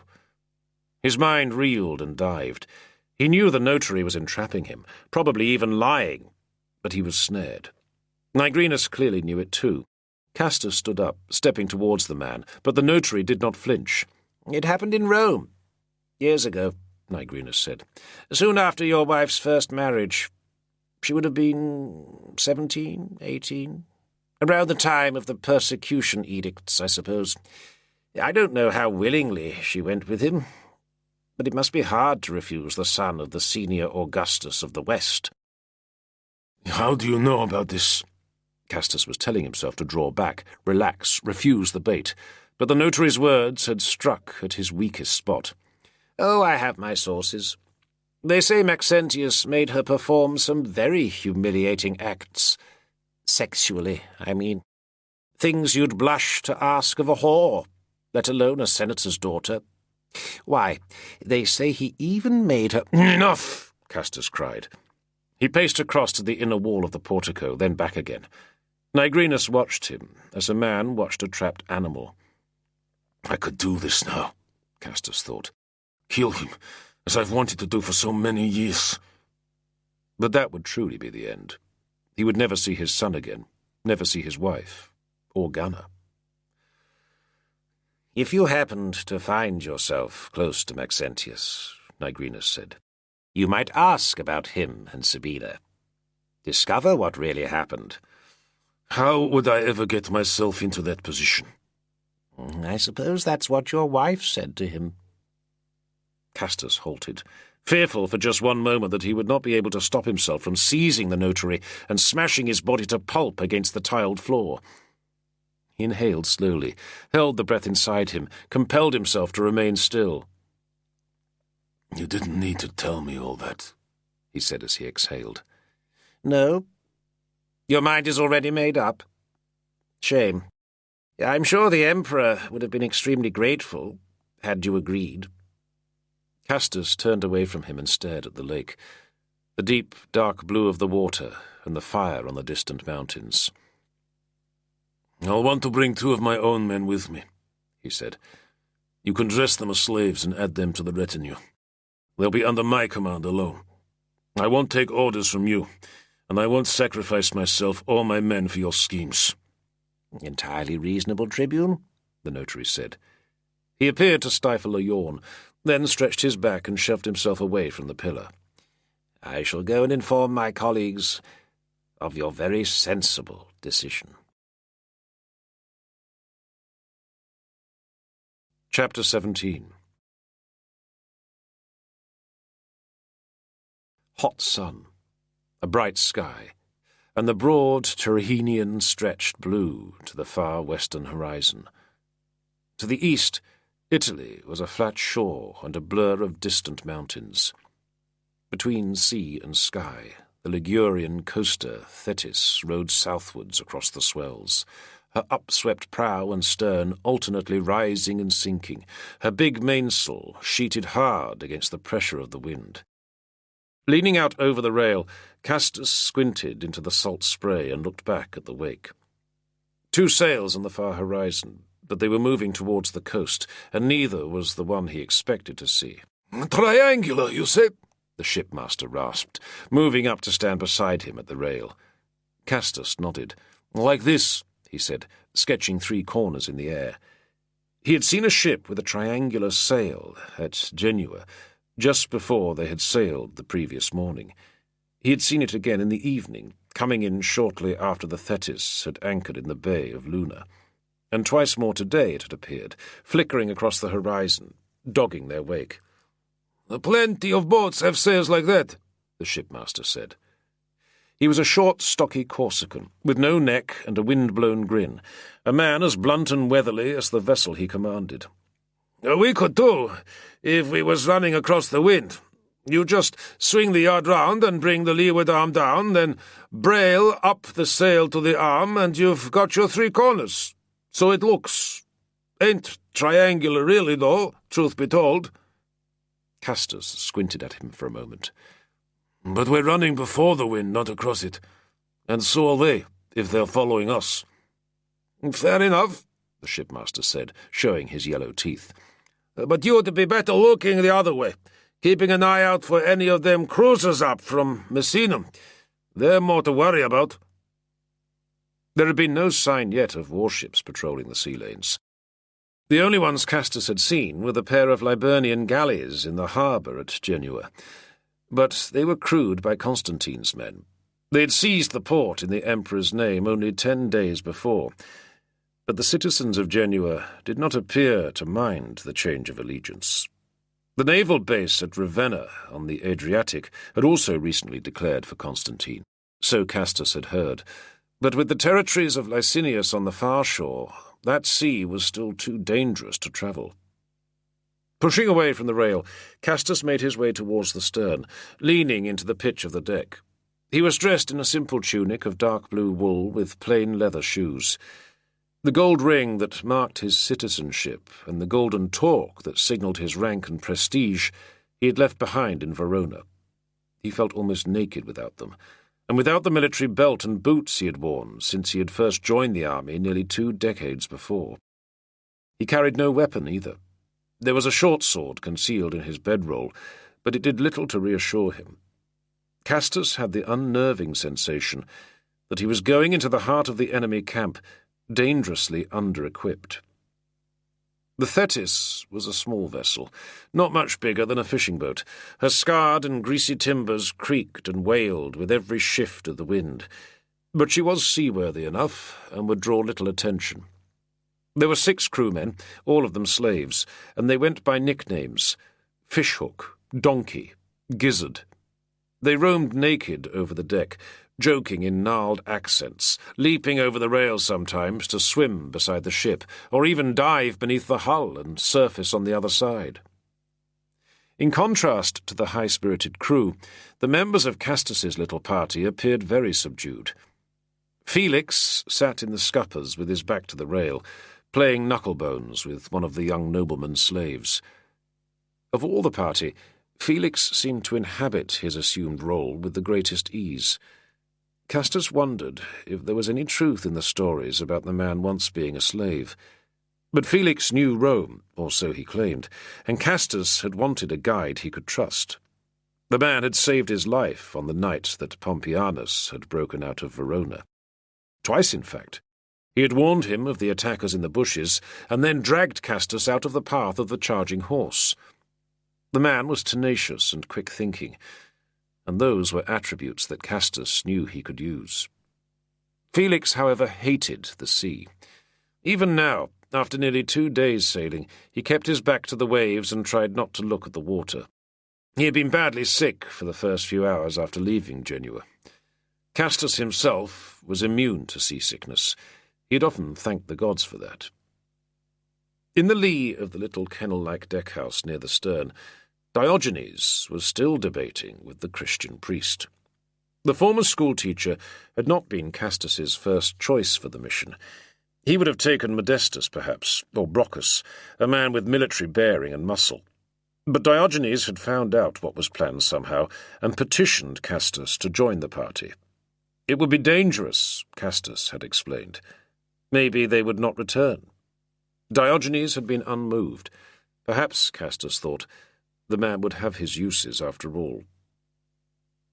The slatted door of the deck-house swung open, and Nigrinus clambered out into the daylight, blinking as he raised his head. "How is he?" Castus asked. "Still asleep," the notary replied, with a sour grimace. "Probably dreaming he's back in Genua, lying in a pile of prostitutes." The young senator's son, Publius Pomponius Bassus Pudentianus, was supposedly the leader of their party. Castus and Nigrinus were his freedmen, the others were his slaves. He was a necessary liability, but since the party had left Verona, he had caused nothing but aggravation and delay, and his habit of treating them as if they were genuinely his slaves and dependents endeared him to nobody. Most recently, he had vanished for 48 hours in Genoa, just as Nigrinus had finally managed to arrange passage on a ship for Sardinia. Castus and Felix had tracked the young man down to one of the city's most expensive brothels, and he had been so drunk by then that they'd had to carry him aboard the Thetis wrapped in a cloak. Since leaving harbour, Pudentianus had done little but sleep and vomit. His 2 slaves tended to him most of the time, but Nigrinus made it his business to check on the young man as well. It was vital for the success of the mission that he remain alive and in reasonable health. It was almost worth enduring the irritations of Pudentianus's presence, Castus thought, to see the notary so obviously ill at ease. Clambering past the helmsman and the tiller bars that connected the 2 big steering oars, Castus pulled himself up onto the little platform beneath the sweep of the stern. Gulls wheeled and darted in the wake of the ship. Beyond them the horizon was clear. No sign of a triangular sail, or any other vessel at all now. Castus wondered if he was becoming delusional. Perhaps, he thought, he simply could not believe how easily the journey was going so far. And it was a relief, he had to admit, to be moving again, covering distance with a firm destination in mind, with hundreds of miles separating him from Constantine and his army, from Ghana and from Sabina, from Lepidus. Out here on the open sea, his spirits felt liberated, the sea air singing through him. No, he thought. He should enjoy it while he could, and not look for shadows where there were none. The plan itself, as Nigrinus had explained it back at the villa on Lake Benacus, was simple in its essence. They would take ship from Genoa down the western coast of Italy and across the narrows of the Tyrrhenian to Corsica, and then to the port of Olbia on Sardinia. From there, they would hope to pick up one of the big cargo ships from Carthage that often called at Olbia before crossing to Portus, the harbour of Rome. With any luck, they could blend in with the other passengers travelling from Sardinia or Africa, and by the time they reached Rome, there would be nothing to say that they had come from the north. To aid the deception, each member of the party carried coins taken from the prisoners at Verona, copper and silver pieces minted in Rome and stamped with the head of Maxentius. On the other side was the figure of the goddess Roma and the legend, "Preserver of his city." Castus had peered at the portrait of the enemy emperor, surprised to notice that it looked so much like Constantine. But coin portraits were seldom accurate. The tyrant's father, Maximian, had appeared much the same. The real danger during the journey lay in the sea crossing between the Italian coast and Sardinia. Maxentius's galleys from the naval base at Misenum were reported to be cruising in the straits around the island of Ilva. And then, Castus thought, they had Rome itself to tackle. The eternal city, the mistress of nations, the camp of their enemy. As the plan went, once they had done all they could in the city, they would slip out by different routes and make their way north to Spolitium on the Flaminian Way by the Ides of October, hoping to meet the vanguard of Constantine's army there as it advanced across the Apennines. It was vague, too vague, and Castus still had little notion of what challenges the city itself might hold. His only concern at the moment was getting the party to Rome without being discovered by the enemy. After that, he would take things as they came. Dropping back down off the stern platform, he picked his way forward to the lee of the deckhouse once more. As he approached, he heard Diogenes still locked in passionate debate with the Christian priest Stephanus, their voices raised against the whine of the wind. "But your cosmogony is opposed to all reason. As Aristotle said, nothing can come from nothing. So how can you claim that your God existed before everything else and somehow created the cosmos from a void?" "What is impossible with men is possible with God," the Christian declared. "God is uncontainable and immutable. Therefore nothing can exist outside God. A common craftsman can fashion inert and pre-existing matter. Only God can create matter from nothing." "Nonsense! Is your God immune from the laws of nature, then? Or are you suggesting that he somehow shat the universe into existence?" Castus grinned ruefully, then climbed around the far side of the deckhouse and forward to the mast. In the bows, one of the sailors stood poised with a 3-pronged harpoon, catching fish for the evening meal. Off to the west, the sun was slipping down towards the horizon, and the waves were fired with gold. A stirring sight, Castus thought. So why did he still feel so wary? Again he glanced back to windward, and just for a moment the low sunlight seemed to flash off the white peak of a following sail. The mission to Rome was a closely guarded secret, or so Castus had been told, but he already knew that the information had leaked to the imperial court. He'd had proof of that before he'd left the villa on Lake Benacus. A eunuch dressed in court robes of deep wine red had been waiting for him outside his room when he'd returned from dinner. He had provided no information, but only requested that Castus follow him. Already Castus could guess the identity of the eunuch's mistress. Years had passed since he had last spoken to Fausta, nobilissima femina, the wife of the Emperor Constantine. He had seen her often enough, both at official functions and around the palace in Treveris, and with Sabina so often in her retinue, he had heard a lot about Fausta as well. If she'd paid any special attention to him, she had been careful never to show it, and he'd acted likewise. He found her in her private chambers, seated on a couch with several other ladies and eunuchs around her. She dismissed them all with a gesture, and in a flurry of silks and scents they were gone. Castus heard the eunuch who had brought him softly closing the door behind him. "Be seated, please," Fausta said, offering him a place on the facing couch. Castus crossed the room and sat down. He was very conscious that he was alone with the Emperor's wife, although he knew that he would be observed and anything he said overheard. Fausta had been only 17 when they had last met. She was around 20 now, a grown woman. The change in her appearance and manner were remarkable.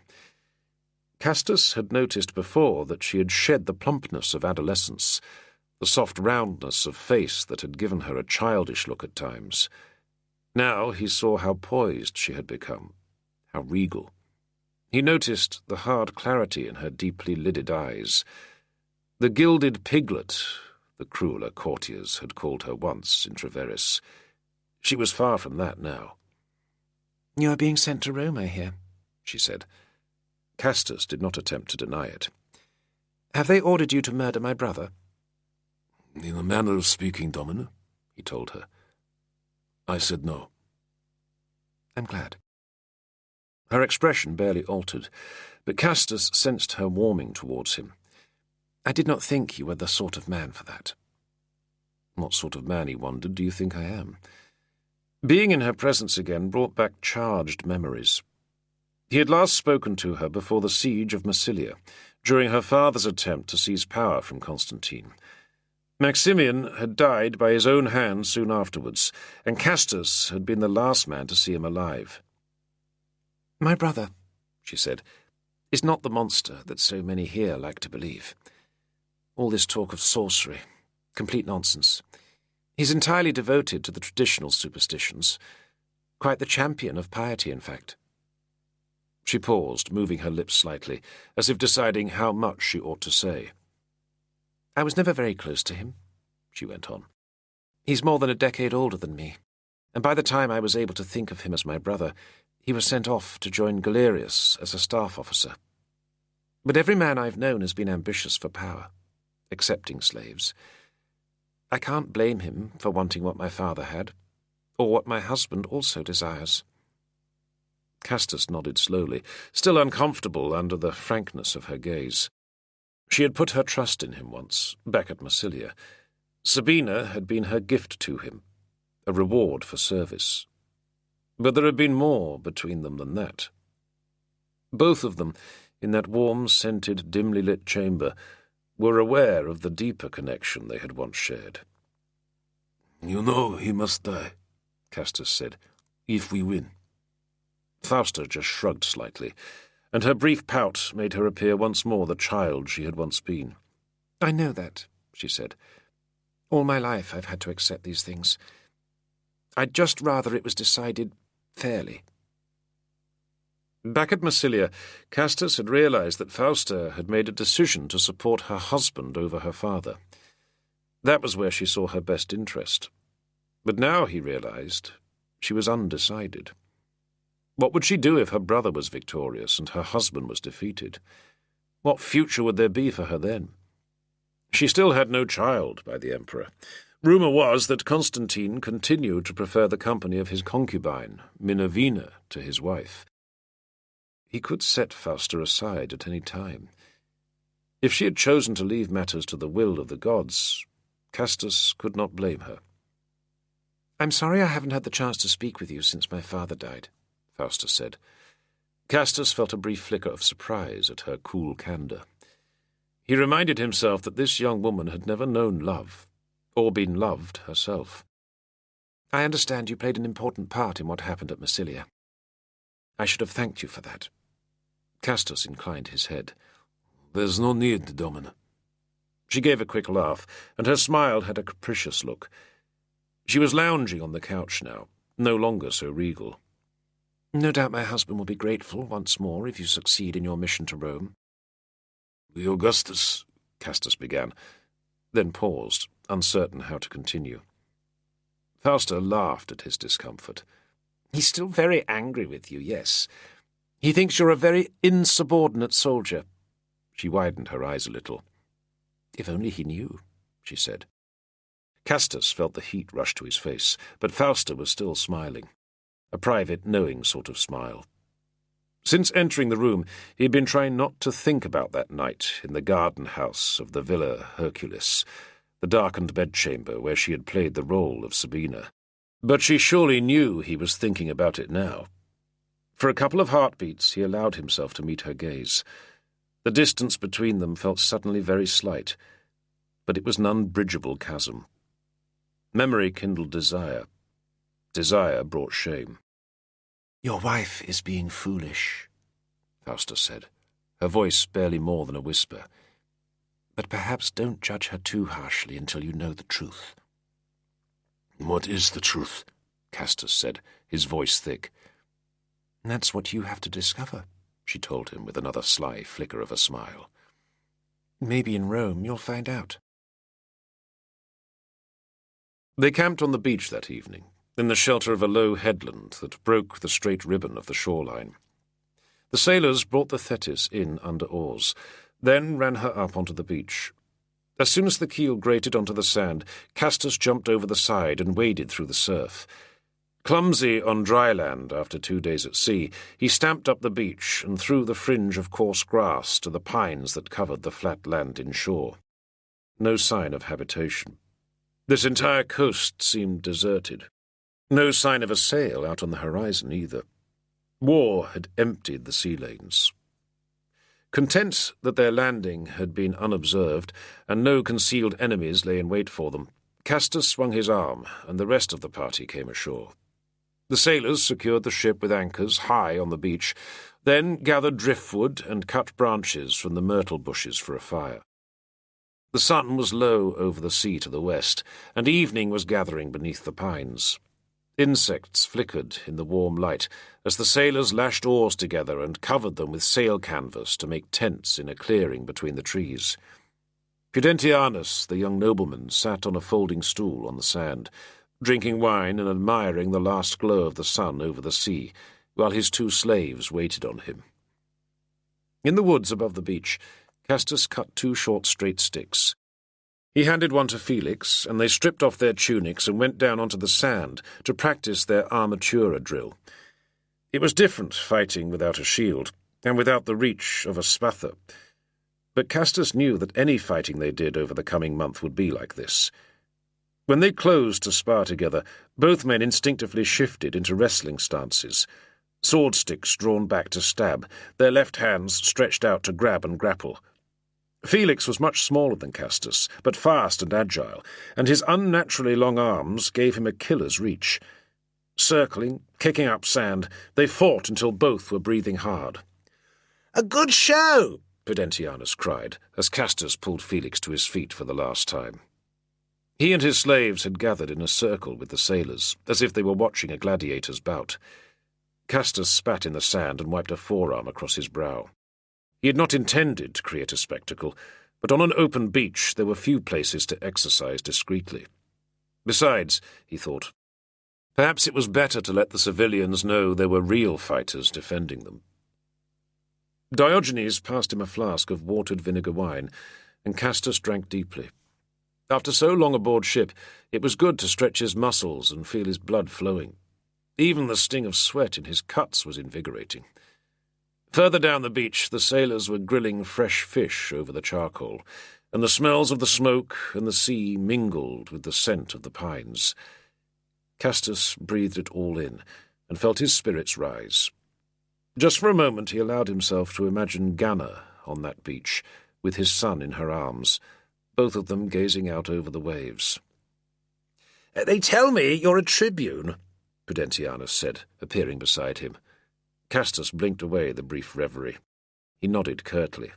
"I've never really met any soldiers before," the young man said, with the faintest note of apology. "So I wasn't entirely sure." He was about 18 or 19, Castus guessed, and his face still had an adolescent look, rather thick-lipped and pimply.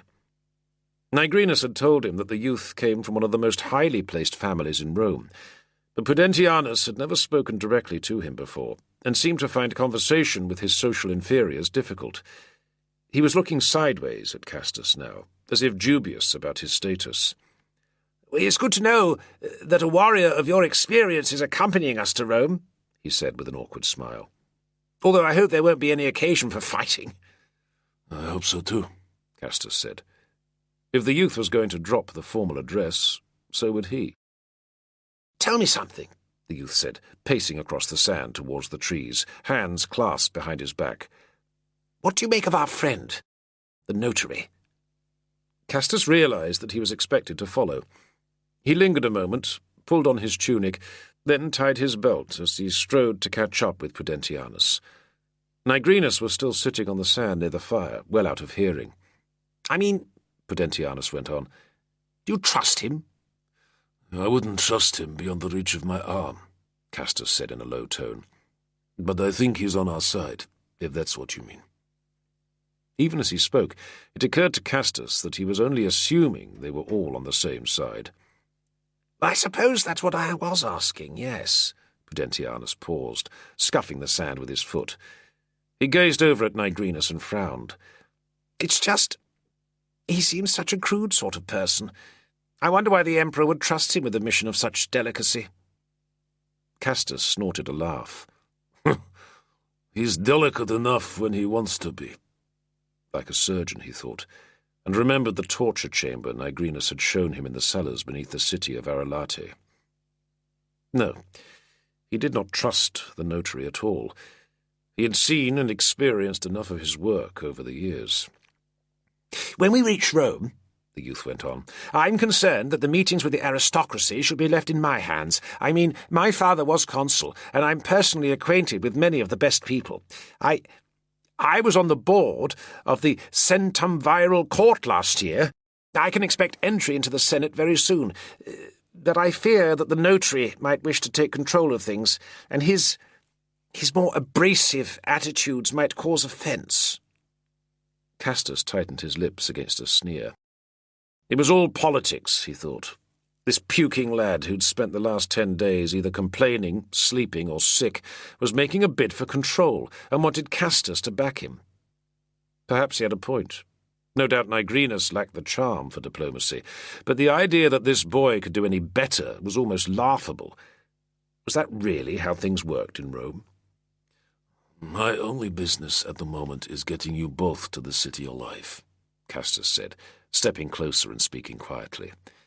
He was a head taller than Prudentianus. The young man nodded quickly, swallowing. Once we're there, Castus went on, you can thrash things out between yourselves. He did not rate the young man's chances if he pitted himself against Nigrinus. Then again, the city was Prudentianus's home territory. Shaking his head, Castus left him and strode back to the fire, where the sailors had finished preparing the evening meal. The sun had still not set, but the sea to the west was glowing. Castus stood just above the surf, eating grilled fish and chewy flatbread and washing it down with watered wine. From behind him, he could hear Diogenes and the Christian priest, still locked in their intractable debate. "But what about the bodies of those who've been cremated or dismembered in battle? Will they be stuck back together at this resurrection of yours?" "After the day of judgment, the righteous will take on heavenly bodies, yes. They will be resurrected in the incorrupt flesh, as they were in life, and those bodies will be immaculate." "So how was it that when your Jesus came back to life, he still had wounds upon him? Didn't he tell his followers to stick their fingers in his scars? And he had to eat and drink too. Doesn't it say that in your books? How come he needed earthly nourishment if he had an immaculate heavenly body? No, this is clearly childish nonsense. Plato, on the other hand, I'm afraid you are an extremely ignorant man." Finishing the last of his meal, Castus paced along the beach. Philosophical debates had always confused him. How could people spend so much time arguing about things they could not see or feel? When he looked out towards the horizon, he saw the sun sinking towards the rim of the sea. That was God, surely. The light of the world. Beyond that light, there was nothing. Castus kissed his fingers lightly, then raised his hand in salute to the sun. "Sol Invictus, Lord of Daybreak." The headland above the beach was lit by the evening glow, and Castus had a sudden desire to climb up to the heights and survey the surrounding country. He wished he had done it earlier, but if he hurried, he knew he could get up and back before nightfall. Doubling back quickly to the camp, he took the short sword from his bedroll and threw the baldric around his shoulder. Felix glanced up from his meal and then made to stand. Castus gestured for him to stay where he was. Moving away from the fire and the voices, he crossed the sand and jogged up the rise through the grass. There was a track between the trees, he noticed, but still no other sign of human life. He started climbing, the slope growing steeper and more rocky as he pushed his way through the dry scrub. Then, before he had expected, he was at the summit of the low headland, clambering through a last screen of tangled bushes and out onto the stony ridge above the sea. The air smelled strongly of thyme, and now he was no longer moving. Castus could hear the noise of the insects from the darkening land behind him. Down on the beach, the campfire was a glowing ember. Beyond it stretched the pale ribbon of empty sand and the ranked trees, following the shallow curve of the coastline as far as the distant hills. But when Castus glanced down to the other side of the headland, he caught his breath. On the beach about half a mile to the north, another vessel was pulled up onto the sand. It was small, with oars piled across the thwarts and a lowered mast, but Castus felt almost sure that it was the same one he had seen in Genoa and in the Bay of Luna. The ship with the triangular sail. It must have crept in along the coast under oars, he realized, screened by the headland. Peering at the distant shape, he could make out one or two figures sitting on the sand beside the beached craft. There had surely been more to work the oars, but there was no sign of them now. No fire either, or any encampment. Castus had already reached for the hilt of his sword. He slid the blade free a short way, then tapped it back into the scabbard. Then, Slow and smooth, he eased down into a crouch in the bushes. No watchers on the beach would see him silhouetted against the evening sky. Keeping low, he began to edge back through the scrub bushes. Almost at once he paused. Now that he was listening more carefully, he could clearly make out the sounds of men moving in the near distance. At least 6 of them, he estimated, and no more than a couple of 100 paces away. The dry bushes and scrub crackled and hissed as they crossed the ridge and descended into the pine woodlands behind the beach, and all the time Castor stayed still, tensed and hardly breathing. When the last of the men seemed to have passed his position, he eased himself back into motion, stepping carefully over the tangled bushes and picking his way down the steep stony track. The sun had long gone now. Only a trace of light remained in the western sky, and the hillside was being consumed by the darkness. Insects rustled and rasped on all sides. By the time Castus had scrambled down to the beach, he estimated that the group of men ahead of him would have almost circled around through the trees behind the camp. Lifting his sword clear of his waist, he started running along the hard, wet sand at the edge of the surf. The camp seemed further away than he had anticipated. He could make out the fire, still burning down to embers on the sand, and the dim shapes of the makeshift tents just below the trees. He was running hard, yet trying to conserve his strength. If he could get to the camp in time, he could warn Felix and Diogenes, perhaps counterattack before the newcomers could spring their ambush. A shout reached him, then a scream from the camp. Castus doubled his stride, a curse bursting from his lips. Swerving up the beach and across the dry sand, he saw the figures running in the trees, one of them outlined briefly against the light of the embers. Smoke swirled, and Pudentianus's 2 slaves dashed from the closest tent. Castus could see a body on the ground, the dim shapes of struggling men. Stooping as he ran, he snatched up the 3-pronged fishing spear from beside the fire. The man on the ground was one of the sailors. The combat between the trees was indistinct, frenzied. Castus yelled out a battle roar. His sword was in one hand, the trident in the other. There were pale faces in the darkness, a haze of kicked-up dust, incoherent shouts. Then suddenly, the attackers seemed to melt back into the darkness. Castus saw one man turn and flee, his cloak whipping behind him. He canted back the fishing spear, aimed at the fleeing man's legs, and threw. The man screamed as the blow knocked him down. "Get him!" Castus shouted. "Get him alive!"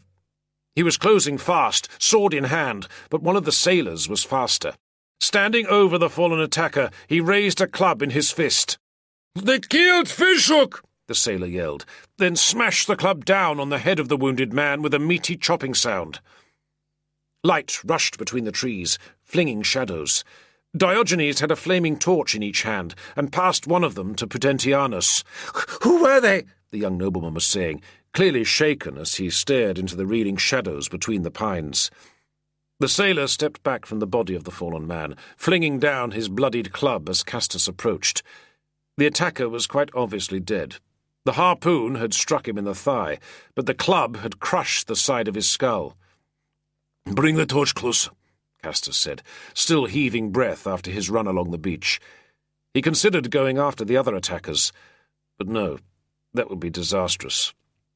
Diogenes stepped up with his torch, and Castus shoved the dead man over onto his back. What was left of his skull was shaved bald. Castus leaned closer, studying the ruined features in the flickering light of the flames. Then he stepped back. "Can you tell who he was?" Pudentianus said, wincing. Castus just shook his head, but he had a good idea all the same. He was sure that he had seen this man before, back at Mediolanum, and he had been dressed in a sky-blue tunic. Chapter 18.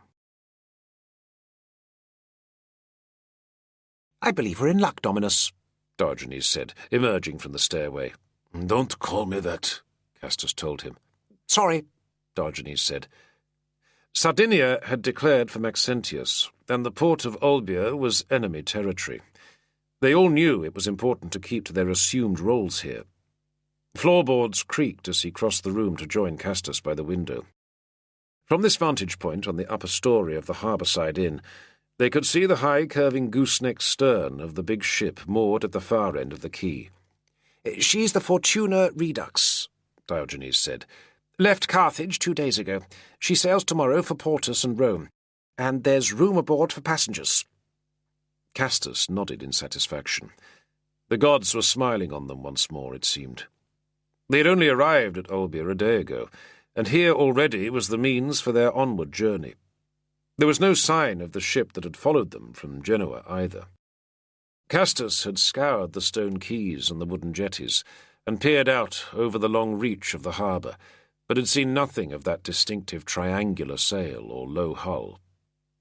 The master of the Thetis had assumed that the men who attacked them on the beach were common pirates, taking advantage of the chaos of war to prey on travellers. A reasonable explanation, although Nigrinus had clearly not been convinced. Castus had said nothing about recognizing the dead man. He did not trust the notary enough to share his suspicions, and if Lepidus was behind the attack, Castus would keep the information to himself for now. Surely, he thought, he could not have been the target himself. There had been plenty of opportunity for Lepidus to strike against him in Mediolanum, which left only the possibility that his rival was intending to destroy the mission for reasons of his own. Was Lepidus an agent of the enemy, then? Castus remembered Fausta's parting words. Maybe in Rome you'll find out.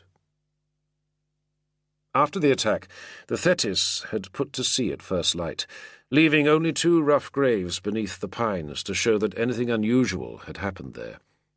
All the way along the coast of the island of Ilva, they had been prepared for another attack, the sailors armed and ready, but there had been no further sightings of the supposed pirates.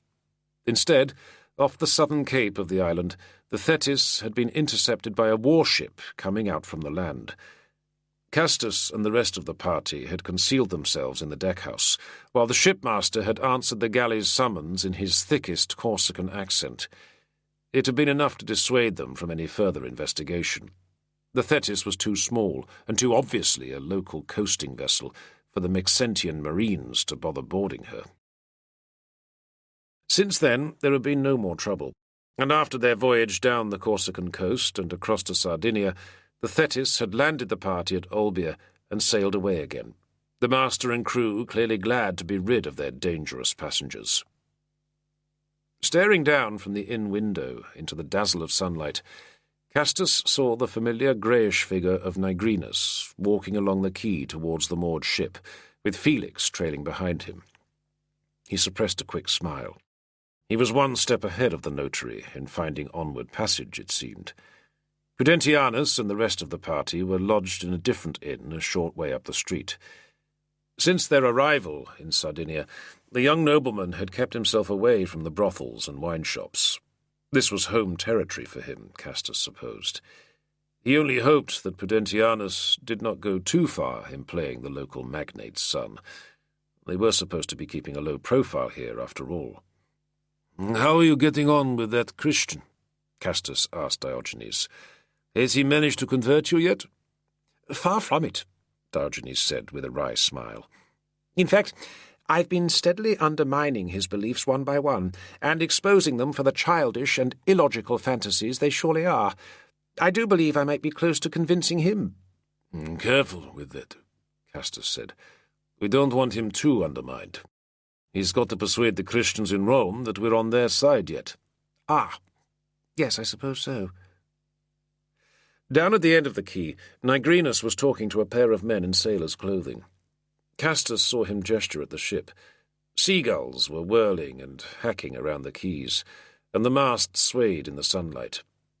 Behind the notary, Felix stood waiting. What had Nigrinus told him? Seeing them together like that made Castus uneasy. No doubt the notary was angling to recruit Felix to his schemes. Dropping his gaze, Castus scanned the figures moving along the broad paved expanse of the nearer quayside. Nobody down there seemed to be paying special attention to Nigrinus and Felix. In the bright sun, the scene appeared quite peaceful. Hard to imagine that a desperate war was being fought over on the mainland. Then a party of soldiers went striding past, off-duty marines from one of the warships moored on the far side of the harbour. Castus heard them singing and laughing. boisterously heedless of the civilian life around them. Frowning, he turned from the window. The less time they spent in Olbia, he thought, the better for them all. The Fortuna Redux sailed late the following afternoon, gliding out of the sheltered harbour on the land breeze. As she cleared the headland, her hull began to roll with the motion of the deep-sea swells. Rigging wailed as the big main yards swung to the wind, and by early evening the craggy coastline of Sardinia had sunk below the eastern horizon, and the ship was sailing out of sight of land. There were a score of passengers aboard, most of them from Carthage. A plump lady named Magnilla was travelling with her small entourage of slaves and eunuchs. Then there was a troupe of pantomime actors from Hippo Regius, and 3 or 4 merchants with their own slaves. As they felt the currents of the deep sea take them, all filed up to the shrine beneath the raised gooseneck stern and made their sacrifices for a safe voyage. The Fortuna Redux was a stout and broad-hulled bulk freighter, her hold packed with amphorae of wine, fish sauce, and olive oil. There was a big deck-house aft, with cabins for the owner, shipping agent, and sailing master, and a few of the wealthier passengers. Prudentianus had secured accommodation in there for himself, Stephanus, and Nigrinus. Everyone else had to berth on the open deck, or down in the stinking recesses of the hold above the slopping bilge waters. Clouds covered the sky, and the wind was whipping spume off the wave crests. As the light faded, Castus stood on deck and watched a party of sailors rigging ropes and tackle near the stern. Others ran along the decks, hauling on the lifts and braces to draw the big mainsail up close to the yard. One of them paused for a moment and bent over the water butt beside the mainmast, drinking deeply. "What are they doing?" Castus called to him, gesturing to the party at the stern. The sailor straightened up and wiped his mouth. "Fixing relieving tackle to the steering oars," he said in a slurring African accent. He nodded to windward. "Greasy sky, see? Feel those big swells from the southeast? Coming on to blow. Be a dirty night, I'd say." He grinned. "Best get yourself below and hang on to something." Castus grimaced. He could already feel the deck heaving and pitching beneath him, the breeze coming in hard from the north. The sailor loped away again, but Castus remained where he was. He did not fancy spending the night down in the bilges, in the stinking, rat-scurrying darkness, with a pack of wailing, frightened slaves. Further towards the bows, Castus made out the figure of Valerius Felix, crouched against the rail, clinging onto one of the mainyard lifts. Moving with long, swaying strides, reaching out for support, Castus made his way forward, up the pitching deck, until he stood beside the man. Felix had a blanched and queasy look as he stared out over the darkening waves. Clearly he had still not shaken off his seasickness. He just nodded a greeting as Castus approached. For a while they stood in silence, gazing at the rise and fall of the grey horizon. "How long since you were last in Rome?" Castus called above the noise of wind and water, the wail of rigging and the groan of the ship's heavy timbers. Felix took his time answering. 20 years, more or less," he said at last. Castus nodded. He realized that he had little idea how old Felix was. About his own age, he guessed, which would make him barely more than a boy when he had left the city. "You still know any people there?" Felix shook his head. "No people," he said with a tight grimace. "Places." He seemed unwilling to say more. Ironic, Castus thought, that he had chosen a man even more taciturn than himself to accompany him on this mission. Once again he wondered if the stories he had heard about Felix were true. Had the man really been a slave? And what had driven him from Rome at such a young age? Clearly there were things about his past that Felix did not want to discuss.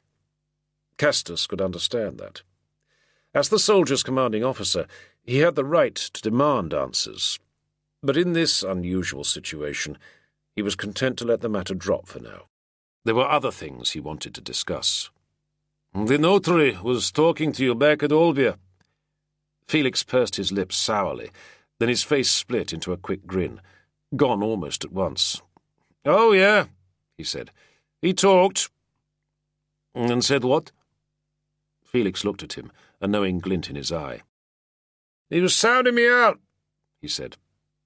"I wasn't interested. I know his sort." "Good," Castus told him, and could not resist smiling too. Somehow he still felt he could trust this man, although the gods knew he had enough reason not to. "Tell me something," he said. "Back at Verona that night the enemy commander broke through our lines. You saw those men coming after me?" Felix swallowed heavily. He nodded again. "I knew what they were about," he said. "Heard them talking, back in the tent lines." "You could have reported it."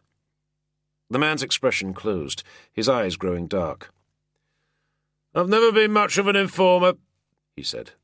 "Nor like the sort that were. Reckoned I'd just follow and see what I could do." Castus grunted, low in his throat, and gazed back at the sea again. This too he could respect, in a way. Felix had certainly saved his life back there, although he might have wished the man had not left things so much to chance. But he was decisive, at least, and capable of taking action. The noise of the wind had increased, and the Fortuna Redux was pitching heavily now, her bows bursting the water and scattering spray back along the decks. There was still a bit of light in the sky to the east, greenish and shredded by cloud, but the ship was moving into the night, and the weather out there was dirty, just as the sailor had predicted. "You should go below," Castus said, but Felix just frowned and shook his head. "Better up here," he said in a choked voice. Castus could only agree. They said nothing more, huddled against the rail in the blast of the wind as the sprays soaked them and the ship rolled and dived. Darkness all around them now, shot with flashes of moonlight, and when Castus peered out over the far rail, he could make out the wave crests rolling past higher than the ship's side, boiling white with foam. The mainsail had been furled, and the ship laboured along with only the headsail to give her steerage way. In the brief gleam of light between the clouds, Castus could see the figure of the helmsman, standing rigid on the roof of the deck-house with the big tillers of the steering oars clasped tight, the wind whipping at his grey hair. Every time the ship dived, a chorus of screams rose from the slaves and other passengers down in the hold. Castus did not envy them. For all the cold and wet out here on deck, at least he could see the sky and sense the motion of the waves around him. Down below, he knew, there would be nothing but lurching darkness and fear. After a few hours, the sounds of terror decreased, the people below decks stunned into silence, praying fitfully. Only the occasional despairing wail or nauseated groan rose from the hatches. Castus had eaten nothing since leaving port, or taken anything to drink. Now that the motion of the ship had grown more regular, he felt hunger pinching at his belly. He could ignore that, but thirst was more pressing. He clapped Felix on the shoulder, gestured, then began crawling back along the scuppers towards the water butt beside the mast. When he reached it, he found the liquid slopping inside to be undrinkable. So much salt spray had got into it. Cursing, he crawled further towards the deck-house. He had a flask of vinegar wine and some food stowed in his baggage in the narrow shelter beneath the overhanging roof. As he passed the deck hatchway, Castus heard a rattle and a thud from the ladder, and a figure came groping up from the darkness below. Pausing for a moment, startled, Castus watched as the man crawled out of the hatch and crouched on the deck. It was one of the actors from Hippo Regius, from what he could see. The man turned, and Castus caught the glint of his smile and the exaggerated gasp as he breathed in the fresh night air. Pulling himself onward along the ship's rail, Castus reached the overhang of the deck-house and found his bundle of belongings. He dragged out his cape, damp now from the sea spray, but still dry on the inside, then found the flask of wine and drank deeply. He was just shoving the flask back inside the bundle when he heard the scream from inside the deck-house. A woman, it sounded like, but immediately afterwards there was a man's cry. "Murder! Help! Murder!" Castus's hand grasped the hilt of the short sword concealed in his baggage and drew it free, and immediately he was moving. He pulled his way back along the wooden wall of the deckhouse, braced against the steeply tilting deck, until he reached the corner and swung himself around to the doorway. The door was latched shut from the inside, but Castus hurled himself against it, and the thin slats burst apart. Dragging the door open, he lurched through the opening with the sword held low at his side. 2 steps down to the deckhouse floor, partition doors hanging open in the wheeling light of an uncovered lantern. Castus took in the scene in a heartbeat. The plump lady, Magnilla, poised at an open door, her mouth gaping in a silent scream. Prudentianus peering from behind her shoulder. Opposite, a blanket-covered body with 3 blood-stained knife holes. There were others gathered in the shadows, figures waking from huddled sleep to panic and horror. He did not see the man crouched in the shadow at the foot of the steps until it was almost too late.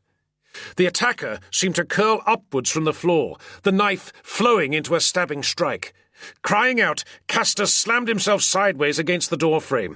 He felt the blade cut through the cloth of his tunic and rip free. Then he grabbed at the man as he tried to push past him and through the door. The deck plunged suddenly, and they were thrown together as the lamp in the deckhouse snuffed out. Screams in the darkness as Castus tried to grapple the man and get his sword around to strike. Stumbling on the steps, he half fell, and the man writhed free of his grip and bolted out onto the open deck. Castus was at his heels, the sword in his hand. Wind flung spray over the rail, and ahead of him Castus saw the man running with a lurching stride towards the mast. He was thin, dressed only in a short tunic, and he still held the short stabbing knife. Felix was moving down the deck from the bows, a heavy maul clasped in his fist. As he reached the mast, the fugitive saw that he was trapped and turned at bay. In the moonlight, Castus could see the man's face twist into a desperate snarl. He threw a glance at Felix, then looked back at Castus. Advancing steadily, Castus kept his blade low and level. If the man tried to jump him again, he would be ready. There were others behind him too now, sailors clambering up from the deck hatch. The killer took one more desperate look up and down the deck, then flung himself wildly towards the rail and vaulted across it. The dark surge of water took him at once, and he was gone. Dawn came up fiery red in the east, and the morning sun shone clear across a placid, empty sea. The storm had blown itself out in the night, and now the sky was a clean-washed blue, only a trail of little white clouds along the horizon. A fine sight, but the mood aboard the Fortuna Redux did not reflect it. Passengers and crew gathered on deck, all of them grey-faced and weary after the disturbed night, as the sailors sewed up the body of the murdered man in a blanket and tied a ballast rock at its feet. One of the Carthage merchants claimed to be a Christian of sorts, and muttered a short, half-remembered prayer over the body before the sailors heaved it up and carried it to the rail. "Should we not wait and take the body ashore for burial?" Diogenes asked. "I believe members of the sect prefer to be entombed on land." The shipmaster shook his head grimly. "It's bad luck to carry a corpse aboard ship," he said. "Besides, don't that sort say their god walked on the water? Maybe he can walk across the waves and find himself a burial plot." Without another word, the body of the Christian priest Stephanus was pitched over the side and vanished beneath the waves. "A shame," Diogenes said to Castus. "I really thought I was making progress with that man. A keen intellect, for all his erroneous beliefs." Prudentianus stood by the deckhouse door, rubbing his grey face. "It was supposed to be me," he mumbled as Castus approached. "I was lying right next to the priest at the beginning of the night. That man came into the deckhouse on some errand. A mistake, I thought. I was suspicious then, but thought nothing more of it. If I'd not crossed the cabin to comfort the Domina Magnilla, it would have been me he knifed. It would be me going over the side right now." "You were comforting her?" Castus asked in a low voice. "Of course," Prudentianus said, his jaw quivering slightly. "She was most alarmed by the storm." Magnilla herself stood nearby, flanked by her maids, with a scented cloth pressed to her mouth. Her eyes streamed black runnels of coal down her cheeks, and when Prudentianus made a movement towards her, she fled back inside the deckhouse. The actors from Hippo Regius were extremely apologetic, at least. The killer had been a stranger to them, they claimed. He had joined them at Olbia, after one of their number had suddenly fallen sick. All seemed to believe that the death was a very poor omen for their forthcoming appearance on the Roman stage. The gathering on deck was breaking up now, some of the passengers slinking away below, while others slumped at the rail to enjoy the fresh air after their night's confinement. Castus made his way to the mast. The water butt had been emptied of its brackish contents and refilled with fresh rainwater. He stooped, drank, and when he straightened up, Nigrinus was at his elbow. "I assume you have your suspicions about the night's events?" the notary said, his lips barely moving as he spoke. "You do?" "Of course. I'm starting to realize that you're not entirely as stupid as you appear." Castus cleared his throat, then paced to the rail and spat over the side. Leaning back against the rail, he regarded the notary with a hard grimace. "Well then," Nigrinus said, joining him, "our killer was no random maniac, we must conclude. Most likely he intended to murder our senatorial friend, and thereby throw our mission into jeopardy. Without Prudentianus, we have no contact with the nobility of Rome, and no base in the city from which to operate. If you had not acted so promptly, he would probably have succeeded. Now, do you think he was one of the same party that attacked us on the beach?" Castus nodded. He was debating with himself how much he should tell the notary. Not much, he concluded. He would let Nigrinus make the connections himself. "So we must assume," Nigrinus went on, "that the ship you believed was following us from Genoa brought these men on our trail. They must have sailed directly to Olbia ahead of us, after their failed attack on the beach, so they knew where we were going. So we must hope that the remainder of their party have not already moved on to Rome, or our stay in the city could be uncomfortable." "That's the way I'd guess it, yes." "And you have an idea who these people might be?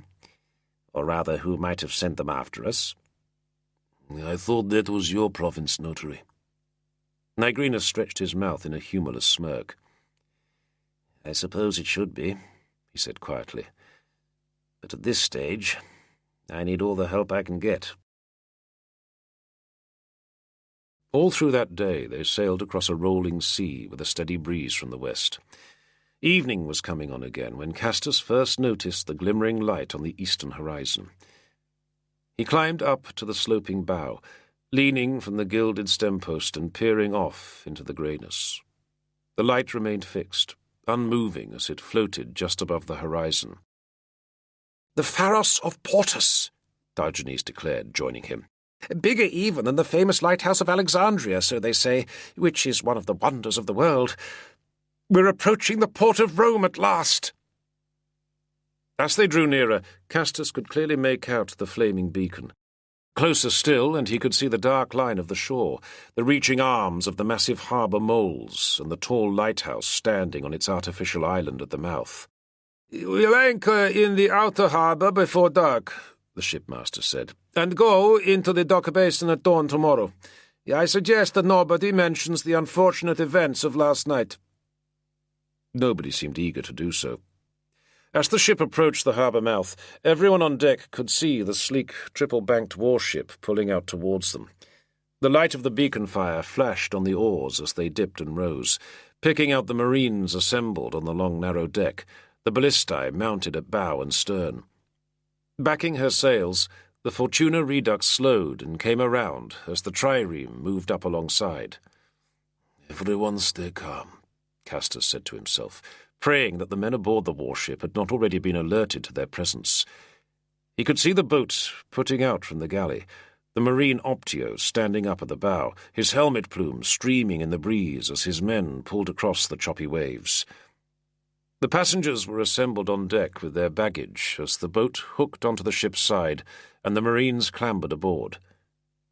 Squatting down in the scuppers behind Prudentianus, who had dressed himself in his finest embroidered tunic and patent cape, Castus tried to look unobtrusive. Casting an appraising eye over the Marines, he was not impressed. None wore armour, and their equipment was old and worn.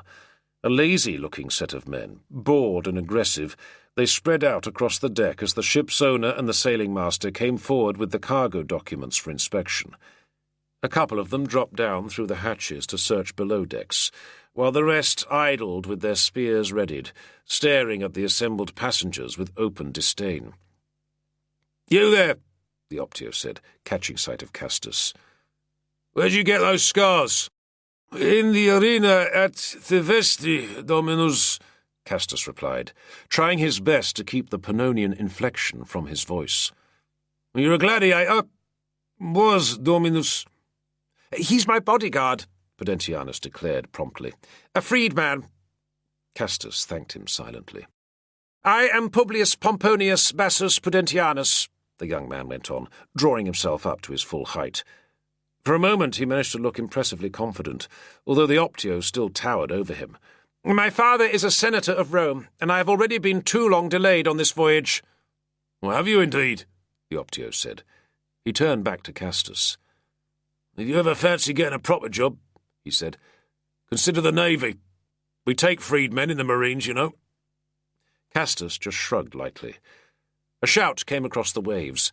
A flag was waving from the trireme. For a moment Castus's pulse jumped, and then he saw a second cargo ship moving slowly towards the harbour mouth. "We're down here!" the Optio called to his men. The Marines came clattering up the ladder from the hold and the bilges, and with a last sneer and a spit, they clambered back into their boat and set off towards the second incoming vessel. Prudentianus exhaled hugely and wiped his brow.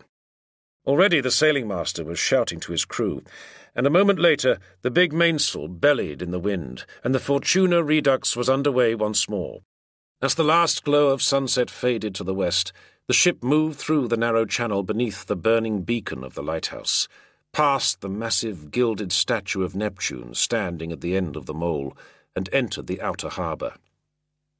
"We're here," Diogenes said with quietly suppressed awe, as the anchors plunged down into the oily smooth waters. "I can hardly believe it." The land was lost in darkness, but there was a smell on the breeze. Dust and smoke. The smell of civilization, Castus thought as he breathed it in. The smell of Rome. Chapter 19. Gold and glittering mosaic glass above him, cool marble beneath his feet. Castus tipped his head back and gazed up at the ceilings of the vast bathing hall. Around him was noise, the voices of thousands of men, the splash and gush of water, laughter and singing, even the words of a poet declaiming his latest work in one of the side chambers, all of it echoing together under the soaring vaulted roof into a single rushing roar. Castus was oblivious to the noise. Although this was not the first time he had been here, he had still not lost his sense of mute wonder. But as he paced slowly between the milling crowds of naked and semi-naked bathers, he was naggingly aware of a single chattering voice at his elbow, an occasional touch on his arm. "Yes, Dominus, whatever you desire, whatever in the world you require, I, Apelles the mouse, will provide. Merely name what you want, Dominus. You need food, drink, Lucanian sausage, maybe, very spicy, honey cakes." The little rodent-like man had followed him in from the palestra, talking constantly, trying to catch his attention. Castus continued to ignore him. He looked up and saw painted figures on the ceiling, gods and giants. He saw tall columns of purple and green marble, mosaics in yellow and blue, statues in blinding white and gold. The hall in which he was walking was larger, he thought, than the imperial basilica in Treveris, but this was only the centrepiece of the baths complex. To either side, through enormous arched portals, were other chambers, thermal rooms, changing rooms, and halls for oiling and massage. There were twin palistri for exercise, a huge open-air swimming pool.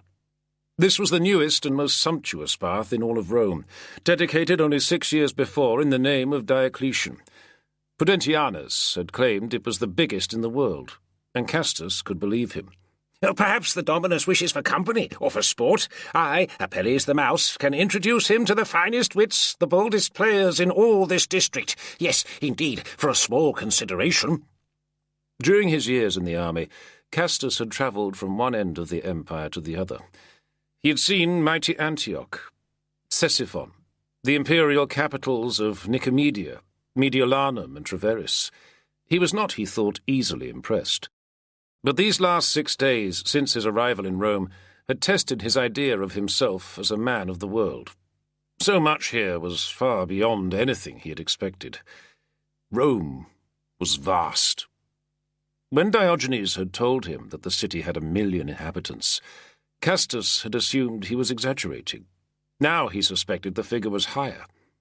Half the human race seemed to live here, teeming and swarming in the streets and the fora, covering the hills with houses and apartment blocks as far as the eye could see. On every hilltop were enormous mansions, temples and porticos. In the valleys between were streets narrower and more squalid than any Castus had known. It seemed absurd, even insane, to imagine that their small party of men could hope to have any influence on a city of such size and energy. On the first morning after their journey up from Portus, Castus and the rest of the party had passed through the centre of the city. Crossing the Tiber, Castus had seen the imperial palace rising from the summit of the Palatine Hill, the temples of the Capitol opposite. Prudentianus, riding in an open litter, pointed out each monument as they passed, as if he owned the whole town and was displaying it to his guests. As they entered the ancient forum, Diogenes leaned closer. "Look up," he said. And when Castus raised his eyes, he had seen a multitude of statues thronging the pediments and pillars all around him, a legion of figures, painted and gilded, glowing in the autumn sunlight. He remembered that this was Sabina's home. All those times she had described the place, the houses the size of palaces, the temples of gold and marble, Castus had thought it a mere fantasy. Now he knew the truth, and was not surprised that she missed it so keenly. "Or is it a girl the Dominus desires? Yes, a girl or a boy? Nothing could be simpler for Apelles the Mouse. Which do you prefer? A young virgin girl, 12 or 13, maybe, but so skillful in the arts of love." Castus turned suddenly on his heel, causing the little man to jump back a step and almost skid on the polished floor. "I want nothing from you," he growled. "Do I look like a wealthy man? Do I have a slave following me with a money pouch?" "Yeah, but Dominus," the man said, the grin sliding over his face again. "I will surely take your word as bond. You are a soldier, I perceive. A noble soldier, yes, one of the brave legionaries of our invincible Emperor Maxentius. Why, certainly I would trust your word." "You know nothing about me," Castus said, leaning closer. "I told you, get lost, or I'll get angry." He raised his fist, flexing the heavy muscles of his arm, and the little man's grin vanished in a twitch of fear. Apelles skipped back a few steps and made a bizarre and obscene gesture. "Go suck a donkey's cock," he said, then scuttled quickly away across the marble paving in search of more willing customers. Castus continued on across the hall, shrugging off his sense of irritation. The people of Rome, he had noticed, were certainly the rudest he had ever encountered. In every street there were people arguing and shouting, waving their arms at each other, exchanging insults. Even buying a loaf of bread was a confrontation. He supposed it was just the effect of so many people from so many different places living crushed together like this, but it was exhausting all the same. The fact that the little man had so easily marked him as a soldier did not surprise Castus. He had never been convinced by the idea of masquerading as a former gladiator. Whatever Nigrinus and his friends might think, professional sports fighters looked quite different from soldiers. Their muscles developed differently. Their stance and posture was quite distinct, and anyone who had been in the army could distinguish them with ease. At the moment, Castus was surrounded by plenty of men who were obviously soldiers. Just as Prudentianus seemed able to instantly identify a rich man at the baths, even naked, so Castus could pick out a soldier. All around him were bodies marked with the welts and bruises of military training, muscles shaped by marching, by humping shields and kit and hefting javelins. Even without the scars, it was easy to spot them. The massive fortified barracks of the Praetorian Guard was only a short distance away from the baths of Diocletian, and a good quarter of the bathers thronging the halls would be men of the cohorts. Most of them, Castus knew, had been recruited from the detachments of the Danubian army that had marched south with Severus and Galerius years before. Moving through the crowd at the entrance to the thermal chambers, he picked out the familiar accents of the Illyrian provinces, of Pannonia, Dacia, and Mysia. These men spoke like him. They looked like him. Strange to think that they were his enemies, and would kill him if they knew his true identity. Castus and the other members of the expedition were living in Prudentianus's sprawling family mansion, a short distance away from the baths along the ridge of the Quirinal Hill. Nigrinus came and went on his own obscure errands. Castus had ordered Felix to accompany him, partly in case the notary needed protection, but mainly to keep an eye on what he was doing. Felix could report little. Nigrinus was obviously keen that his operations remain shrouded in secrecy. Of them all, only Diogenes seemed to be enjoying himself. He was supposed to be accompanying Castus, but instead he spent most of his time in the libraries and bookshops of the city. He was welcome to that, Castus thought, as he lay on a marble bench in an atmosphere of steam and fresh sweat. A slave scraped oil from his shoulders. Diogenes was as likely to find useful information in the library as he himself was at the baths.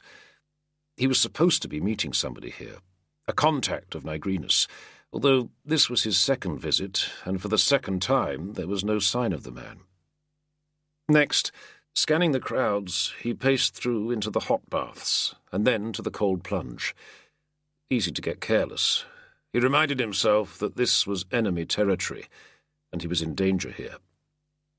With the bathing ritual completed, and still no sign of Nigrinus's contact, Castus sat on a bench in the circular vestibule of the thermal rooms. Opposite him, a pair of older men stood and observed the younger bathers as they emerged from the steam room, assessing them with a practised eye. A man sauntered in from the main hall, dressed in a silk loincloth and trailed by over a score of slaves, carrying towels, scrapers, and lotion bottles. Castus watched it all, and his lip curled. This was a fool's errand. Out through the pillared portals, he moved into the blaze of sunlight, filling the vast open-air swimming court. Above him rose the monumental facade of the main hall, ranks of columns, pedestals, and statues standing tall over the water. Such splendour, Castus thought as he peered upwards, to impress a lazy and heedless people. Then he took 3 long strides forward and leapt from the broad marble steps in a long arcing dive into the water. There were around 100 other swimmers, and as many again sitting around the edges of the pool, but Castus ignored them for the time being. He was not a graceful swimmer, but his pummeling crawl moved him effortfully from one end of the pool to the other and back a few times, with not a thought in his head. Gasping, refreshed, he burst from the water at the far end and strode up onto the steps in the sunlight. From this angle, he could see the scum of oil on the surface of the water, catching the light in shifting colours. To his left was a group of other men. He marked them at once as soldiers. And as he sat on the steps with the water drying on his skin, Castus began to pick out scraps of what they were saying. Their accents were Danubian. One had the flat drawl of a Musian, another sounded Dacian, and the third was as Pannonian as Castus himself. He caught the word Ariminum and mention of the usurper. It took him a moment to realize that they were talking about his emperor, Constantine. "Hey, brother," he said, leaning toward the group of men before his natural reserve could stop him. "What was that you said?" The 3 men stopped talking and shifted around on the steps to look at him. Castus saw the initial hostility in their eyes, then the recognition. He was a soldier, just like them, and his words had carried the same accent. "News from the north," the Dacian said. "The enemy's on the Flaminian Way. Mutina's fallen, and they've advanced as far as Ariminum." Ariminum was on the Adriatic. Castus knew that. For a moment he felt a spur of fierce pride, and tried not to let it show. If only I was with them now. "I haven't seen you before," one of the other men, the Pannonian, said. "You with the guard?" Here it was, the moment he had been dreading. Castus knew that he could no longer pretend to be a gladiator. He knew that he had to lie, although the thought of it disgusted him. I did not ask for this. He remembered that day on the frozen Danube, edging out onto the ice and feeling it creak and fracture beneath him. "I'm with the 2nd Herculia," he said. It had been true once, at least. "Oh, that's a bad scar on your face there," the Pannonian went on, with a calculating squint. "Got that in a fight, I'd say. Recent, too." "At Verona," Castus told him. The less he could tell them, the better. But he knew that every word he spoke took him further into danger. "You fought at Verona?" the third man said in his flat, Musian drawl. He flicked his head back, impressed. "That was some fight, so they say. Not too many live to talk about it." "We were in the reserves," Castus said, gazing back at the water, the splashing swimmers. A knot rose in his throat, and he swallowed it down. "But the enemy broke through. Cavalry got us up. We were lucky to retreat in formation." The three men had shunted over on the steps now, gathering closer to him. Castus was becoming aware that his discomfort fitted neatly with his story. Nobody liked to talk of defeat, and he could tell by their moment of silence that they would not press him for the details. "And now," the Dacian said, "you Herculiani are back here in Rome, or what?" "Spolitium," Castus said, shrugging heavily. "Some of us get to come here on leave, though." "Sounds like you need it, brother," said the Musian, slapping him on the shoulder. "Where are you from, anyway?" "Torunum, originally." They knew Torunum. The Pannonian was from Cibalae, only a short distance away. In a few moments all three had introduced themselves, shaking Castus by the hand and the shoulder, glad to draw him into their group. "I used to be with the 13th Gemina," the Pannonian said. "Now a proud soldier of the 8th Praetorian cohort.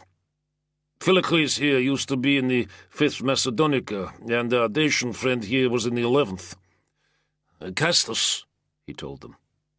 He had gone as far as he dared into falsehood. "All you had to do," he thought, "was open your mouth and speak." After that it was easy. Only a few moments later, so it seemed, Castus was sitting with the three Praetorians in a shady corner of the Palaestra colonnade, where a row of stalls sold snacks and drinks. He was trying not to talk too much or too quickly.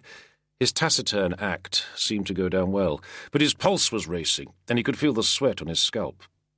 There were more soldiers gathering around now, and the first three were introducing him all over again to their comrades.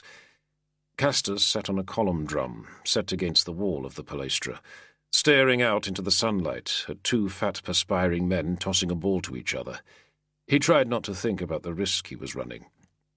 "We didn't get to hear much about Verona," the Pannonian was saying, lowering his voice as he passed Castus a cup of wine. "Although a few men came back from the battle.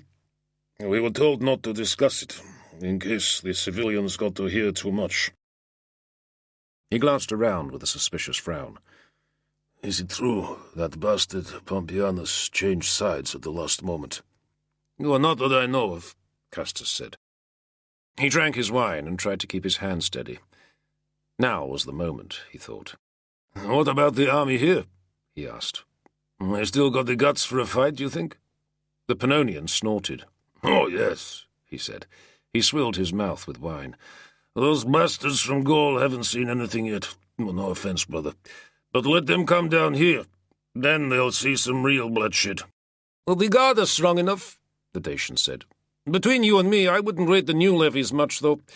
The Numidians are good, light cavalry and so on. But these new legions are mostly just half-trained civilians from Africa and Sicily. I wouldn't call them soldiers myself. The only proper soldiers are us in the guard, said Philocles the Moesian, waving his cup. And the cavalry boys, the horse guards. You can keep the Numidians. They'd quicker run away as fight. The rest are just there to make up numbers as far as I'm concerned. They're not even billeted in the city.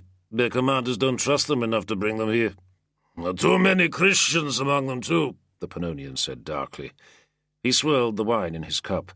They're a plague down there in Africa and the south. The sun makes their brains go soft, I reckon. Do Christians even fight? Castus asked. I thought their God told them not to. They fight when you flog them hard enough. The others laughed, and Castus grinned along with them, letting the information soak in. The wine was strong, and he kept noticing figures moving in the periphery of his vision, men coming and going, listening in. He fought to remain calm, casual-seeming. So, if the enemy got this far south, he said slowly, you think they'll send us out to fight in the field? Or try and hold the walls? The three soldiers pondered, frowning. There were too many others gathered around them now, Castus thought. He needed to keep a line of escape open. Hold the walls, I'd say, one of them decided. Let them camp out there and rot. Winter's on its way, and we've got stores enough to last. I'd prefer to fight an open battle, the Pannonian said. But it's the will of the gods and the Emperor. Can you trust the people in the city here, though? Castus asked them, leaning closer into their circle. Trust them? Not at all. But they wouldn't dare try anything against us, if that's what you mean. And whatever happens, another soldier declared, we can be sure the gods will give us victory. He grabbed the jug and refilled their cups with wine.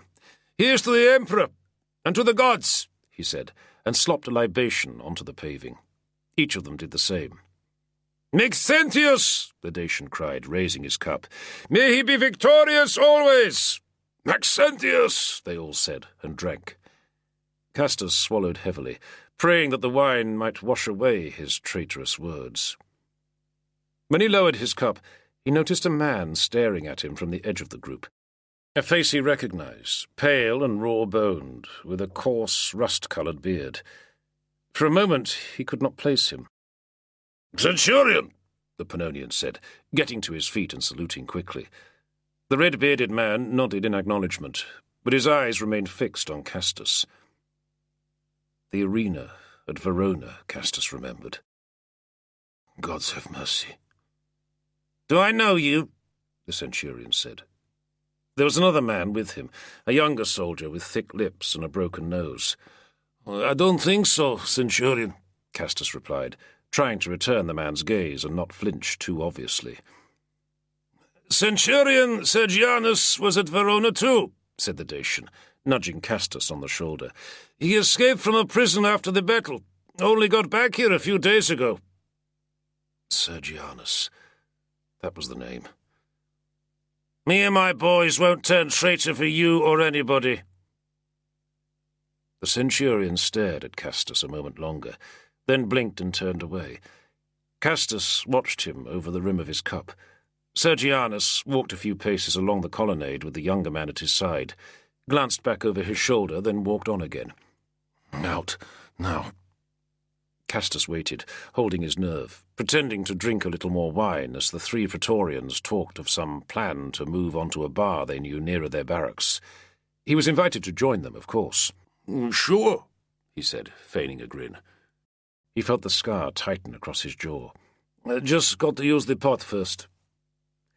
Clambering between them, he walked as casually as he could along the colonnade in the opposite direction from Sergianus, then stepped around the corner into the lobby leading to the latrines. Once he was out of sight of the Praetorians, he pressed his back against the cool marble wall and drew a long, shuddering breath. A heartbeat, then two, and he was moving again.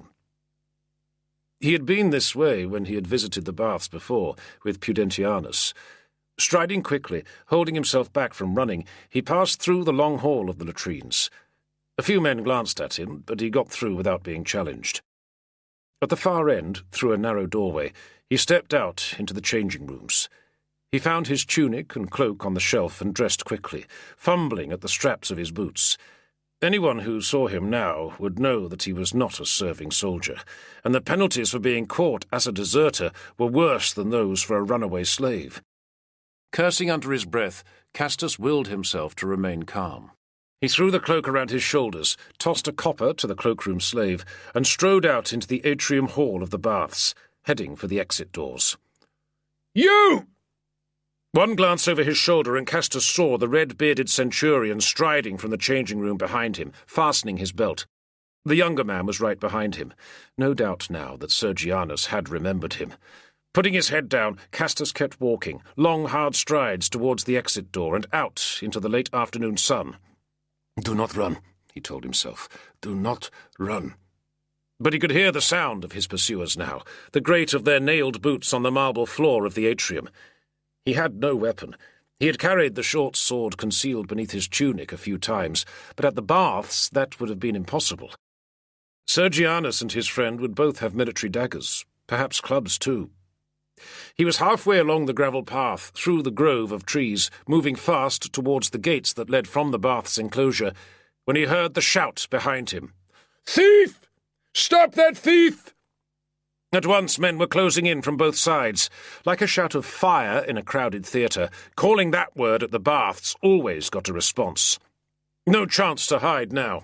Castus pulled up his cloak and wrapped it over his left arm. Then he started running. He reached the gates before his pursuers. A man stepped up to bar the way before him, and Castus shouldered him aside. Then he swung himself around the gatepost.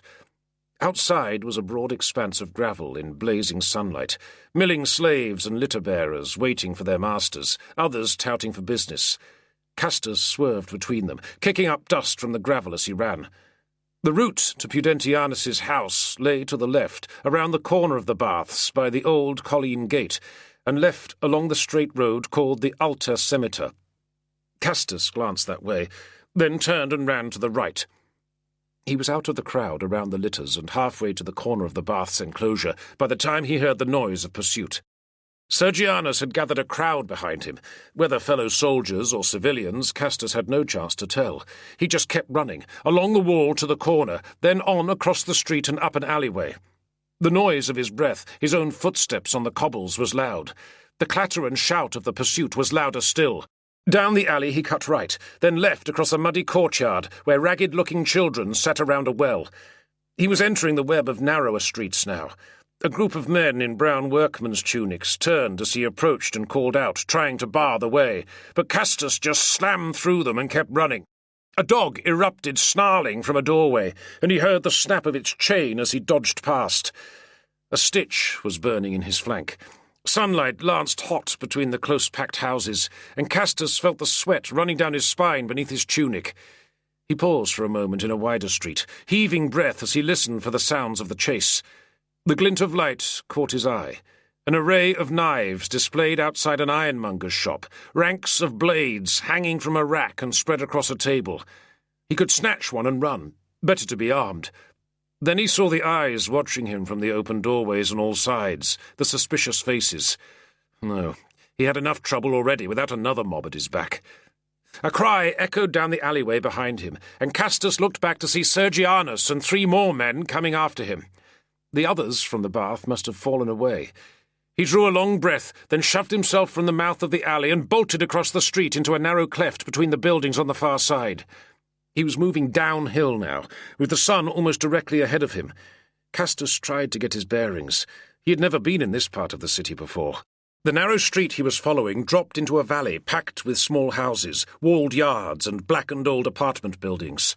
The road divided, narrower paths on 2 sides. Castus paused at the corner, looking back again. The younger soldier was there, Sergianus's friend with the thick lips. He spotted Castus, shouted, and began to run. Up the crooked alley, crumbling brick on either side, Castus cut left and then right, and found a blank wall ahead of him. He turned, breath caught.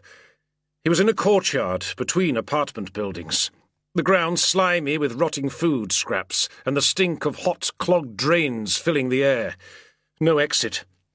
A woman with dirty hair peered down at him from a high balcony. Doubling back, Castus reached the turning of the alley and threw himself against the wall with his cloak bunched around his left fist. At once he heard the approaching footsteps of the soldier chasing him, rapid at first but then slowing.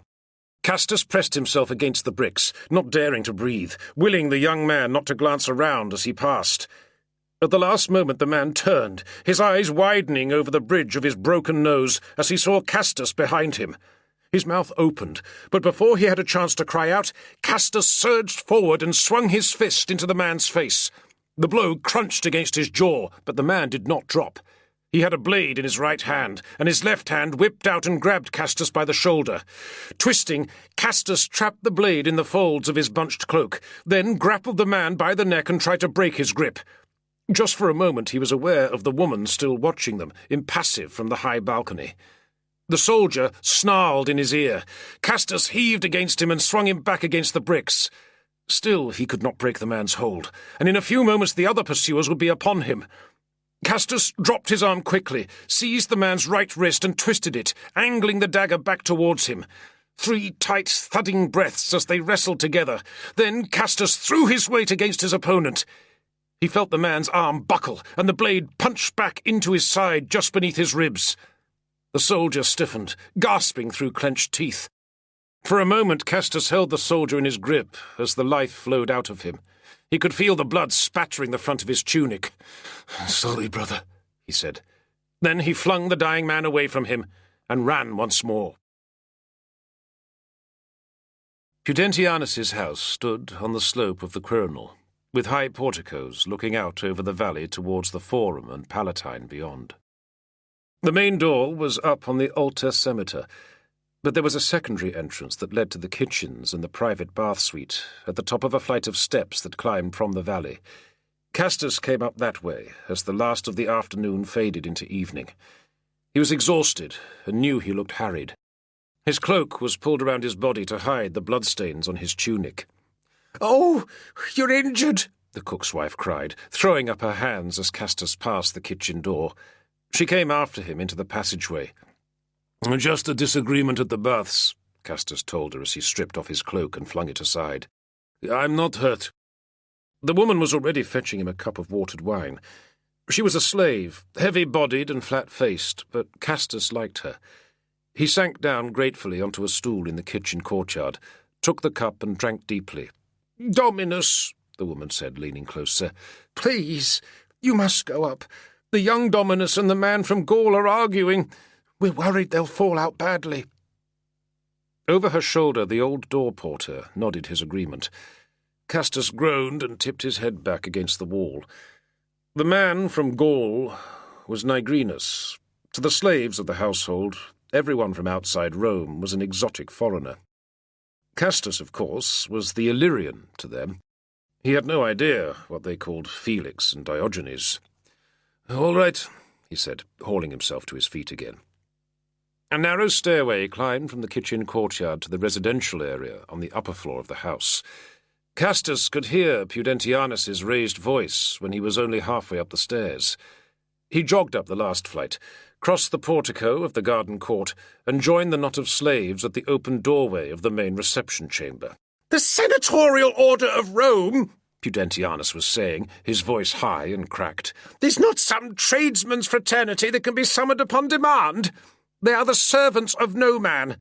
They are the very custodians of the state, the living embodiment of the majesty of Rome itself, of our oldest and proudest traditions." "Exactly," Nigrinus broke in, "which is why I was sent here to meet with them, which I cannot do if you continue to prevaricate like this."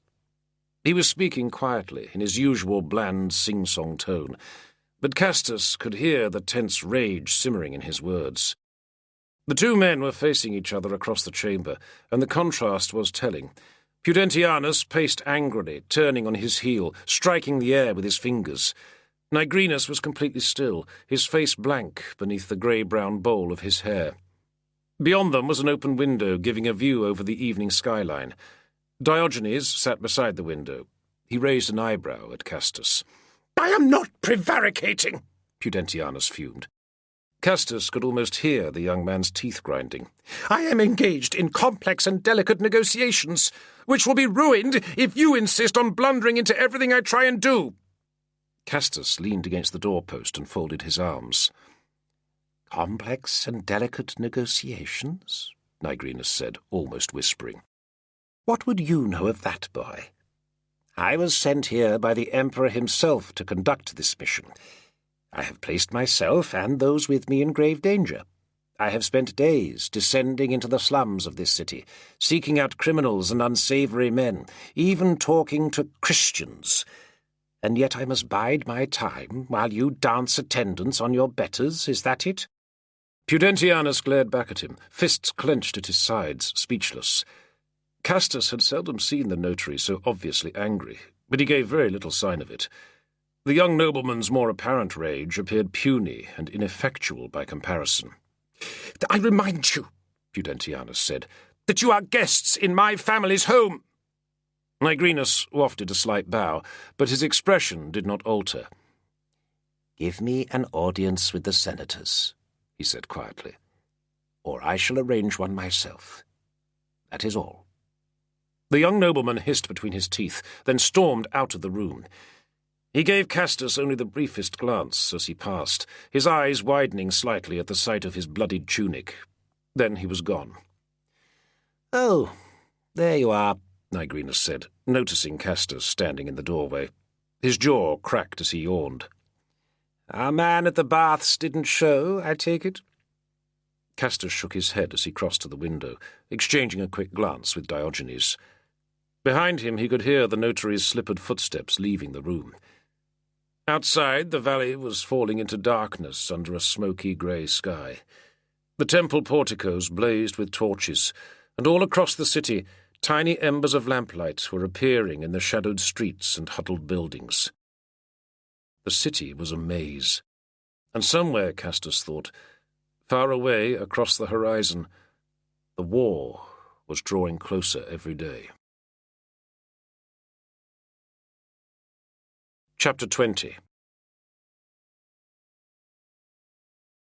"You're certain you understand what is required?" Pudentianus asked for the third or fourth time. "You remember everything I told you? Let me do all the talking at first, and only speak if you're addressed directly." "I remember, yes," Castus said, not caring to hide the annoyance in his voice. The young man's nervous agitation was wearing at his patience. They were walking together down a long gravel path. To either side were clipped bushes, occasional glimpses of fish ponds, mossy statues lost in the vegetation. Ahead of them the straight path was enclosed by a box trellis, thickly grown with ivy. It was morning, only an hour after dawn, and the air in the gardens of Sallust had a misty October dampness.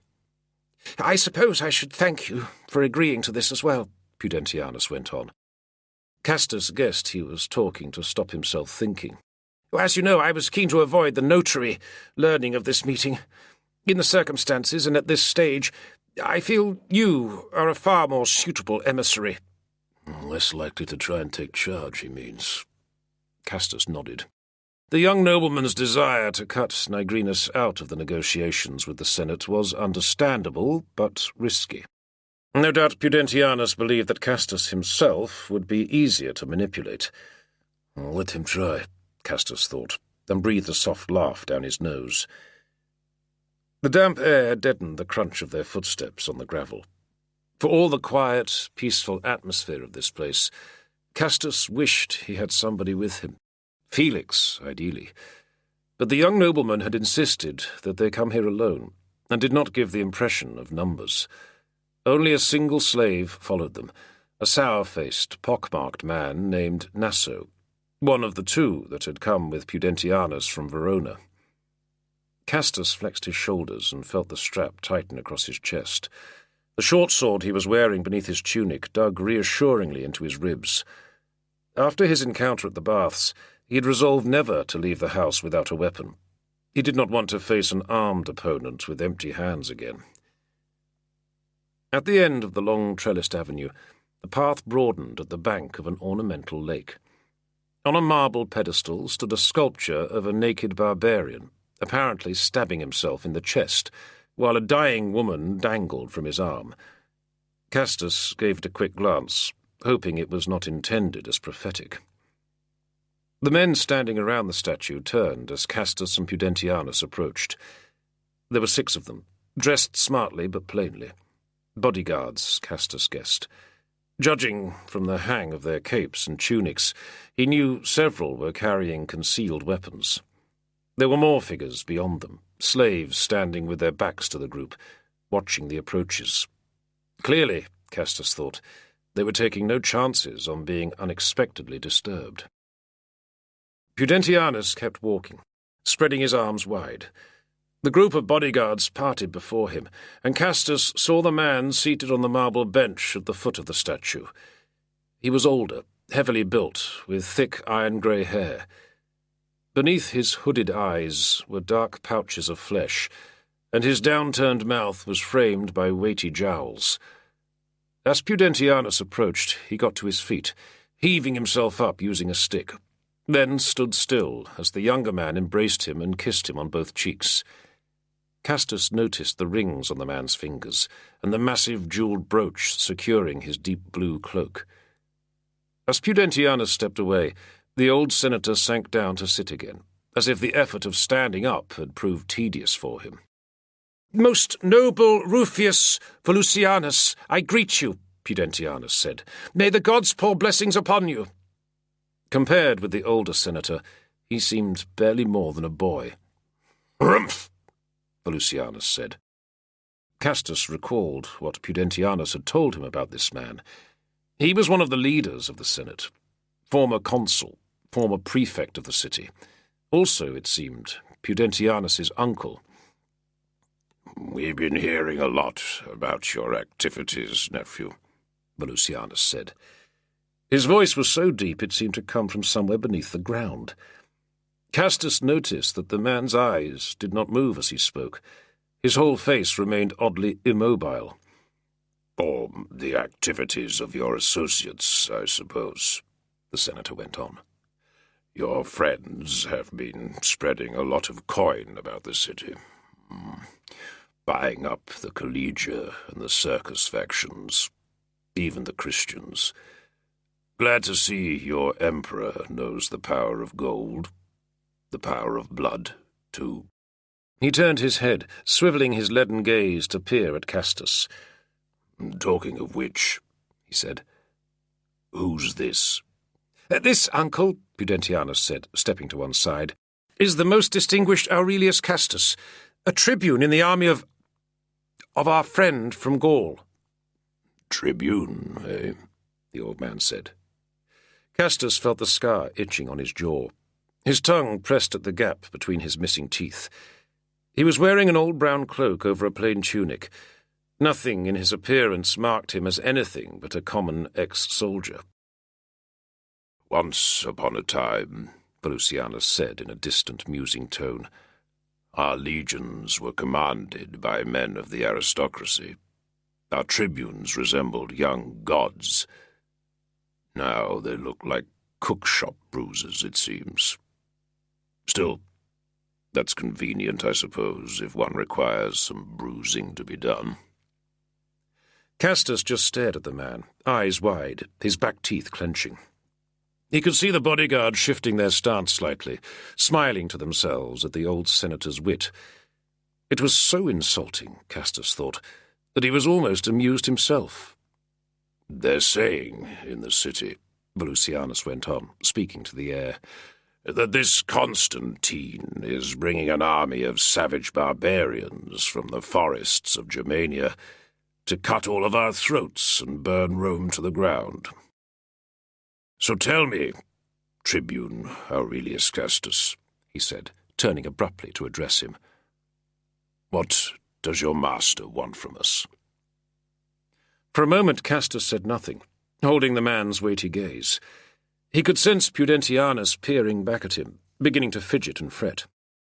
The old senator's eyes were like pebbles trapped in the dull putty of his face. "The Emperor Flavius Constantinus Augustus," Castus said at last, careful to keep any ingratiating note from his voice, "desires that the Senate and people of Rome withdraw their active support from the usurper in the coming battle. If Maxentius believes that the city will not stand a siege, he will be forced to march out and fight us in the open field. Then he can be defeated. And if he does not? Then the city will fall to our assault, and many more will die. My emperor does not wish the capital of the world to be dishonored in this way." Castus heard the words as he spoke them. He had no real idea of how much he was inventing, and how much was true. Volusianus nodded and turned his dead eyes away. "The city of Rome has not fallen to a hostile foe in over 700 years, he said. "Maxentius believes he can maintain himself inside the walls against Constantine, as he did against Flavius Severus and Galerius. Some fortune-teller apparently told him once that if he leaves the city, evil will befall him. But it's true that he has become erratic. Disappointing, in fact. I supported him once, as I'd supported his father, Maximian, who came to such an unfortunate end in Gaul." His voice had sharpened slightly. Did he know that Castus himself had been involved in that death? "But lately Maxentius has disturbed the harmony of the city too much.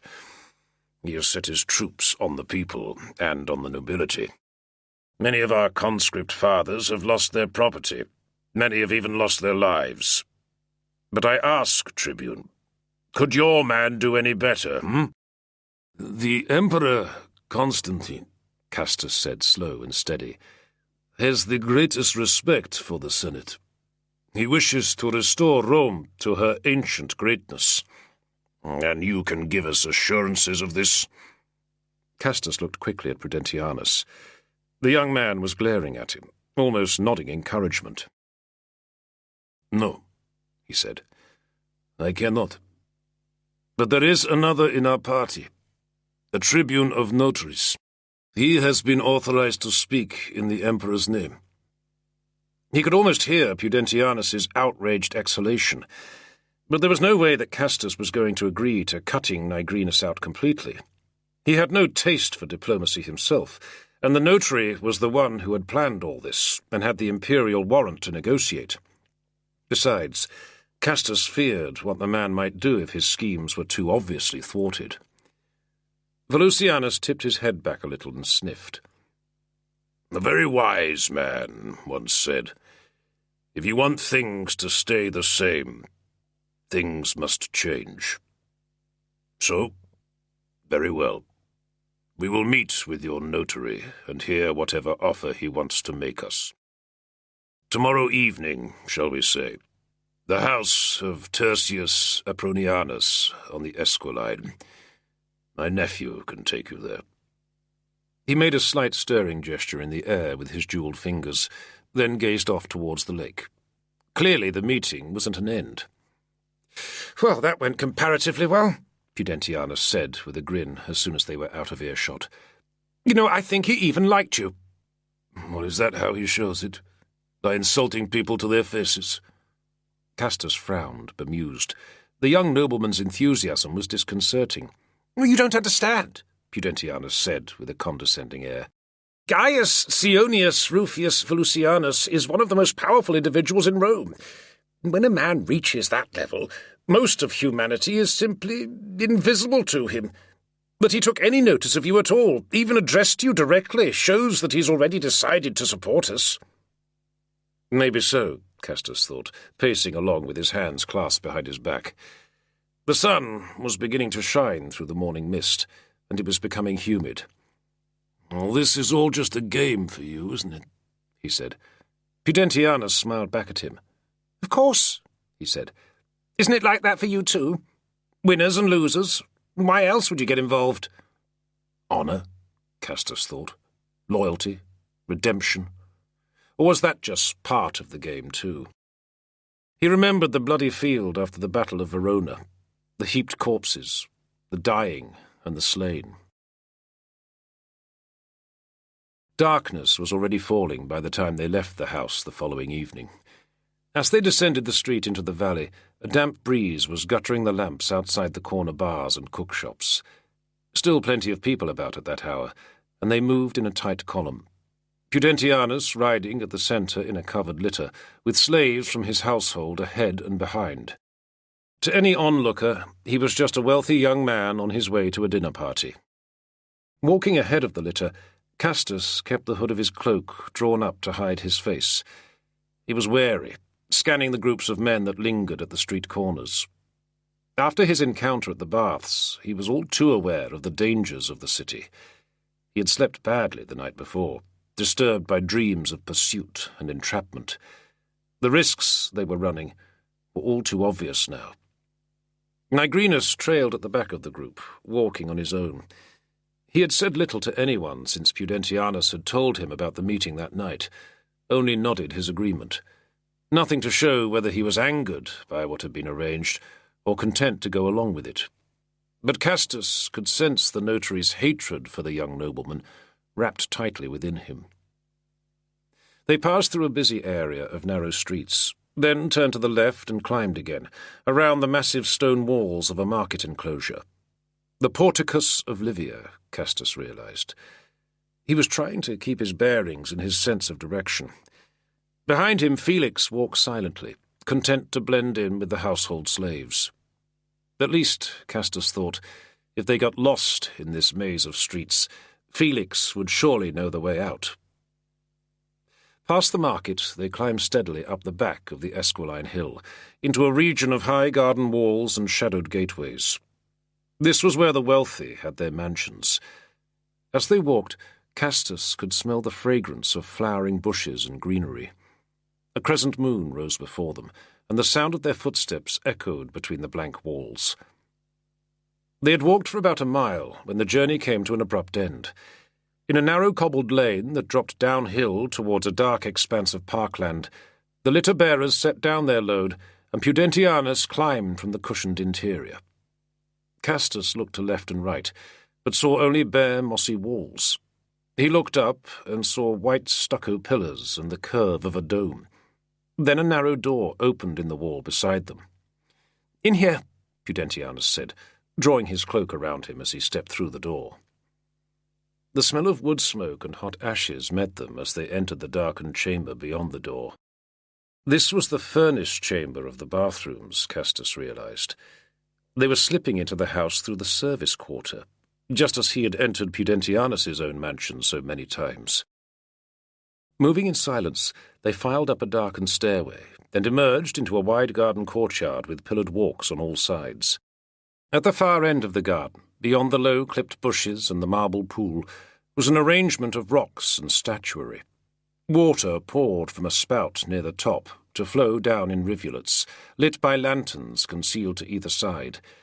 A startling effect, Castus thought, especially at night.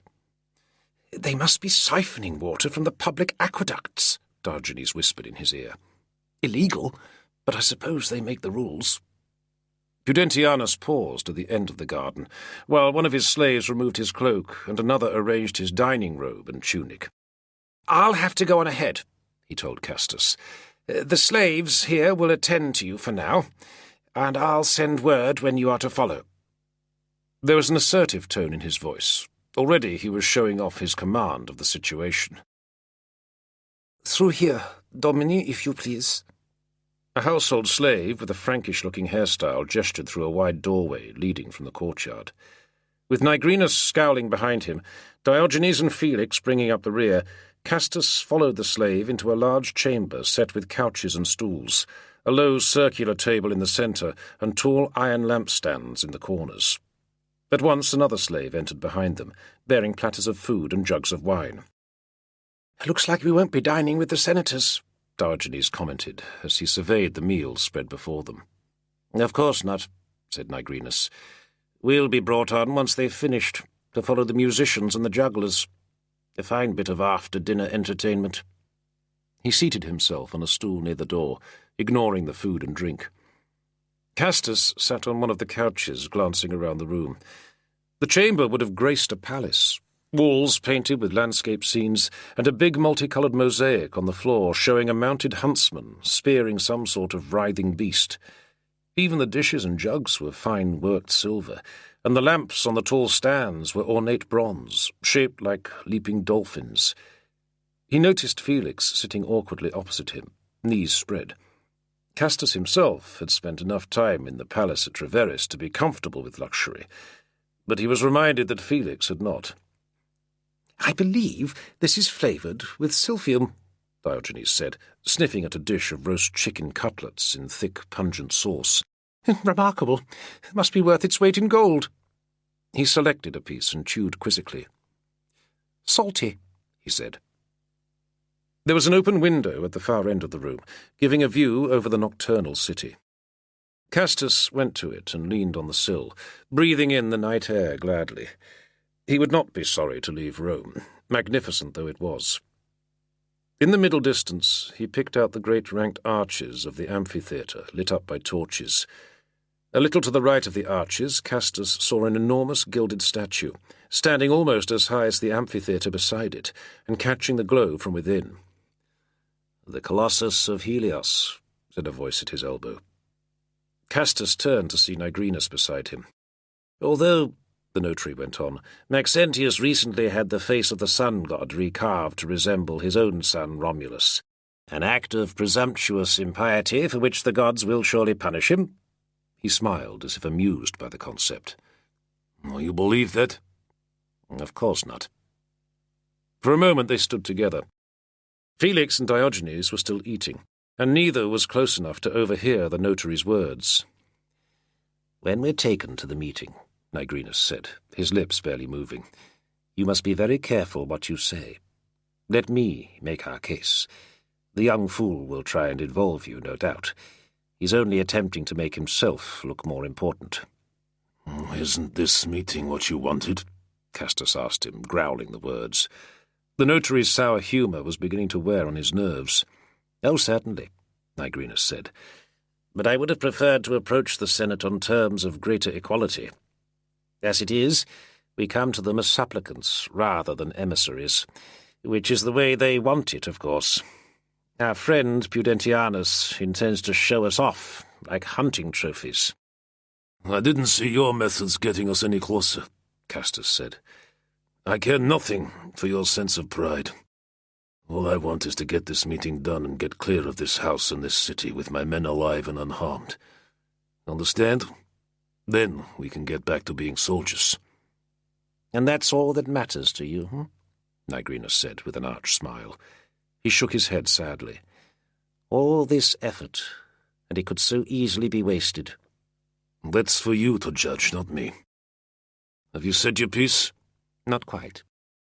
As I was saying, we must watch what we tell them. The aristocracy of Rome is old and scaly in the ways of power. Treat them as you would a bag of snakes. And remember, they would not hesitate to sacrifice any of us if they could benefit from it." "Sounds familiar," Castus said with a humourless smile. How long had he known this man? 7 years, he realized, since he had first met him in the Praetorium in distant Eboracum. It was longer than Castus had known any of his friends. Yet here they were, thrown together again, by chance or fate. They were supposed to be allies, he reminded himself, not adversaries. "I have a proposal for them," Nigrinus went on, ignoring his remark. "I may need you to back me on some of the finer points, but all you need do is agree to what I say. Is that clear?" "Not really. But don't worry. Anything that gets us out of here quick is fine by me." Castus went back to the table, leaving Nigrinus stony-faced and apparently consumed in thought. Sitting at the couch, Castus picked up the rich food, but his appetite was gone. A tight knot of agitation filled his belly. He could feel the pommel of his sword, strapped beneath his tunic, prodding at his armpit. Felix and Diogenes were also armed. Nothing in the house suggested threat, but the weaponry was a reassurance all the same. Castus tried to empty his mind, pretend he was on some long night sentry duty. His knee was jumping, and he leaned his fist upon it. Then he got up and marched to the door. "Does the Dominus desire anything?" the long-haired slave said, appearing from the shadows. A eunuch, Castus noticed. No, he said. From somewhere deeper in the house he could hear the sound of music, flutes and a lyre. Bronze discs hanging between the pillars of the portico chimed in the faint warm breeze. Standing in the doorway, Castus peered across the garden at the far colonnades. A pair of figures moved over there, slaves passing from one wing of the house to another. For a moment the light from an open door caught them, and Castus blinked and stared. Both of them were wearing sky-blue tunics, exactly the same as Lepidus's followers. He was sure of it. He took a step across the threshold, and the eunuch gave him an inquiring glance. Other slaves were positioned along the portico, lingering in the shadows. Clearly the household staff had been ordered to keep a close eye on their guests and not allow them to stray. But then the sound of a distant gong echoed along the portico. "Domini," the eunuch announced to the room behind him. "Please, follow me." Chapter 21. The 9 senators reclined on the semicircular couch of the dining chamber. Above them, in warm lamplight, rose a broad apse decorated with the signs of the zodiac picked out in gold and bright glass. The gods in repose, Castus thought. He was disturbed to notice that Volusianus, the old senator he had spoken to in the gardens, was not among them. These were rather younger men, although Pudentianus was by far the youngest. The sons of the chief players, he assumed. Doubtless they would pass on whatever was discussed to their seniors. 2 stools stood on the marble tiles before the apse. Castus took one, and Nigrinus the other, with Felix and Diogenes standing at their backs. The eunuch who had conducted them from the waiting-room faded silently from their presence, and Castus heard the gentle thud of the doors closing behind him. There were no introductions. Safer, Castus guessed, if they did not know the full names of those who had gathered, treasonably, to hear their offer. But Pudentianus leaned across the circular table, recently cleared of the remains of their sumptuous meal, and muttered to the other men on the couches. Castus heard his own name mentioned, and that of Nigrinus. He was trying not to think about the slaves he had seen outside. It was surely coincidence, he had decided. Or perhaps he had not seen the colour of their tunics too clearly in the lamplight. "We understand," one of the senators declared, "that you have an address from the rival emperor in the north." He looked Eastern, dark-skinned, an Egyptian perhaps, and his voice echoed from beneath the apse. Nigrinus cleared his throat, a thin scratching sound. "Conscript fathers," he said, "we come to you as ambassadors from the Emperor Flavius Valerius Constantinus Augustus, who even now approaches this city with an army of liberation, to free Rome from the hateful rule of the tyrant." "Indeed," said another of the senators, a massively fleshy man with a small beard. "And yet we have heard this rhetoric before, I think. Just over a century ago, Septimius Severus marched on Rome in a similar fashion. He, too, gave assurances that the dignity of the Senate would be respected, that no blood would be shed. But within a few years he had executed scores of our forefathers." A ripple of nodding heads and muttered words from around the dining table. "How are we to know that your emperor will not prove an even greater tyrant than the one we presently enjoy?" the Egyptian added. "You are right to be apprehensive," Nigrinus said, and his words carried the slightest touch of a threat. Castus noticed the men on the dining couch stiffen. "But our Emperor Constantine cares only for the harmony of the world, the harmony of gods and men, and for the sublime majesty of Rome, and the Roman Senate."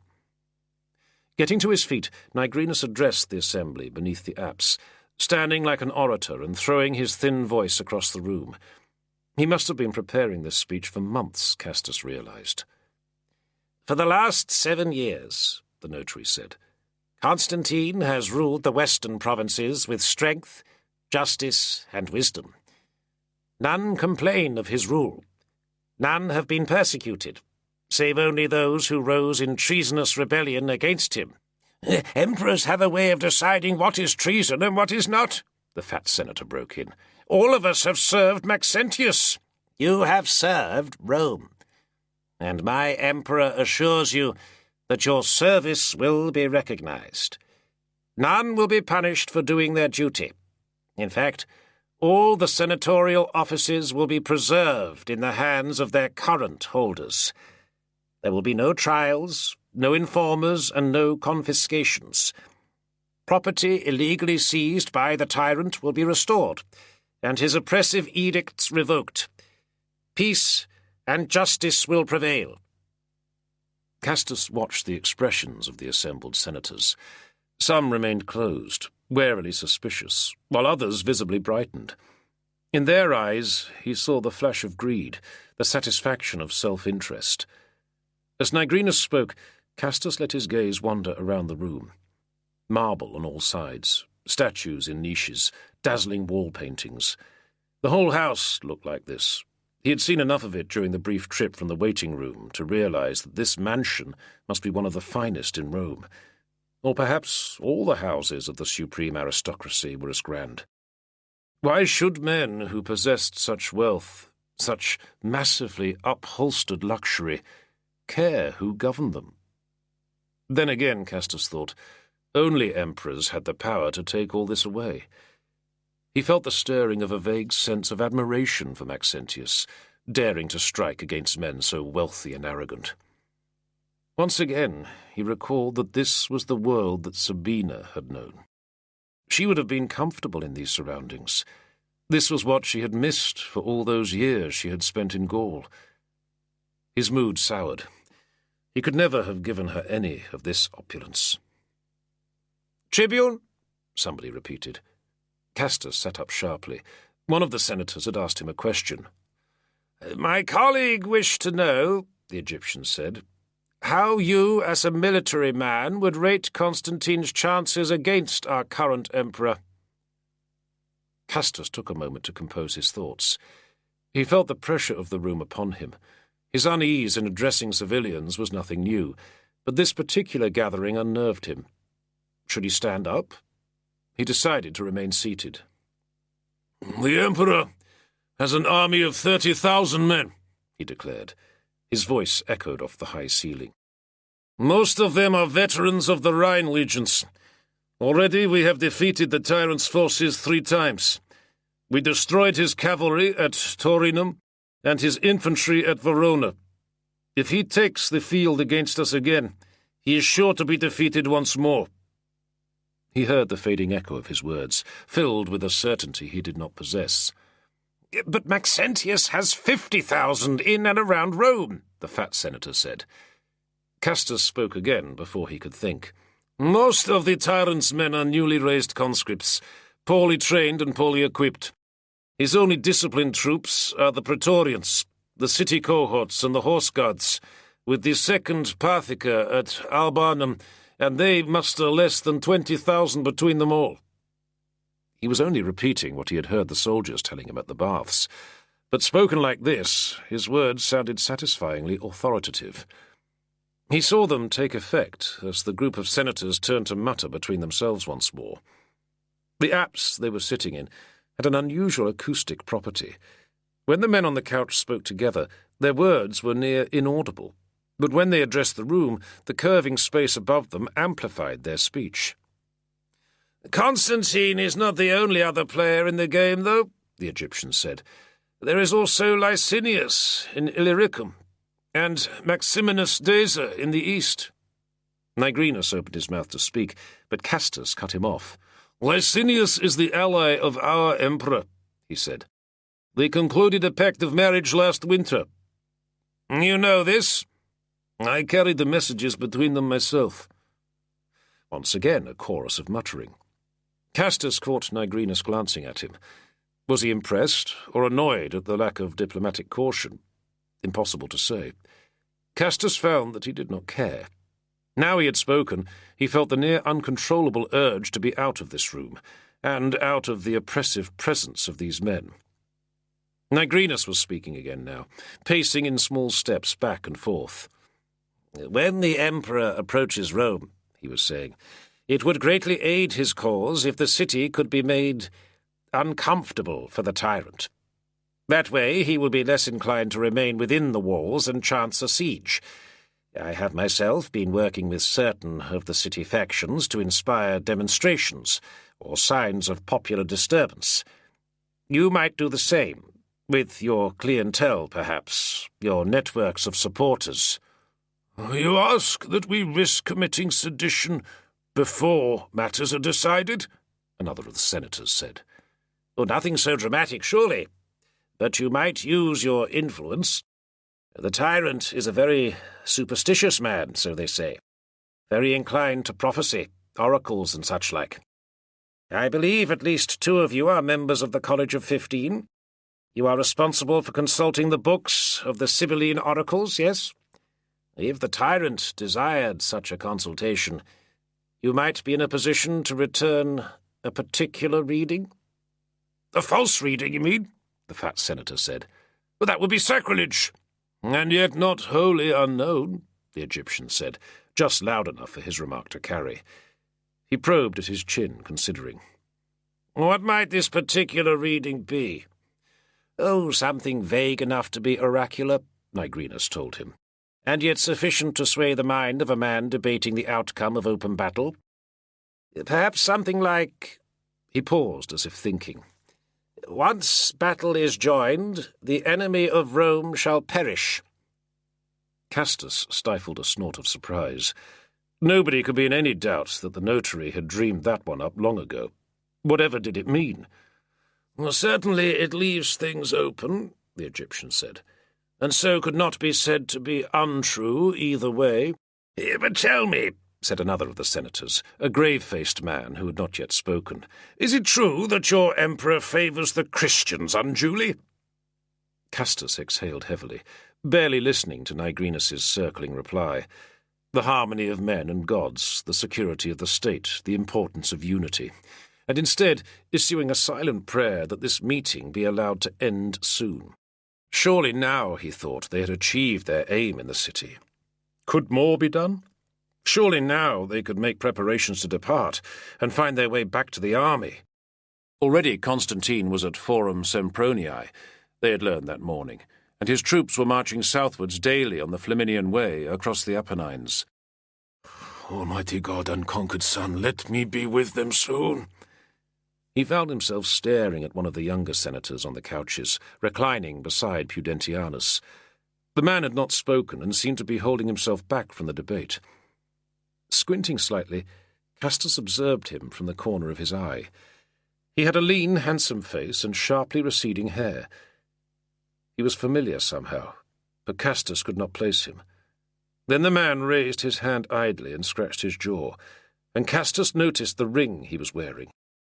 2 golden leopards clasping a pearl. The memory came to him suddenly. Lepidus had worn a very similar ring, and there was a very clear resemblance between the 2 of them. But now, it appeared, the meeting was concluded. Nigrinus was bowing with stiff courtesy to the men on the couches and pacing towards the doors.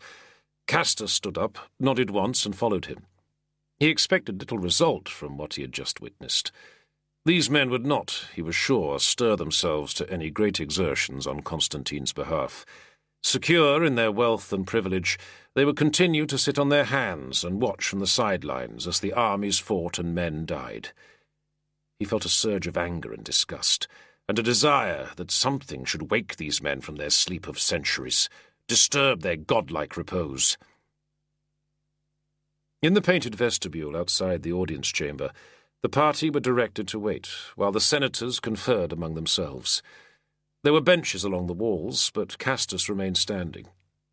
How much longer must they remain in this place?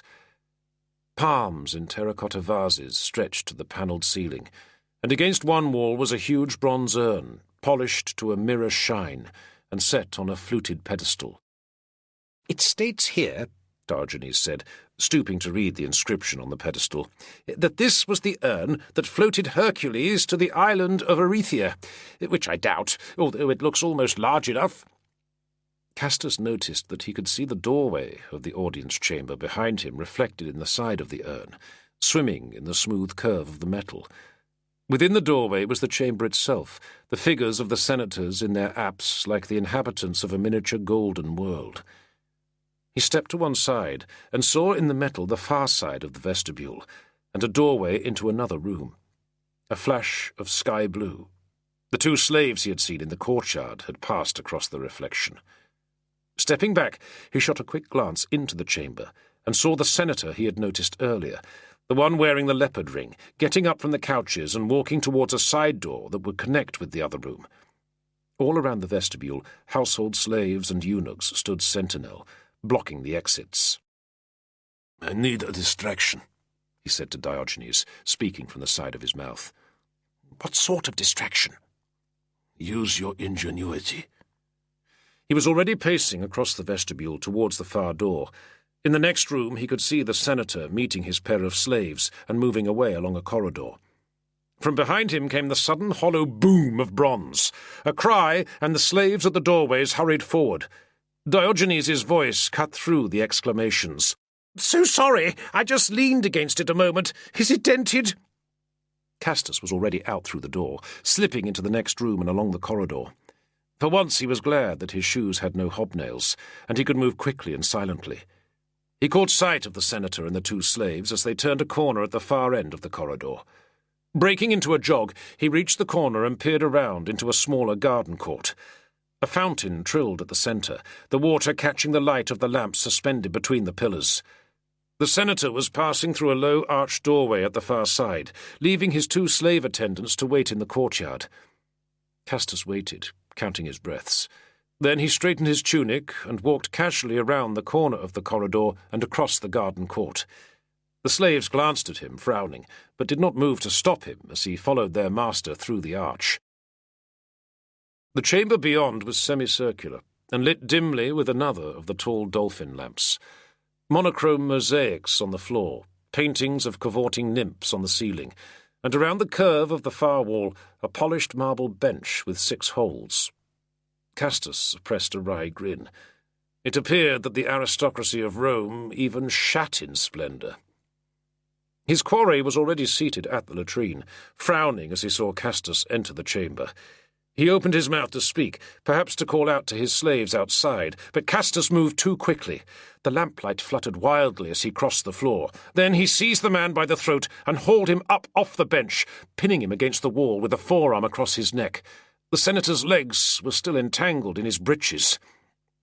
"What is this?" the man managed to gasp. "This is an outrage!" He raised his hand to try and push Castus away from him, and the gold leopard ring shone in the lamplight.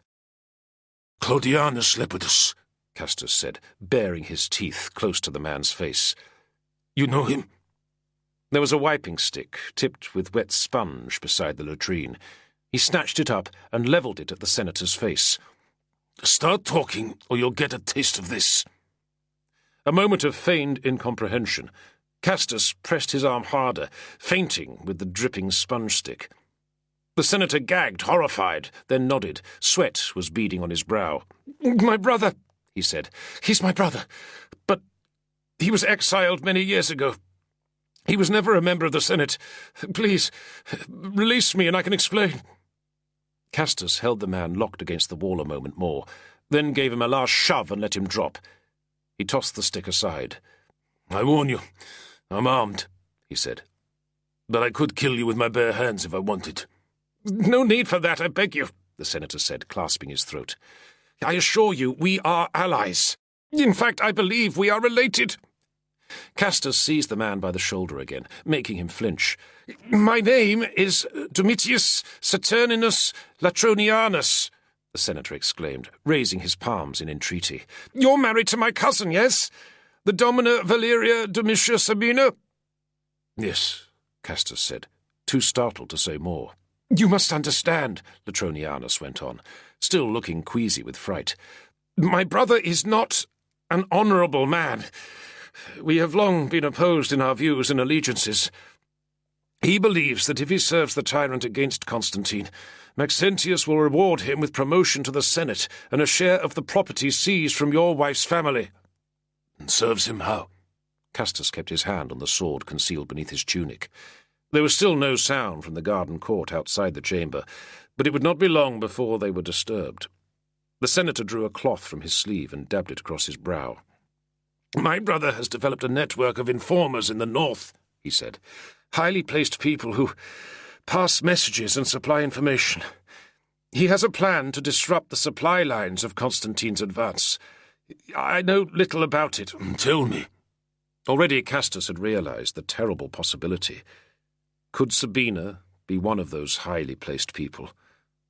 Latronianus gave a loose shrug, glancing around the chamber. "I believe my brother intends to raise a mutiny among the naval troops at Ravenna and the garrisons along the roads to the north. Have them restore their old allegiance to Maxentius at the last moment. He's promised their officers gold payments from Rome." Castus caught his breath. If Ravenna and the other garrisons declared for Maxentius again, Constantine and his troops would be cut off in the Apennines, with no route of supply. With winter coming on, the tyrant's forces would only have to wait for hunger, cold, and desertion to reduce the invading army to nothing. "Why haven't you acted to stop this?" he said, lowering his voice. He knew well that inaction could be as treacherous as outright treason. "Lepidus is still my brother," the senator declared, wide-eyed. He glanced nervously at the sponge stick lying on the floor. "It would be impious to turn against my own blood." Castus stared at him, disgusted. He saw it all clearly now. Nothing mattered to these men but the fortunes of their own families, their own wealth and prestige. He remembered what Pudentianus had said back in the gardens of Sallust. Winners and losers. It was all just a game. "But now you've extracted the information under duress," Latronianus said with a strained grin, "you might perhaps act on it. You must understand that we of the Senate could hardly support your man while there is the possibility of something untoward happening. The tyrant has seen off 2 invading armies already, and those foolish enough to back his opponents openly have paid the price." But Castus was already backing towards the door. Clearly it was vital now that he return to the army as soon as possible, and report what he had heard to Constantine's officers. Every further day's delay could give Lepidus the chance to set his plan in motion. "One more thing," the senator said, slumping back against the marble seat. He drew a long breath, composing himself. "Your mission has been compromised, I believe. I don't know how, but the tyrant's spies already know of your presence in the city. You and your friends would be advised to get out of Rome while you still can." By the time Castus returned to the vestibule, Nigrinus and Pudentianus were facing each other, only a head's distance between them. The notary had pulled on his travelling cloak, but the young nobleman was still dressed only in his dining robes. "Well, the meeting is clearly over," Nigrinus said through thin lips. "And you are coming with us." "You don't give me orders," Pudentianus hissed back. "I brought you here, didn't I? Now I say I will remain. It would be discourteous to leave." "We must return to your house as we have things to discuss." "Silence," Castus said abruptly, pushing his way between them. "The notary's right. We leave as we arrive together. We go now." Pudentianus glared at him, and for a moment seemed inclined to protest further. Then he noticed the commanding urgency in Castus's eyes. He snatched his cloak from the slave beside him and marched angrily towards the stairs. Outside, the night was clear, the moonlight turning the narrow streets into a collage of angled shadows, and the party moved quickly. Slaves went ahead of them with burning torches. Pudentianus had withdrawn into sullen silence, and rode with the curtains of his litter pulled closed, and his slave, the pock-marked Naso, marching beside it as if to deter anyone bothering him further. "You did well back there," Nigrinus said, sliding into step beside Castus. "It won't do any good," Castus grunted in reply. He realized after he had spoken that he had never heard the notary compliment him before, or compliment anybody for that matter. "Oh, I'm not so sure," Nigrinus said. "Sometimes people need further encouragement than mere words." Castus glanced at him, but the notary was looking more than usually blank, his face in the moonlight a pale, expressionless bar. He'd been intending to tell Nigrinus what he had learned, but something in his attitude now made Castus uncertain. The brief sense of trust that he had developed for the man was evaporating once more. Shaking his head, he quickened his pace, the words of Latronianus's warning still fresh in his mind. Nearing the front of the group, he joined Felix and Diogenes, just behind the torchbearers. The noise of their footsteps rattled down the narrow cobbled lane, and somewhere close by a dog howled. Across the back of the Esquiline Hill, their route took them through the twisting alleys behind the Porticus of Livia. There were big apartment buildings looming against the sky now. One of them was half covered with a ragged lattice of wooden scaffolding, intricate in the light of the moon. Up ahead, the street widened slightly, where two branching alleys converged. Castus felt that warm breath up the back of his neck again, this time a certain presentiment of danger. Something was moving in the shadows of the alleyway. He raised his hand, trying to block the glare of the torch in front of him. He had just enough time to think that he should have positioned himself ahead of the torchbearers. "Halt! In the name of Maxentius Augustus!" Suddenly the darkness was rushing at them. The two slaves threw down their torches and bolted, and in the spill of flame Castus saw the glint of spears, the shapes of hooded men closing in from all sides. "Arm yourselves!" he cried, and as his command burst back off the buildings around him, he heard the shouts, the crash of the litter dropping to the cobbles, a man's scream. He was fumbling at his tunic, trying to draw his weapon free. A curse, and he grasped the fabric of his collar and ripped it down across his chest. Weapon in hand, he turned to look back, and what he saw drove a grunt of shock from his body. Nigrinus had stepped away from the litter, his mouth working as he called a command to the men closing in from the alleys. He raised his hand and pointed. Pudentianus was clambering up from the litter, his voice high and strained. "What are you doing? This is a mistake! Let us pass!" His slave, Naso, had snatched up a fallen torch and was brandishing it before him, scattering sparks. One of the surrounding men threw back his cloak, stepped up to him, and then smashed the slave across the face with the flat of his sword. Naso dropped, the torch falling from his hand. Castus saw the coarse red beard, the snarl. Then Sergianus drew back his arm and struck again, punching his blade through the throat of the young nobleman. Pudentianus died without a sound, slumping back against the litter. The other slaves, bringing up the rear, just stood and stared, paralyzed by terror. It had all happened in 3 heartbeats, and for that brief time Castus too had been locked rigid with surprise. Beside him, Felix had his short military dagger held in a low grip as he crouched, more like a street fighter than a soldier. Diogenes too was armed, but clearly confused and disorientated. Then Sergianus dragged his blade from the young man's neck, and the distinct wet suck and hiss of it jerked Castus back into motion. "Let's go! No!" he roared. "After me!" Head down, he charged towards the mouth of the nearest alley, scooping one of the smouldering torches from the ground as he ran. He whirled the brand, and the pitch-soaked rags trailed smoke and then burst into flame. No way of telling how many stood against them. 6 or 60, the odds were bad. At his heels he could hear Felix and Diogenes, both of them yelling. Then he slammed into a pair of figures in the darkness. He knocked aside a jabbing spear with the torch, then plunged the burning ember at a man's face. Lashing with the sword, he drove the other man back. The figure stumbled and tripped. Then Felix was leaping over him with a dagger bared in his fist. Sheer brutal impetus carried them through the first line of the cordon. But there were more men beyond, faces stretched in angry screams, blades wheeling from the darkness. Castus stabbed and swung, barely conscious of what he was doing, the noise of his own voice ringing back at him from the walls on either side. Rage propelled him now. He slammed one man aside with his shoulder, slashed another down with a backhand blow. Somewhere he was cut, bleeding, but the last of the men blocking his way was falling back, terrified, and Castus was through and running. The batter of hooves on cobbles filled the street. "Oh, God, they've sent cavalry after us!" The torch was a hacked stump in his hand, and Castus had no idea of where he was or which direction he was running. Shards of moonlight cut the alley. A flung javelin jarred sparks off the wall. Then Castus emerged into a courtyard between tall buildings and saw the mounted men ahead of him, sealing the exit to the next street. "Dominus, here!" Felix was pulling at his arm and pointing upwards. Scaffolding climbed the side of the building, a mass of timbers lashed together, ladders and platforms rising into the moonlight. Felix had already leapt at the lowest spars and was scrambling upwards, with Diogenes just behind. "Ladders," Castus thought. "How I hate ladders." The horsemen were urging their mounts forward down the alley now, into the courtyard. Armed foot soldiers rushed from the opposite side. Castus drew a long breath, stuck his sword through his belt, then ran at the scaffolding and began hauling himself up after Felix. Timbers wailed and groaned under his weight, the whole precarious structure shuddering as he climbed. Men were on the ladders below him, but Castus was clambering between the lashed spars and uprights, gaining distance on them.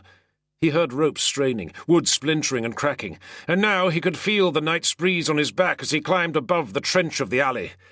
At the bottom, the scaffolding had been sturdy timbers, but as he reached halfway, Castus's hands found only slender poles lashed together.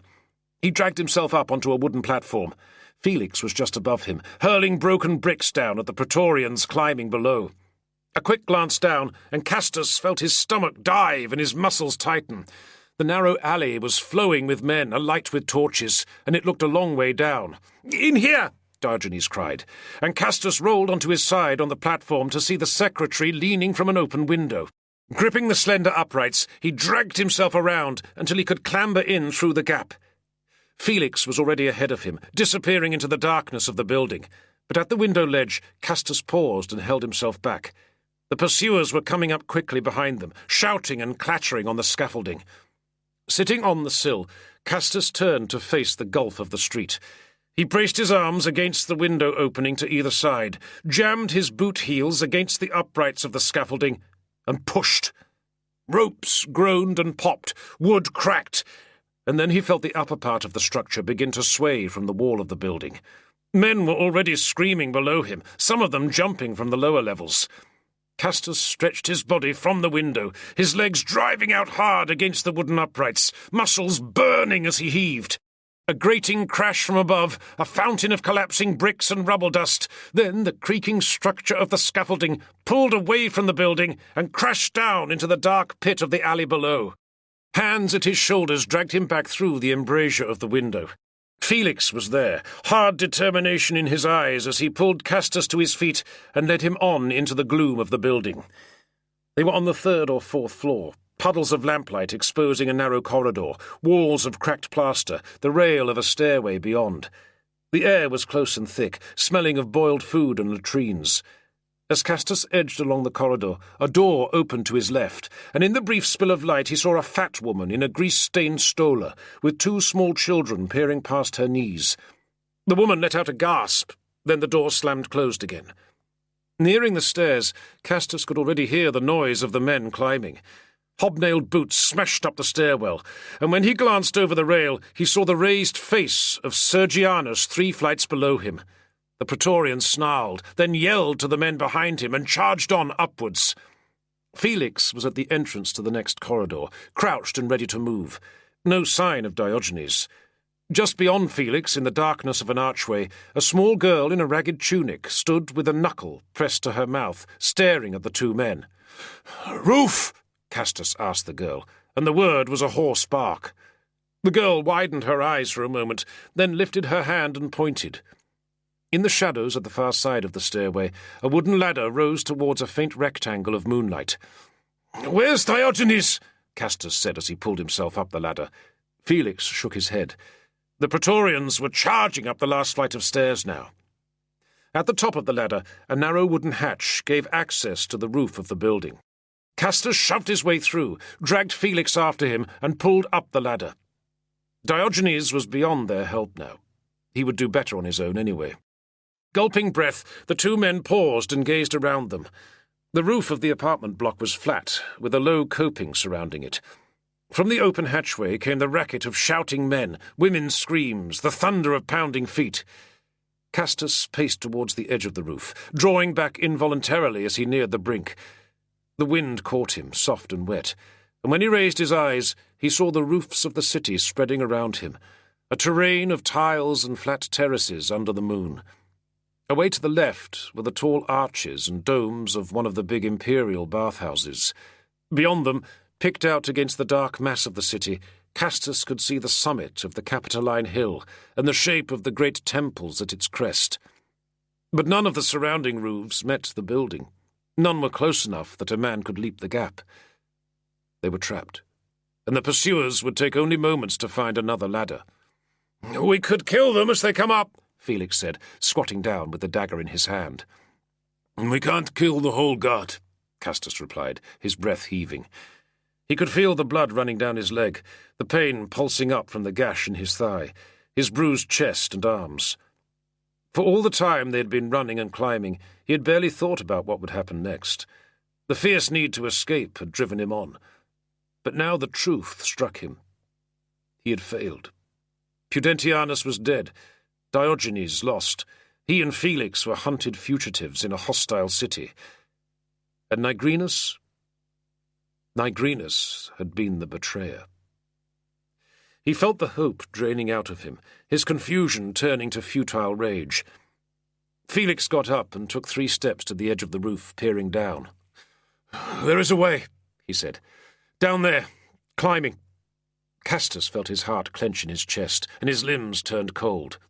"No," he said. "You can't?" "I won't." "We fight, then." Felix snatched up a length of wood and weighed it in his left hand, keeping the dagger in his right. He was still breathing fast, but appeared fearless. Castus's legs were trembling, the energy of the chase dying out of him. He knew there was no way he could climb down the side of the building. His limbs would freeze, his fingers lock and then fail. He would fall and take the other man with him. "You'll go, now!" Felix stared at him, his brow knotting. "Dominus? Move! That is an order. I shouldn't have to tell you twice, soldier." A heartbeat. Then Felix nodded. He dropped the club, clasped the knife between his teeth, and was over the edge of the building almost before Castus saw him move. Alone now, Castus stood in the sigh of the wind, sword in hand, waiting as the men in the building below him pushed up through the hatchway and onto the roof. There was a time to fight, he thought, a time when it was possible to win. But not now. No chances remained to him. As they advanced, he peered over his shoulder at the city. At least he had seen Rome. When he looked back, there was an arc of men around him, all of them with levelled spears. Sergianus walked from between them. "Hello, boys," Castus said, and drew one side of his mouth up into a grin as he dropped the sword. Sergianus kept walking. "Got you now, bastard," he said. "This is for Michaelus." "The dead man in the alley," Castus had time to realize. "The one who followed me from the baths." Then Sergianus smashed a fist into the side of his head, and the night whirled around him. Part 4. Chapter 22. Ariminum, October AD 312. The waves rolled long and flat onto the dun-coloured beach. Further out, the glow of sunset reflected in pale bands across the sea. Just above the last hissing wash of surf, the party of ladies and eunuchs picked their way along the sand, while behind them, on the dunes amid the wind-blown grasses, stood a line of litters with their hangings streaming in the breeze. Bodyguards lingered discreetly. "Which sea is that?" Faustus said, flinging out an arm to the east. "The Adriatic, Domina," one of the eunuchs replied. "And what's on the far side?" "The shore of Dalmatia, Domina, part of Illyricum." "Ah," Faustus said. She was still walking. Sabina struggled to keep up with her, but the damp sand was filling the toes of her slippers. She suspected the Emperor's wife only brought her household on these pointless excursions to discomfort them. "And Illyricum is part of the domain of Licinius, yes?" Fausta went on in the same blithe tone. "Or is it the other one who controls it? Dia or Daza or whatever he's called?" "Licinius, Domina," the eunuch said, but Fausta was not listening. "So many emperors these days," she said, as if to herself. "Mind you, I expect there'll be one less soon, at least." Sabina had grown accustomed to the younger woman's often callous attitudes, but even so she was shocked. Was it her brother's death that Fausta expected, or that of her husband? She seemed to regard either with complete indifference. Even after all these years in her company, Sabina could not decide whether Fausta was genuinely as heartless as she often appeared, or whether it was an act designed to conceal her fear and insecurity. Night was gathering over the sea now, the light of sunset fading from the shredded clouds, and the wind was picking up. Fausta stood facing the waves, her silk shawl drawn tight over her mouth. Sabina moved closer to her, until they could speak without being overheard. Is there any news? Fausta shook her head just slightly, the silk fluttering. Nothing from Rome? Sabina asked, her words almost lost in the breeze. Nothing. Sabina turned to hide her exasperated sigh. Behind her, the rest of the party lingered on the sand, the women in tight little huddles, the eunuchs trying to hold their parasols steady. She looked at them and felt no warmth in her heart. Never had she felt so constrained, so oppressed by their presence. Back at Treveris, it had not been so hard to endure, with all the delights of the palace and the great city around it. But this journey south in the wake of Constantine's advancing army had been a trial. The last 20 days especially, down the length of the dead straight Via Aemilia from Mediolanum to the sea, pausing every night in flea-ridden towns and posting stations, sleeping in requisitioned houses little better than barns. At every stop they had been greeted with the same fake, glassy-eyed enthusiasm, by citizens who had already greeted a conquering emperor and his army of 30,000 men 8 days before, and now had to extend the same welcome to that emperor's wife. Sabina had hated it. Soon, she thought, soon she would be in Rome, and could free herself of all this. She would have her property back, her wealth restored, and live as fate and her family had once decreed. But that tantalizing idea brought its own stir of sickening anxiety. What would grant her these riches? Constantine's victory, or the wiles of Lepidus? Fausta, Sabina knew, had found the journey almost as tedious. She, too, had been separated from her husband for many months, although in her case it was Constantine's choice. He preferred not to be distracted by female company during his campaign.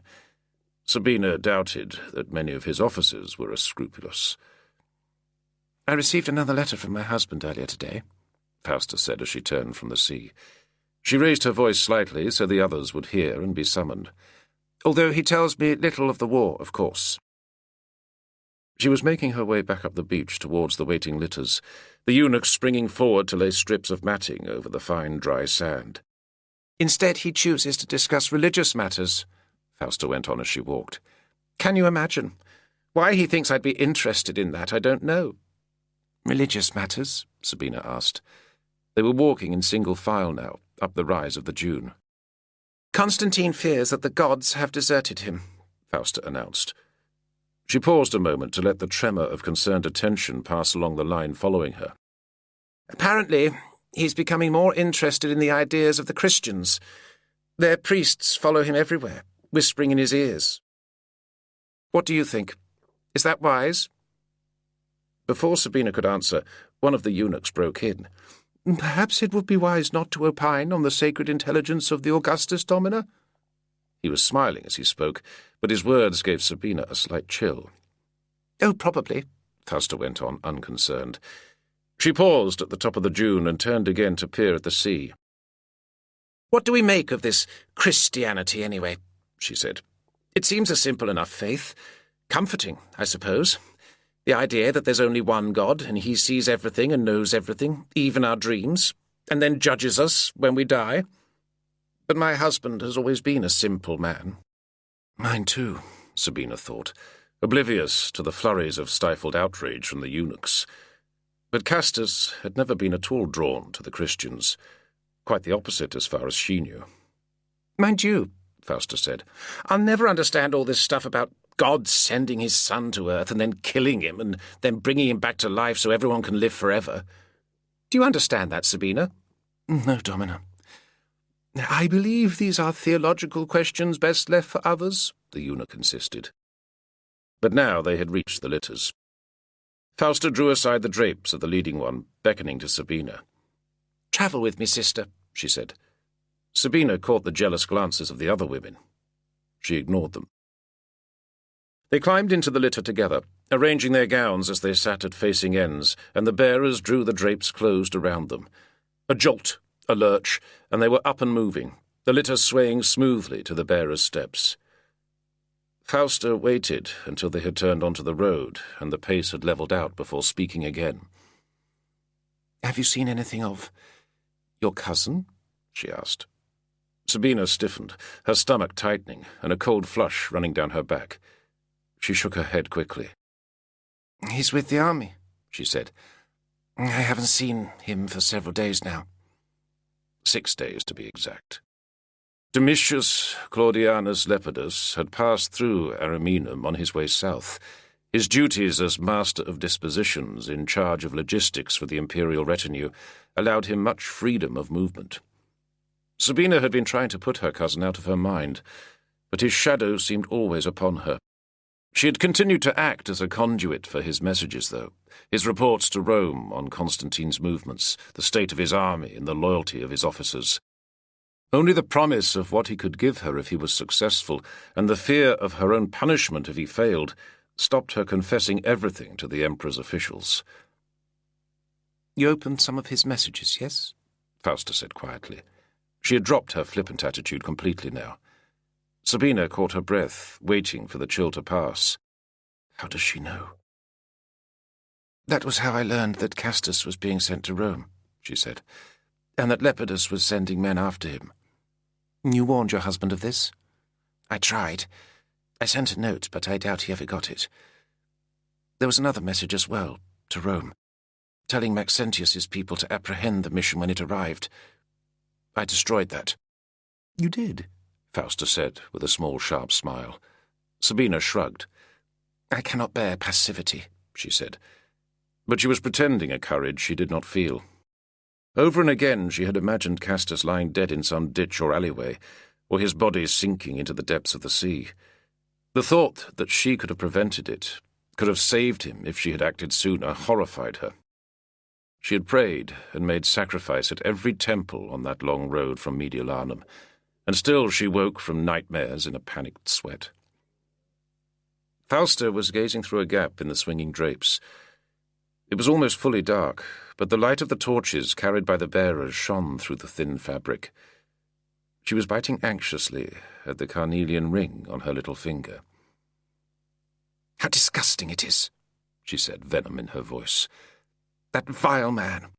That vile, subtle man. He could bring such harm to all of us." And Sabina knew this was true as well. Several times she had passed messages between Lepidus and Fausta, and she knew what they had offered her. If Constantine lost, Fausta would be widowed and bereft, and suspected of involvement in her father's death. But Lepidus could intercede with his contacts in Rome and effect a reconciliation with her brother Maxentius. Sabina could hardly blame the younger woman for being caught. Once again, Lepidus had baited his hooks well.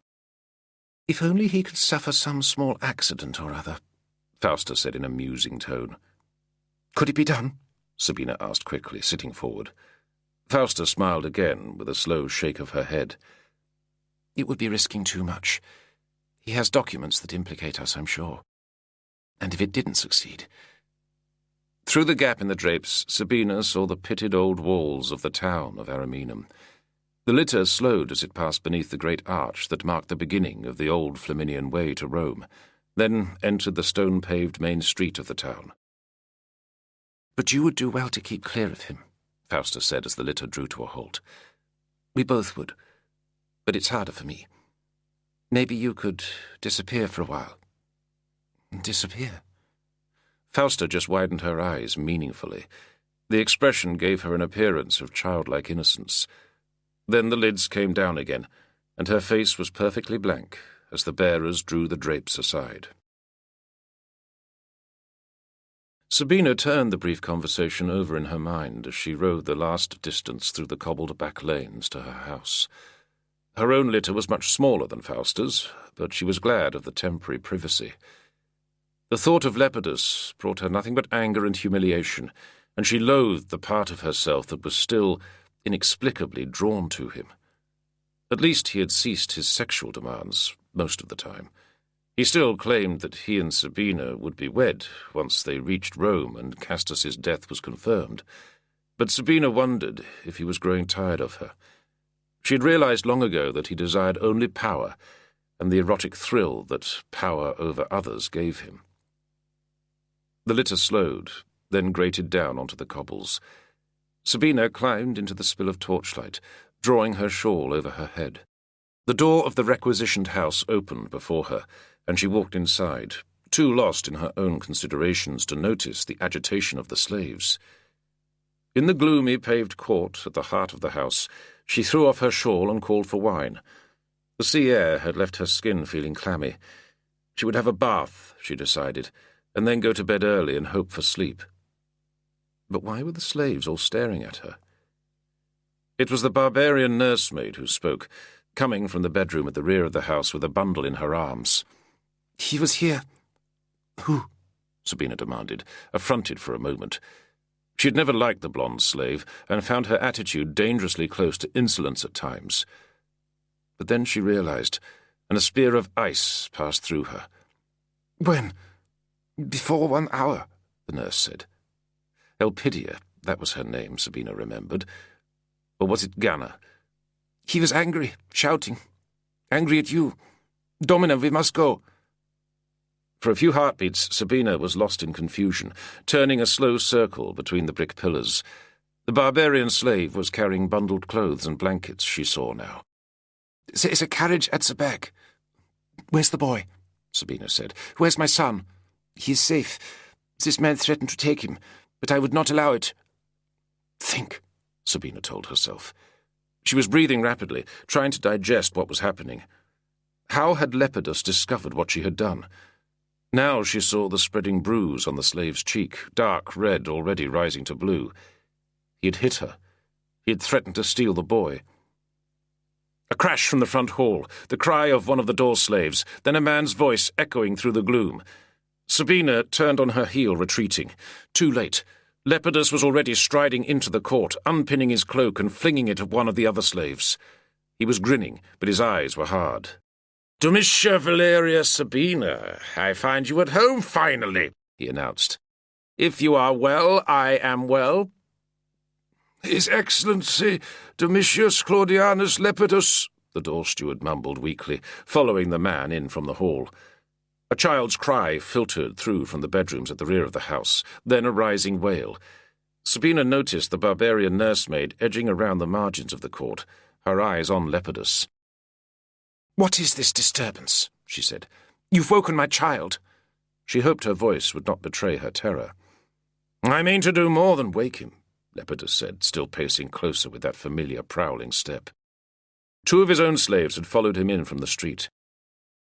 "Why did you destroy my letters?" he asked, cocking his head to one side. "Why did you open and read my correspondence? It was really very disloyal of you." Sabina was moving slowly backwards, poised on her toes with every step. Her son was still crying in the back room, a regular pulse of sound. Nobody moved to attend to him. "Perhaps we could discuss this later. Over a meal," Sabina said. "Perhaps some wine?" She was stalling, hoping that something would come to her, some plan of action, or just some courage. "I think not," Lepidus said. He moved very fast, crossing the court in 2 quick strides and seizing her by the arm. His fingers dug hard into her flesh. "I think I want to discuss this now. Here." The assault shocked her. Lepidus had never been openly violent before. He was dragging her towards one of the bedrooms that opened off the courtyard. "No, please," she heard herself saying. "Not like this. Not here. Not in front of the slaves." Still the absurd desire for decorum, for dignity. It was instinctive. But Lepidus paid no attention. For a moment Sabina struggled against him, but he had a wiry strength that she could not resist. "When my husband returns, he'll murder you," she hissed. "Your husband is dead," Lepidus declared. He grinned, tightening his grip on her arm as her body slackened, her willpower weakening. "I'm afraid Aurelius Castus was captured by agents of Maxentius in Rome," he said. "He was executed." Sabina felt a sudden pain in her chest. Her breath grew short. "He was lying," she told herself.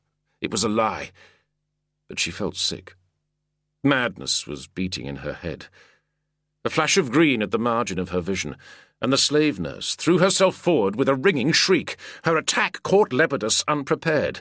He turned his head just as the woman swung a blow at him, and her fist cracked against his cheekbone. He cried out, releasing his grip on Sabina's arm, then reeled back to trip over an urn set between two of the pillars. Already his two bodyguards had closed in to flank him as he scrambled to his feet. The blonde slave stood in the centre of the courtyard, fists clenched, breathing fast. She made another move towards Lepidus, but he was faster. He sprang forward and shoved her away from him with a stiff-armed blow. "Secure her!" he yelled to his bodyguards. "The bitch is out of control!" Once more he lurched towards Sabina, his glaze of urbane civility gone now, his arms out to seize her again. Breathless, she flinched away from him and raised her hand. Her fingers found the burled head of the long bronze pin that secured her braids and plucked it free. Lepidus snatched at her, and Sabina swung her hand down with a finger's length of sharp metal jutting from her fist, driving the pin through the muscle of his left forearm. She felt it grate against bone, and twisted. A thin spray of blood spattered her hand. For a single heartbeat, Lepidus stared down at the spike piercing his arm. Then he doubled over with an animal bellow of pain. At once, everyone was in motion, everyone shouting. The courtyard echoed with shrieks. Sabina's own slaves, released from their shocked stasis, moved to surround her as Lepidus's men ran to assist their master. Sabina felt the barbarian woman take her by the shoulders, a firm grasp, urging her back towards the far doorway. "We must go now. Come, there's a carriage ready." "My child," Sabina said, faint with shock at what she had done. "What have you done with him?" "He is safe. He comes with us." Lepidus had collapsed against a pillar, grave-faced and gasping, clutching his injured arm as one of his slaves tried to extract the pin from the wound. Sabina heard his high scream as Ganna conducted her down the darkened corridor that led to the rear of the house. Then she was outside, in the narrow cobbled lane, where a light two-wheeled carriage stood waiting. She was moving in a dream, sickened but strangely exultant as she climbed into the carriage and felt it sway into motion. The barbarian woman sat beside her, holding the child wrapped in a shawl. Sabinus had stopped crying now, and his face was a white disk staring out from the wall that surrounded his head. Sabina took the boy, clasping him in her lap, and felt the fear and madness pouring out of her. When she went to touch the child's face, she noticed that her hand was still wet with blood. "Will he live?" she said, her voice catching. "Lepidus." "Sadly, I think yes," Ganna replied. Sabina glanced from the carriage and saw the black waters of the river as they crossed the long bridge to the north of the city. She was a fugitive, but she was free. For a while, at least. Then she remembered what Lepidus had told her. Castus could not be dead. She refused to believe it. But only the gods could save her husband now. The same gods that their emperor seemed so eager to deny. Chapter 23.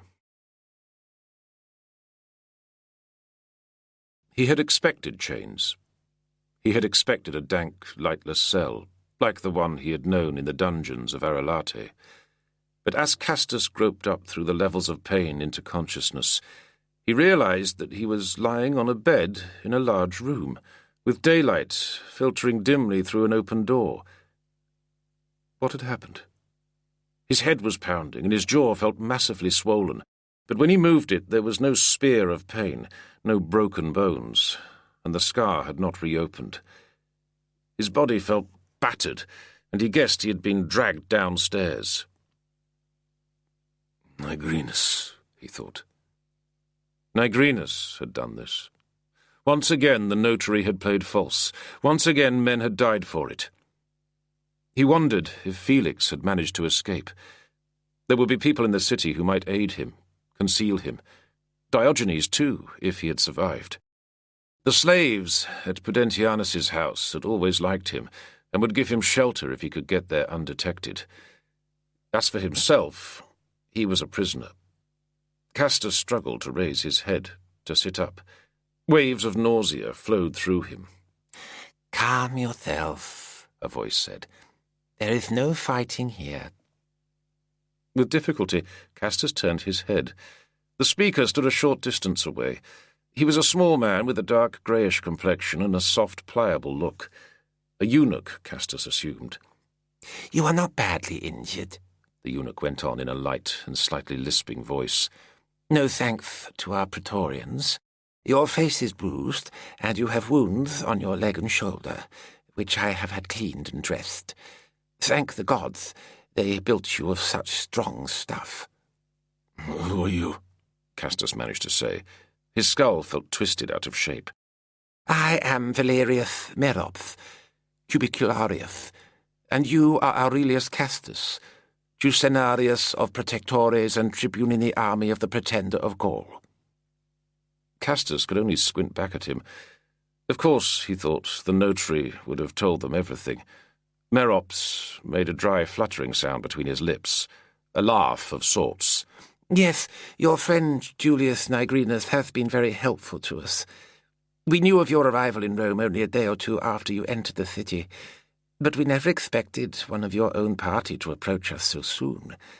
Your emperor should really not rely on such malleable people."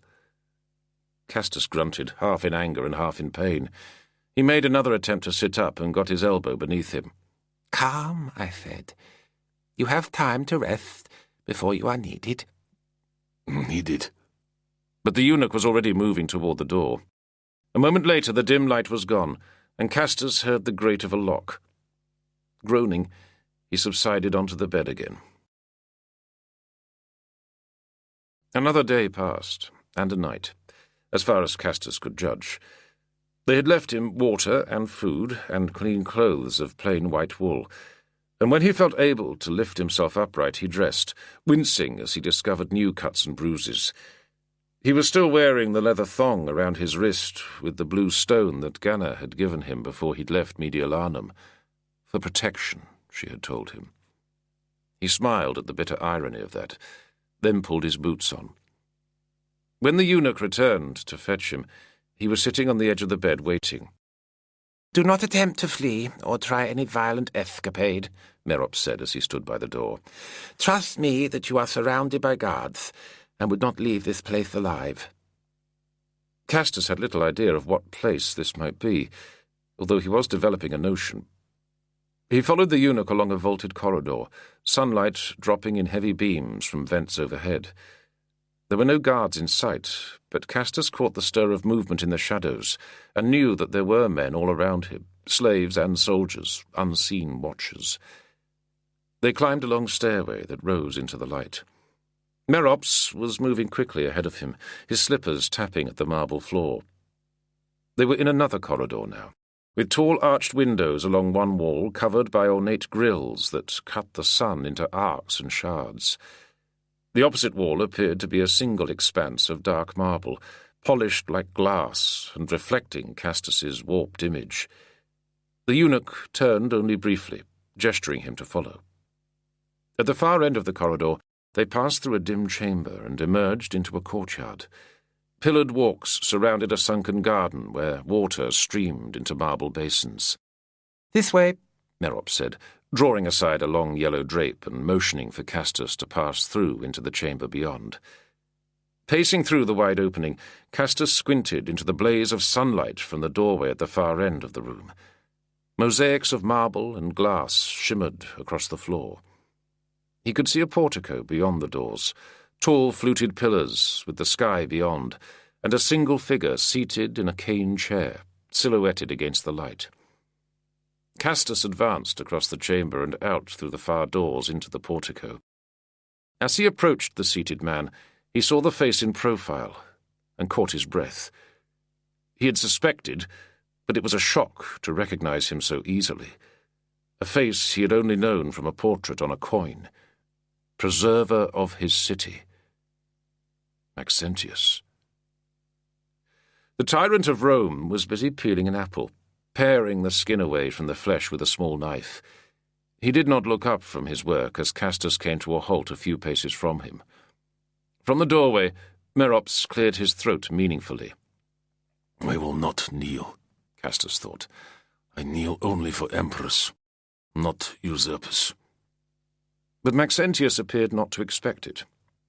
He finished peeling the apple, sliced it into segments, then laid the knife aside on a circular table beside the seamless twist of skin. With a dish of fruit segments in his hand, he reclined in his chair. The cane creaked. "Fine view, is it not?" the tyrant said.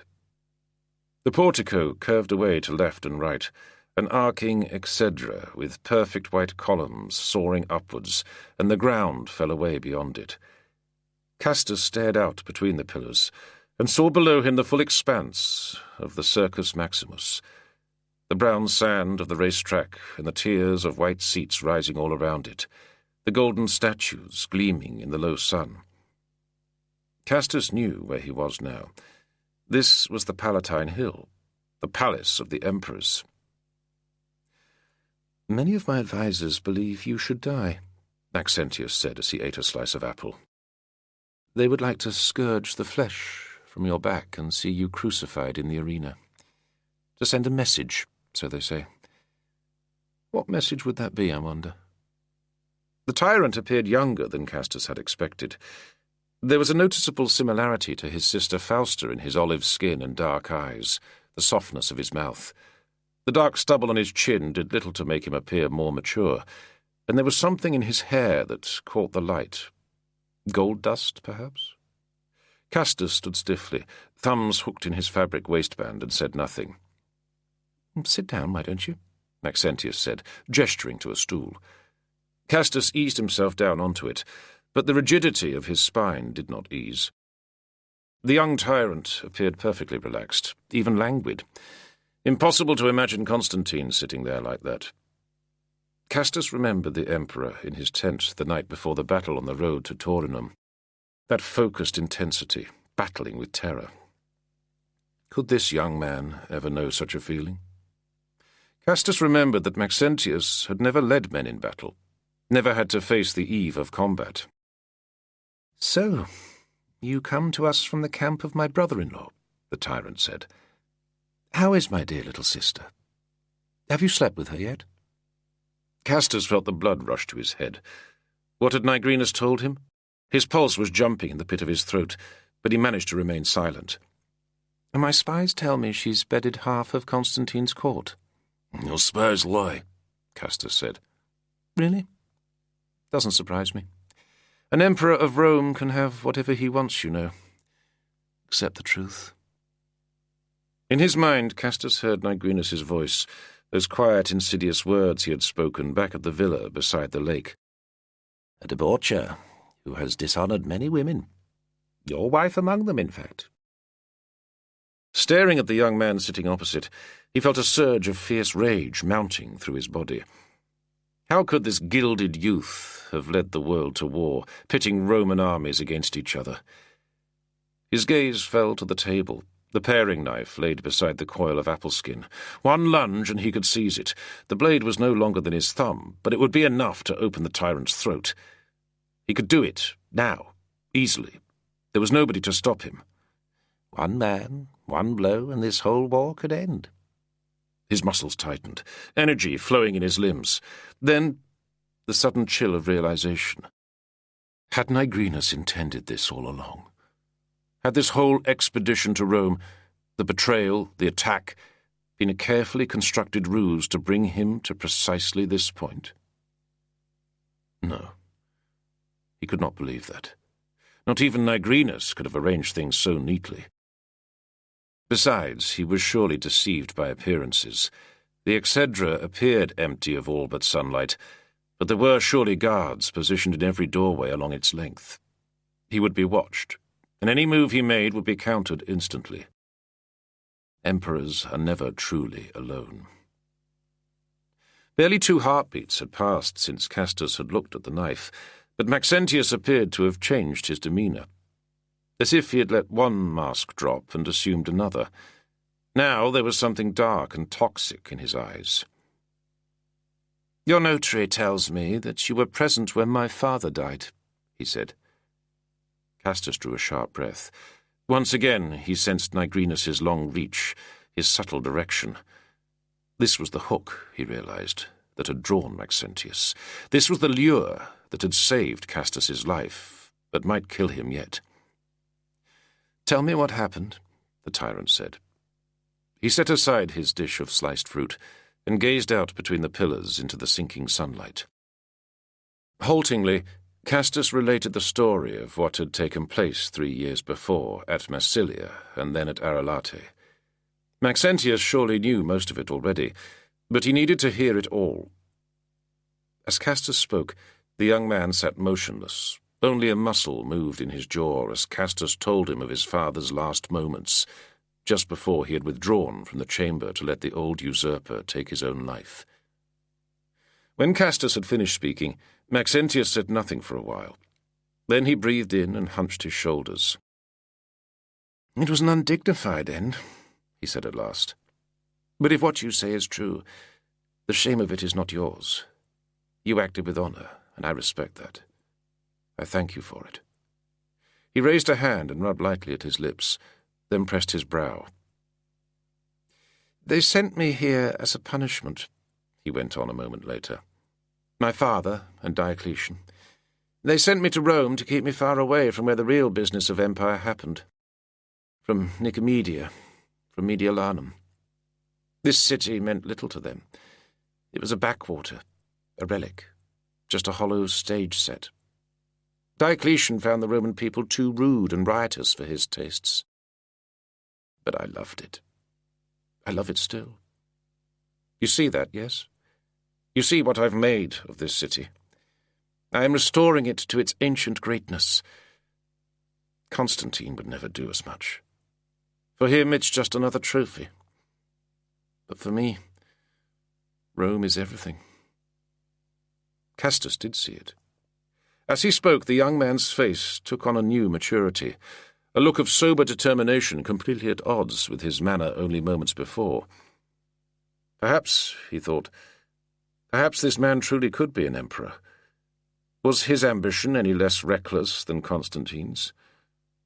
He remembered the dying man of the Herculeani on the bloody field after the battle outside Verona.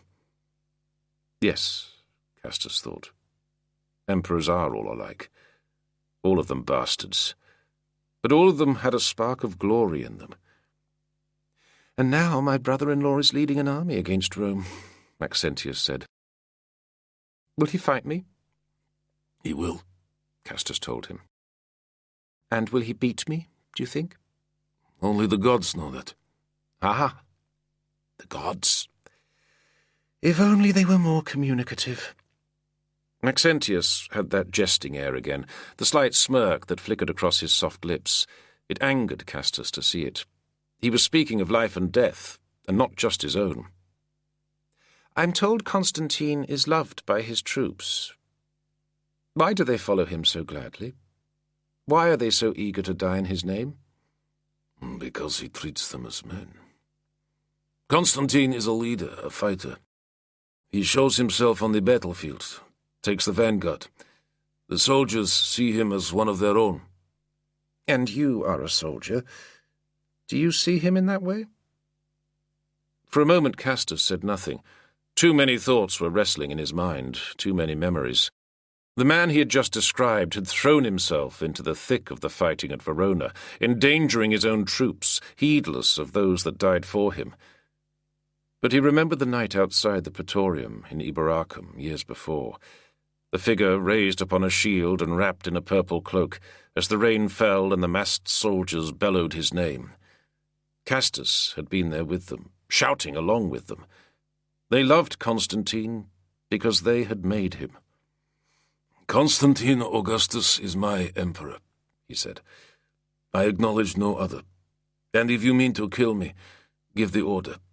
I will tell you nothing more." Maxentius just shrugged lightly, nodding. "Oh, I think you will live a little longer," he said. "Tomorrow is the day of the Augustan Games. You will join my retinue as a guest. Perhaps, if you are lucky, you will witness something of the majesty of Rome. Then I intend to send you back to your emperor, so you can tell him the truth about what you have seen."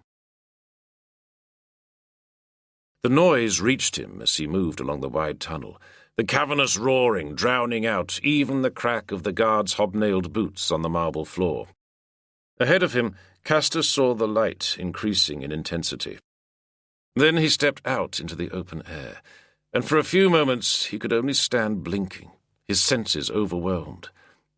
The great stadium of the Circus Maximus, which he had seen the day before from the exedra of the palace on the hillside above, was a crucible, alive with molten humanity. 250,000 people it could hold, so Merops had told him, and from where Castus was standing there appeared not an empty seat. The stands heaved, bright with the colours of the racing factions, with the flash of gold and gaudy clothing, and the noise of the crowd filled the air like thick vapour. A blinding glare came off the sand of the racetrack. Sweepers moved across it like pond skaters, alone in a vast emptiness. "Come," said Merops, taking Castus by the arm. The tunnel from the palace had disgorged them directly onto the wide podium beside the imperial gallery. Now the eunuch led Castus to one side and down a short flight of steps, the two guards stamping along behind him. Above them, on the podium, rose the imperial gallery itself, a pillared eminence with a pediment like a temple, where the inner circle of Maxentius's officials and advisers were seated. Castus found himself positioned to the right of the gallery, beneath an awning. The men around him appeared to be functionaries of the court and senior military commanders. He sat down on the marble bench, and the two guards placed themselves to either side of him. Both were Praetorians, and neither wore weapons openly, but Castus knew they were armed. The gallery above him was ringed by a cordon of protectores, all of them carrying spears and gilded shields. There would be no opportunities to strike against the usurper here. He had still not fully digested what Maxentius had told him the day before. Would he really be allowed to go free, after all that had happened? It seemed too much to hope. But Castus had clung to that thought all through a sleepless night, and he clung to it now. "You can tell him the truth about what you have seen." If the gods willed it. Now a redoubled roar went up from the stalls, and Castus jerked his gaze around to the left. Between the pillars at the front of the imperial gallery, Maxentius had appeared. Gone was the lounging young man Castus had seen on the exedra. The figure standing above him in the sunlight wore armour of gilded metal, flashing as he moved.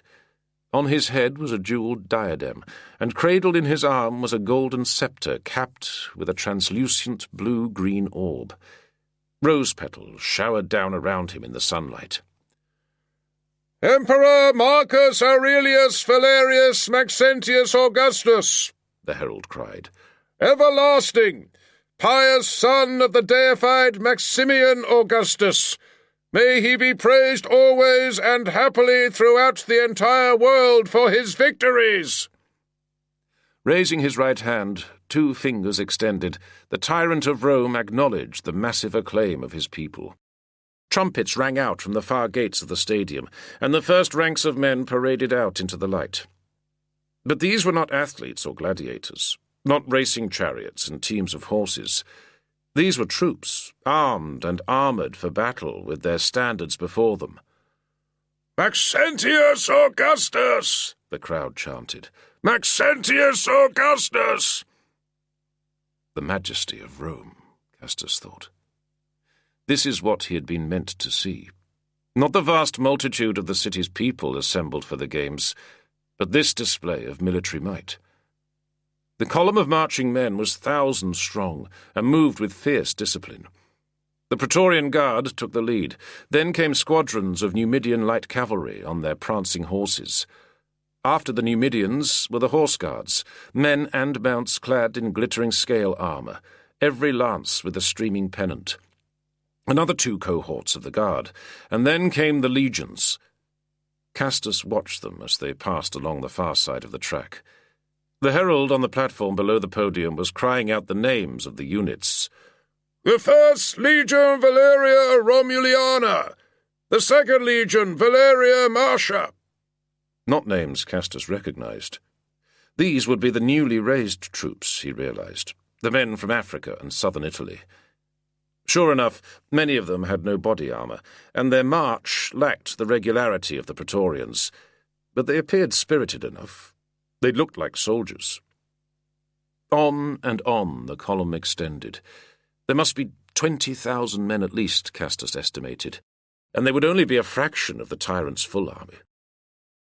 The head of the column had reached the curve at the far end of the track, and Castus stood to watch them as the lead units marched back up the length of the stadium and drew to a halt before the Imperial Gallery.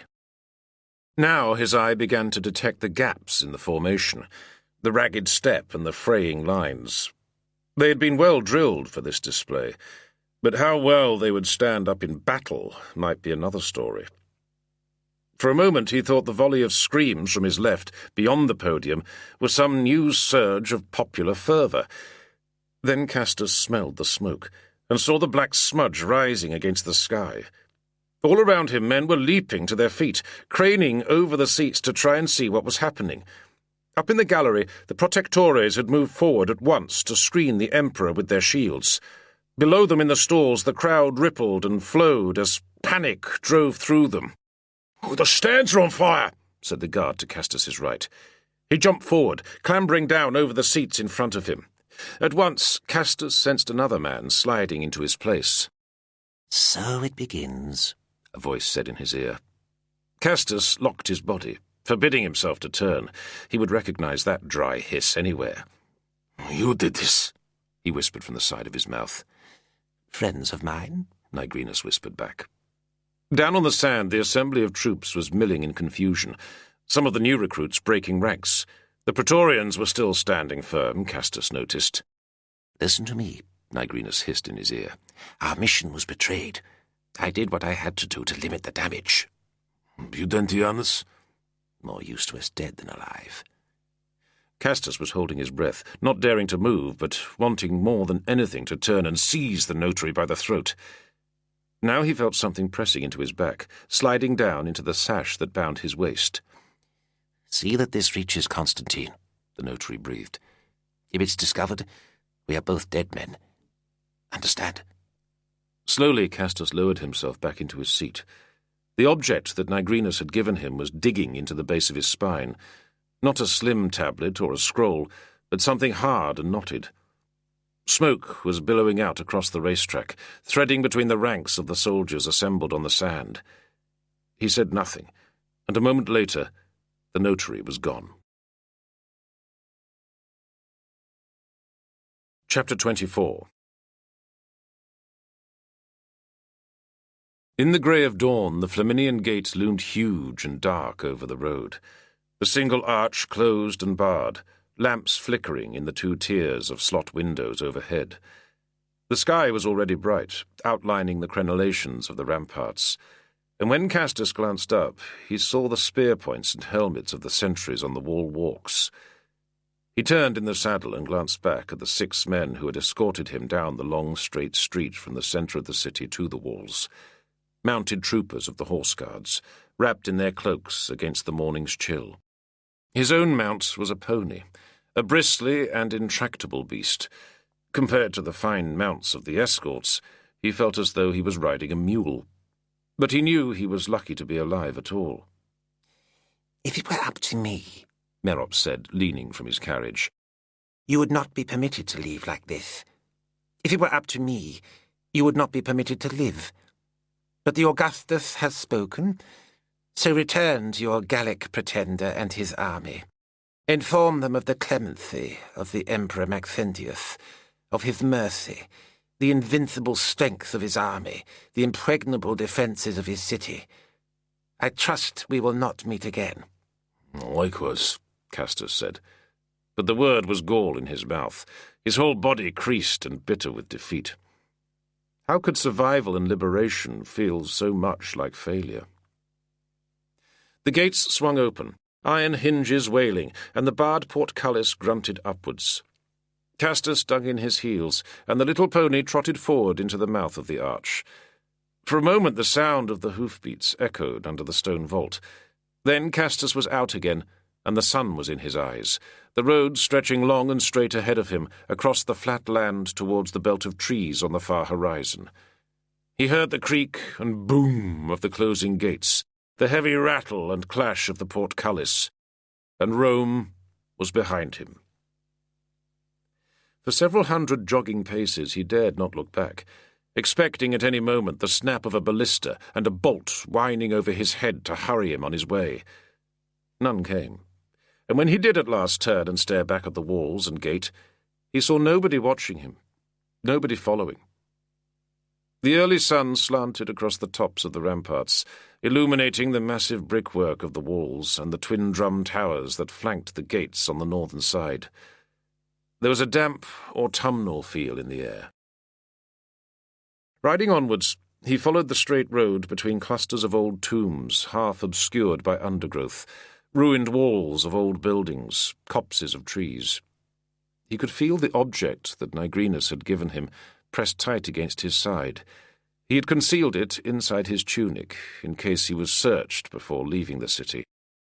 In his saddlebag, along with the hardtack and cheese he had been given for his journey, was a more ordinary message, a safe conduct issued in the name of Maxentius Augustus, giving him leave to pass through the guarded strongpoints on the road.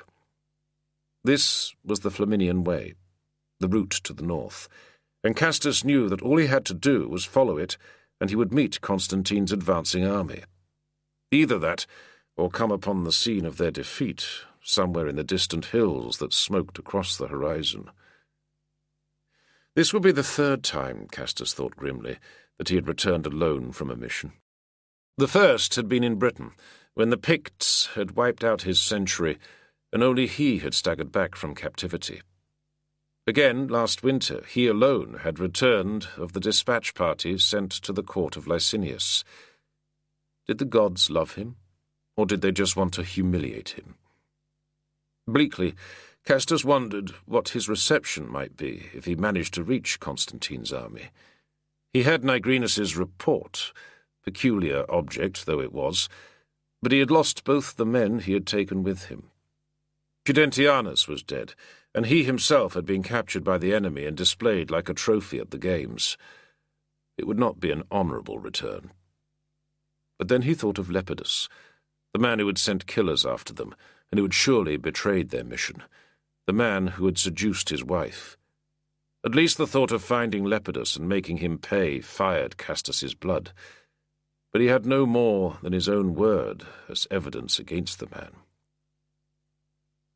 The straight stretch of road ended at the river, the yellow Tiber curving between meadows and thickets of willow. A stone bridge spanned the river, and a detachment of guards was posted upon it. The Optio in command scanned Castus's safe conduct without great interest. He gave the impression that he could not read, but recognized the imperial seal, before waving him on. As he rode across the bridge, Castus glanced to his right and saw the river rushing from the arches beneath him. On the far side the ground rose, big bluffs of red rock jutting up, and the road turned sharply to follow the riverbank. A bottleneck, Castus thought, gazing over his shoulder with an instinctive tactical appraisal. He could see the soldiers on the bridge watching him. Beyond the bluffs the road curved again, before heading straight across an open expanse of meadowland enclosed by a wide bend in the river. There were still a few tombs along the verges, massive old things encrusted with vegetation, one of them almost the size of a fortress tower. To the left, away from the river, the high ground dropped in a steep escarpment that edged the plain. Castus slowed, glancing around at the land in the low sun and the lingering vapour of early river mist. The place was a natural killing field. If I was going to trap an army marching on Rome, he thought, I'd do it here. He felt a slight shiver up his back, a breath of presentiment. Then he kicked at the pony and rode on. All morning he continued northwards along the Flaminian Way. The road ran into hilly country, with the river coiling in its green valley away to the right. On the rolling summits pines stood proud against the sky, lifting fleecy dark heads on slender trunks. The only traffic on the road was heading south. Heavy bullock carts laden with animal feed, tanned hides, vegetables and grain. Once Castus passed a line of soldiers tramping back towards the city, ragged, exhausted-looking spearmen, who marched by with barely a glance at him. He rode on, counting the milestones as he passed. At the 13th stone he paused, dismounting to eat and swig water from his flask. His thighs and buttocks ached from the saddle, and he left the pony cropping grass while he paced up and down, flexing his legs. The road here had climbed to a hilltop, and he had a long view in all directions, the countryside hazy in the sunlight. To the north, an isolated ridge rose steep and massive, crested with bare rocky peaks and fringed with dense woodland. The river lay on the far side, and beyond it Castus could see the bluish line of the mountains, the Apennines that ran down the spine of Italy. Then he turned to look southwards, and saw the group of riders far away on the distant road coming in his direction. 8 of them, their horses moving at a rapid trot.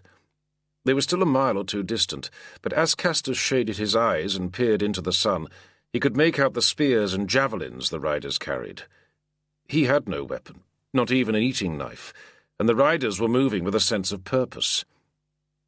Back in the saddle, he hauled the pony away from the grassy verge and set it cantering over the brow of the hill and down the far slope. Open country on either side of the road here, fields and scattered copses of small trees, not even a farmhouse that might give him some cover or concealment. For another couple of miles he kept up the pace, on across the valley and up the far slope as the road climbed again. His legs were burning, and a tide of sweat was running down his spine. At any moment he expected the first shout behind him, or the thunder of hooves on the road. All he could hear was the pony's maddeningly slow thud, the clink of the bridle as the animal tossed its head, and the water slopping in the flask tied to the saddle horn. From the top of the next hill, Castus could see the wooded broken country off to the right, stretching away towards the flanks of the big rocky ridge. A glance back, and he saw the 8 riders closing the distance fast. Setting his teeth, he urged the pony on into a gallop, down the slope on the far side of the hill. The animal was labouring under his weight, blowing hard, and he was bouncing in the saddle as he rode. Up ahead of him, Castus could see a solitary rider on a mule. The man paused and turned to stare back at him.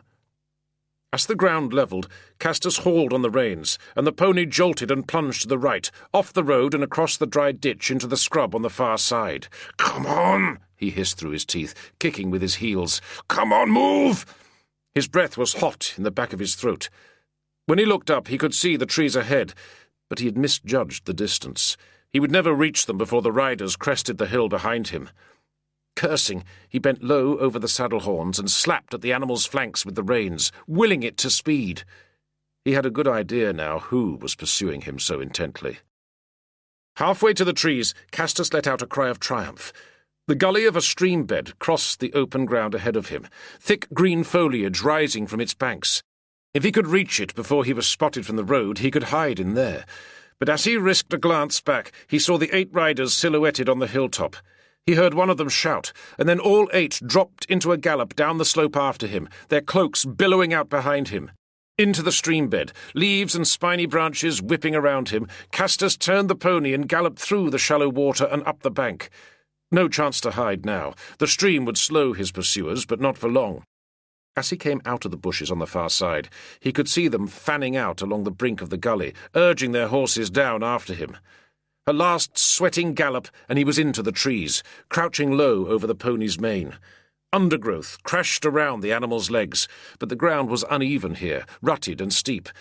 The trees were not as dense as they had appeared from the road either.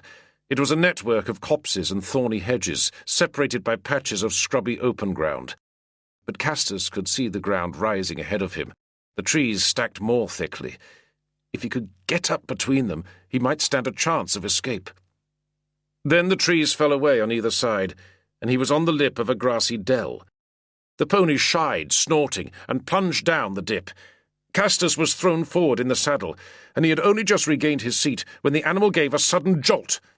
Twisting, Castus had time to see the shaft of a javelin jutting from its haunch before the pony staggered and threw him from the saddle as it went down. For a heartbeat, he felt himself flung helpless in the air. Then he hit the ground with his shoulder and slammed down onto his back with a punch that burst the air from his body. For a moment he lay still, a wave of tranquility washing over him. It was a relief not to be jolting around in the saddle, a relief to lie on a bed of soft decaying leaves, staring up at the trees. Then the pain ripped through him, and he cried out, baring his teeth. Somehow he had cut his forehead, and there was blood in his eye. He worried that his shoulder was broken. "Move," he told himself. "Get up and run." He screwed his eyes shut, sucked in a breath, and tried to roll onto his side. A studded boot came down on his chest, pressing him to the ground. Then he felt the sharp iron point of a spear against his neck. He opened his eyes and saw the figure standing over him, the rusty red beard and the shining skull. "It looks like we've run you to ground, bastard," Sergianus said. Two of them grabbed his arms, hauling him up and dragging him, a dead weight between them. Castor struggled to focus his mind, to fight against them, but he was still stunned. At least he thought none of his bones were broken. He kicked at the ground, and one of the men let out a high, whinnying laugh. At the far side of the dell was a fallen tree, crusty with moss, and they hurled him down against it. All 8 of the men, Castus now saw, were wearing military belts and tunics under their cloaks. Praetorians, although he had guessed that already. One of them, a big man almost as brawny as Castus himself, had drawn his long, broad-bladed spather and was swinging it in the air, the metal singing. Another was gathering sticks. A firepot smoked on the ground beside the heaped kindling. "Your emperor let me go free," Castus managed to say. He knew it would do no good. The whinnying man laughed again. "I have a safe conduct." "The Emperor Maxentius is a merciful man," Sergianus said. "But we are not. You killed our brother, Miculus, knifed him in a dirty alley, and we reckon you haven't paid the price for that yet." Castus bit down on his words. There was no point trying to speak now. He flexed his arms, but the 2 men on either side were gripping him tightly. He felt their calloused hands, smelled their sweat and their stale breath. "However," Sergianus went on, "as you say, the Emperor promised to let you live and return to your army. We are loyal soldiers of the Emperor, and so cannot disobey him. But first, we want to make sure that you can't bear arms against us again." One of the soldiers had Castus in a grappling headlock, holding his left arm and torso pinned against the fallen tree. The other man, the one with the whinnying laugh, seized his right arm and dragged it out straight. The swordsman moved closer, his blade flashing in the sunlight. "No!" Castus cried. Horror lanced through him. He realized now what they were going to do. Blood was beating fast in his neck. Sergianus was grinning, his teeth glinting through his beard. "Don't struggle," he said. "My friend here might miss and give you a cut on the head. You'd look even uglier without an ear. Oh, don't worry. You'll be going back to your army all right, just as the Emperor promised. But without your hands. Let's see you saluting your beloved Constantine with a pair of stumps." The swordsman lifted his blade, and the whinnying soldier gripped Castus's forearm tightly, holding the hand stretched out. Castus closed his fingers into a fist, heaving against the man gripping his neck. His legs were kicking, heels beating against the turf, and the soldier was laughing breathily in his ear. On his exposed wrist, Castus noticed the leather thong with the bright blue bead that Ganna had given him shining in the sunlight. If he ever needed protection, it was now. But already it was too late. He closed his eyes, raging despair filling his body as he waited for the whip of the descending blade and the shock of blinding pain. To be caught like this, after so many escapes, so many glances at death, it was absurd, hilarious. He felt nervous laughter heaving in his chest, punching at the back of his throat. A sharp crack, and Castus opened his eyes to see the big swordsman sway and reel, his eyes rolling upwards and blood bursting from his nose. Then his legs folded beneath him, and he toppled forward. The sword fell from his grip and jabbed into the turf, stuck upright. The soldier holding Castus by the wrist had flinched, his grip slackening. Castus wrenched his arm free and swung his fist, cracking it into the face of the man, pinning him down. He felt the man's nose break and wrestled him aside. Then he flung out his arm again and seized the hilt of the sword. Twisting, he stabbed backwards and drove the blade between the ribs of the soldier with the whinnying laugh. Blood spattered across him as he pushed himself to his feet. 5 men standing. The soldier next to him still on the ground, clasping his broken nose. Another sling stone arced from the trees and struck the man beside Sergianus on the leg. He yelped and dropped to one knee. Castus got the sword into a two-handed grip and stabbed downwards, killing the soldier on the ground. Then he vaulted the fallen log and started running for the trees. A javelin flew past his shoulder. He could hear the confused fury of the men behind him. One of them screamed as another sling stone found its mark. Powered by the wild energy of escape, Castus scaled the slope and threw himself forward between the trees. They were coming after him now, and they had spears and javelins. But he had a good lead on them, and he was charging, leaping through the thorn thickets, slamming the undergrowth aside as the forest closed around him and the sounds of pursuit died away. Castus ran until he could run no more. Then he hurled his back against a tree and stood with the sword in his hand, breathing like an ox, waiting. Thorns had scratched his face and hands, and his shoulder and ribs ached from his fall from the horse, but he was alive, the blood racing in his body. Slowly he shortened his breath, listening to the sounds of the forest around him. He had no idea how far he had run, and it was dark here, the dense leaves obscuring the sky. A man stepped from the bushes ahead of him, and Castus tensed. He crouched against the tree, sword levelled, as the man moved closer. Then he grinned. "You lost your mule." He saw Felix shrug, his face creasing into a rueful smile. "Well, it was borrowed anyway." "So did the notary play us false, or did he not?" Felix said. "I don't understand." "Both, I think," Castus told him. They were sitting beside a tiny flickering fire in a clearing high on the steep side of the rocky ridge Castus had seen from the road. Beyond the reach of the fire's fitful glow, the night was solid black, the forest silent. Felix was skinning and gutting a hare he had killed with his sling a few hours earlier.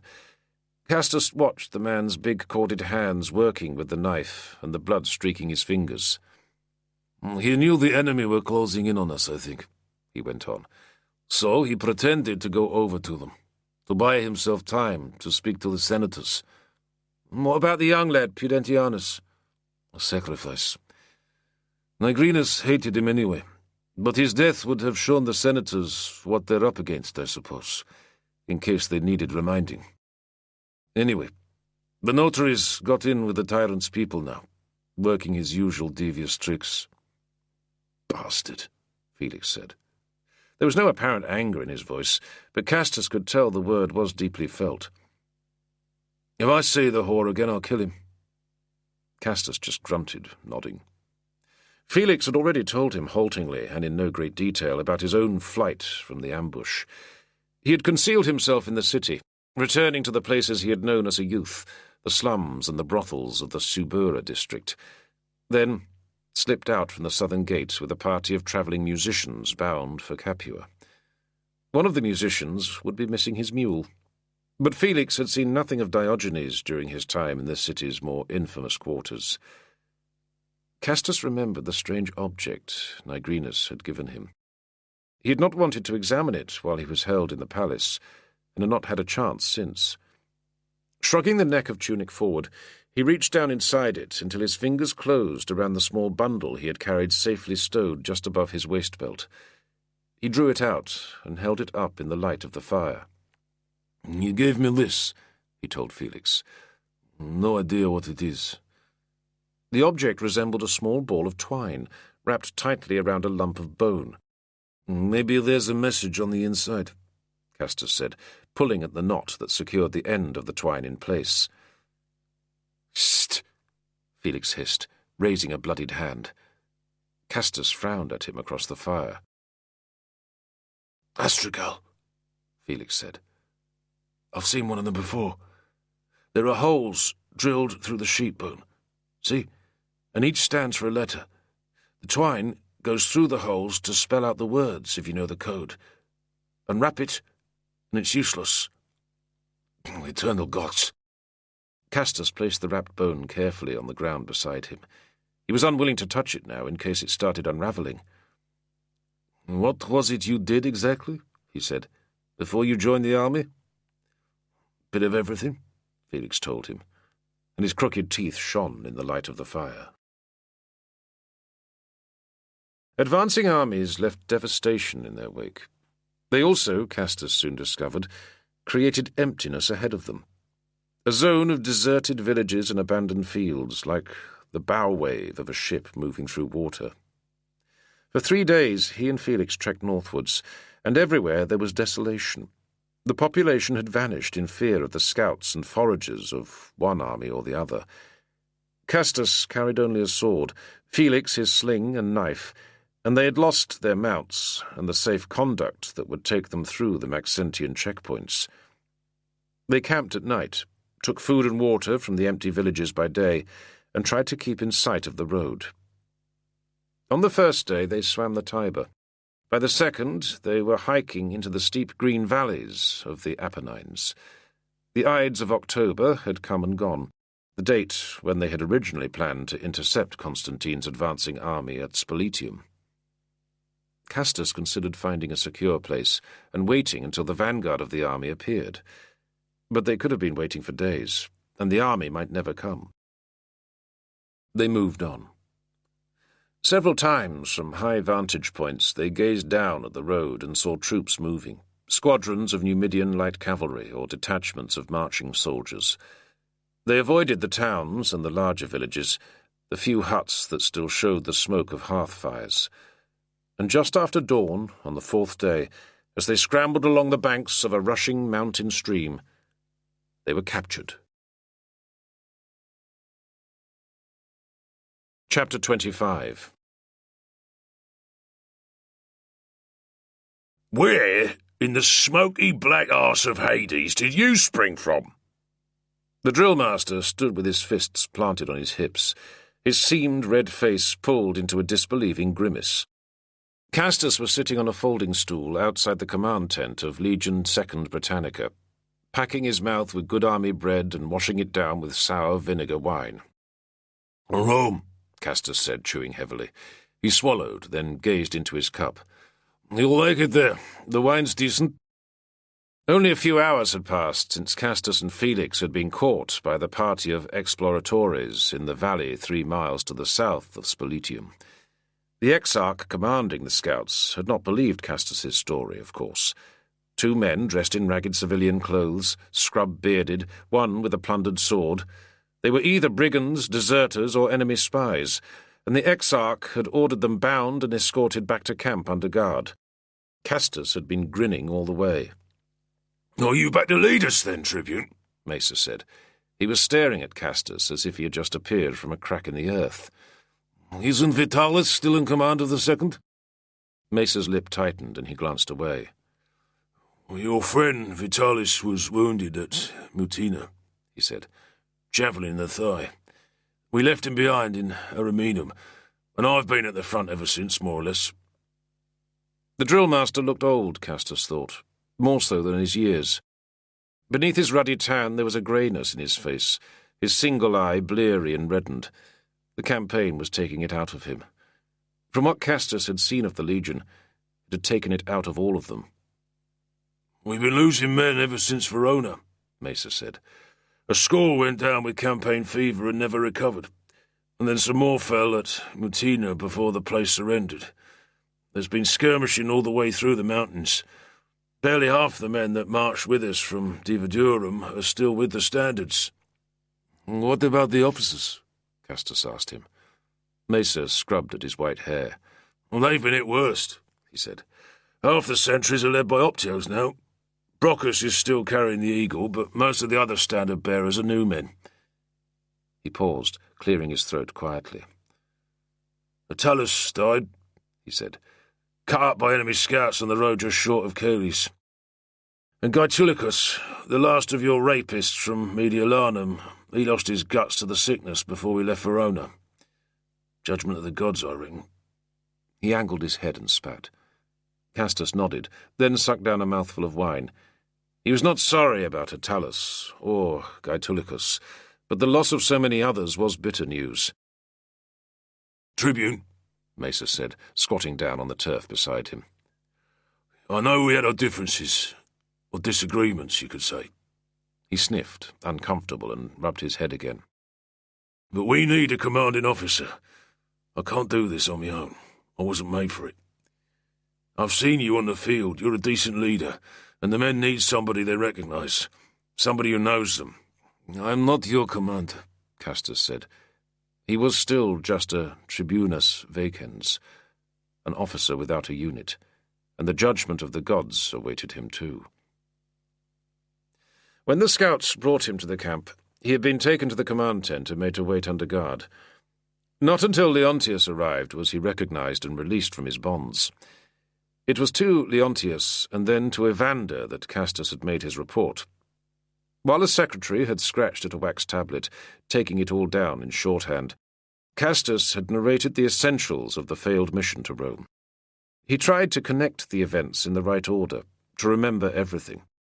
He told them the names of the senators they had spoken to, and the names of the legions in Maxentius's army. He repeated what the Praetorians had told him at the baths, the strengths and weaknesses of the tyrant's troops, the poor training of the recruits, the large number of Christians in their ranks. He told them of the betrayal of the mission, the death of Pudentianus, Nigrinus's double dealings, and what had happened at the palace. He repeated what Sabina's cousin had told him about Lepidus. "Well, this is Claudianus, Lepidus," Evander said, breaking in. "The master of depositions?" Castus nodded. He saw the two senior officers exchange a glance. The secretary had filled 4 tablets with notes, and Castus had a dry mouth and an aching head.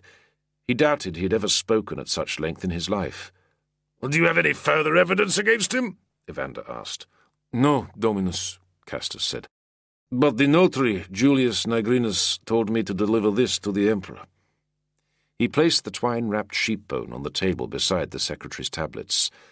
Evander leaned closer, peering at the object, then picked it up carefully between finger and thumb. "Very well, Tribune," he said. "You're dismissed, for now. Get something to eat. You look like a starved dog." Now, sitting outside the command tent in the legion lines, Castus looked to his left. The walled town of Spoletium climbed the slope from the valley where the army was camped towards the wooded summit of the hill. Somewhere within the town the Emperor Constantine had established himself and his retinue. Evander was there now, with the tablets of notes and the mysterious coded message. Soon enough, Castus thought, he would discover what verdict had been passed upon him. Breathing in deeply, he tipped his head back into the sunlight. All around him spread the regular rows of army tents, the camp ovens still smoking after baking the morning bread. He closed his eyes and listened to the rough, gnarled voices of the soldiers, the curses and the laughter. This was home, he thought. The relief of getting safely back here was enough for him. Let the gods decide what they would. "Tribune!" a familiar voice cried. Castus opened his eyes and stood up quickly. "The Centurion Modestus," he said, and almost laughed. He had the briefest memory of Modestus as he had once been, a drunkard and a shirker, back in the old legion fortress at Iberacum. Now he was a tanned veteran, a centurion's staff in his hand and a vigorous spring in his step. Marching up to Castus, he seized him by the shoulders and pulled him into a firm embrace. "I thought you'd buggered off and died," Modestus said, and kissed him loudly on the cheek. Then he turned and whistled. 2 slaves were following Modestus, carrying a brass-bound chest between them. Eumolpius trailed along behind them. The slaves set the chest down, and the orderly unlocked it and threw back the lid. "It's all here, Dominus," Eumolpius said. "I kept it safe, just as you ordered." "I reckoned we'd lug it along with us," Modestus added. "Else some sneaky bastard to make off with it, no doubt." Castus knelt beside the open chest. Metal gleamed within. He reached down and took the gold torque, flexing the loop of it around his neck. His ring was in a leather pouch, and he slipped it back onto his finger. Then he saw the sword. "I had the armour replace the blade," Eumolpius said. "It's perhaps not as fine as the old one, and I haven't sharpened it." "You did well," Castus told him. He closed his hand around the gilded eagle hilt, then drew the long spather from the scabbard, holding it up in the sunlight with a flush of true pleasure. The chest also contained his armour, the muscled cuirass, manica, and gilded helmet, and his folded clothes and military belts. Standing, Castus stripped off his ragged tunic and flung it aside. He pulled off the worn old boots he had been wearing, and the breeches too. Finally he shed his loincloth and stood naked, while Eumolpius and 2 slaves flung buckets of water over him, watched by a dozen grinning legionaries. He rubbed himself down with a coarse towel, and was dressing in the musty clothes from the chest, when Eumolpius handed him something else. "Oh, I almost forgot," the orderly said. "It came for you just after you left Verona. I kept it in case you ever came back." Castus looked at the narrow tablet, his own name inked across it. Breaking the seal with his thumbnail, he unfolded the leaves of it and stared at the flowing letters. In the bright sun they were almost illegible, and he retreated to the cool shade just inside the open flap of the tent. Frowning heavily, he stared again at the tablet, the chicken-scratched letters. Mouthing the words to himself, he began to read, and his pulse quickened. Husband, shame has made me flee from you, and now I struggle to write these words. If you cannot forgive me, then please try to judge me fairly, for the sake of our son, if not for me. There is no excuse for what I have done, but I regret it. Truly, I regret it. I have betrayed not only you, but our emperor. I would take an honourable way out, but I am weak, I find. My cousin, Claudianus Lepidus, means to destroy you and those who travel with you. I cannot indict him without indicting myself and others more exalted than me. Be on your guard, and trust no man. I have been blind, but please know that you have my love. Remember that what we call duty is often only pride. May the gods protect you and guide you safely. Sabina. Castus closed the tablet, then pressed it to his forehead for a moment. He was breathing very deeply, very slowly. He was still sitting there in the shadowed tent, unmoving, staring ahead of him into nothing, when the 2 protectores arrived with the summons. He slipped the tablet beneath his belt, then stood up without a word and followed them. The paved road climbed steeply up the hillside towards the arched gate of Spolitium. The protectores led Castus at a rapid pace. Felix followed behind him, dressed in a clean tunic, but still unshaven and wolfish. Castus, too, was bearded, his hair grown out, his face bruised and scratched, but he was dressed as a Roman officer, the torque gleaming at his neck and a sword belted at his side. He marched fast and felt ready for whatever was coming. In through the gates, they climbed the last slope and passed beneath an old arch, the reliefs and inscriptions worn to indistinction. Spolitium stood on a hillside, and the regular grid of streets appeared warped by the inclined ground, turning to steps in places. The protectores did not pause, stamping along with their nailed boots clattering on the worn paving.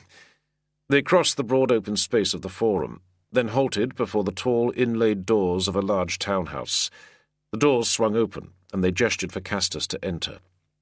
A sentry took his sword and silently motioned for Felix to remain in the vestibule, while Castus moved on into the building.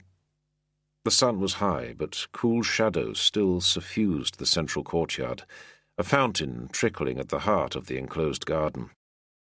At the far side another set of doors opened, a purple drape shifted aside, and Castus entered the sacred presence of the emperor. "The most distinguished Aurelius Castus, Tribunus Vacens," a eunuch solemnly declaimed. Castus took 4 long paces, then sank to kneel on the tiled floor. The air carried the faint aroma of incense. "You may stand," Evander said. He was sitting at a table to one side of the chamber, and Castus could see the sheep-bone before him. The twine that had bound it unravelled now. At the far end of the chamber, wrapped in a plain military cloak, the emperor stood with his back turned, apparently lost in thought. Castus assumed a parade stance. The 2 protectores had followed him into the room, and there were several eunuchs and a secretary around him too.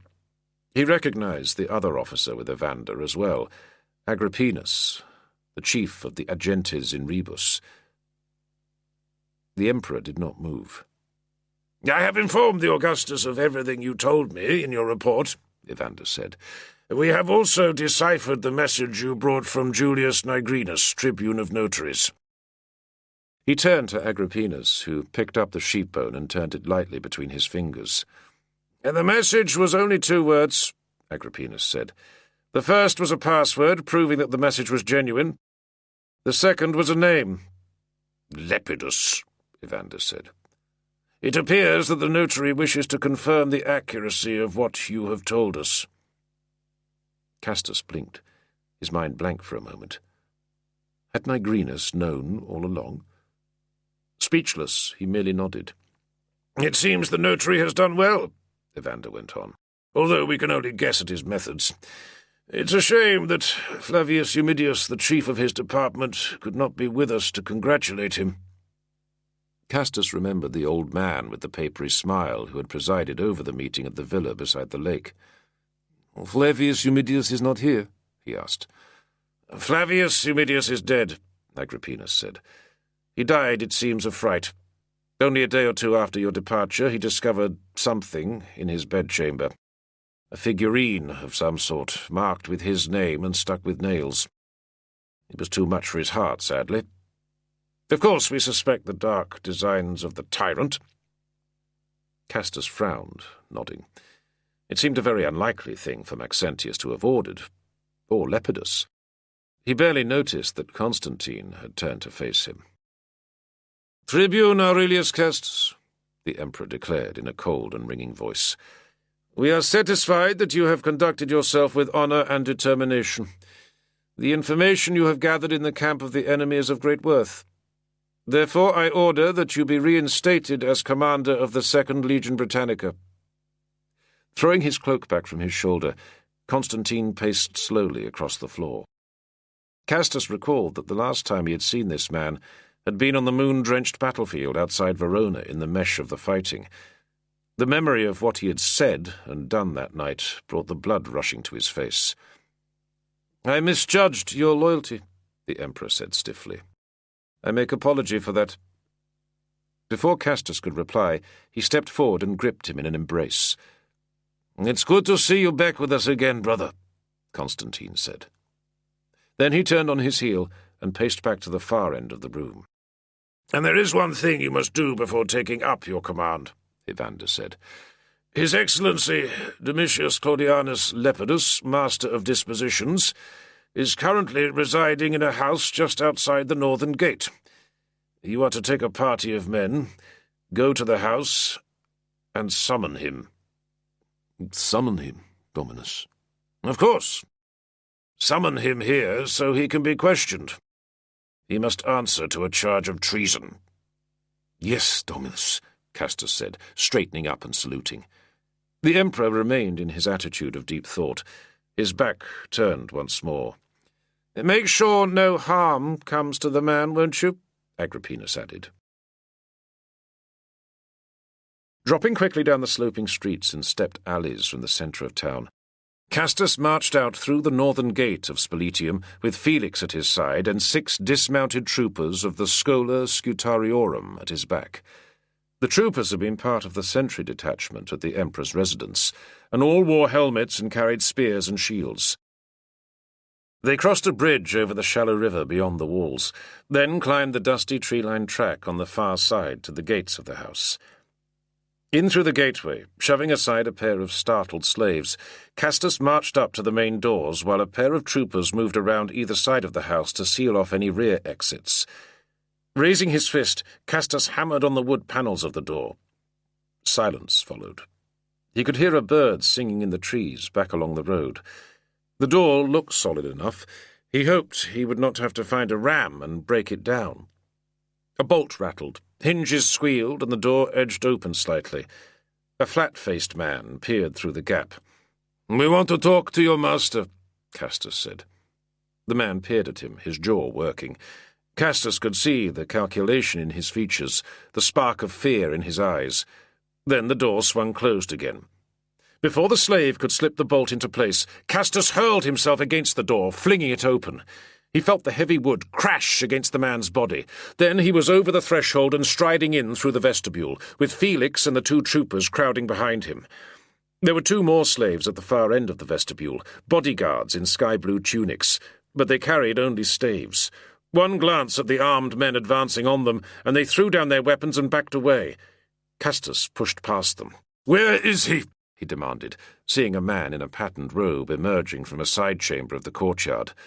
Lepidus's procurator, or one of his clerks, he guessed. "The master is dining," the man exclaimed. "If you would care to wait a moment—" "We would not." The dining chamber was easy to find. Castus could smell the aroma of spiced food even from the courtyard. His stomach roiled. He still could not admit to himself what he was about to do. "Give me your dagger," he said quietly to Felix. The small man slipped the weapon from the sheath on his belt and passed it underhand to Castus. The 2 troopers had taken up positions flanking the doorway.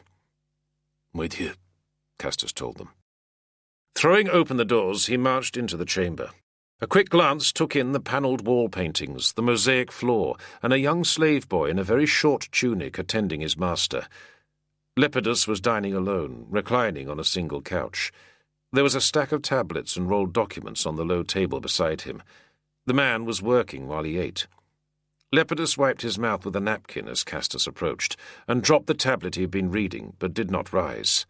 "If you've come looking for your wife," he said, "she's not here. I got tired of her moods and left her at Hyrminum." Castus stood in the centre of the room, one hand on the hilt of his sword. "You," he told the boy. "get out. Close the door behind you." The boy obeyed promptly. "Stand up," Castus told the man on the couch. Lepidus was screwing the napkin between his fingers, a nervous smile twitching across his mouth. Castus noticed that his left forearm was bandaged, a thick wad of dressing tied against it. "You know there was never a chance that Sabina would be faithful to you," Lepidus said. "And why should she? A dumb brute, she called you. You know that? She laughed at you. "Stand up," Castus repeated. His hand itched on the hilt of his sword, but he knew the man was goading him. "Now you want to take me before the Emperor," Lepidus said, the nervous smile still on his face. "Oh, they'll torture me, I suppose. But the things I could tell them. Your own dear wife would be next. And the Emperor's wife, too, Fausta. I know you're fond of her. Sabina told me all about it. Maybe you too, then, "Exactly," Castus thought. He had known at once why the Emperor's men had sent him after Lepidus. They could have chosen anyone, any of the protectores or the other tribunes, somebody unconcerned. They had chosen Castus because they knew that for him it was personal, and if Lepidus died, the plot died with him. "I have plenty of money here in the house," Lepidus was saying. He touched his face and his hand was shaking. "It's yours. All you have to do is call your men off and look in the other direction." Castus drew the dagger from his belt and tossed it to the floor, the iron ringing as it struck the tiles. "You sent slaves to kill me and the rest of my party," he said. "They failed. Instead, they killed a sailor called Fishhook and a Christian priest called Stephanus. Now I'm giving you the chance to do the job yourself." Lepidus stared at the dagger on the floor. He tried to speak, but his jaw was trembling too much. He wiped his fingers through his hair, then rubbed at his bandaged arm. Castus raised his hands, keeping them clear of his own weapon. "Pick it up," he said. "Either that, or you're coming with me." The man on the couch swallowed thickly. He let out a brief laugh. Then he threw himself at the dagger. His reaching fingers missed the hilt and knocked it away from him, and Castus stepped back. Scrabbling, Lepidus managed to grab the dagger and straighten up. A look of wild ferocity lit his face, and he lunged with the blade. Castus took another step back, dodging the man's clumsy stroke. Then, with one swift motion, he seized the grip of his sword and slid it from the scabbard. He drew his arm back, then stabbed Lepidus through the body. Lepidus lurched against him, clawing at his neck and shoulders. "I guessed you'd be no good at this," Castus said, and gave the sword a wrenching twist. Then he shoved the man away from him, dragging the blade free as he fell. He was wiping his sword on the dead man's tunic as Felix and the two troopers pushed in through the doors. "His Excellency attempted to attack me," Castus said, and shrugged as he kicked the dagger away across the floor. He gestured to the pile of documents on the table. "Burn all these," he said, and pretended not to notice the quick glance the soldiers exchanged. "Burn any other letters or lists you can find as well." Lepidus's treason, his negotiations with the commander at Ravenna and the others, with Sabina and with Fausta, all of it would go up in the flames. If the Emperor's men wanted him to do their dirty work, he would do it properly, in his own way. Let them accept the consequences. The guilty would be tortured only by their own consciences. A brief swell of nausea as he stared down at the body, a fluttering sense of shame in his chest. What we call duty is often only pride. A pool of blood was spreading across the mosaic floor, rich crimson against the bright tiles. Chapter 26. They smelled the river before they could see it. The scent of wet sedge, mud, and water carried on the misty night air, and the 6 riders moved slowly, each man wrapped in a dark cloak. For the last mile the Tiber had been on their left, but it had swung away in a wide bend, and now it was ahead of them. Castus felt his senses growing steadily sharper in the darkness. "He crossed over there somewhere, Dominus," the exarch said quietly, pointing into the murk. "One of my men found him, more or less where we are now." Castus peered towards the river, then nudged the flanks of his horse, and the big grey mare moved forward again, slow and steady over the uneven ground. He was glad to have his familiar mount back again.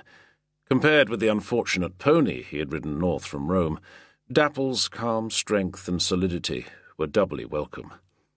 "And you're sure there are no enemy troops on this side of the river?" he asked. The exarch and his men, with several other units of exploratores, had been scouting the area north of the Tiber since midday. "Not as far as we know, Dominus," the exarch said. "In this darkness they could have small patrols out, perhaps. But their main force is far south from here, inside, in the city." "Or so you believe," Castus thought. Constantine's army was camped at Saxa Rubra, 2 miles back up the river, at the 9th milestone on the Flaminian Way. It had taken them 6 days to march down from Spaletium, over the last passes of the Apennines, in a column nearly 12 miles long, moving at the pace of the wagons and the siege train and the few remaining camels. The only enemy resistance had been at Ocriculum, where an advance party of the Divitenses had fought a running battle with a squadron of Numidian cavalry. Now, less than half a day's march would take them to the gates of Rome. The scouts had reported that the stone bridge over the Tiber had been broken, 2 of its 3 arches demolished, and the enemy had withdrawn towards the city. Clearly, Maxentius had opted to keep his army inside the walls and stand a siege. Back at Saxa Rubra, the troops were relaxing after their long march. The next day, the engineers would have to repair the bridge for the army to cross, and there would be no fighting any time soon. But something was not right. Castus could feel it. He remembered this open ground he was crossing now, the escarpment that rose somewhere to his right in the darkness, the bottleneck between hills and looping river at either edge of the plain. He had passed this way on the day he left Rome, and he remembered the strange intuition, something close to a certainty, that the battle would be fought here. Almost, he thought, like a message from the gods. Intuition alone he could have discounted, gods sent or not. It was not intuition that had brought him down here 2 miles from the camp in the midnight mist. Earlier that evening a pair of exploratores had found him in his tent in the Legion lines. Castus had just finished eating, and was cleaning his kit. The scouts had taken a captive, they explained, who claimed to be a soldier of the 2nd Legion. "We thought he was an enemy spy, Dominus."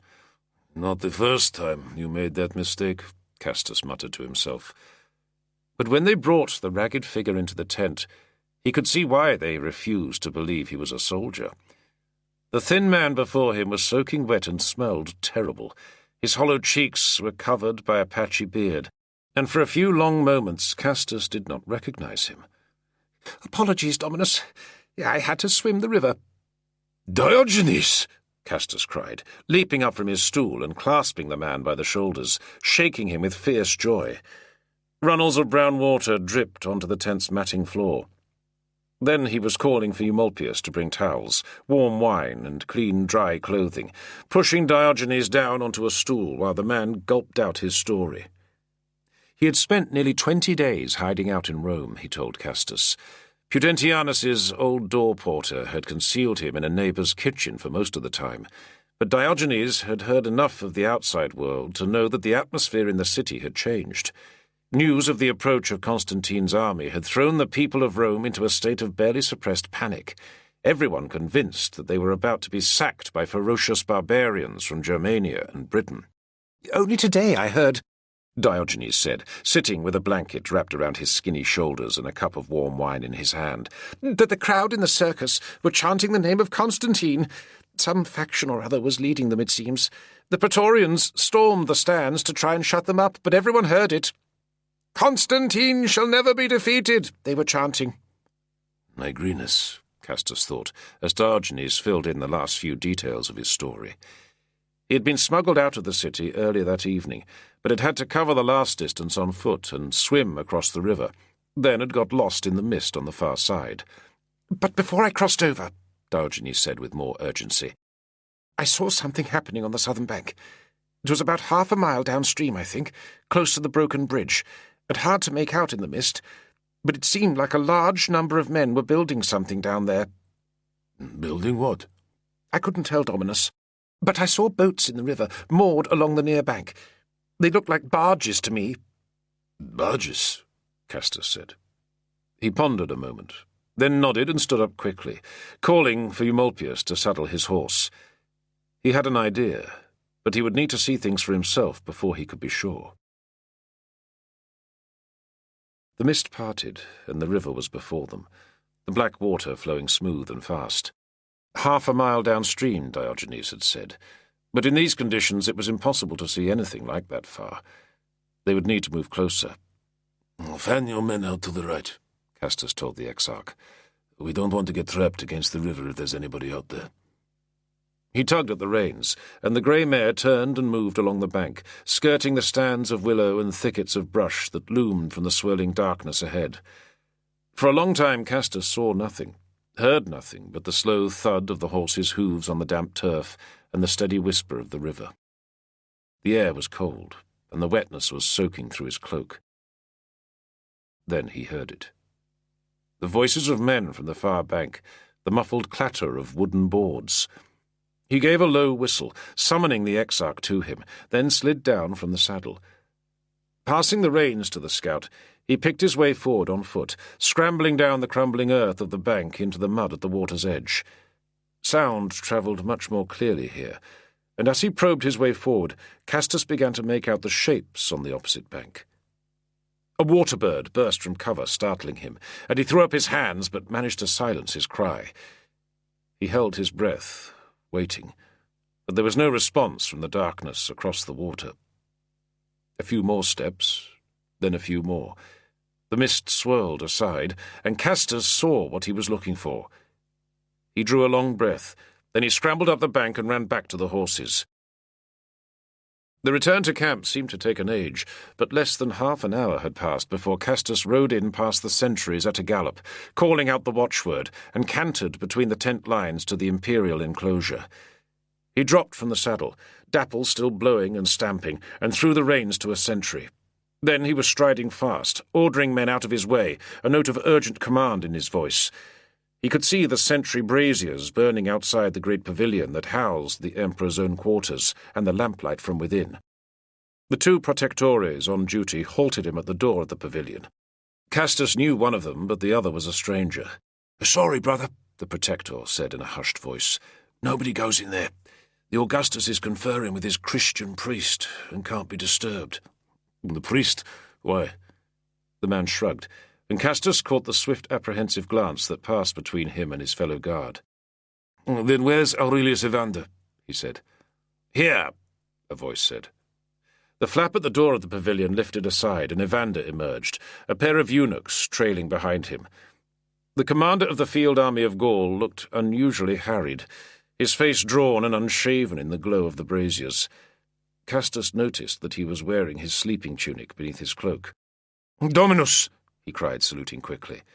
Then, more quietly, he asked what was happening in the pavilion. "The Augustus has had a dream," one of the eunuchs announced. It was Festus, the superintendent of the sacred bedchamber. "A dream of great portent, it seems. He believes that the Bishop of Corduba is the only man who can explain to him its meaning." The irritation in the eunuch's voice was obvious. Castus frowned heavily. In his experience, dreams seldom meant anything good. They were best forgotten as soon as possible. "You arrived with some velocity, Tribune," Evander said, stifling a yawn. "What brings you here at this hour?" "Dominus, I believe the enemy are about to cross the river in force." Evander's expression changed instantly, tightening to a look of stern attention. He gripped Castus by the shoulder, steering him a few steps away from the pavilion. "How can you know this?" he demanded. "The Milvian bridge is broken," the scouts said. Quickly, Castus outlined his reconnaissance along the riverbank. "The enemy have constructed a bridge of boats," he told the commander. "They must have built it in sections and moved it up under the cover of darkness. There's a mass of men on the far bank, and as soon as the bridge is in place, they'll cross over and take up a position on the plain before dawn, with their cavalry occupying the high ground on the right of the road." Evander was blinking, struggling to take it in. "You're certain of this?" he said. "I mean, you couldn't have been mistaken? A trick of the mist, perhaps? Cattle on the far bank? Such things can be deceptive." Castus felt the scar on his jaw beginning to itch. He knew, as Evander surely knew, that certainty was impossible in these situations, but his intuition had surely been proved right. Either Maxentius had changed his mind about remaining in the city, or his withdrawal to the shelter of the walls had been a ruse all along. "Dominus," he said, "if we prepare to march now, we can take up an opposing position before they've had time to properly deploy and prepare the ground. Perhaps we can even seize the heights before their cavalry get there." Evander shook his head promptly. "Don't presume too far, Tribune," he said. "It would take hours to assemble the men and break camp, and we need a strong cavalry force if we wanted to hold ground." Castus clenched his back teeth in frustration, but he could see that Evander was thinking, his mind running through options. "I must speak to the Augustus," the commander said. "Only he can order an immediate advance. Remain here." He turned back towards the pavilion, and only then did Castus notice the large number of other men that had gathered around them, tribunes and other officers, protectores and civilian officials, drawn by the currents of rumour. Castus imagined those same currents running through the whole camp around him, all 30,000 fighting men and the great mass of slaves and civilians that had marched with them. But it would take more than rumours to stir such an army into motion. As Evander approached the pavilion, the two protectores stepping smartly aside, the doors flapped open again, and another figure emerged into the brazier's glow. Castus recognized the dark features and white hair of the Christian priest, Hosius, the bishop of Corduba. The man was dressed in a plain, unbelted tunic, and his feet were bare. "Bishop," Evander said, drawing himself up stiffly, "is the Augustus still awake?" "Our blessed emperor is resting," the priest declared. He spoke as if to address the whole gathering of men around the pavilion. "But his mind is at peace." "I must speak to him. The enemy is preparing for battle." "He knows," Hosius said, and smiled. "Almighty God has sent him a powerful vision, a promise of victory." Still smiling, the priest walked away towards his own tent with his head held high, the gathering of officers parting nervously before him. 10 years ago we were feeding the likes of him to the beasts, the guard muttered from the side of his mouth. Now look at him. There was no more sleep that night. In the darkness, the centurions roused their men and had them prepare their weapons and armour. A party of scouts went out along the river and returned an hour later with the confirmation of Castus's report. The full enemy force was in the process of crossing the river and taking up a position to block the road. It was still dark when the tribunes and senior officers assembled in the large tent beside the imperial pavilion. Lamps burned, casting weary faces into harsh shadow. But there was a tense, aggressive energy in the air. Every man charged with the certainty of coming battle. Castus knew many of them: Leontius of 8th Augusta, the tribunes of the Divitenses, the Minervia and Primogenia legions, the Hierocles, the commander of the Protectores. Horodomarus of the Bucinabantes stood proudly in scarlet and gold, a younger and much slimmer version of his father, King Herocus. But many were new men, and many were missing. Vitalis, of course, also Florius Baudio, who had been killed on the advance through the Apennines just short of Spoletium, and several more. The campaign had already reaped a harvest of the commanders, and the fiercest battle was yet to come. Together they listened as Evander explained the situation, and gave the orders for the march and deployment. The troops would leave camp in battle array, leaving all the wagons and siege train behind them. Only a thin screen of cavalry would cover the advance. The men must be ready to fight at any moment. Evander told them the order of battle, and the watchwords they would use to identify themselves in the darkness. He reminded them to check that all their troops wore the feathered helmet crests. There could be no mistakes, no confusion once the action commenced. Every man nodded, many of them scratching notes on tablets. Standing to one side of the group, Castus committed everything he had heard to memory. It was simple enough. No clever tactics, no complex manoeuvres. Evander's plan was to hit the enemy with one massive frontal assault, and it was a plan that suited Castus perfectly. A breath of night air entered the packed tent as the flap opened, and then the gathered officers were looking back, shifting aside to form a lane. Castus craned his neck to look over the other men's heads, and saw the Emperor marching between them, 2 protectores and a group of civilian officials and eunuchs at his heels. Constantine stepped up beside Evander and turned to address the gathering. As one, the officers threw up their hands and cried out the salute. "Fellow soldiers," the Emperor said, his voice hoarse but strong, "one final battle lies between us and victory. Tomorrow, we lift the yoke of tyranny from the city of Rome and restore the ancient splendor and liberty of the city of our ancestors." Something in the Emperor's manner seemed changed, Castus thought. He remembered speaking to Constantine before the battle at Verona and noticing his fear. He was not afraid now, but seemed possessed of a strange, glazed calm, the sort of invulnerable aura that drunkards could assume, but totally sober, totally cold and clear. "I have received a message, a sign," Constantine went on, sweeping the assembly with a fervent gaze. "A sign from the greatest god. Many of you here were with me in Gaul 3 years ago, and witnessed with me the celestial vision of light." Castus found himself nodding, holding his breath. He remembered the moment well, although he had not seen anything very clearly at the time. It had been a vision of the sun god, so men had said, the mighty Sol Invictus in his guise of Apollo.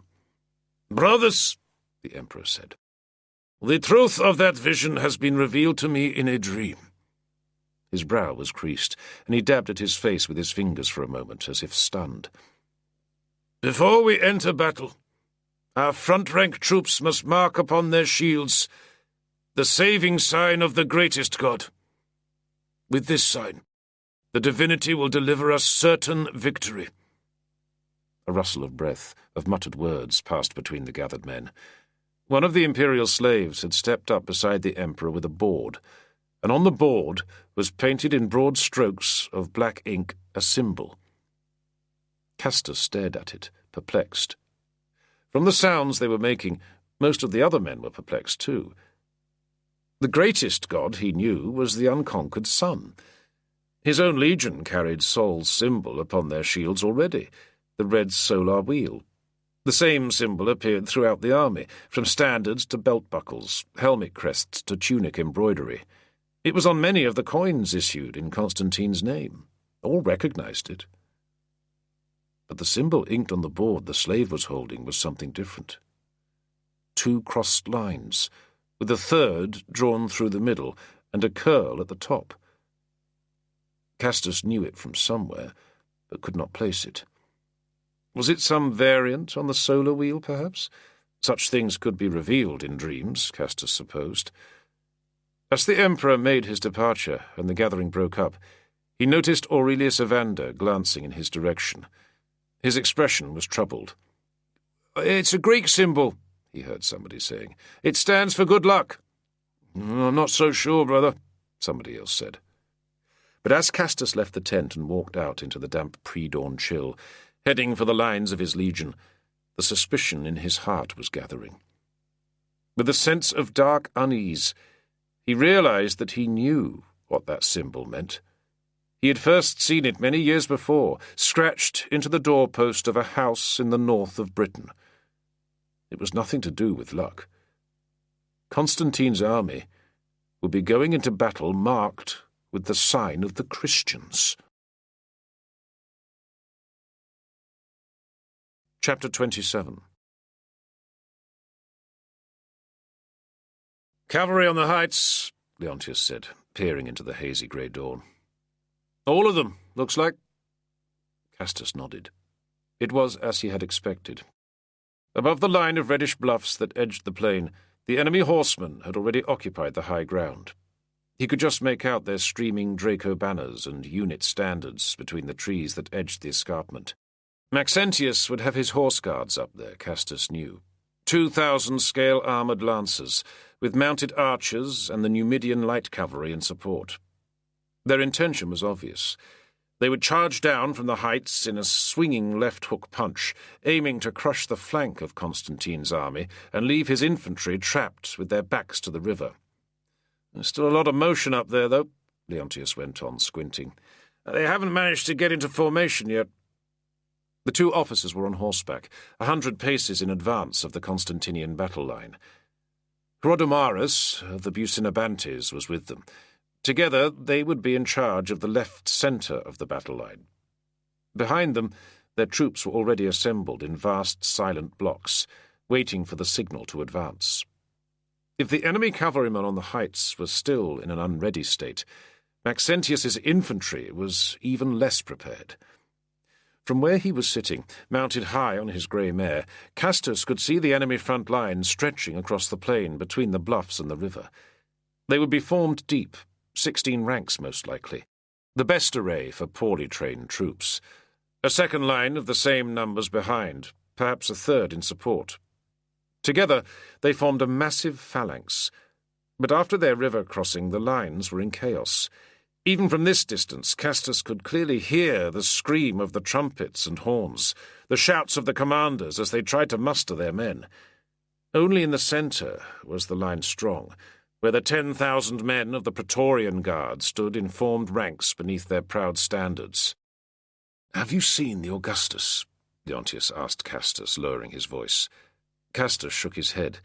In all the milling confusion of breaking camp and marching to the field, he had seen nothing of Constantine. "I got a glimpse of him just after first light, over on our right with the cavalry," Leontius went on. "He looked possessed. He's either mad or inspired by the gods, brother. I pity those poor bastards over there when he tears into them." Inspired by the gods. Castus wished it were so. But if some divine spirit fired their emperor, it did not seem to be that of the ancestral gods of Rome. Raising his eyes, Castus searched for the gleam of light, but the heavens were closed. A skin of mottled grey cloud hid the sky, and only a faint radiance in the east showed where the sun had risen above the misty horizon. The distant land beyond the curve of the river was blurred, indistinct, and the air was stirred only by a slight damp breeze. "What are they doing here?" Rhodomarus demanded, leaning from beneath the massive fur cape he wore over his mail. Over to their right, ahead of the centre of the battle line, 3 figures in loose tunics were standing in the open ground, raising their empty hands to the clouded sky. "Christians," Leontius spat. Castus could see that the central figure was the white-haired Spanish bishop Hosius. "They're praying to their god, I suppose. The Augustus must have given them leave to do it." "Well, this is not good," Rhodomarus said with a contemptuous sniff. "Too much already, the signs on the shields." He gave a last dark look at the praying Christians, then turned his horse and rode back to the ranks of his warriors. Castus waited only a little longer. He gave a brief salute to Leontius, who returned it. There was nothing more to be said now. All knew what the next hours would bring. Tugging on the reins, he turned Dapple and walked her back towards his waiting soldiers. The array of Constantine's army almost mirrored that of the enemy. The Emperor himself, with his main cavalry force, was on the right wing, the infantry drawn up across the plain. But instead of the solid shield wall of the Maxentian troops, Constantine's men were assembled in attack columns, each blunt-headed wedge a fortress of locked shields, auxiliar and light troops positioned in the gaps between. The 2nd Britannica formed 4 of the columns. As he glanced along the lines, Castus saw that every man wore the crest of feathers on his helmet, and every front-rank shield was clearly marked with the symbol that Constantine had decreed, scratched in chalk or charcoal over the brightly painted blazons. The sight, he had to admit, was impressive.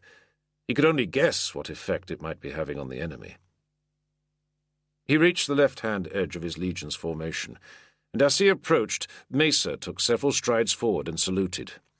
"All ready, Tribune?" the drillmaster cried. Mesa would be leading one of the attack columns, and his face was glowing with fierce pride. Castus returned the salute, then rode on along the formation. The men in the front ranks were all veterans. They had marched with the legion all the way from Divadurum, and most had fought on the Rhine and in Britain before that. They knew Castus, and many called out to him as he passed, or raised their spears in silent salute. Castus saw Felix, freshly shaved now, but still with his look of rangy strength. Then there was Modestus, and Diogenes, recovered from the night's exertions, standing firm and steady in the 2nd rank. He saw the other men, recognizing them, nodding a greeting here and there. No fear in their eyes, no tremors in their stance. They had marched 1,000 miles, fighting all the way, and now they were poised on the brink of one final clash. Rome, the eternal city, heart of the empire and citadel of the tyrant, lay only 2 miles away on the far side of the Tiber. Their morale, their discipline, was iron-hard now. Reaching the right of the formation, Castus slipped down from the saddle and took his shield from Eumolpius. The orderly took the reins and led Dapple back through the lines. Castus flexed his right arm, warming his muscles, and the segmented bands of the manica slid together with a slight rasp. No time for speeches, for bold addresses. The men had all the courage they would need. Castus could feel the formation at his back almost humming with tension, every man straining for the note of the horn that would set their columns into motion. Opposite, across the misty plain, the enemy line was still milling and shifting as the Maxentian commanders struggled to get their massive, unwieldy formation into order. Already Castus could hear the yells, the reverberating rattle of spear shafts on shield rims, but there was no cohesion to it, no sense of collective intent. By comparison, the disciplined silence of Constantine's men was all the more imposing. Distant trumpets wailed from away to the right. The cavalry were moving up the slope, the Emperor himself leading his horsemen towards the enemy flank. "Wait," Castus told himself. "Wait." Now he heard the signal for the centre to advance, and almost at once the vast clatter of armoured men moving forward in unison rolled across the plain. All along the left wing, men were edging forward, every rank shuffling up behind the one in front. At this moment, Castus knew, the only desire in a man's heart was to close the distance before them, to bring on the moment of confrontation. To stand and wait in close formation, sweating even in the damp chill of the breeze, was a test of endurance. He felt the desire himself, and knew it well. Then, close and sudden, the brass yell of the trumpet. Behind him, Brocchus raised the eagle of the legion, and the centurions cried out the order, and as one the men of the 2nd Britannica began to move. The sound of their advance was an iron pulse, gathering momentum. Castus drew his sword as he marched. The head of each column, the blunt fist of every advancing wedge, was formed by locked shields. The ranks that followed held spears to strike over the backs of their comrades. The distance between the two armies was closing now. Castus felt the dew-damp grass swishing against his bronze greaves. He smelled the river away to his left. For the first time, or so it felt, he saw the ranks of the opposing army leap into focus. They were no longer an undifferentiated mass of men, but individuals. He saw their shield blazons, bright in the dull haze of morning, their helmets and the snarling faces beneath, the watery gleam of their spears. Gods, there were a lot of them. Before, when he had ridden out with Leontius, and even when he had rejoined his legion, he had felt detached from what was happening, strangely heavy in his limbs, his blood slow and thick. He had felt the pressure of a sleepless night upon him, emptying his mind. Now he felt the familiar prickling rush of fear, the sudden sensitivity in his fingers, in his face. All of his senses were acute, the world around him growing bright and vivid even through the day's murk. It was madness to be advancing like this against such a massive host. Madness to try and drive a narrow wedge into the heart of that swollen enemy phalanx, and split it as a mason split a block of stone. Castus allowed himself the thought. He allowed himself just for a moment to dread the enemy blades, the wall of muscle and steel that faced him. His knees were weak, and he feared he would stumble. He thought of his son, of Sabina, of everything the world held that he would miss if death took him. The thought steadied him. He would not die. Not this day. Surely the gods would not allow that. Then he felt the energy of battle bloom inside him, like the intoxicating rush of strong wine, driving away the fright. His blood was singing in his veins. He felt the strength of his arm, the breath in his lungs, and he knew that he was grinning. The scar on his jaw pulled tight. 100 paces. The trumpets sounded, and the advancing columns drew to a halt.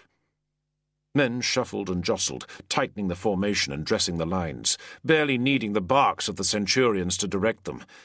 There were missiles dropping among them now, the enemy archers and slingers moving up to the front to pelt the head of each advancing column.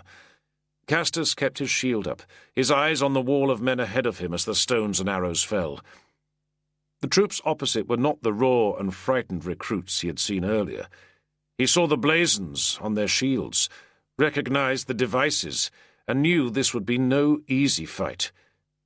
Legion 2nd Parthica was one of the crack formations of the old Roman army. Every other heartbeat Castus heard the sharp thock as an arrow punched into a shield board close to where he was standing. A few anguished cries, too, as missiles found their mark deeper in the formation. Light troops were moving up into the gaps between each attack column. To his right, Castus saw a loose horde of Mauritanian archers swarming forward, lean and muscular dark-skinned men in short sleeveless tunics.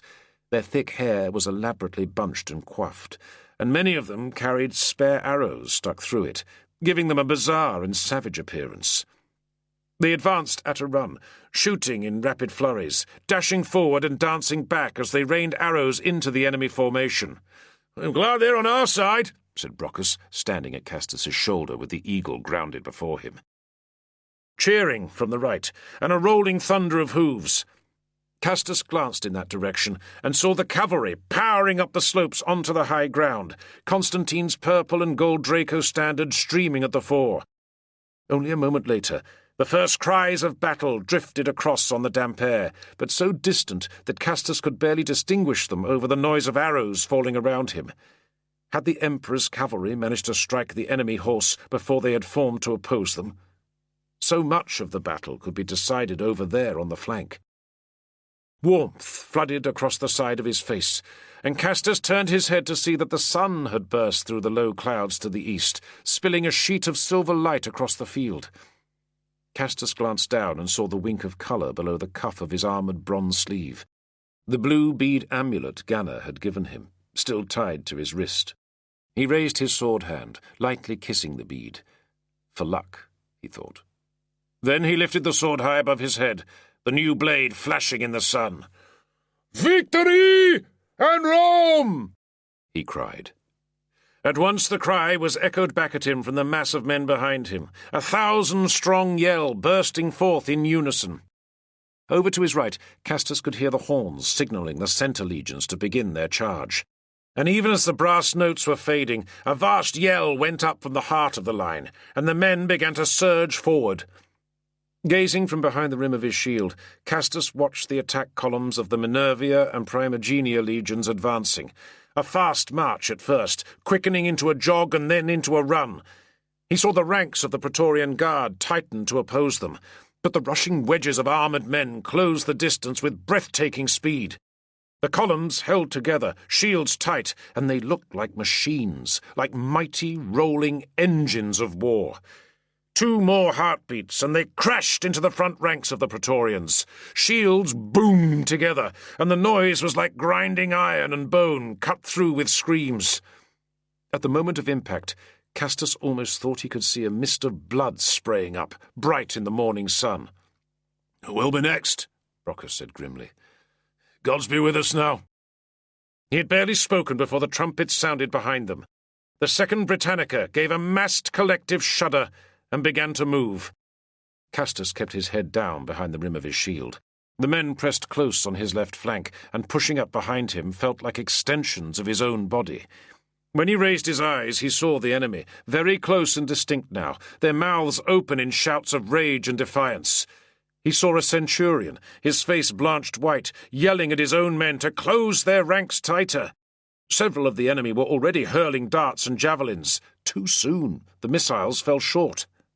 The men at the front of the column broke into a jog, their armour and equipment clattering around them.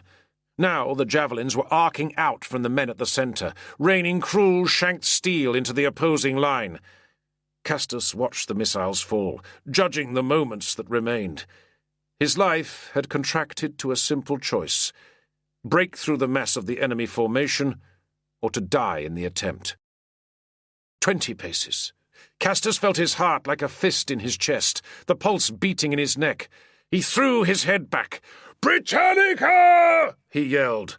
"Britannica! Britannica! Britannica!" the men behind him shouted. Then he bellowed out the order to charge and broke into a run. For a few heartbeats, he was conscious only of the rushing momentum, the impetus of the charge. Thoughts sparked through his mind. Don't slip now, don't stumble. Vital to keep the formation together, even at the run, to hit the enemy line in one solid mass like a battering ram.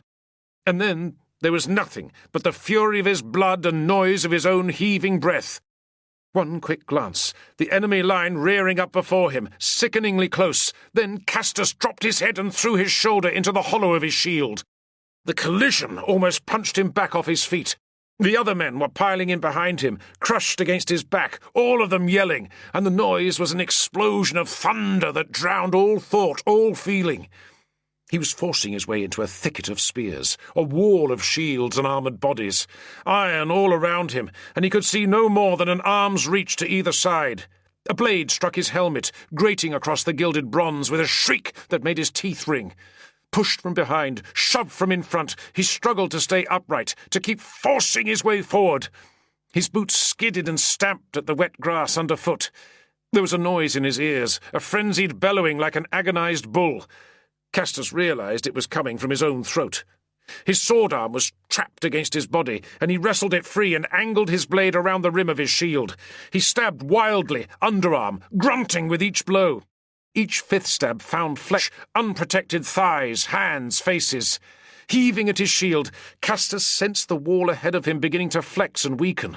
He dragged the shield to his right, hooking the rim around the edge of an opponent's shield and twisting, levering open a gap and then slamming his sword into it. The man fell suddenly, and Castus stumbled forward, clambering over the dying body as others pressed in behind him. He heard the shouts from the rear of the enemy. "Parthica! Parthica!" Into the second rank now. Castus got his sword up and slashed over his shield. He saw the white-faced centurion in front of him and struck at once, jabbing his blade between the man's cheek guards. He could sense the enemy giving ground, their lines beginning to fray as the blunt head of the wedge pressed between them. Moving forward was like trying to breast a powerful current, a rushing tide. Castus felt his legs trapped among fallen men. He lifted his boots, stamped, kicked. He realized that he had his eyes closed. When he opened them, men's faces were only feet away from him. He saw their widened, rolling eyes, the tongues straining in their mouths. For a moment, he was shoved hard against one man, and he felt teeth gnash close to his cheek. A sword whipped past his face so close he could smell the bloodied steel. Behind him, he could hear a man screaming, "Help me! Oh, gods, help me!" Another voice, Brocker's, screaming back, "Get on your feet! Get up and push!" Castus felt a bright haze surrounding him. He knew he had been hit, probably more than once. The palm clenched around his sword hilt was hot and sticky. Still he forced himself forward, lashing out with a wheeling blade. He had carved his way deep inside the enemy formation now, the men of his legion bunched close around him. But he could sense the opposing mass gaining strength and solidity, starting to press tighter on every side. Castus felt a flash of panicked intuition. The enemy had brought up their second line, he realized. His column was trying to hack their way through a massed phalanx 32 men deep. They were in a vice, and they were being slowly crushed, and the enemy would not give ground. The momentum of the advance had stalled and died, and Castus heard men falling behind him, dying in the seething crush. He backed a step and found himself pressed up against Brockus. The eagle was raised above his head in both hands, and he was striking down with the spiked butt. Parthika shields on all sides, a dense pack of men, but they were keeping their distance. Castus realized that he was standing on the bodies of the slain, his boots sliding in blood and filth. He tried to shout, but his throat was locked, and he could only gasp for breath. Forward. The only way was forward. If he died here, he would die on his feet, and not trampled in the mess of the slain. Castus raised his sword, then swung it down, and the knot of men behind him jolted into motion. Shields raised, they pressed forward in a last ragged charge, hurling themselves at the ranks of the enemy. It was like slamming into a solid wall. For a few moments, a few heartbeats, shields banged and ground together, iron clashed and whined. Castus kept his head down, striking blindly, pushing forward with all his weight and strength. Then, sudden as a sunburst, he felt the mass of enemy troops ahead of him shiver and begin to break. Castus lifted his head and could not believe what he was seeing. The enemy formation was thinning rapidly, their lines unravelling and disintegrating. Blinking, dazed, Castus saw the rear-rank men stumbling backwards out of the fight with confusion on their faces. He looked to his left and saw the yellow and red shields pushing forward, each marked with the smudged black charcoal symbol of Constantine's dream vision. Realization came to him. These men at the rear of the enemy phalanx were the conscripts, the men from southern Italy and Africa. They were Christians, and the sight of their own symbol etched on the shields of the enemy was collapsing their morale. They were breaking from the rear, men spilling away in terror as the cohesion of the array collapsed. Now, for the first time, Castus saw open ground around him, the churned turf thick with fallen bodies. Wheeling his sword above his head, he let out a savage roar of triumph. Ha! Brockus was yelling too, brandishing the eagle as the second column came smashing obliquely through the ranks of the enemy. At the head was Modestus, his face and torso sprayed red. The two columns meshed at once, driving the attack back into the disordered enemy phalanx. Castus felt too battered to speak, but his men needed no order. With the enemy breaking all around them, they pressed forward, their hacking advance turning into a rolling tide of destruction, the melee turning to outright murder. Here and there, knots of the enemy tried to make a stand, but the men of the Britannica surged over them, bearing them down and trampling them underfoot. At their head, Castus kept himself staggering forward, his shield a lead weight in his left hand. Men appeared before him, and he struck them down without thinking, without feeling. Then the ground ahead of him was clear. Only a litter of discarded weapons and shields on the turf to show where the enemy lines had crumbled. Castus realized that the sun was high to his left, the sky blue and the morning getting hot. Steam was rising from the damp grass. Looking to his right, Castus saw a struggling mass of soldiers still locked in combat. To his left, the Maxentian recruits were streaming back towards the river and the bridge of boats, with Herodomarus's warriors in pursuit. But there were cavalry out on the plain as well. Their own or the enemy's he could not tell, and now his own men were breaking formation, cheering as they spilled forward across the field. An arrow thwacked into Castus's shield. "Hold!" he yelled, the word rasping in his throat. "Form a line! Modestus, pull your men back and form them!" Modestus was shouting too, but in bursting through the enemy phalanx, the columns had lost all order. If the enemy rallied, or if even a small force of cavalry opposed them, they could be cut to pieces. Castus saw Mesa striding ahead of his men and bellowed at him. The drill-master had lost his helmet, and his hair was stiff with sweat and dried blood. He was grinning and appeared demented. "Mesa! Hold them! Hold them!" Castus was breathing hard, confusion beating in his head. What was happening? Was the battle won? There were only a few hundred paces to the bridge of boats, but the ground was filled with milling enemy troops. Then he dropped his gaze, and his breath caught. Right in the centre of the field, the Praetorians were retreating. But they were not falling back in confusion, as their comrades in the other legions had done. They were still moving in formation, in a close order block of shields with their standards at the centre, every man taking 2 steps back and halting, then 2 steps back and halting, oblivious to the rain of darts and arrows falling on them. Castus could only stare in wonder. It was the most impressive feat of discipline he had ever seen on a battlefield. A batter of hooves, and Eumolpius was beside him, sliding down from Dapple's saddle with a waterskin over his shoulder. "How did you get here?" Castus gasped, then seized the skin and drank deeply. He coughed, choked, then leaned forward and spat bile onto the grass. Then he drank again. His men had formed a line once more, but many had sunk down to their knees, too exhausted to stand. He would let them rest. They needed it. "The Emperor's cavalry has broken the tyrant's horse guards," the orderly was saying, stumbling over the words in his excitement. "The enemy are fleeing on the right, down off the high ground towards the broken stone bridge, and the Emperor's pursuing them." "Is he?" Castus said, wincing as he began to feel the pain of his cut hand, his lacerated thigh, his bruised shoulders for the first time. "Tribune!" Modestus called. "Signal!" He pointed to the rear. Castus turned and saw the red banner waving, heard the trumpets cry, "General advance on the left." "That's it," he said, passing the waterskin back to Eumolpius. "Now get back there." He jerked his thumb back over his shoulder, and Eumolpius leaped up into the saddle again.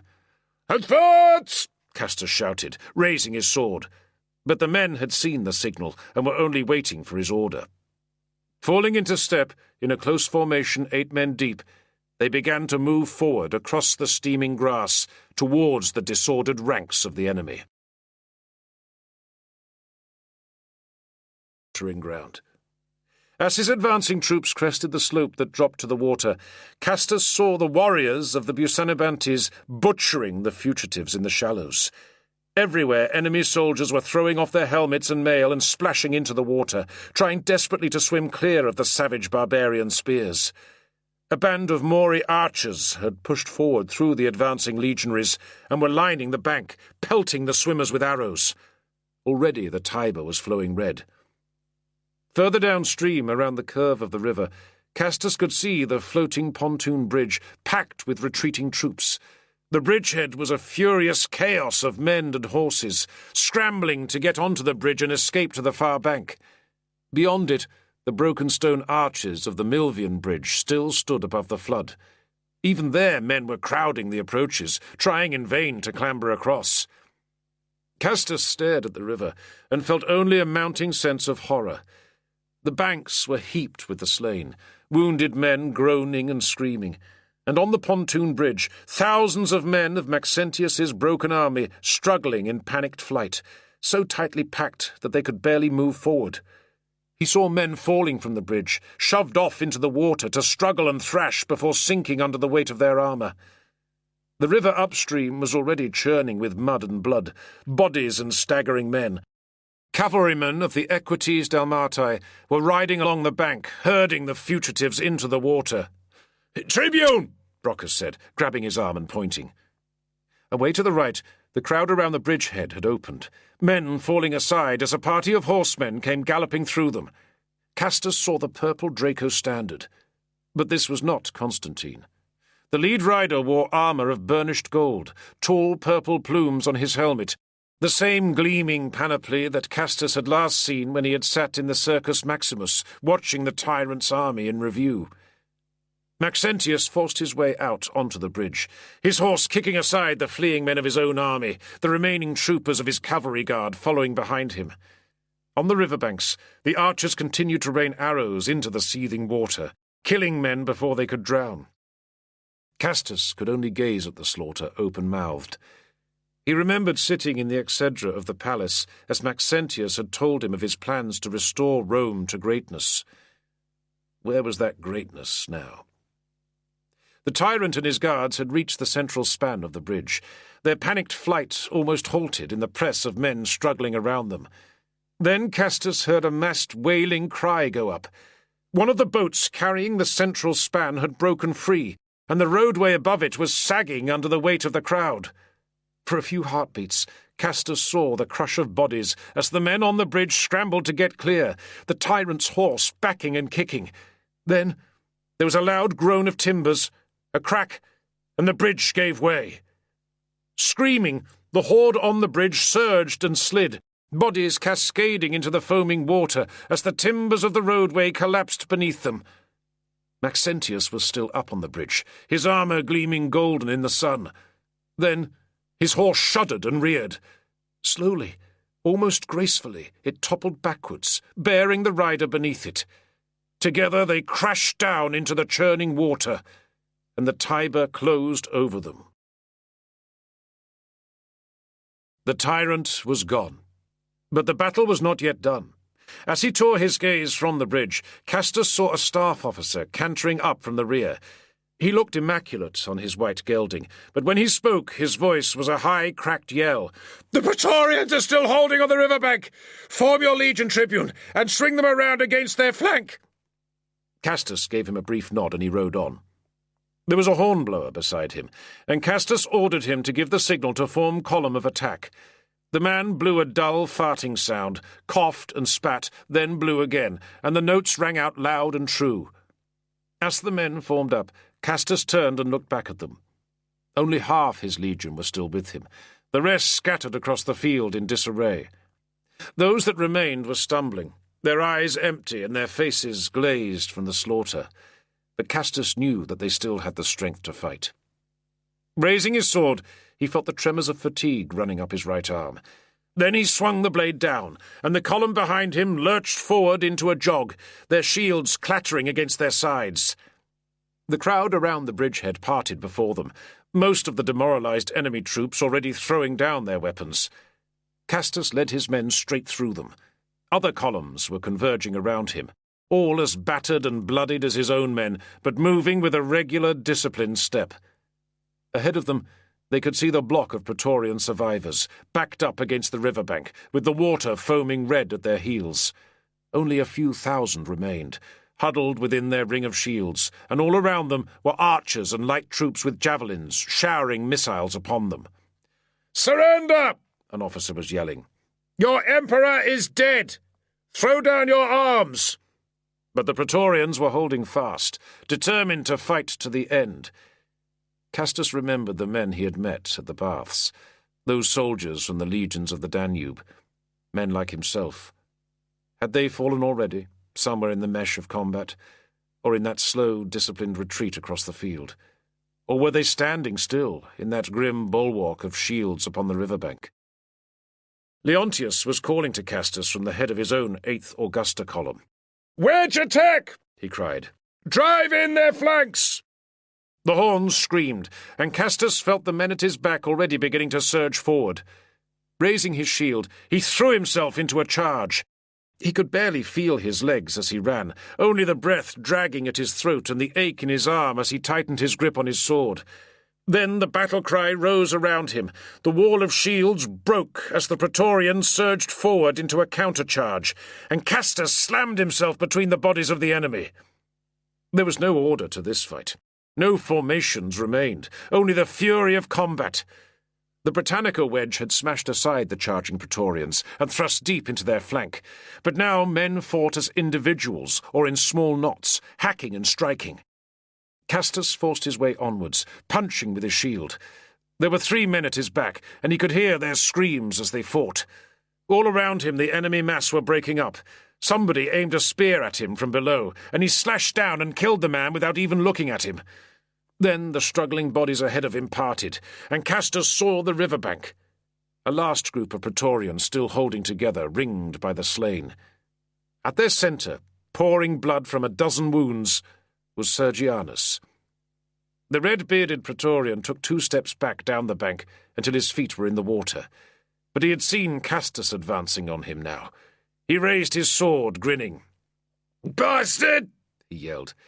"Come and die!" One last charge, and Castus was down the bank and into the river, water bursting around him in a reddened froth as he waded between the corpses piled in the shadows. The knot of men around Sergianus had scattered, and the Praetorian stood alone, shield raised, sword levelled. Castus closed with him in 2 thrashing strides. Sergianus swung at him, and Castus caught the blow on his shield and turned it aside. Water dragged at his legs, and he almost staggered. He drew his arm back, pressing forward with his shield, and then slashed a low, wheeling cut. Sergianus stumbled, throwing his arms wide, and Castus's blade sheared into his thigh and chopped his leg from beneath him. The Praetorian gave a shuddering gasp, falling to one knee in the water. For a moment Castus hung back, breathing hard, staring at his stricken opponent. Then he took 1 more step forward, planted his boot firmly in the wet mud of the riverbed, and drove his sword down into Sergianus's neck. The body sagged as he dragged his blade free, then subsided into the bloody water. Back up on the bank, the legionaries were already raising hoarse cheers of victory. Men seized Castus by the shoulders, by the arms. Hands pounded at his back, but he could feel nothing. Away to his left he saw a group of 2nd Legion men gathered around one of their fallen comrades. They parted as he approached, and there was Mesa, lying on his back with blood streaming down his face. Castus knelt beside him. The drill-master was still clinging to life, his thin lips drawn back in a snarl. He was lying against a mound of bodies, and the ground all around him was dark and marshy with blood. "It's the best way to die, lad," Mesa said. "Couldn't see me as a farmer anyway." He raised his hand, clasping Castus's forearm. His grip was still strong, but weakened almost at once. Then the old man stiffened, breath hissing between his teeth, and his hand fell slack. Castus climbed to his feet. He had dropped his shield back at the river, but the sword was still in his hand. His entire right arm was red to the shoulder, the bronze links of the manica oiled with blood. When he gazed back towards the river, he saw the banks heaped with the dying and the dead, his own men, those of other legions, Praetorians, all sprawled together in a tangle of hacked limbs and bleeding bodies. Beyond them, the Tiber flowed placidly in the sunlight, rolling its freight of corpses down towards Rome. Chapter 28. It would not be a formal triumph. It would be considered unseemly, Nigrinus knew, to celebrate a victory over another Roman army, the deaths of fellow citizens, even the death of a man now universally reviled as a tyrant, his statues smashed, his name chiselled from the monuments. Instead, Constantine's entry to the city of Rome would be an adventus, a ceremony of imperial arrival and greeting. No, Nigrinus thought. It would not be triumph, but it would certainly resemble one well enough. The streets of the capital were decked with garlands, crowds gathered all along the route, people climbing onto the rooftops and thronging the public porticos to acclaim the conqueror from Gaul. Constantine would ride through the city in an open carriage, seated upon an ivory throne, and all around him his troops would march in procession with their spears garlanded with laurel. Already Nigrinus could hear the cheering drifting across from the north, where the imperial cavalcade would be proceeding down the long straight street from the Flaminian Gate.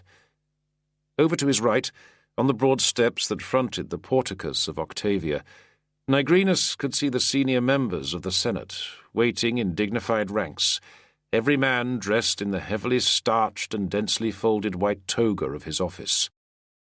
The consuls were there, and the prefect of the city, and behind him Rufius Volusianus, all of them waiting to greet their liberator, Constantine, and escort his entourage across the Pomerium, the sacred boundary of old Rome.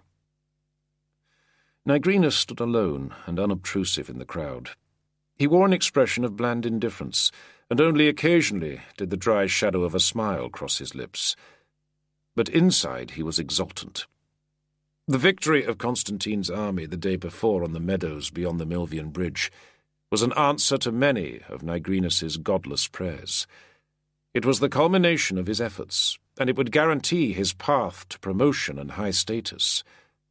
And then, he thought, and then he could look down on all those who had slighted or disparaged him throughout his life, who had ignored him or underestimated him. Yes, he thought, and he could piss on all their heads. This may not be Constantine's triumph, officially speaking, but in Nigrinus's closed and secretive heart, it was his own. Was it not he, Nigrinus, who had induced the tyrant to forsake the security of the walls of Rome and chance his fate in open battle? He had lavished much gold on the city factions and promises of more gold to come. The seditions they had instigated, the unrest among the Christians, the rumours that had flown about the city of Constantine's unstoppable advance, all had been Nigrinus's work. But more importantly, the suggestion he had planted in the mind of the tyrant himself, that he should consult the Sibylline oracles, had tipped the balance. He had no idea whether the senators of the College of 15 had returned the ambiguous message he had given to them, the message that the sorcerer Astramcycus had plucked from his smoke 9 months before in the cellars of Treveris. But whatever they had told him, it had worked. Maxentius had marched and met his doom, almost as if, Nigrinus thought, he had led the man with a halter. It gave him a cold thrill of power. Now the noise of the procession was getting closer, the pulse of chanting coming from the streets to the northeast. In front of the porticus of Octavia was a wide paved area where the emperor's carriage would pause, and Constantine acknowledged the greetings of the Senate. The crowd was getting thicker too. Nigrinus had to crane his neck to see, or risk getting jostled. "Julius Nigrinus, is it not?" a voice said. Nigrinus flinched, startled. He did not enjoy being recognized in crowds. The man who had addressed him was a senator, balding but smooth-faced, with an urbane, handsome look. Nigrinus nodded a greeting to him, then replied with a tight-lipped smile. "A great and happy day for us all, no?" Latronianus said. He was wearing his white ceremonial toga, and 8 slaves in sky-blue tunics flanked him and kept the crowd away. "For you more than most, I would say." Nigrinus merely shrugged. "They tell me," the senator went on, "that the body of the tyrant was fished from the Tiber early this morning. Still wearing that golden armour, indeed. Apparently his head was struck off and mounted on a spear to be carried at the front of the procession. Rather barbaric, I think, but it certainly sends a clear message." That would be Constantine's doing, Nigrinus thought. He had observed over the years a strong taint of vindictive cruelty in the invincible Augustus. Why was it that emperors, the rulers of the world, were so unable to govern their own emotions? "But why are you standing down here?" Latronianus cried, raising his eyebrows. "You'll see nothing. Several of my colleagues have positioned themselves up there on the upper story of the theatre. It's reserved for dignitaries. I was about to join them. Much better vantage point. Perhaps you would care to be my guest." Nigrinus glanced up at the high stone arches of the theatre of Marcellus. One side of the curving outer gallery looked down onto the open area before the porticus steps. There were already people packing the arches, but he could see the figures in the white togas standing in immaculate solitude. Yes, he thought, he might do better up there. He had no slaves to shield him from the gathering crowd, and Latronianus's 8 men would serve him well. "We've heard some quite extraordinary stories about you," Latronianus said, as they walked together across the paving to the lower arches of the theatre. "Some, I confess, had reason to doubt your intentions. I'm sure you don't blame them. But you must be due a great reward for your labours, I expect." Nigrinus pursed his lips, about to demur, then stopped himself. He did expect a great reward, yes, but he did not care to discuss it with this man. They reached the arches, Latronianus's slaves moving ahead of them to open a path through the crowd. The stonework of the theatre was scratched and scrawled with graffiti. Men moved through the crowd selling hot, greasy snacks and punnets of roasted chestnuts, and the people gathered inside the arches had the heedless levity of a crowd at the circus or the amphitheatre. Nigrinus decided that he would be glad to leave Rome. The city had been great once, centre of a mighty empire, but now it was no more than a festering pit, a sink of decadent luxury and vile poverty grotesquely intermingled. Diocletian had been right to despise the place. As he passed through the arch, shepherded by Latronianus's slaves, Nigrinus glanced back at the senators waiting on the porticus steps. He noticed Rufius Volusianus peering in his direction, and as the old man caught his eye, he raised his hand slightly and gave a brief wave. Baffled, Nigrinus waved back. Broad stone stairways led up from the lower to the upper gallery. The nearest ones were already crowded with people, beggars and trinket vendors. But Latronianus led Nigrinus around the curving arcade to another stairway, far from the throng. As they began to climb, a slave stepped up beside the senator and whispered quickly in his ear. Latronianus frowned, then made a tutting noise. "A trifling matter I must attend to," he told Nigrinus. "Go on up. My colleagues will be waiting. I'll join you in a moment." Nigrinus paused, staring back at him, then turned and began to climb.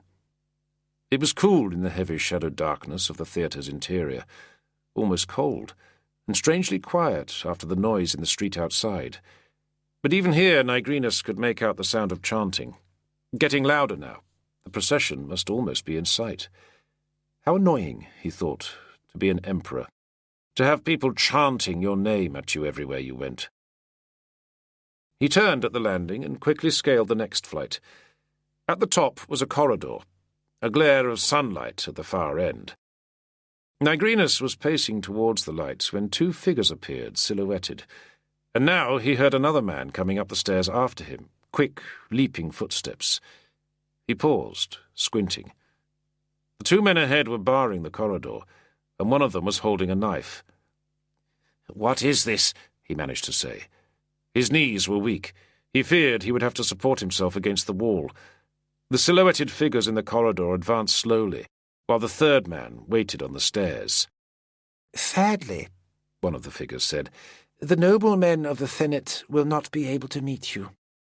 But they send their regards and their farewell." With an icy shock, Nigrinus recognized the soft, boneless figure. He recognized the voice, too, that slight lisp.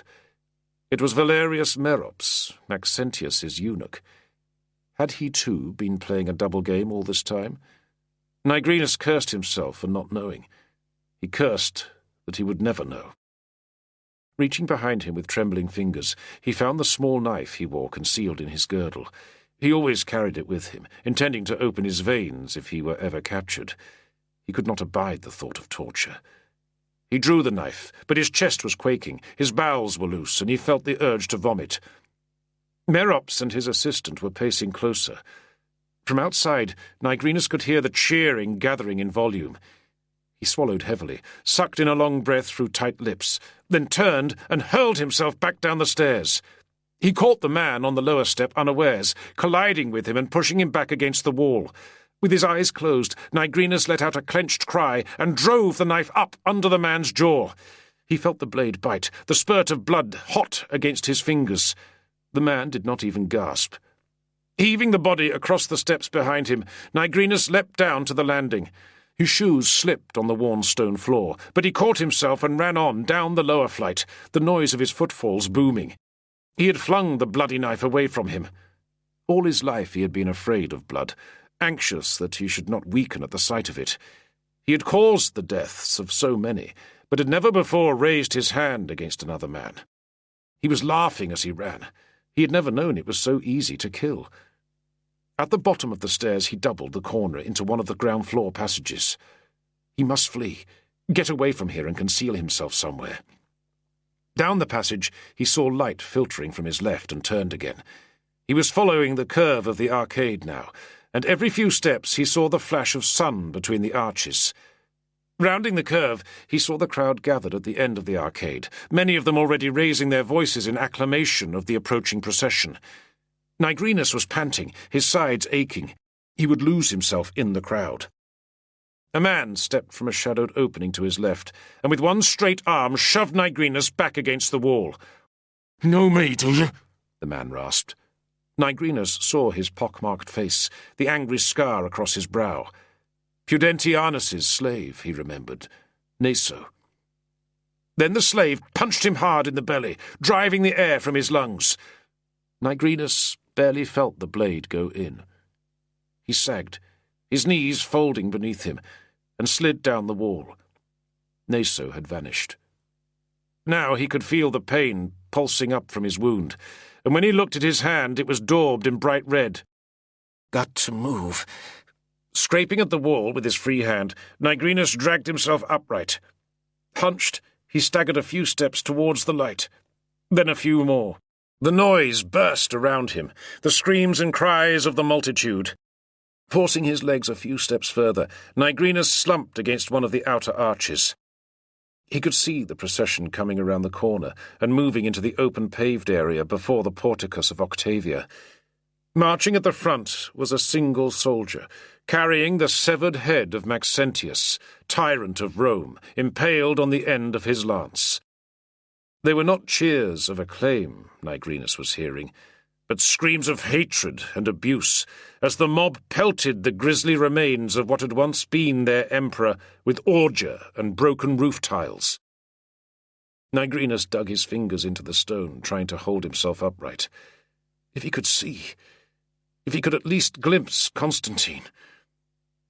His body felt numb, but his limbs were burning, agonized. He could feel the blood soaking down his legs, pouring onto the cobbles beneath him. Then his legs gave way beneath him, and he dragged his fingers scratching down the side of the arch as he fell. His last exhaling breath was lost in the jeering of the mob. Chapter 29. The imperial city of Rome had rarely looked so impressive. The rains of early November had washed the dust and smoke from the air, and in the low autumn sunlight the city appeared to gleam. Against a leaden sky, the temples on the Capitoline Hill rose clear and distinct. Aurelius Castus stood on the balcony of a house on the slope of the Aventine, taking in the view. Across the valley he could see the pillared exedra of the palace, where he had met with Maxentius the month before. Below it stretched the vast stadium of the Circus Maximus. The stands down there were still packed. Constantine had decreed 10 days of games to celebrate his entry into the city, and the Roman people had responded with their usual enthusiasm. Castus might have expected them to be glutted by such things, after the constant lavish spectacles laid on by their previous ruler, but apparently they had an inexhaustible appetite for entertainment. He would not be joining them himself. Since the glorious Adventus, he had kept himself apart from the jubilation. He had seen too much of emperors and the business of empire. In his soul, he no longer cared what Constantine said or did, or what was said or done in his name. And what would he do, in fact, the latest emperor of Rome? He had already forgiven all those supporters of Maxentius who remained in the city. Only the Praetorians had been punished. The entire ancient corps had been disbanded, and the survivors exiled to the frontier armies. The barracks of the horse guards had been seized, and then given to the Christians to turn into a grand new basilica. They at least were jubilant and praised their new ruler. Constantine himself would remain in the city until the spring, and then march north to Mediolanum to meet with his brother emperor Licinius and decide how to divide the Roman world between them. Maximinus Daza still ruled in the east. Would they join with him and split the empire 3 ways? Or would there be further war? When he considered these things, Castus saw only the heaped corpses along the banks of the Tiber, the river running with blood. Too many men had died to bring Constantine to victory. Too many Roman soldiers had been killed by men they could have called brothers. Castus clasped his hands behind his back. He breathed in slowly, stilling his mind, then turned and paced into the reception chamber of the house. This had been one of Sabina's father's properties once, seized by the tyrant after the old man's execution. Maxentius had given it to a tribune of the Praetorians, but that man had died at the Milvian Bridge, and now Castus had commandeered it as his own lodgings. He would have the deeds made over to his wife in time. It would be easy enough to do. In Rome, officers of Constantine's victorious army could have anything they wanted. But there was only one thing that Castus wanted. Standing in the reception chamber, he listened to the voices filtering through from the vestibule, then from the inner courtyard. Eumolpius appeared in the doorway, dressed in a freshly pressed white tunic. "The Domina Valeria Domitia Sabina," he gravely intoned, eyes to the ceiling. For 10 days Castus had rehearsed this meeting in his mind, tormenting himself with possibilities, rejecting them all. In his heart, he had forgiven his wife, or at least tried to, but still he felt all too keenly, too painfully, the distance between them. Now he stood straight-backed and silent, and watched her as she entered the room. Sabina still wore her travelling clothes, the hem of her long tunic spattered with the mud of the Flaminian Way. She looked drawn and tired. Castus had expected her to be remote and aloof, or to fling herself at his feet in some feigned display of repentance. But he was surprised to see the tears in her eyes. "This house," she said, gazing around at the walls as she wiped her cheek with the back of her hand. "I always loved this house. It was my favourite. I never expected to see it again. How did you know?" Castus said nothing. He had not known. But had his wife really thought she would never return to Rome? A woman like her, raised in this city, could never have truly believed that a Gallic usurper and a half-barbarian army might be victorious. That, he thought, was how Lepidus had snared her. Castus could imagine it, and in a way he could not blame her. And with Lepidus dead, and Julius Nigrinus rumoured to be dead too, there was no one who could speak of what she had done, except perhaps Fausta, and she had reasons of her own for remaining silent. Now Sabina crossed the room and stood before him. She laid her hands upon his shoulders, then lightly touched a palm to his cheek. "Husband," she said. "I've missed you." She leaned forward and kissed him on the lips. "They told me you were dead." Castus did not move, did not speak. The scar on his jaw burned with a cold fire. For so long he had been angry, but he felt nothing of that inside him now. Sabina's eyes held a clear, sad honesty, and she smiled as she looked at him. "A truce?" she said. "A truce," he replied. Then he embraced her. Both of them knew that much time must pass before they could ask for more. Sabina left the room with her maids, but Ganna remained waiting by the door, the boy cradled in her arms. "How is he?" Castus asked as she approached. "Growing heavier every day," Ganna said. "Soon he will be as big as you, I think." The child stirred as Castus took him from her. Wide-eyed, he gazed at his father, then cried out a stream of incomprehensible words. "Babamba, mambaba, walala." "He speaks your language now," Castus asked, and Ganna smiled. The weight of the boy in his arms was strangely comforting. Castus stared down at him, frowning, moved. Then the boy reached up with his small hands, clouted Castus on the chin, and chuckled. "He has the right idea," Ganna said. Supporting the boy in the crook of one arm, Castus pressed his hand to the woman's cheek. The blue amulet she had given him caught the light. She closed her eyes, then turned her head, kissing his wrist. Sabina was standing in the doorway, and Castus noticed the quick play of conflicting emotion across her face. Pained realization, a brief swell of anger, and then resignation. Her expression cleared, and she glanced away, then crossed to the far doorway that led to the balcony. Castus handed the child back to Ganna and went to join his wife. The distant roar of the circus crowd was drifting up on the breeze. "They love him now, Constantine," Sabina said. "The hero of the Roman people. I heard an orator saying that he's ascended to the summit of the world. His deeds and his fame will live forevermore, and so on. It must be strange, don't you think, to become a godlike being?" Castus just grunted. The thought of eternal fame held no attractions for him.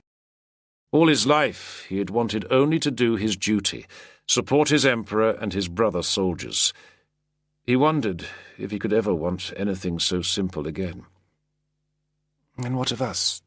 Sabina asked. "We must live in our less exalted realm, with all our failings, I suppose." She took his hand, a slight subtle pressure. Castus could hear the wry smile in her voice. "Once we are gone, all our great deeds will be forgotten." Far away across the city, a flight of birds circled over the temples of the Capitoline Hill, their wings catching the sunlight. Castus watched them for a moment. He felt a slow surge of exultation rising within him. "Then thank the gods, we are mortal." You've been listening to Battle for Rome by Ian Ross, narrated by Jonathan Keeble.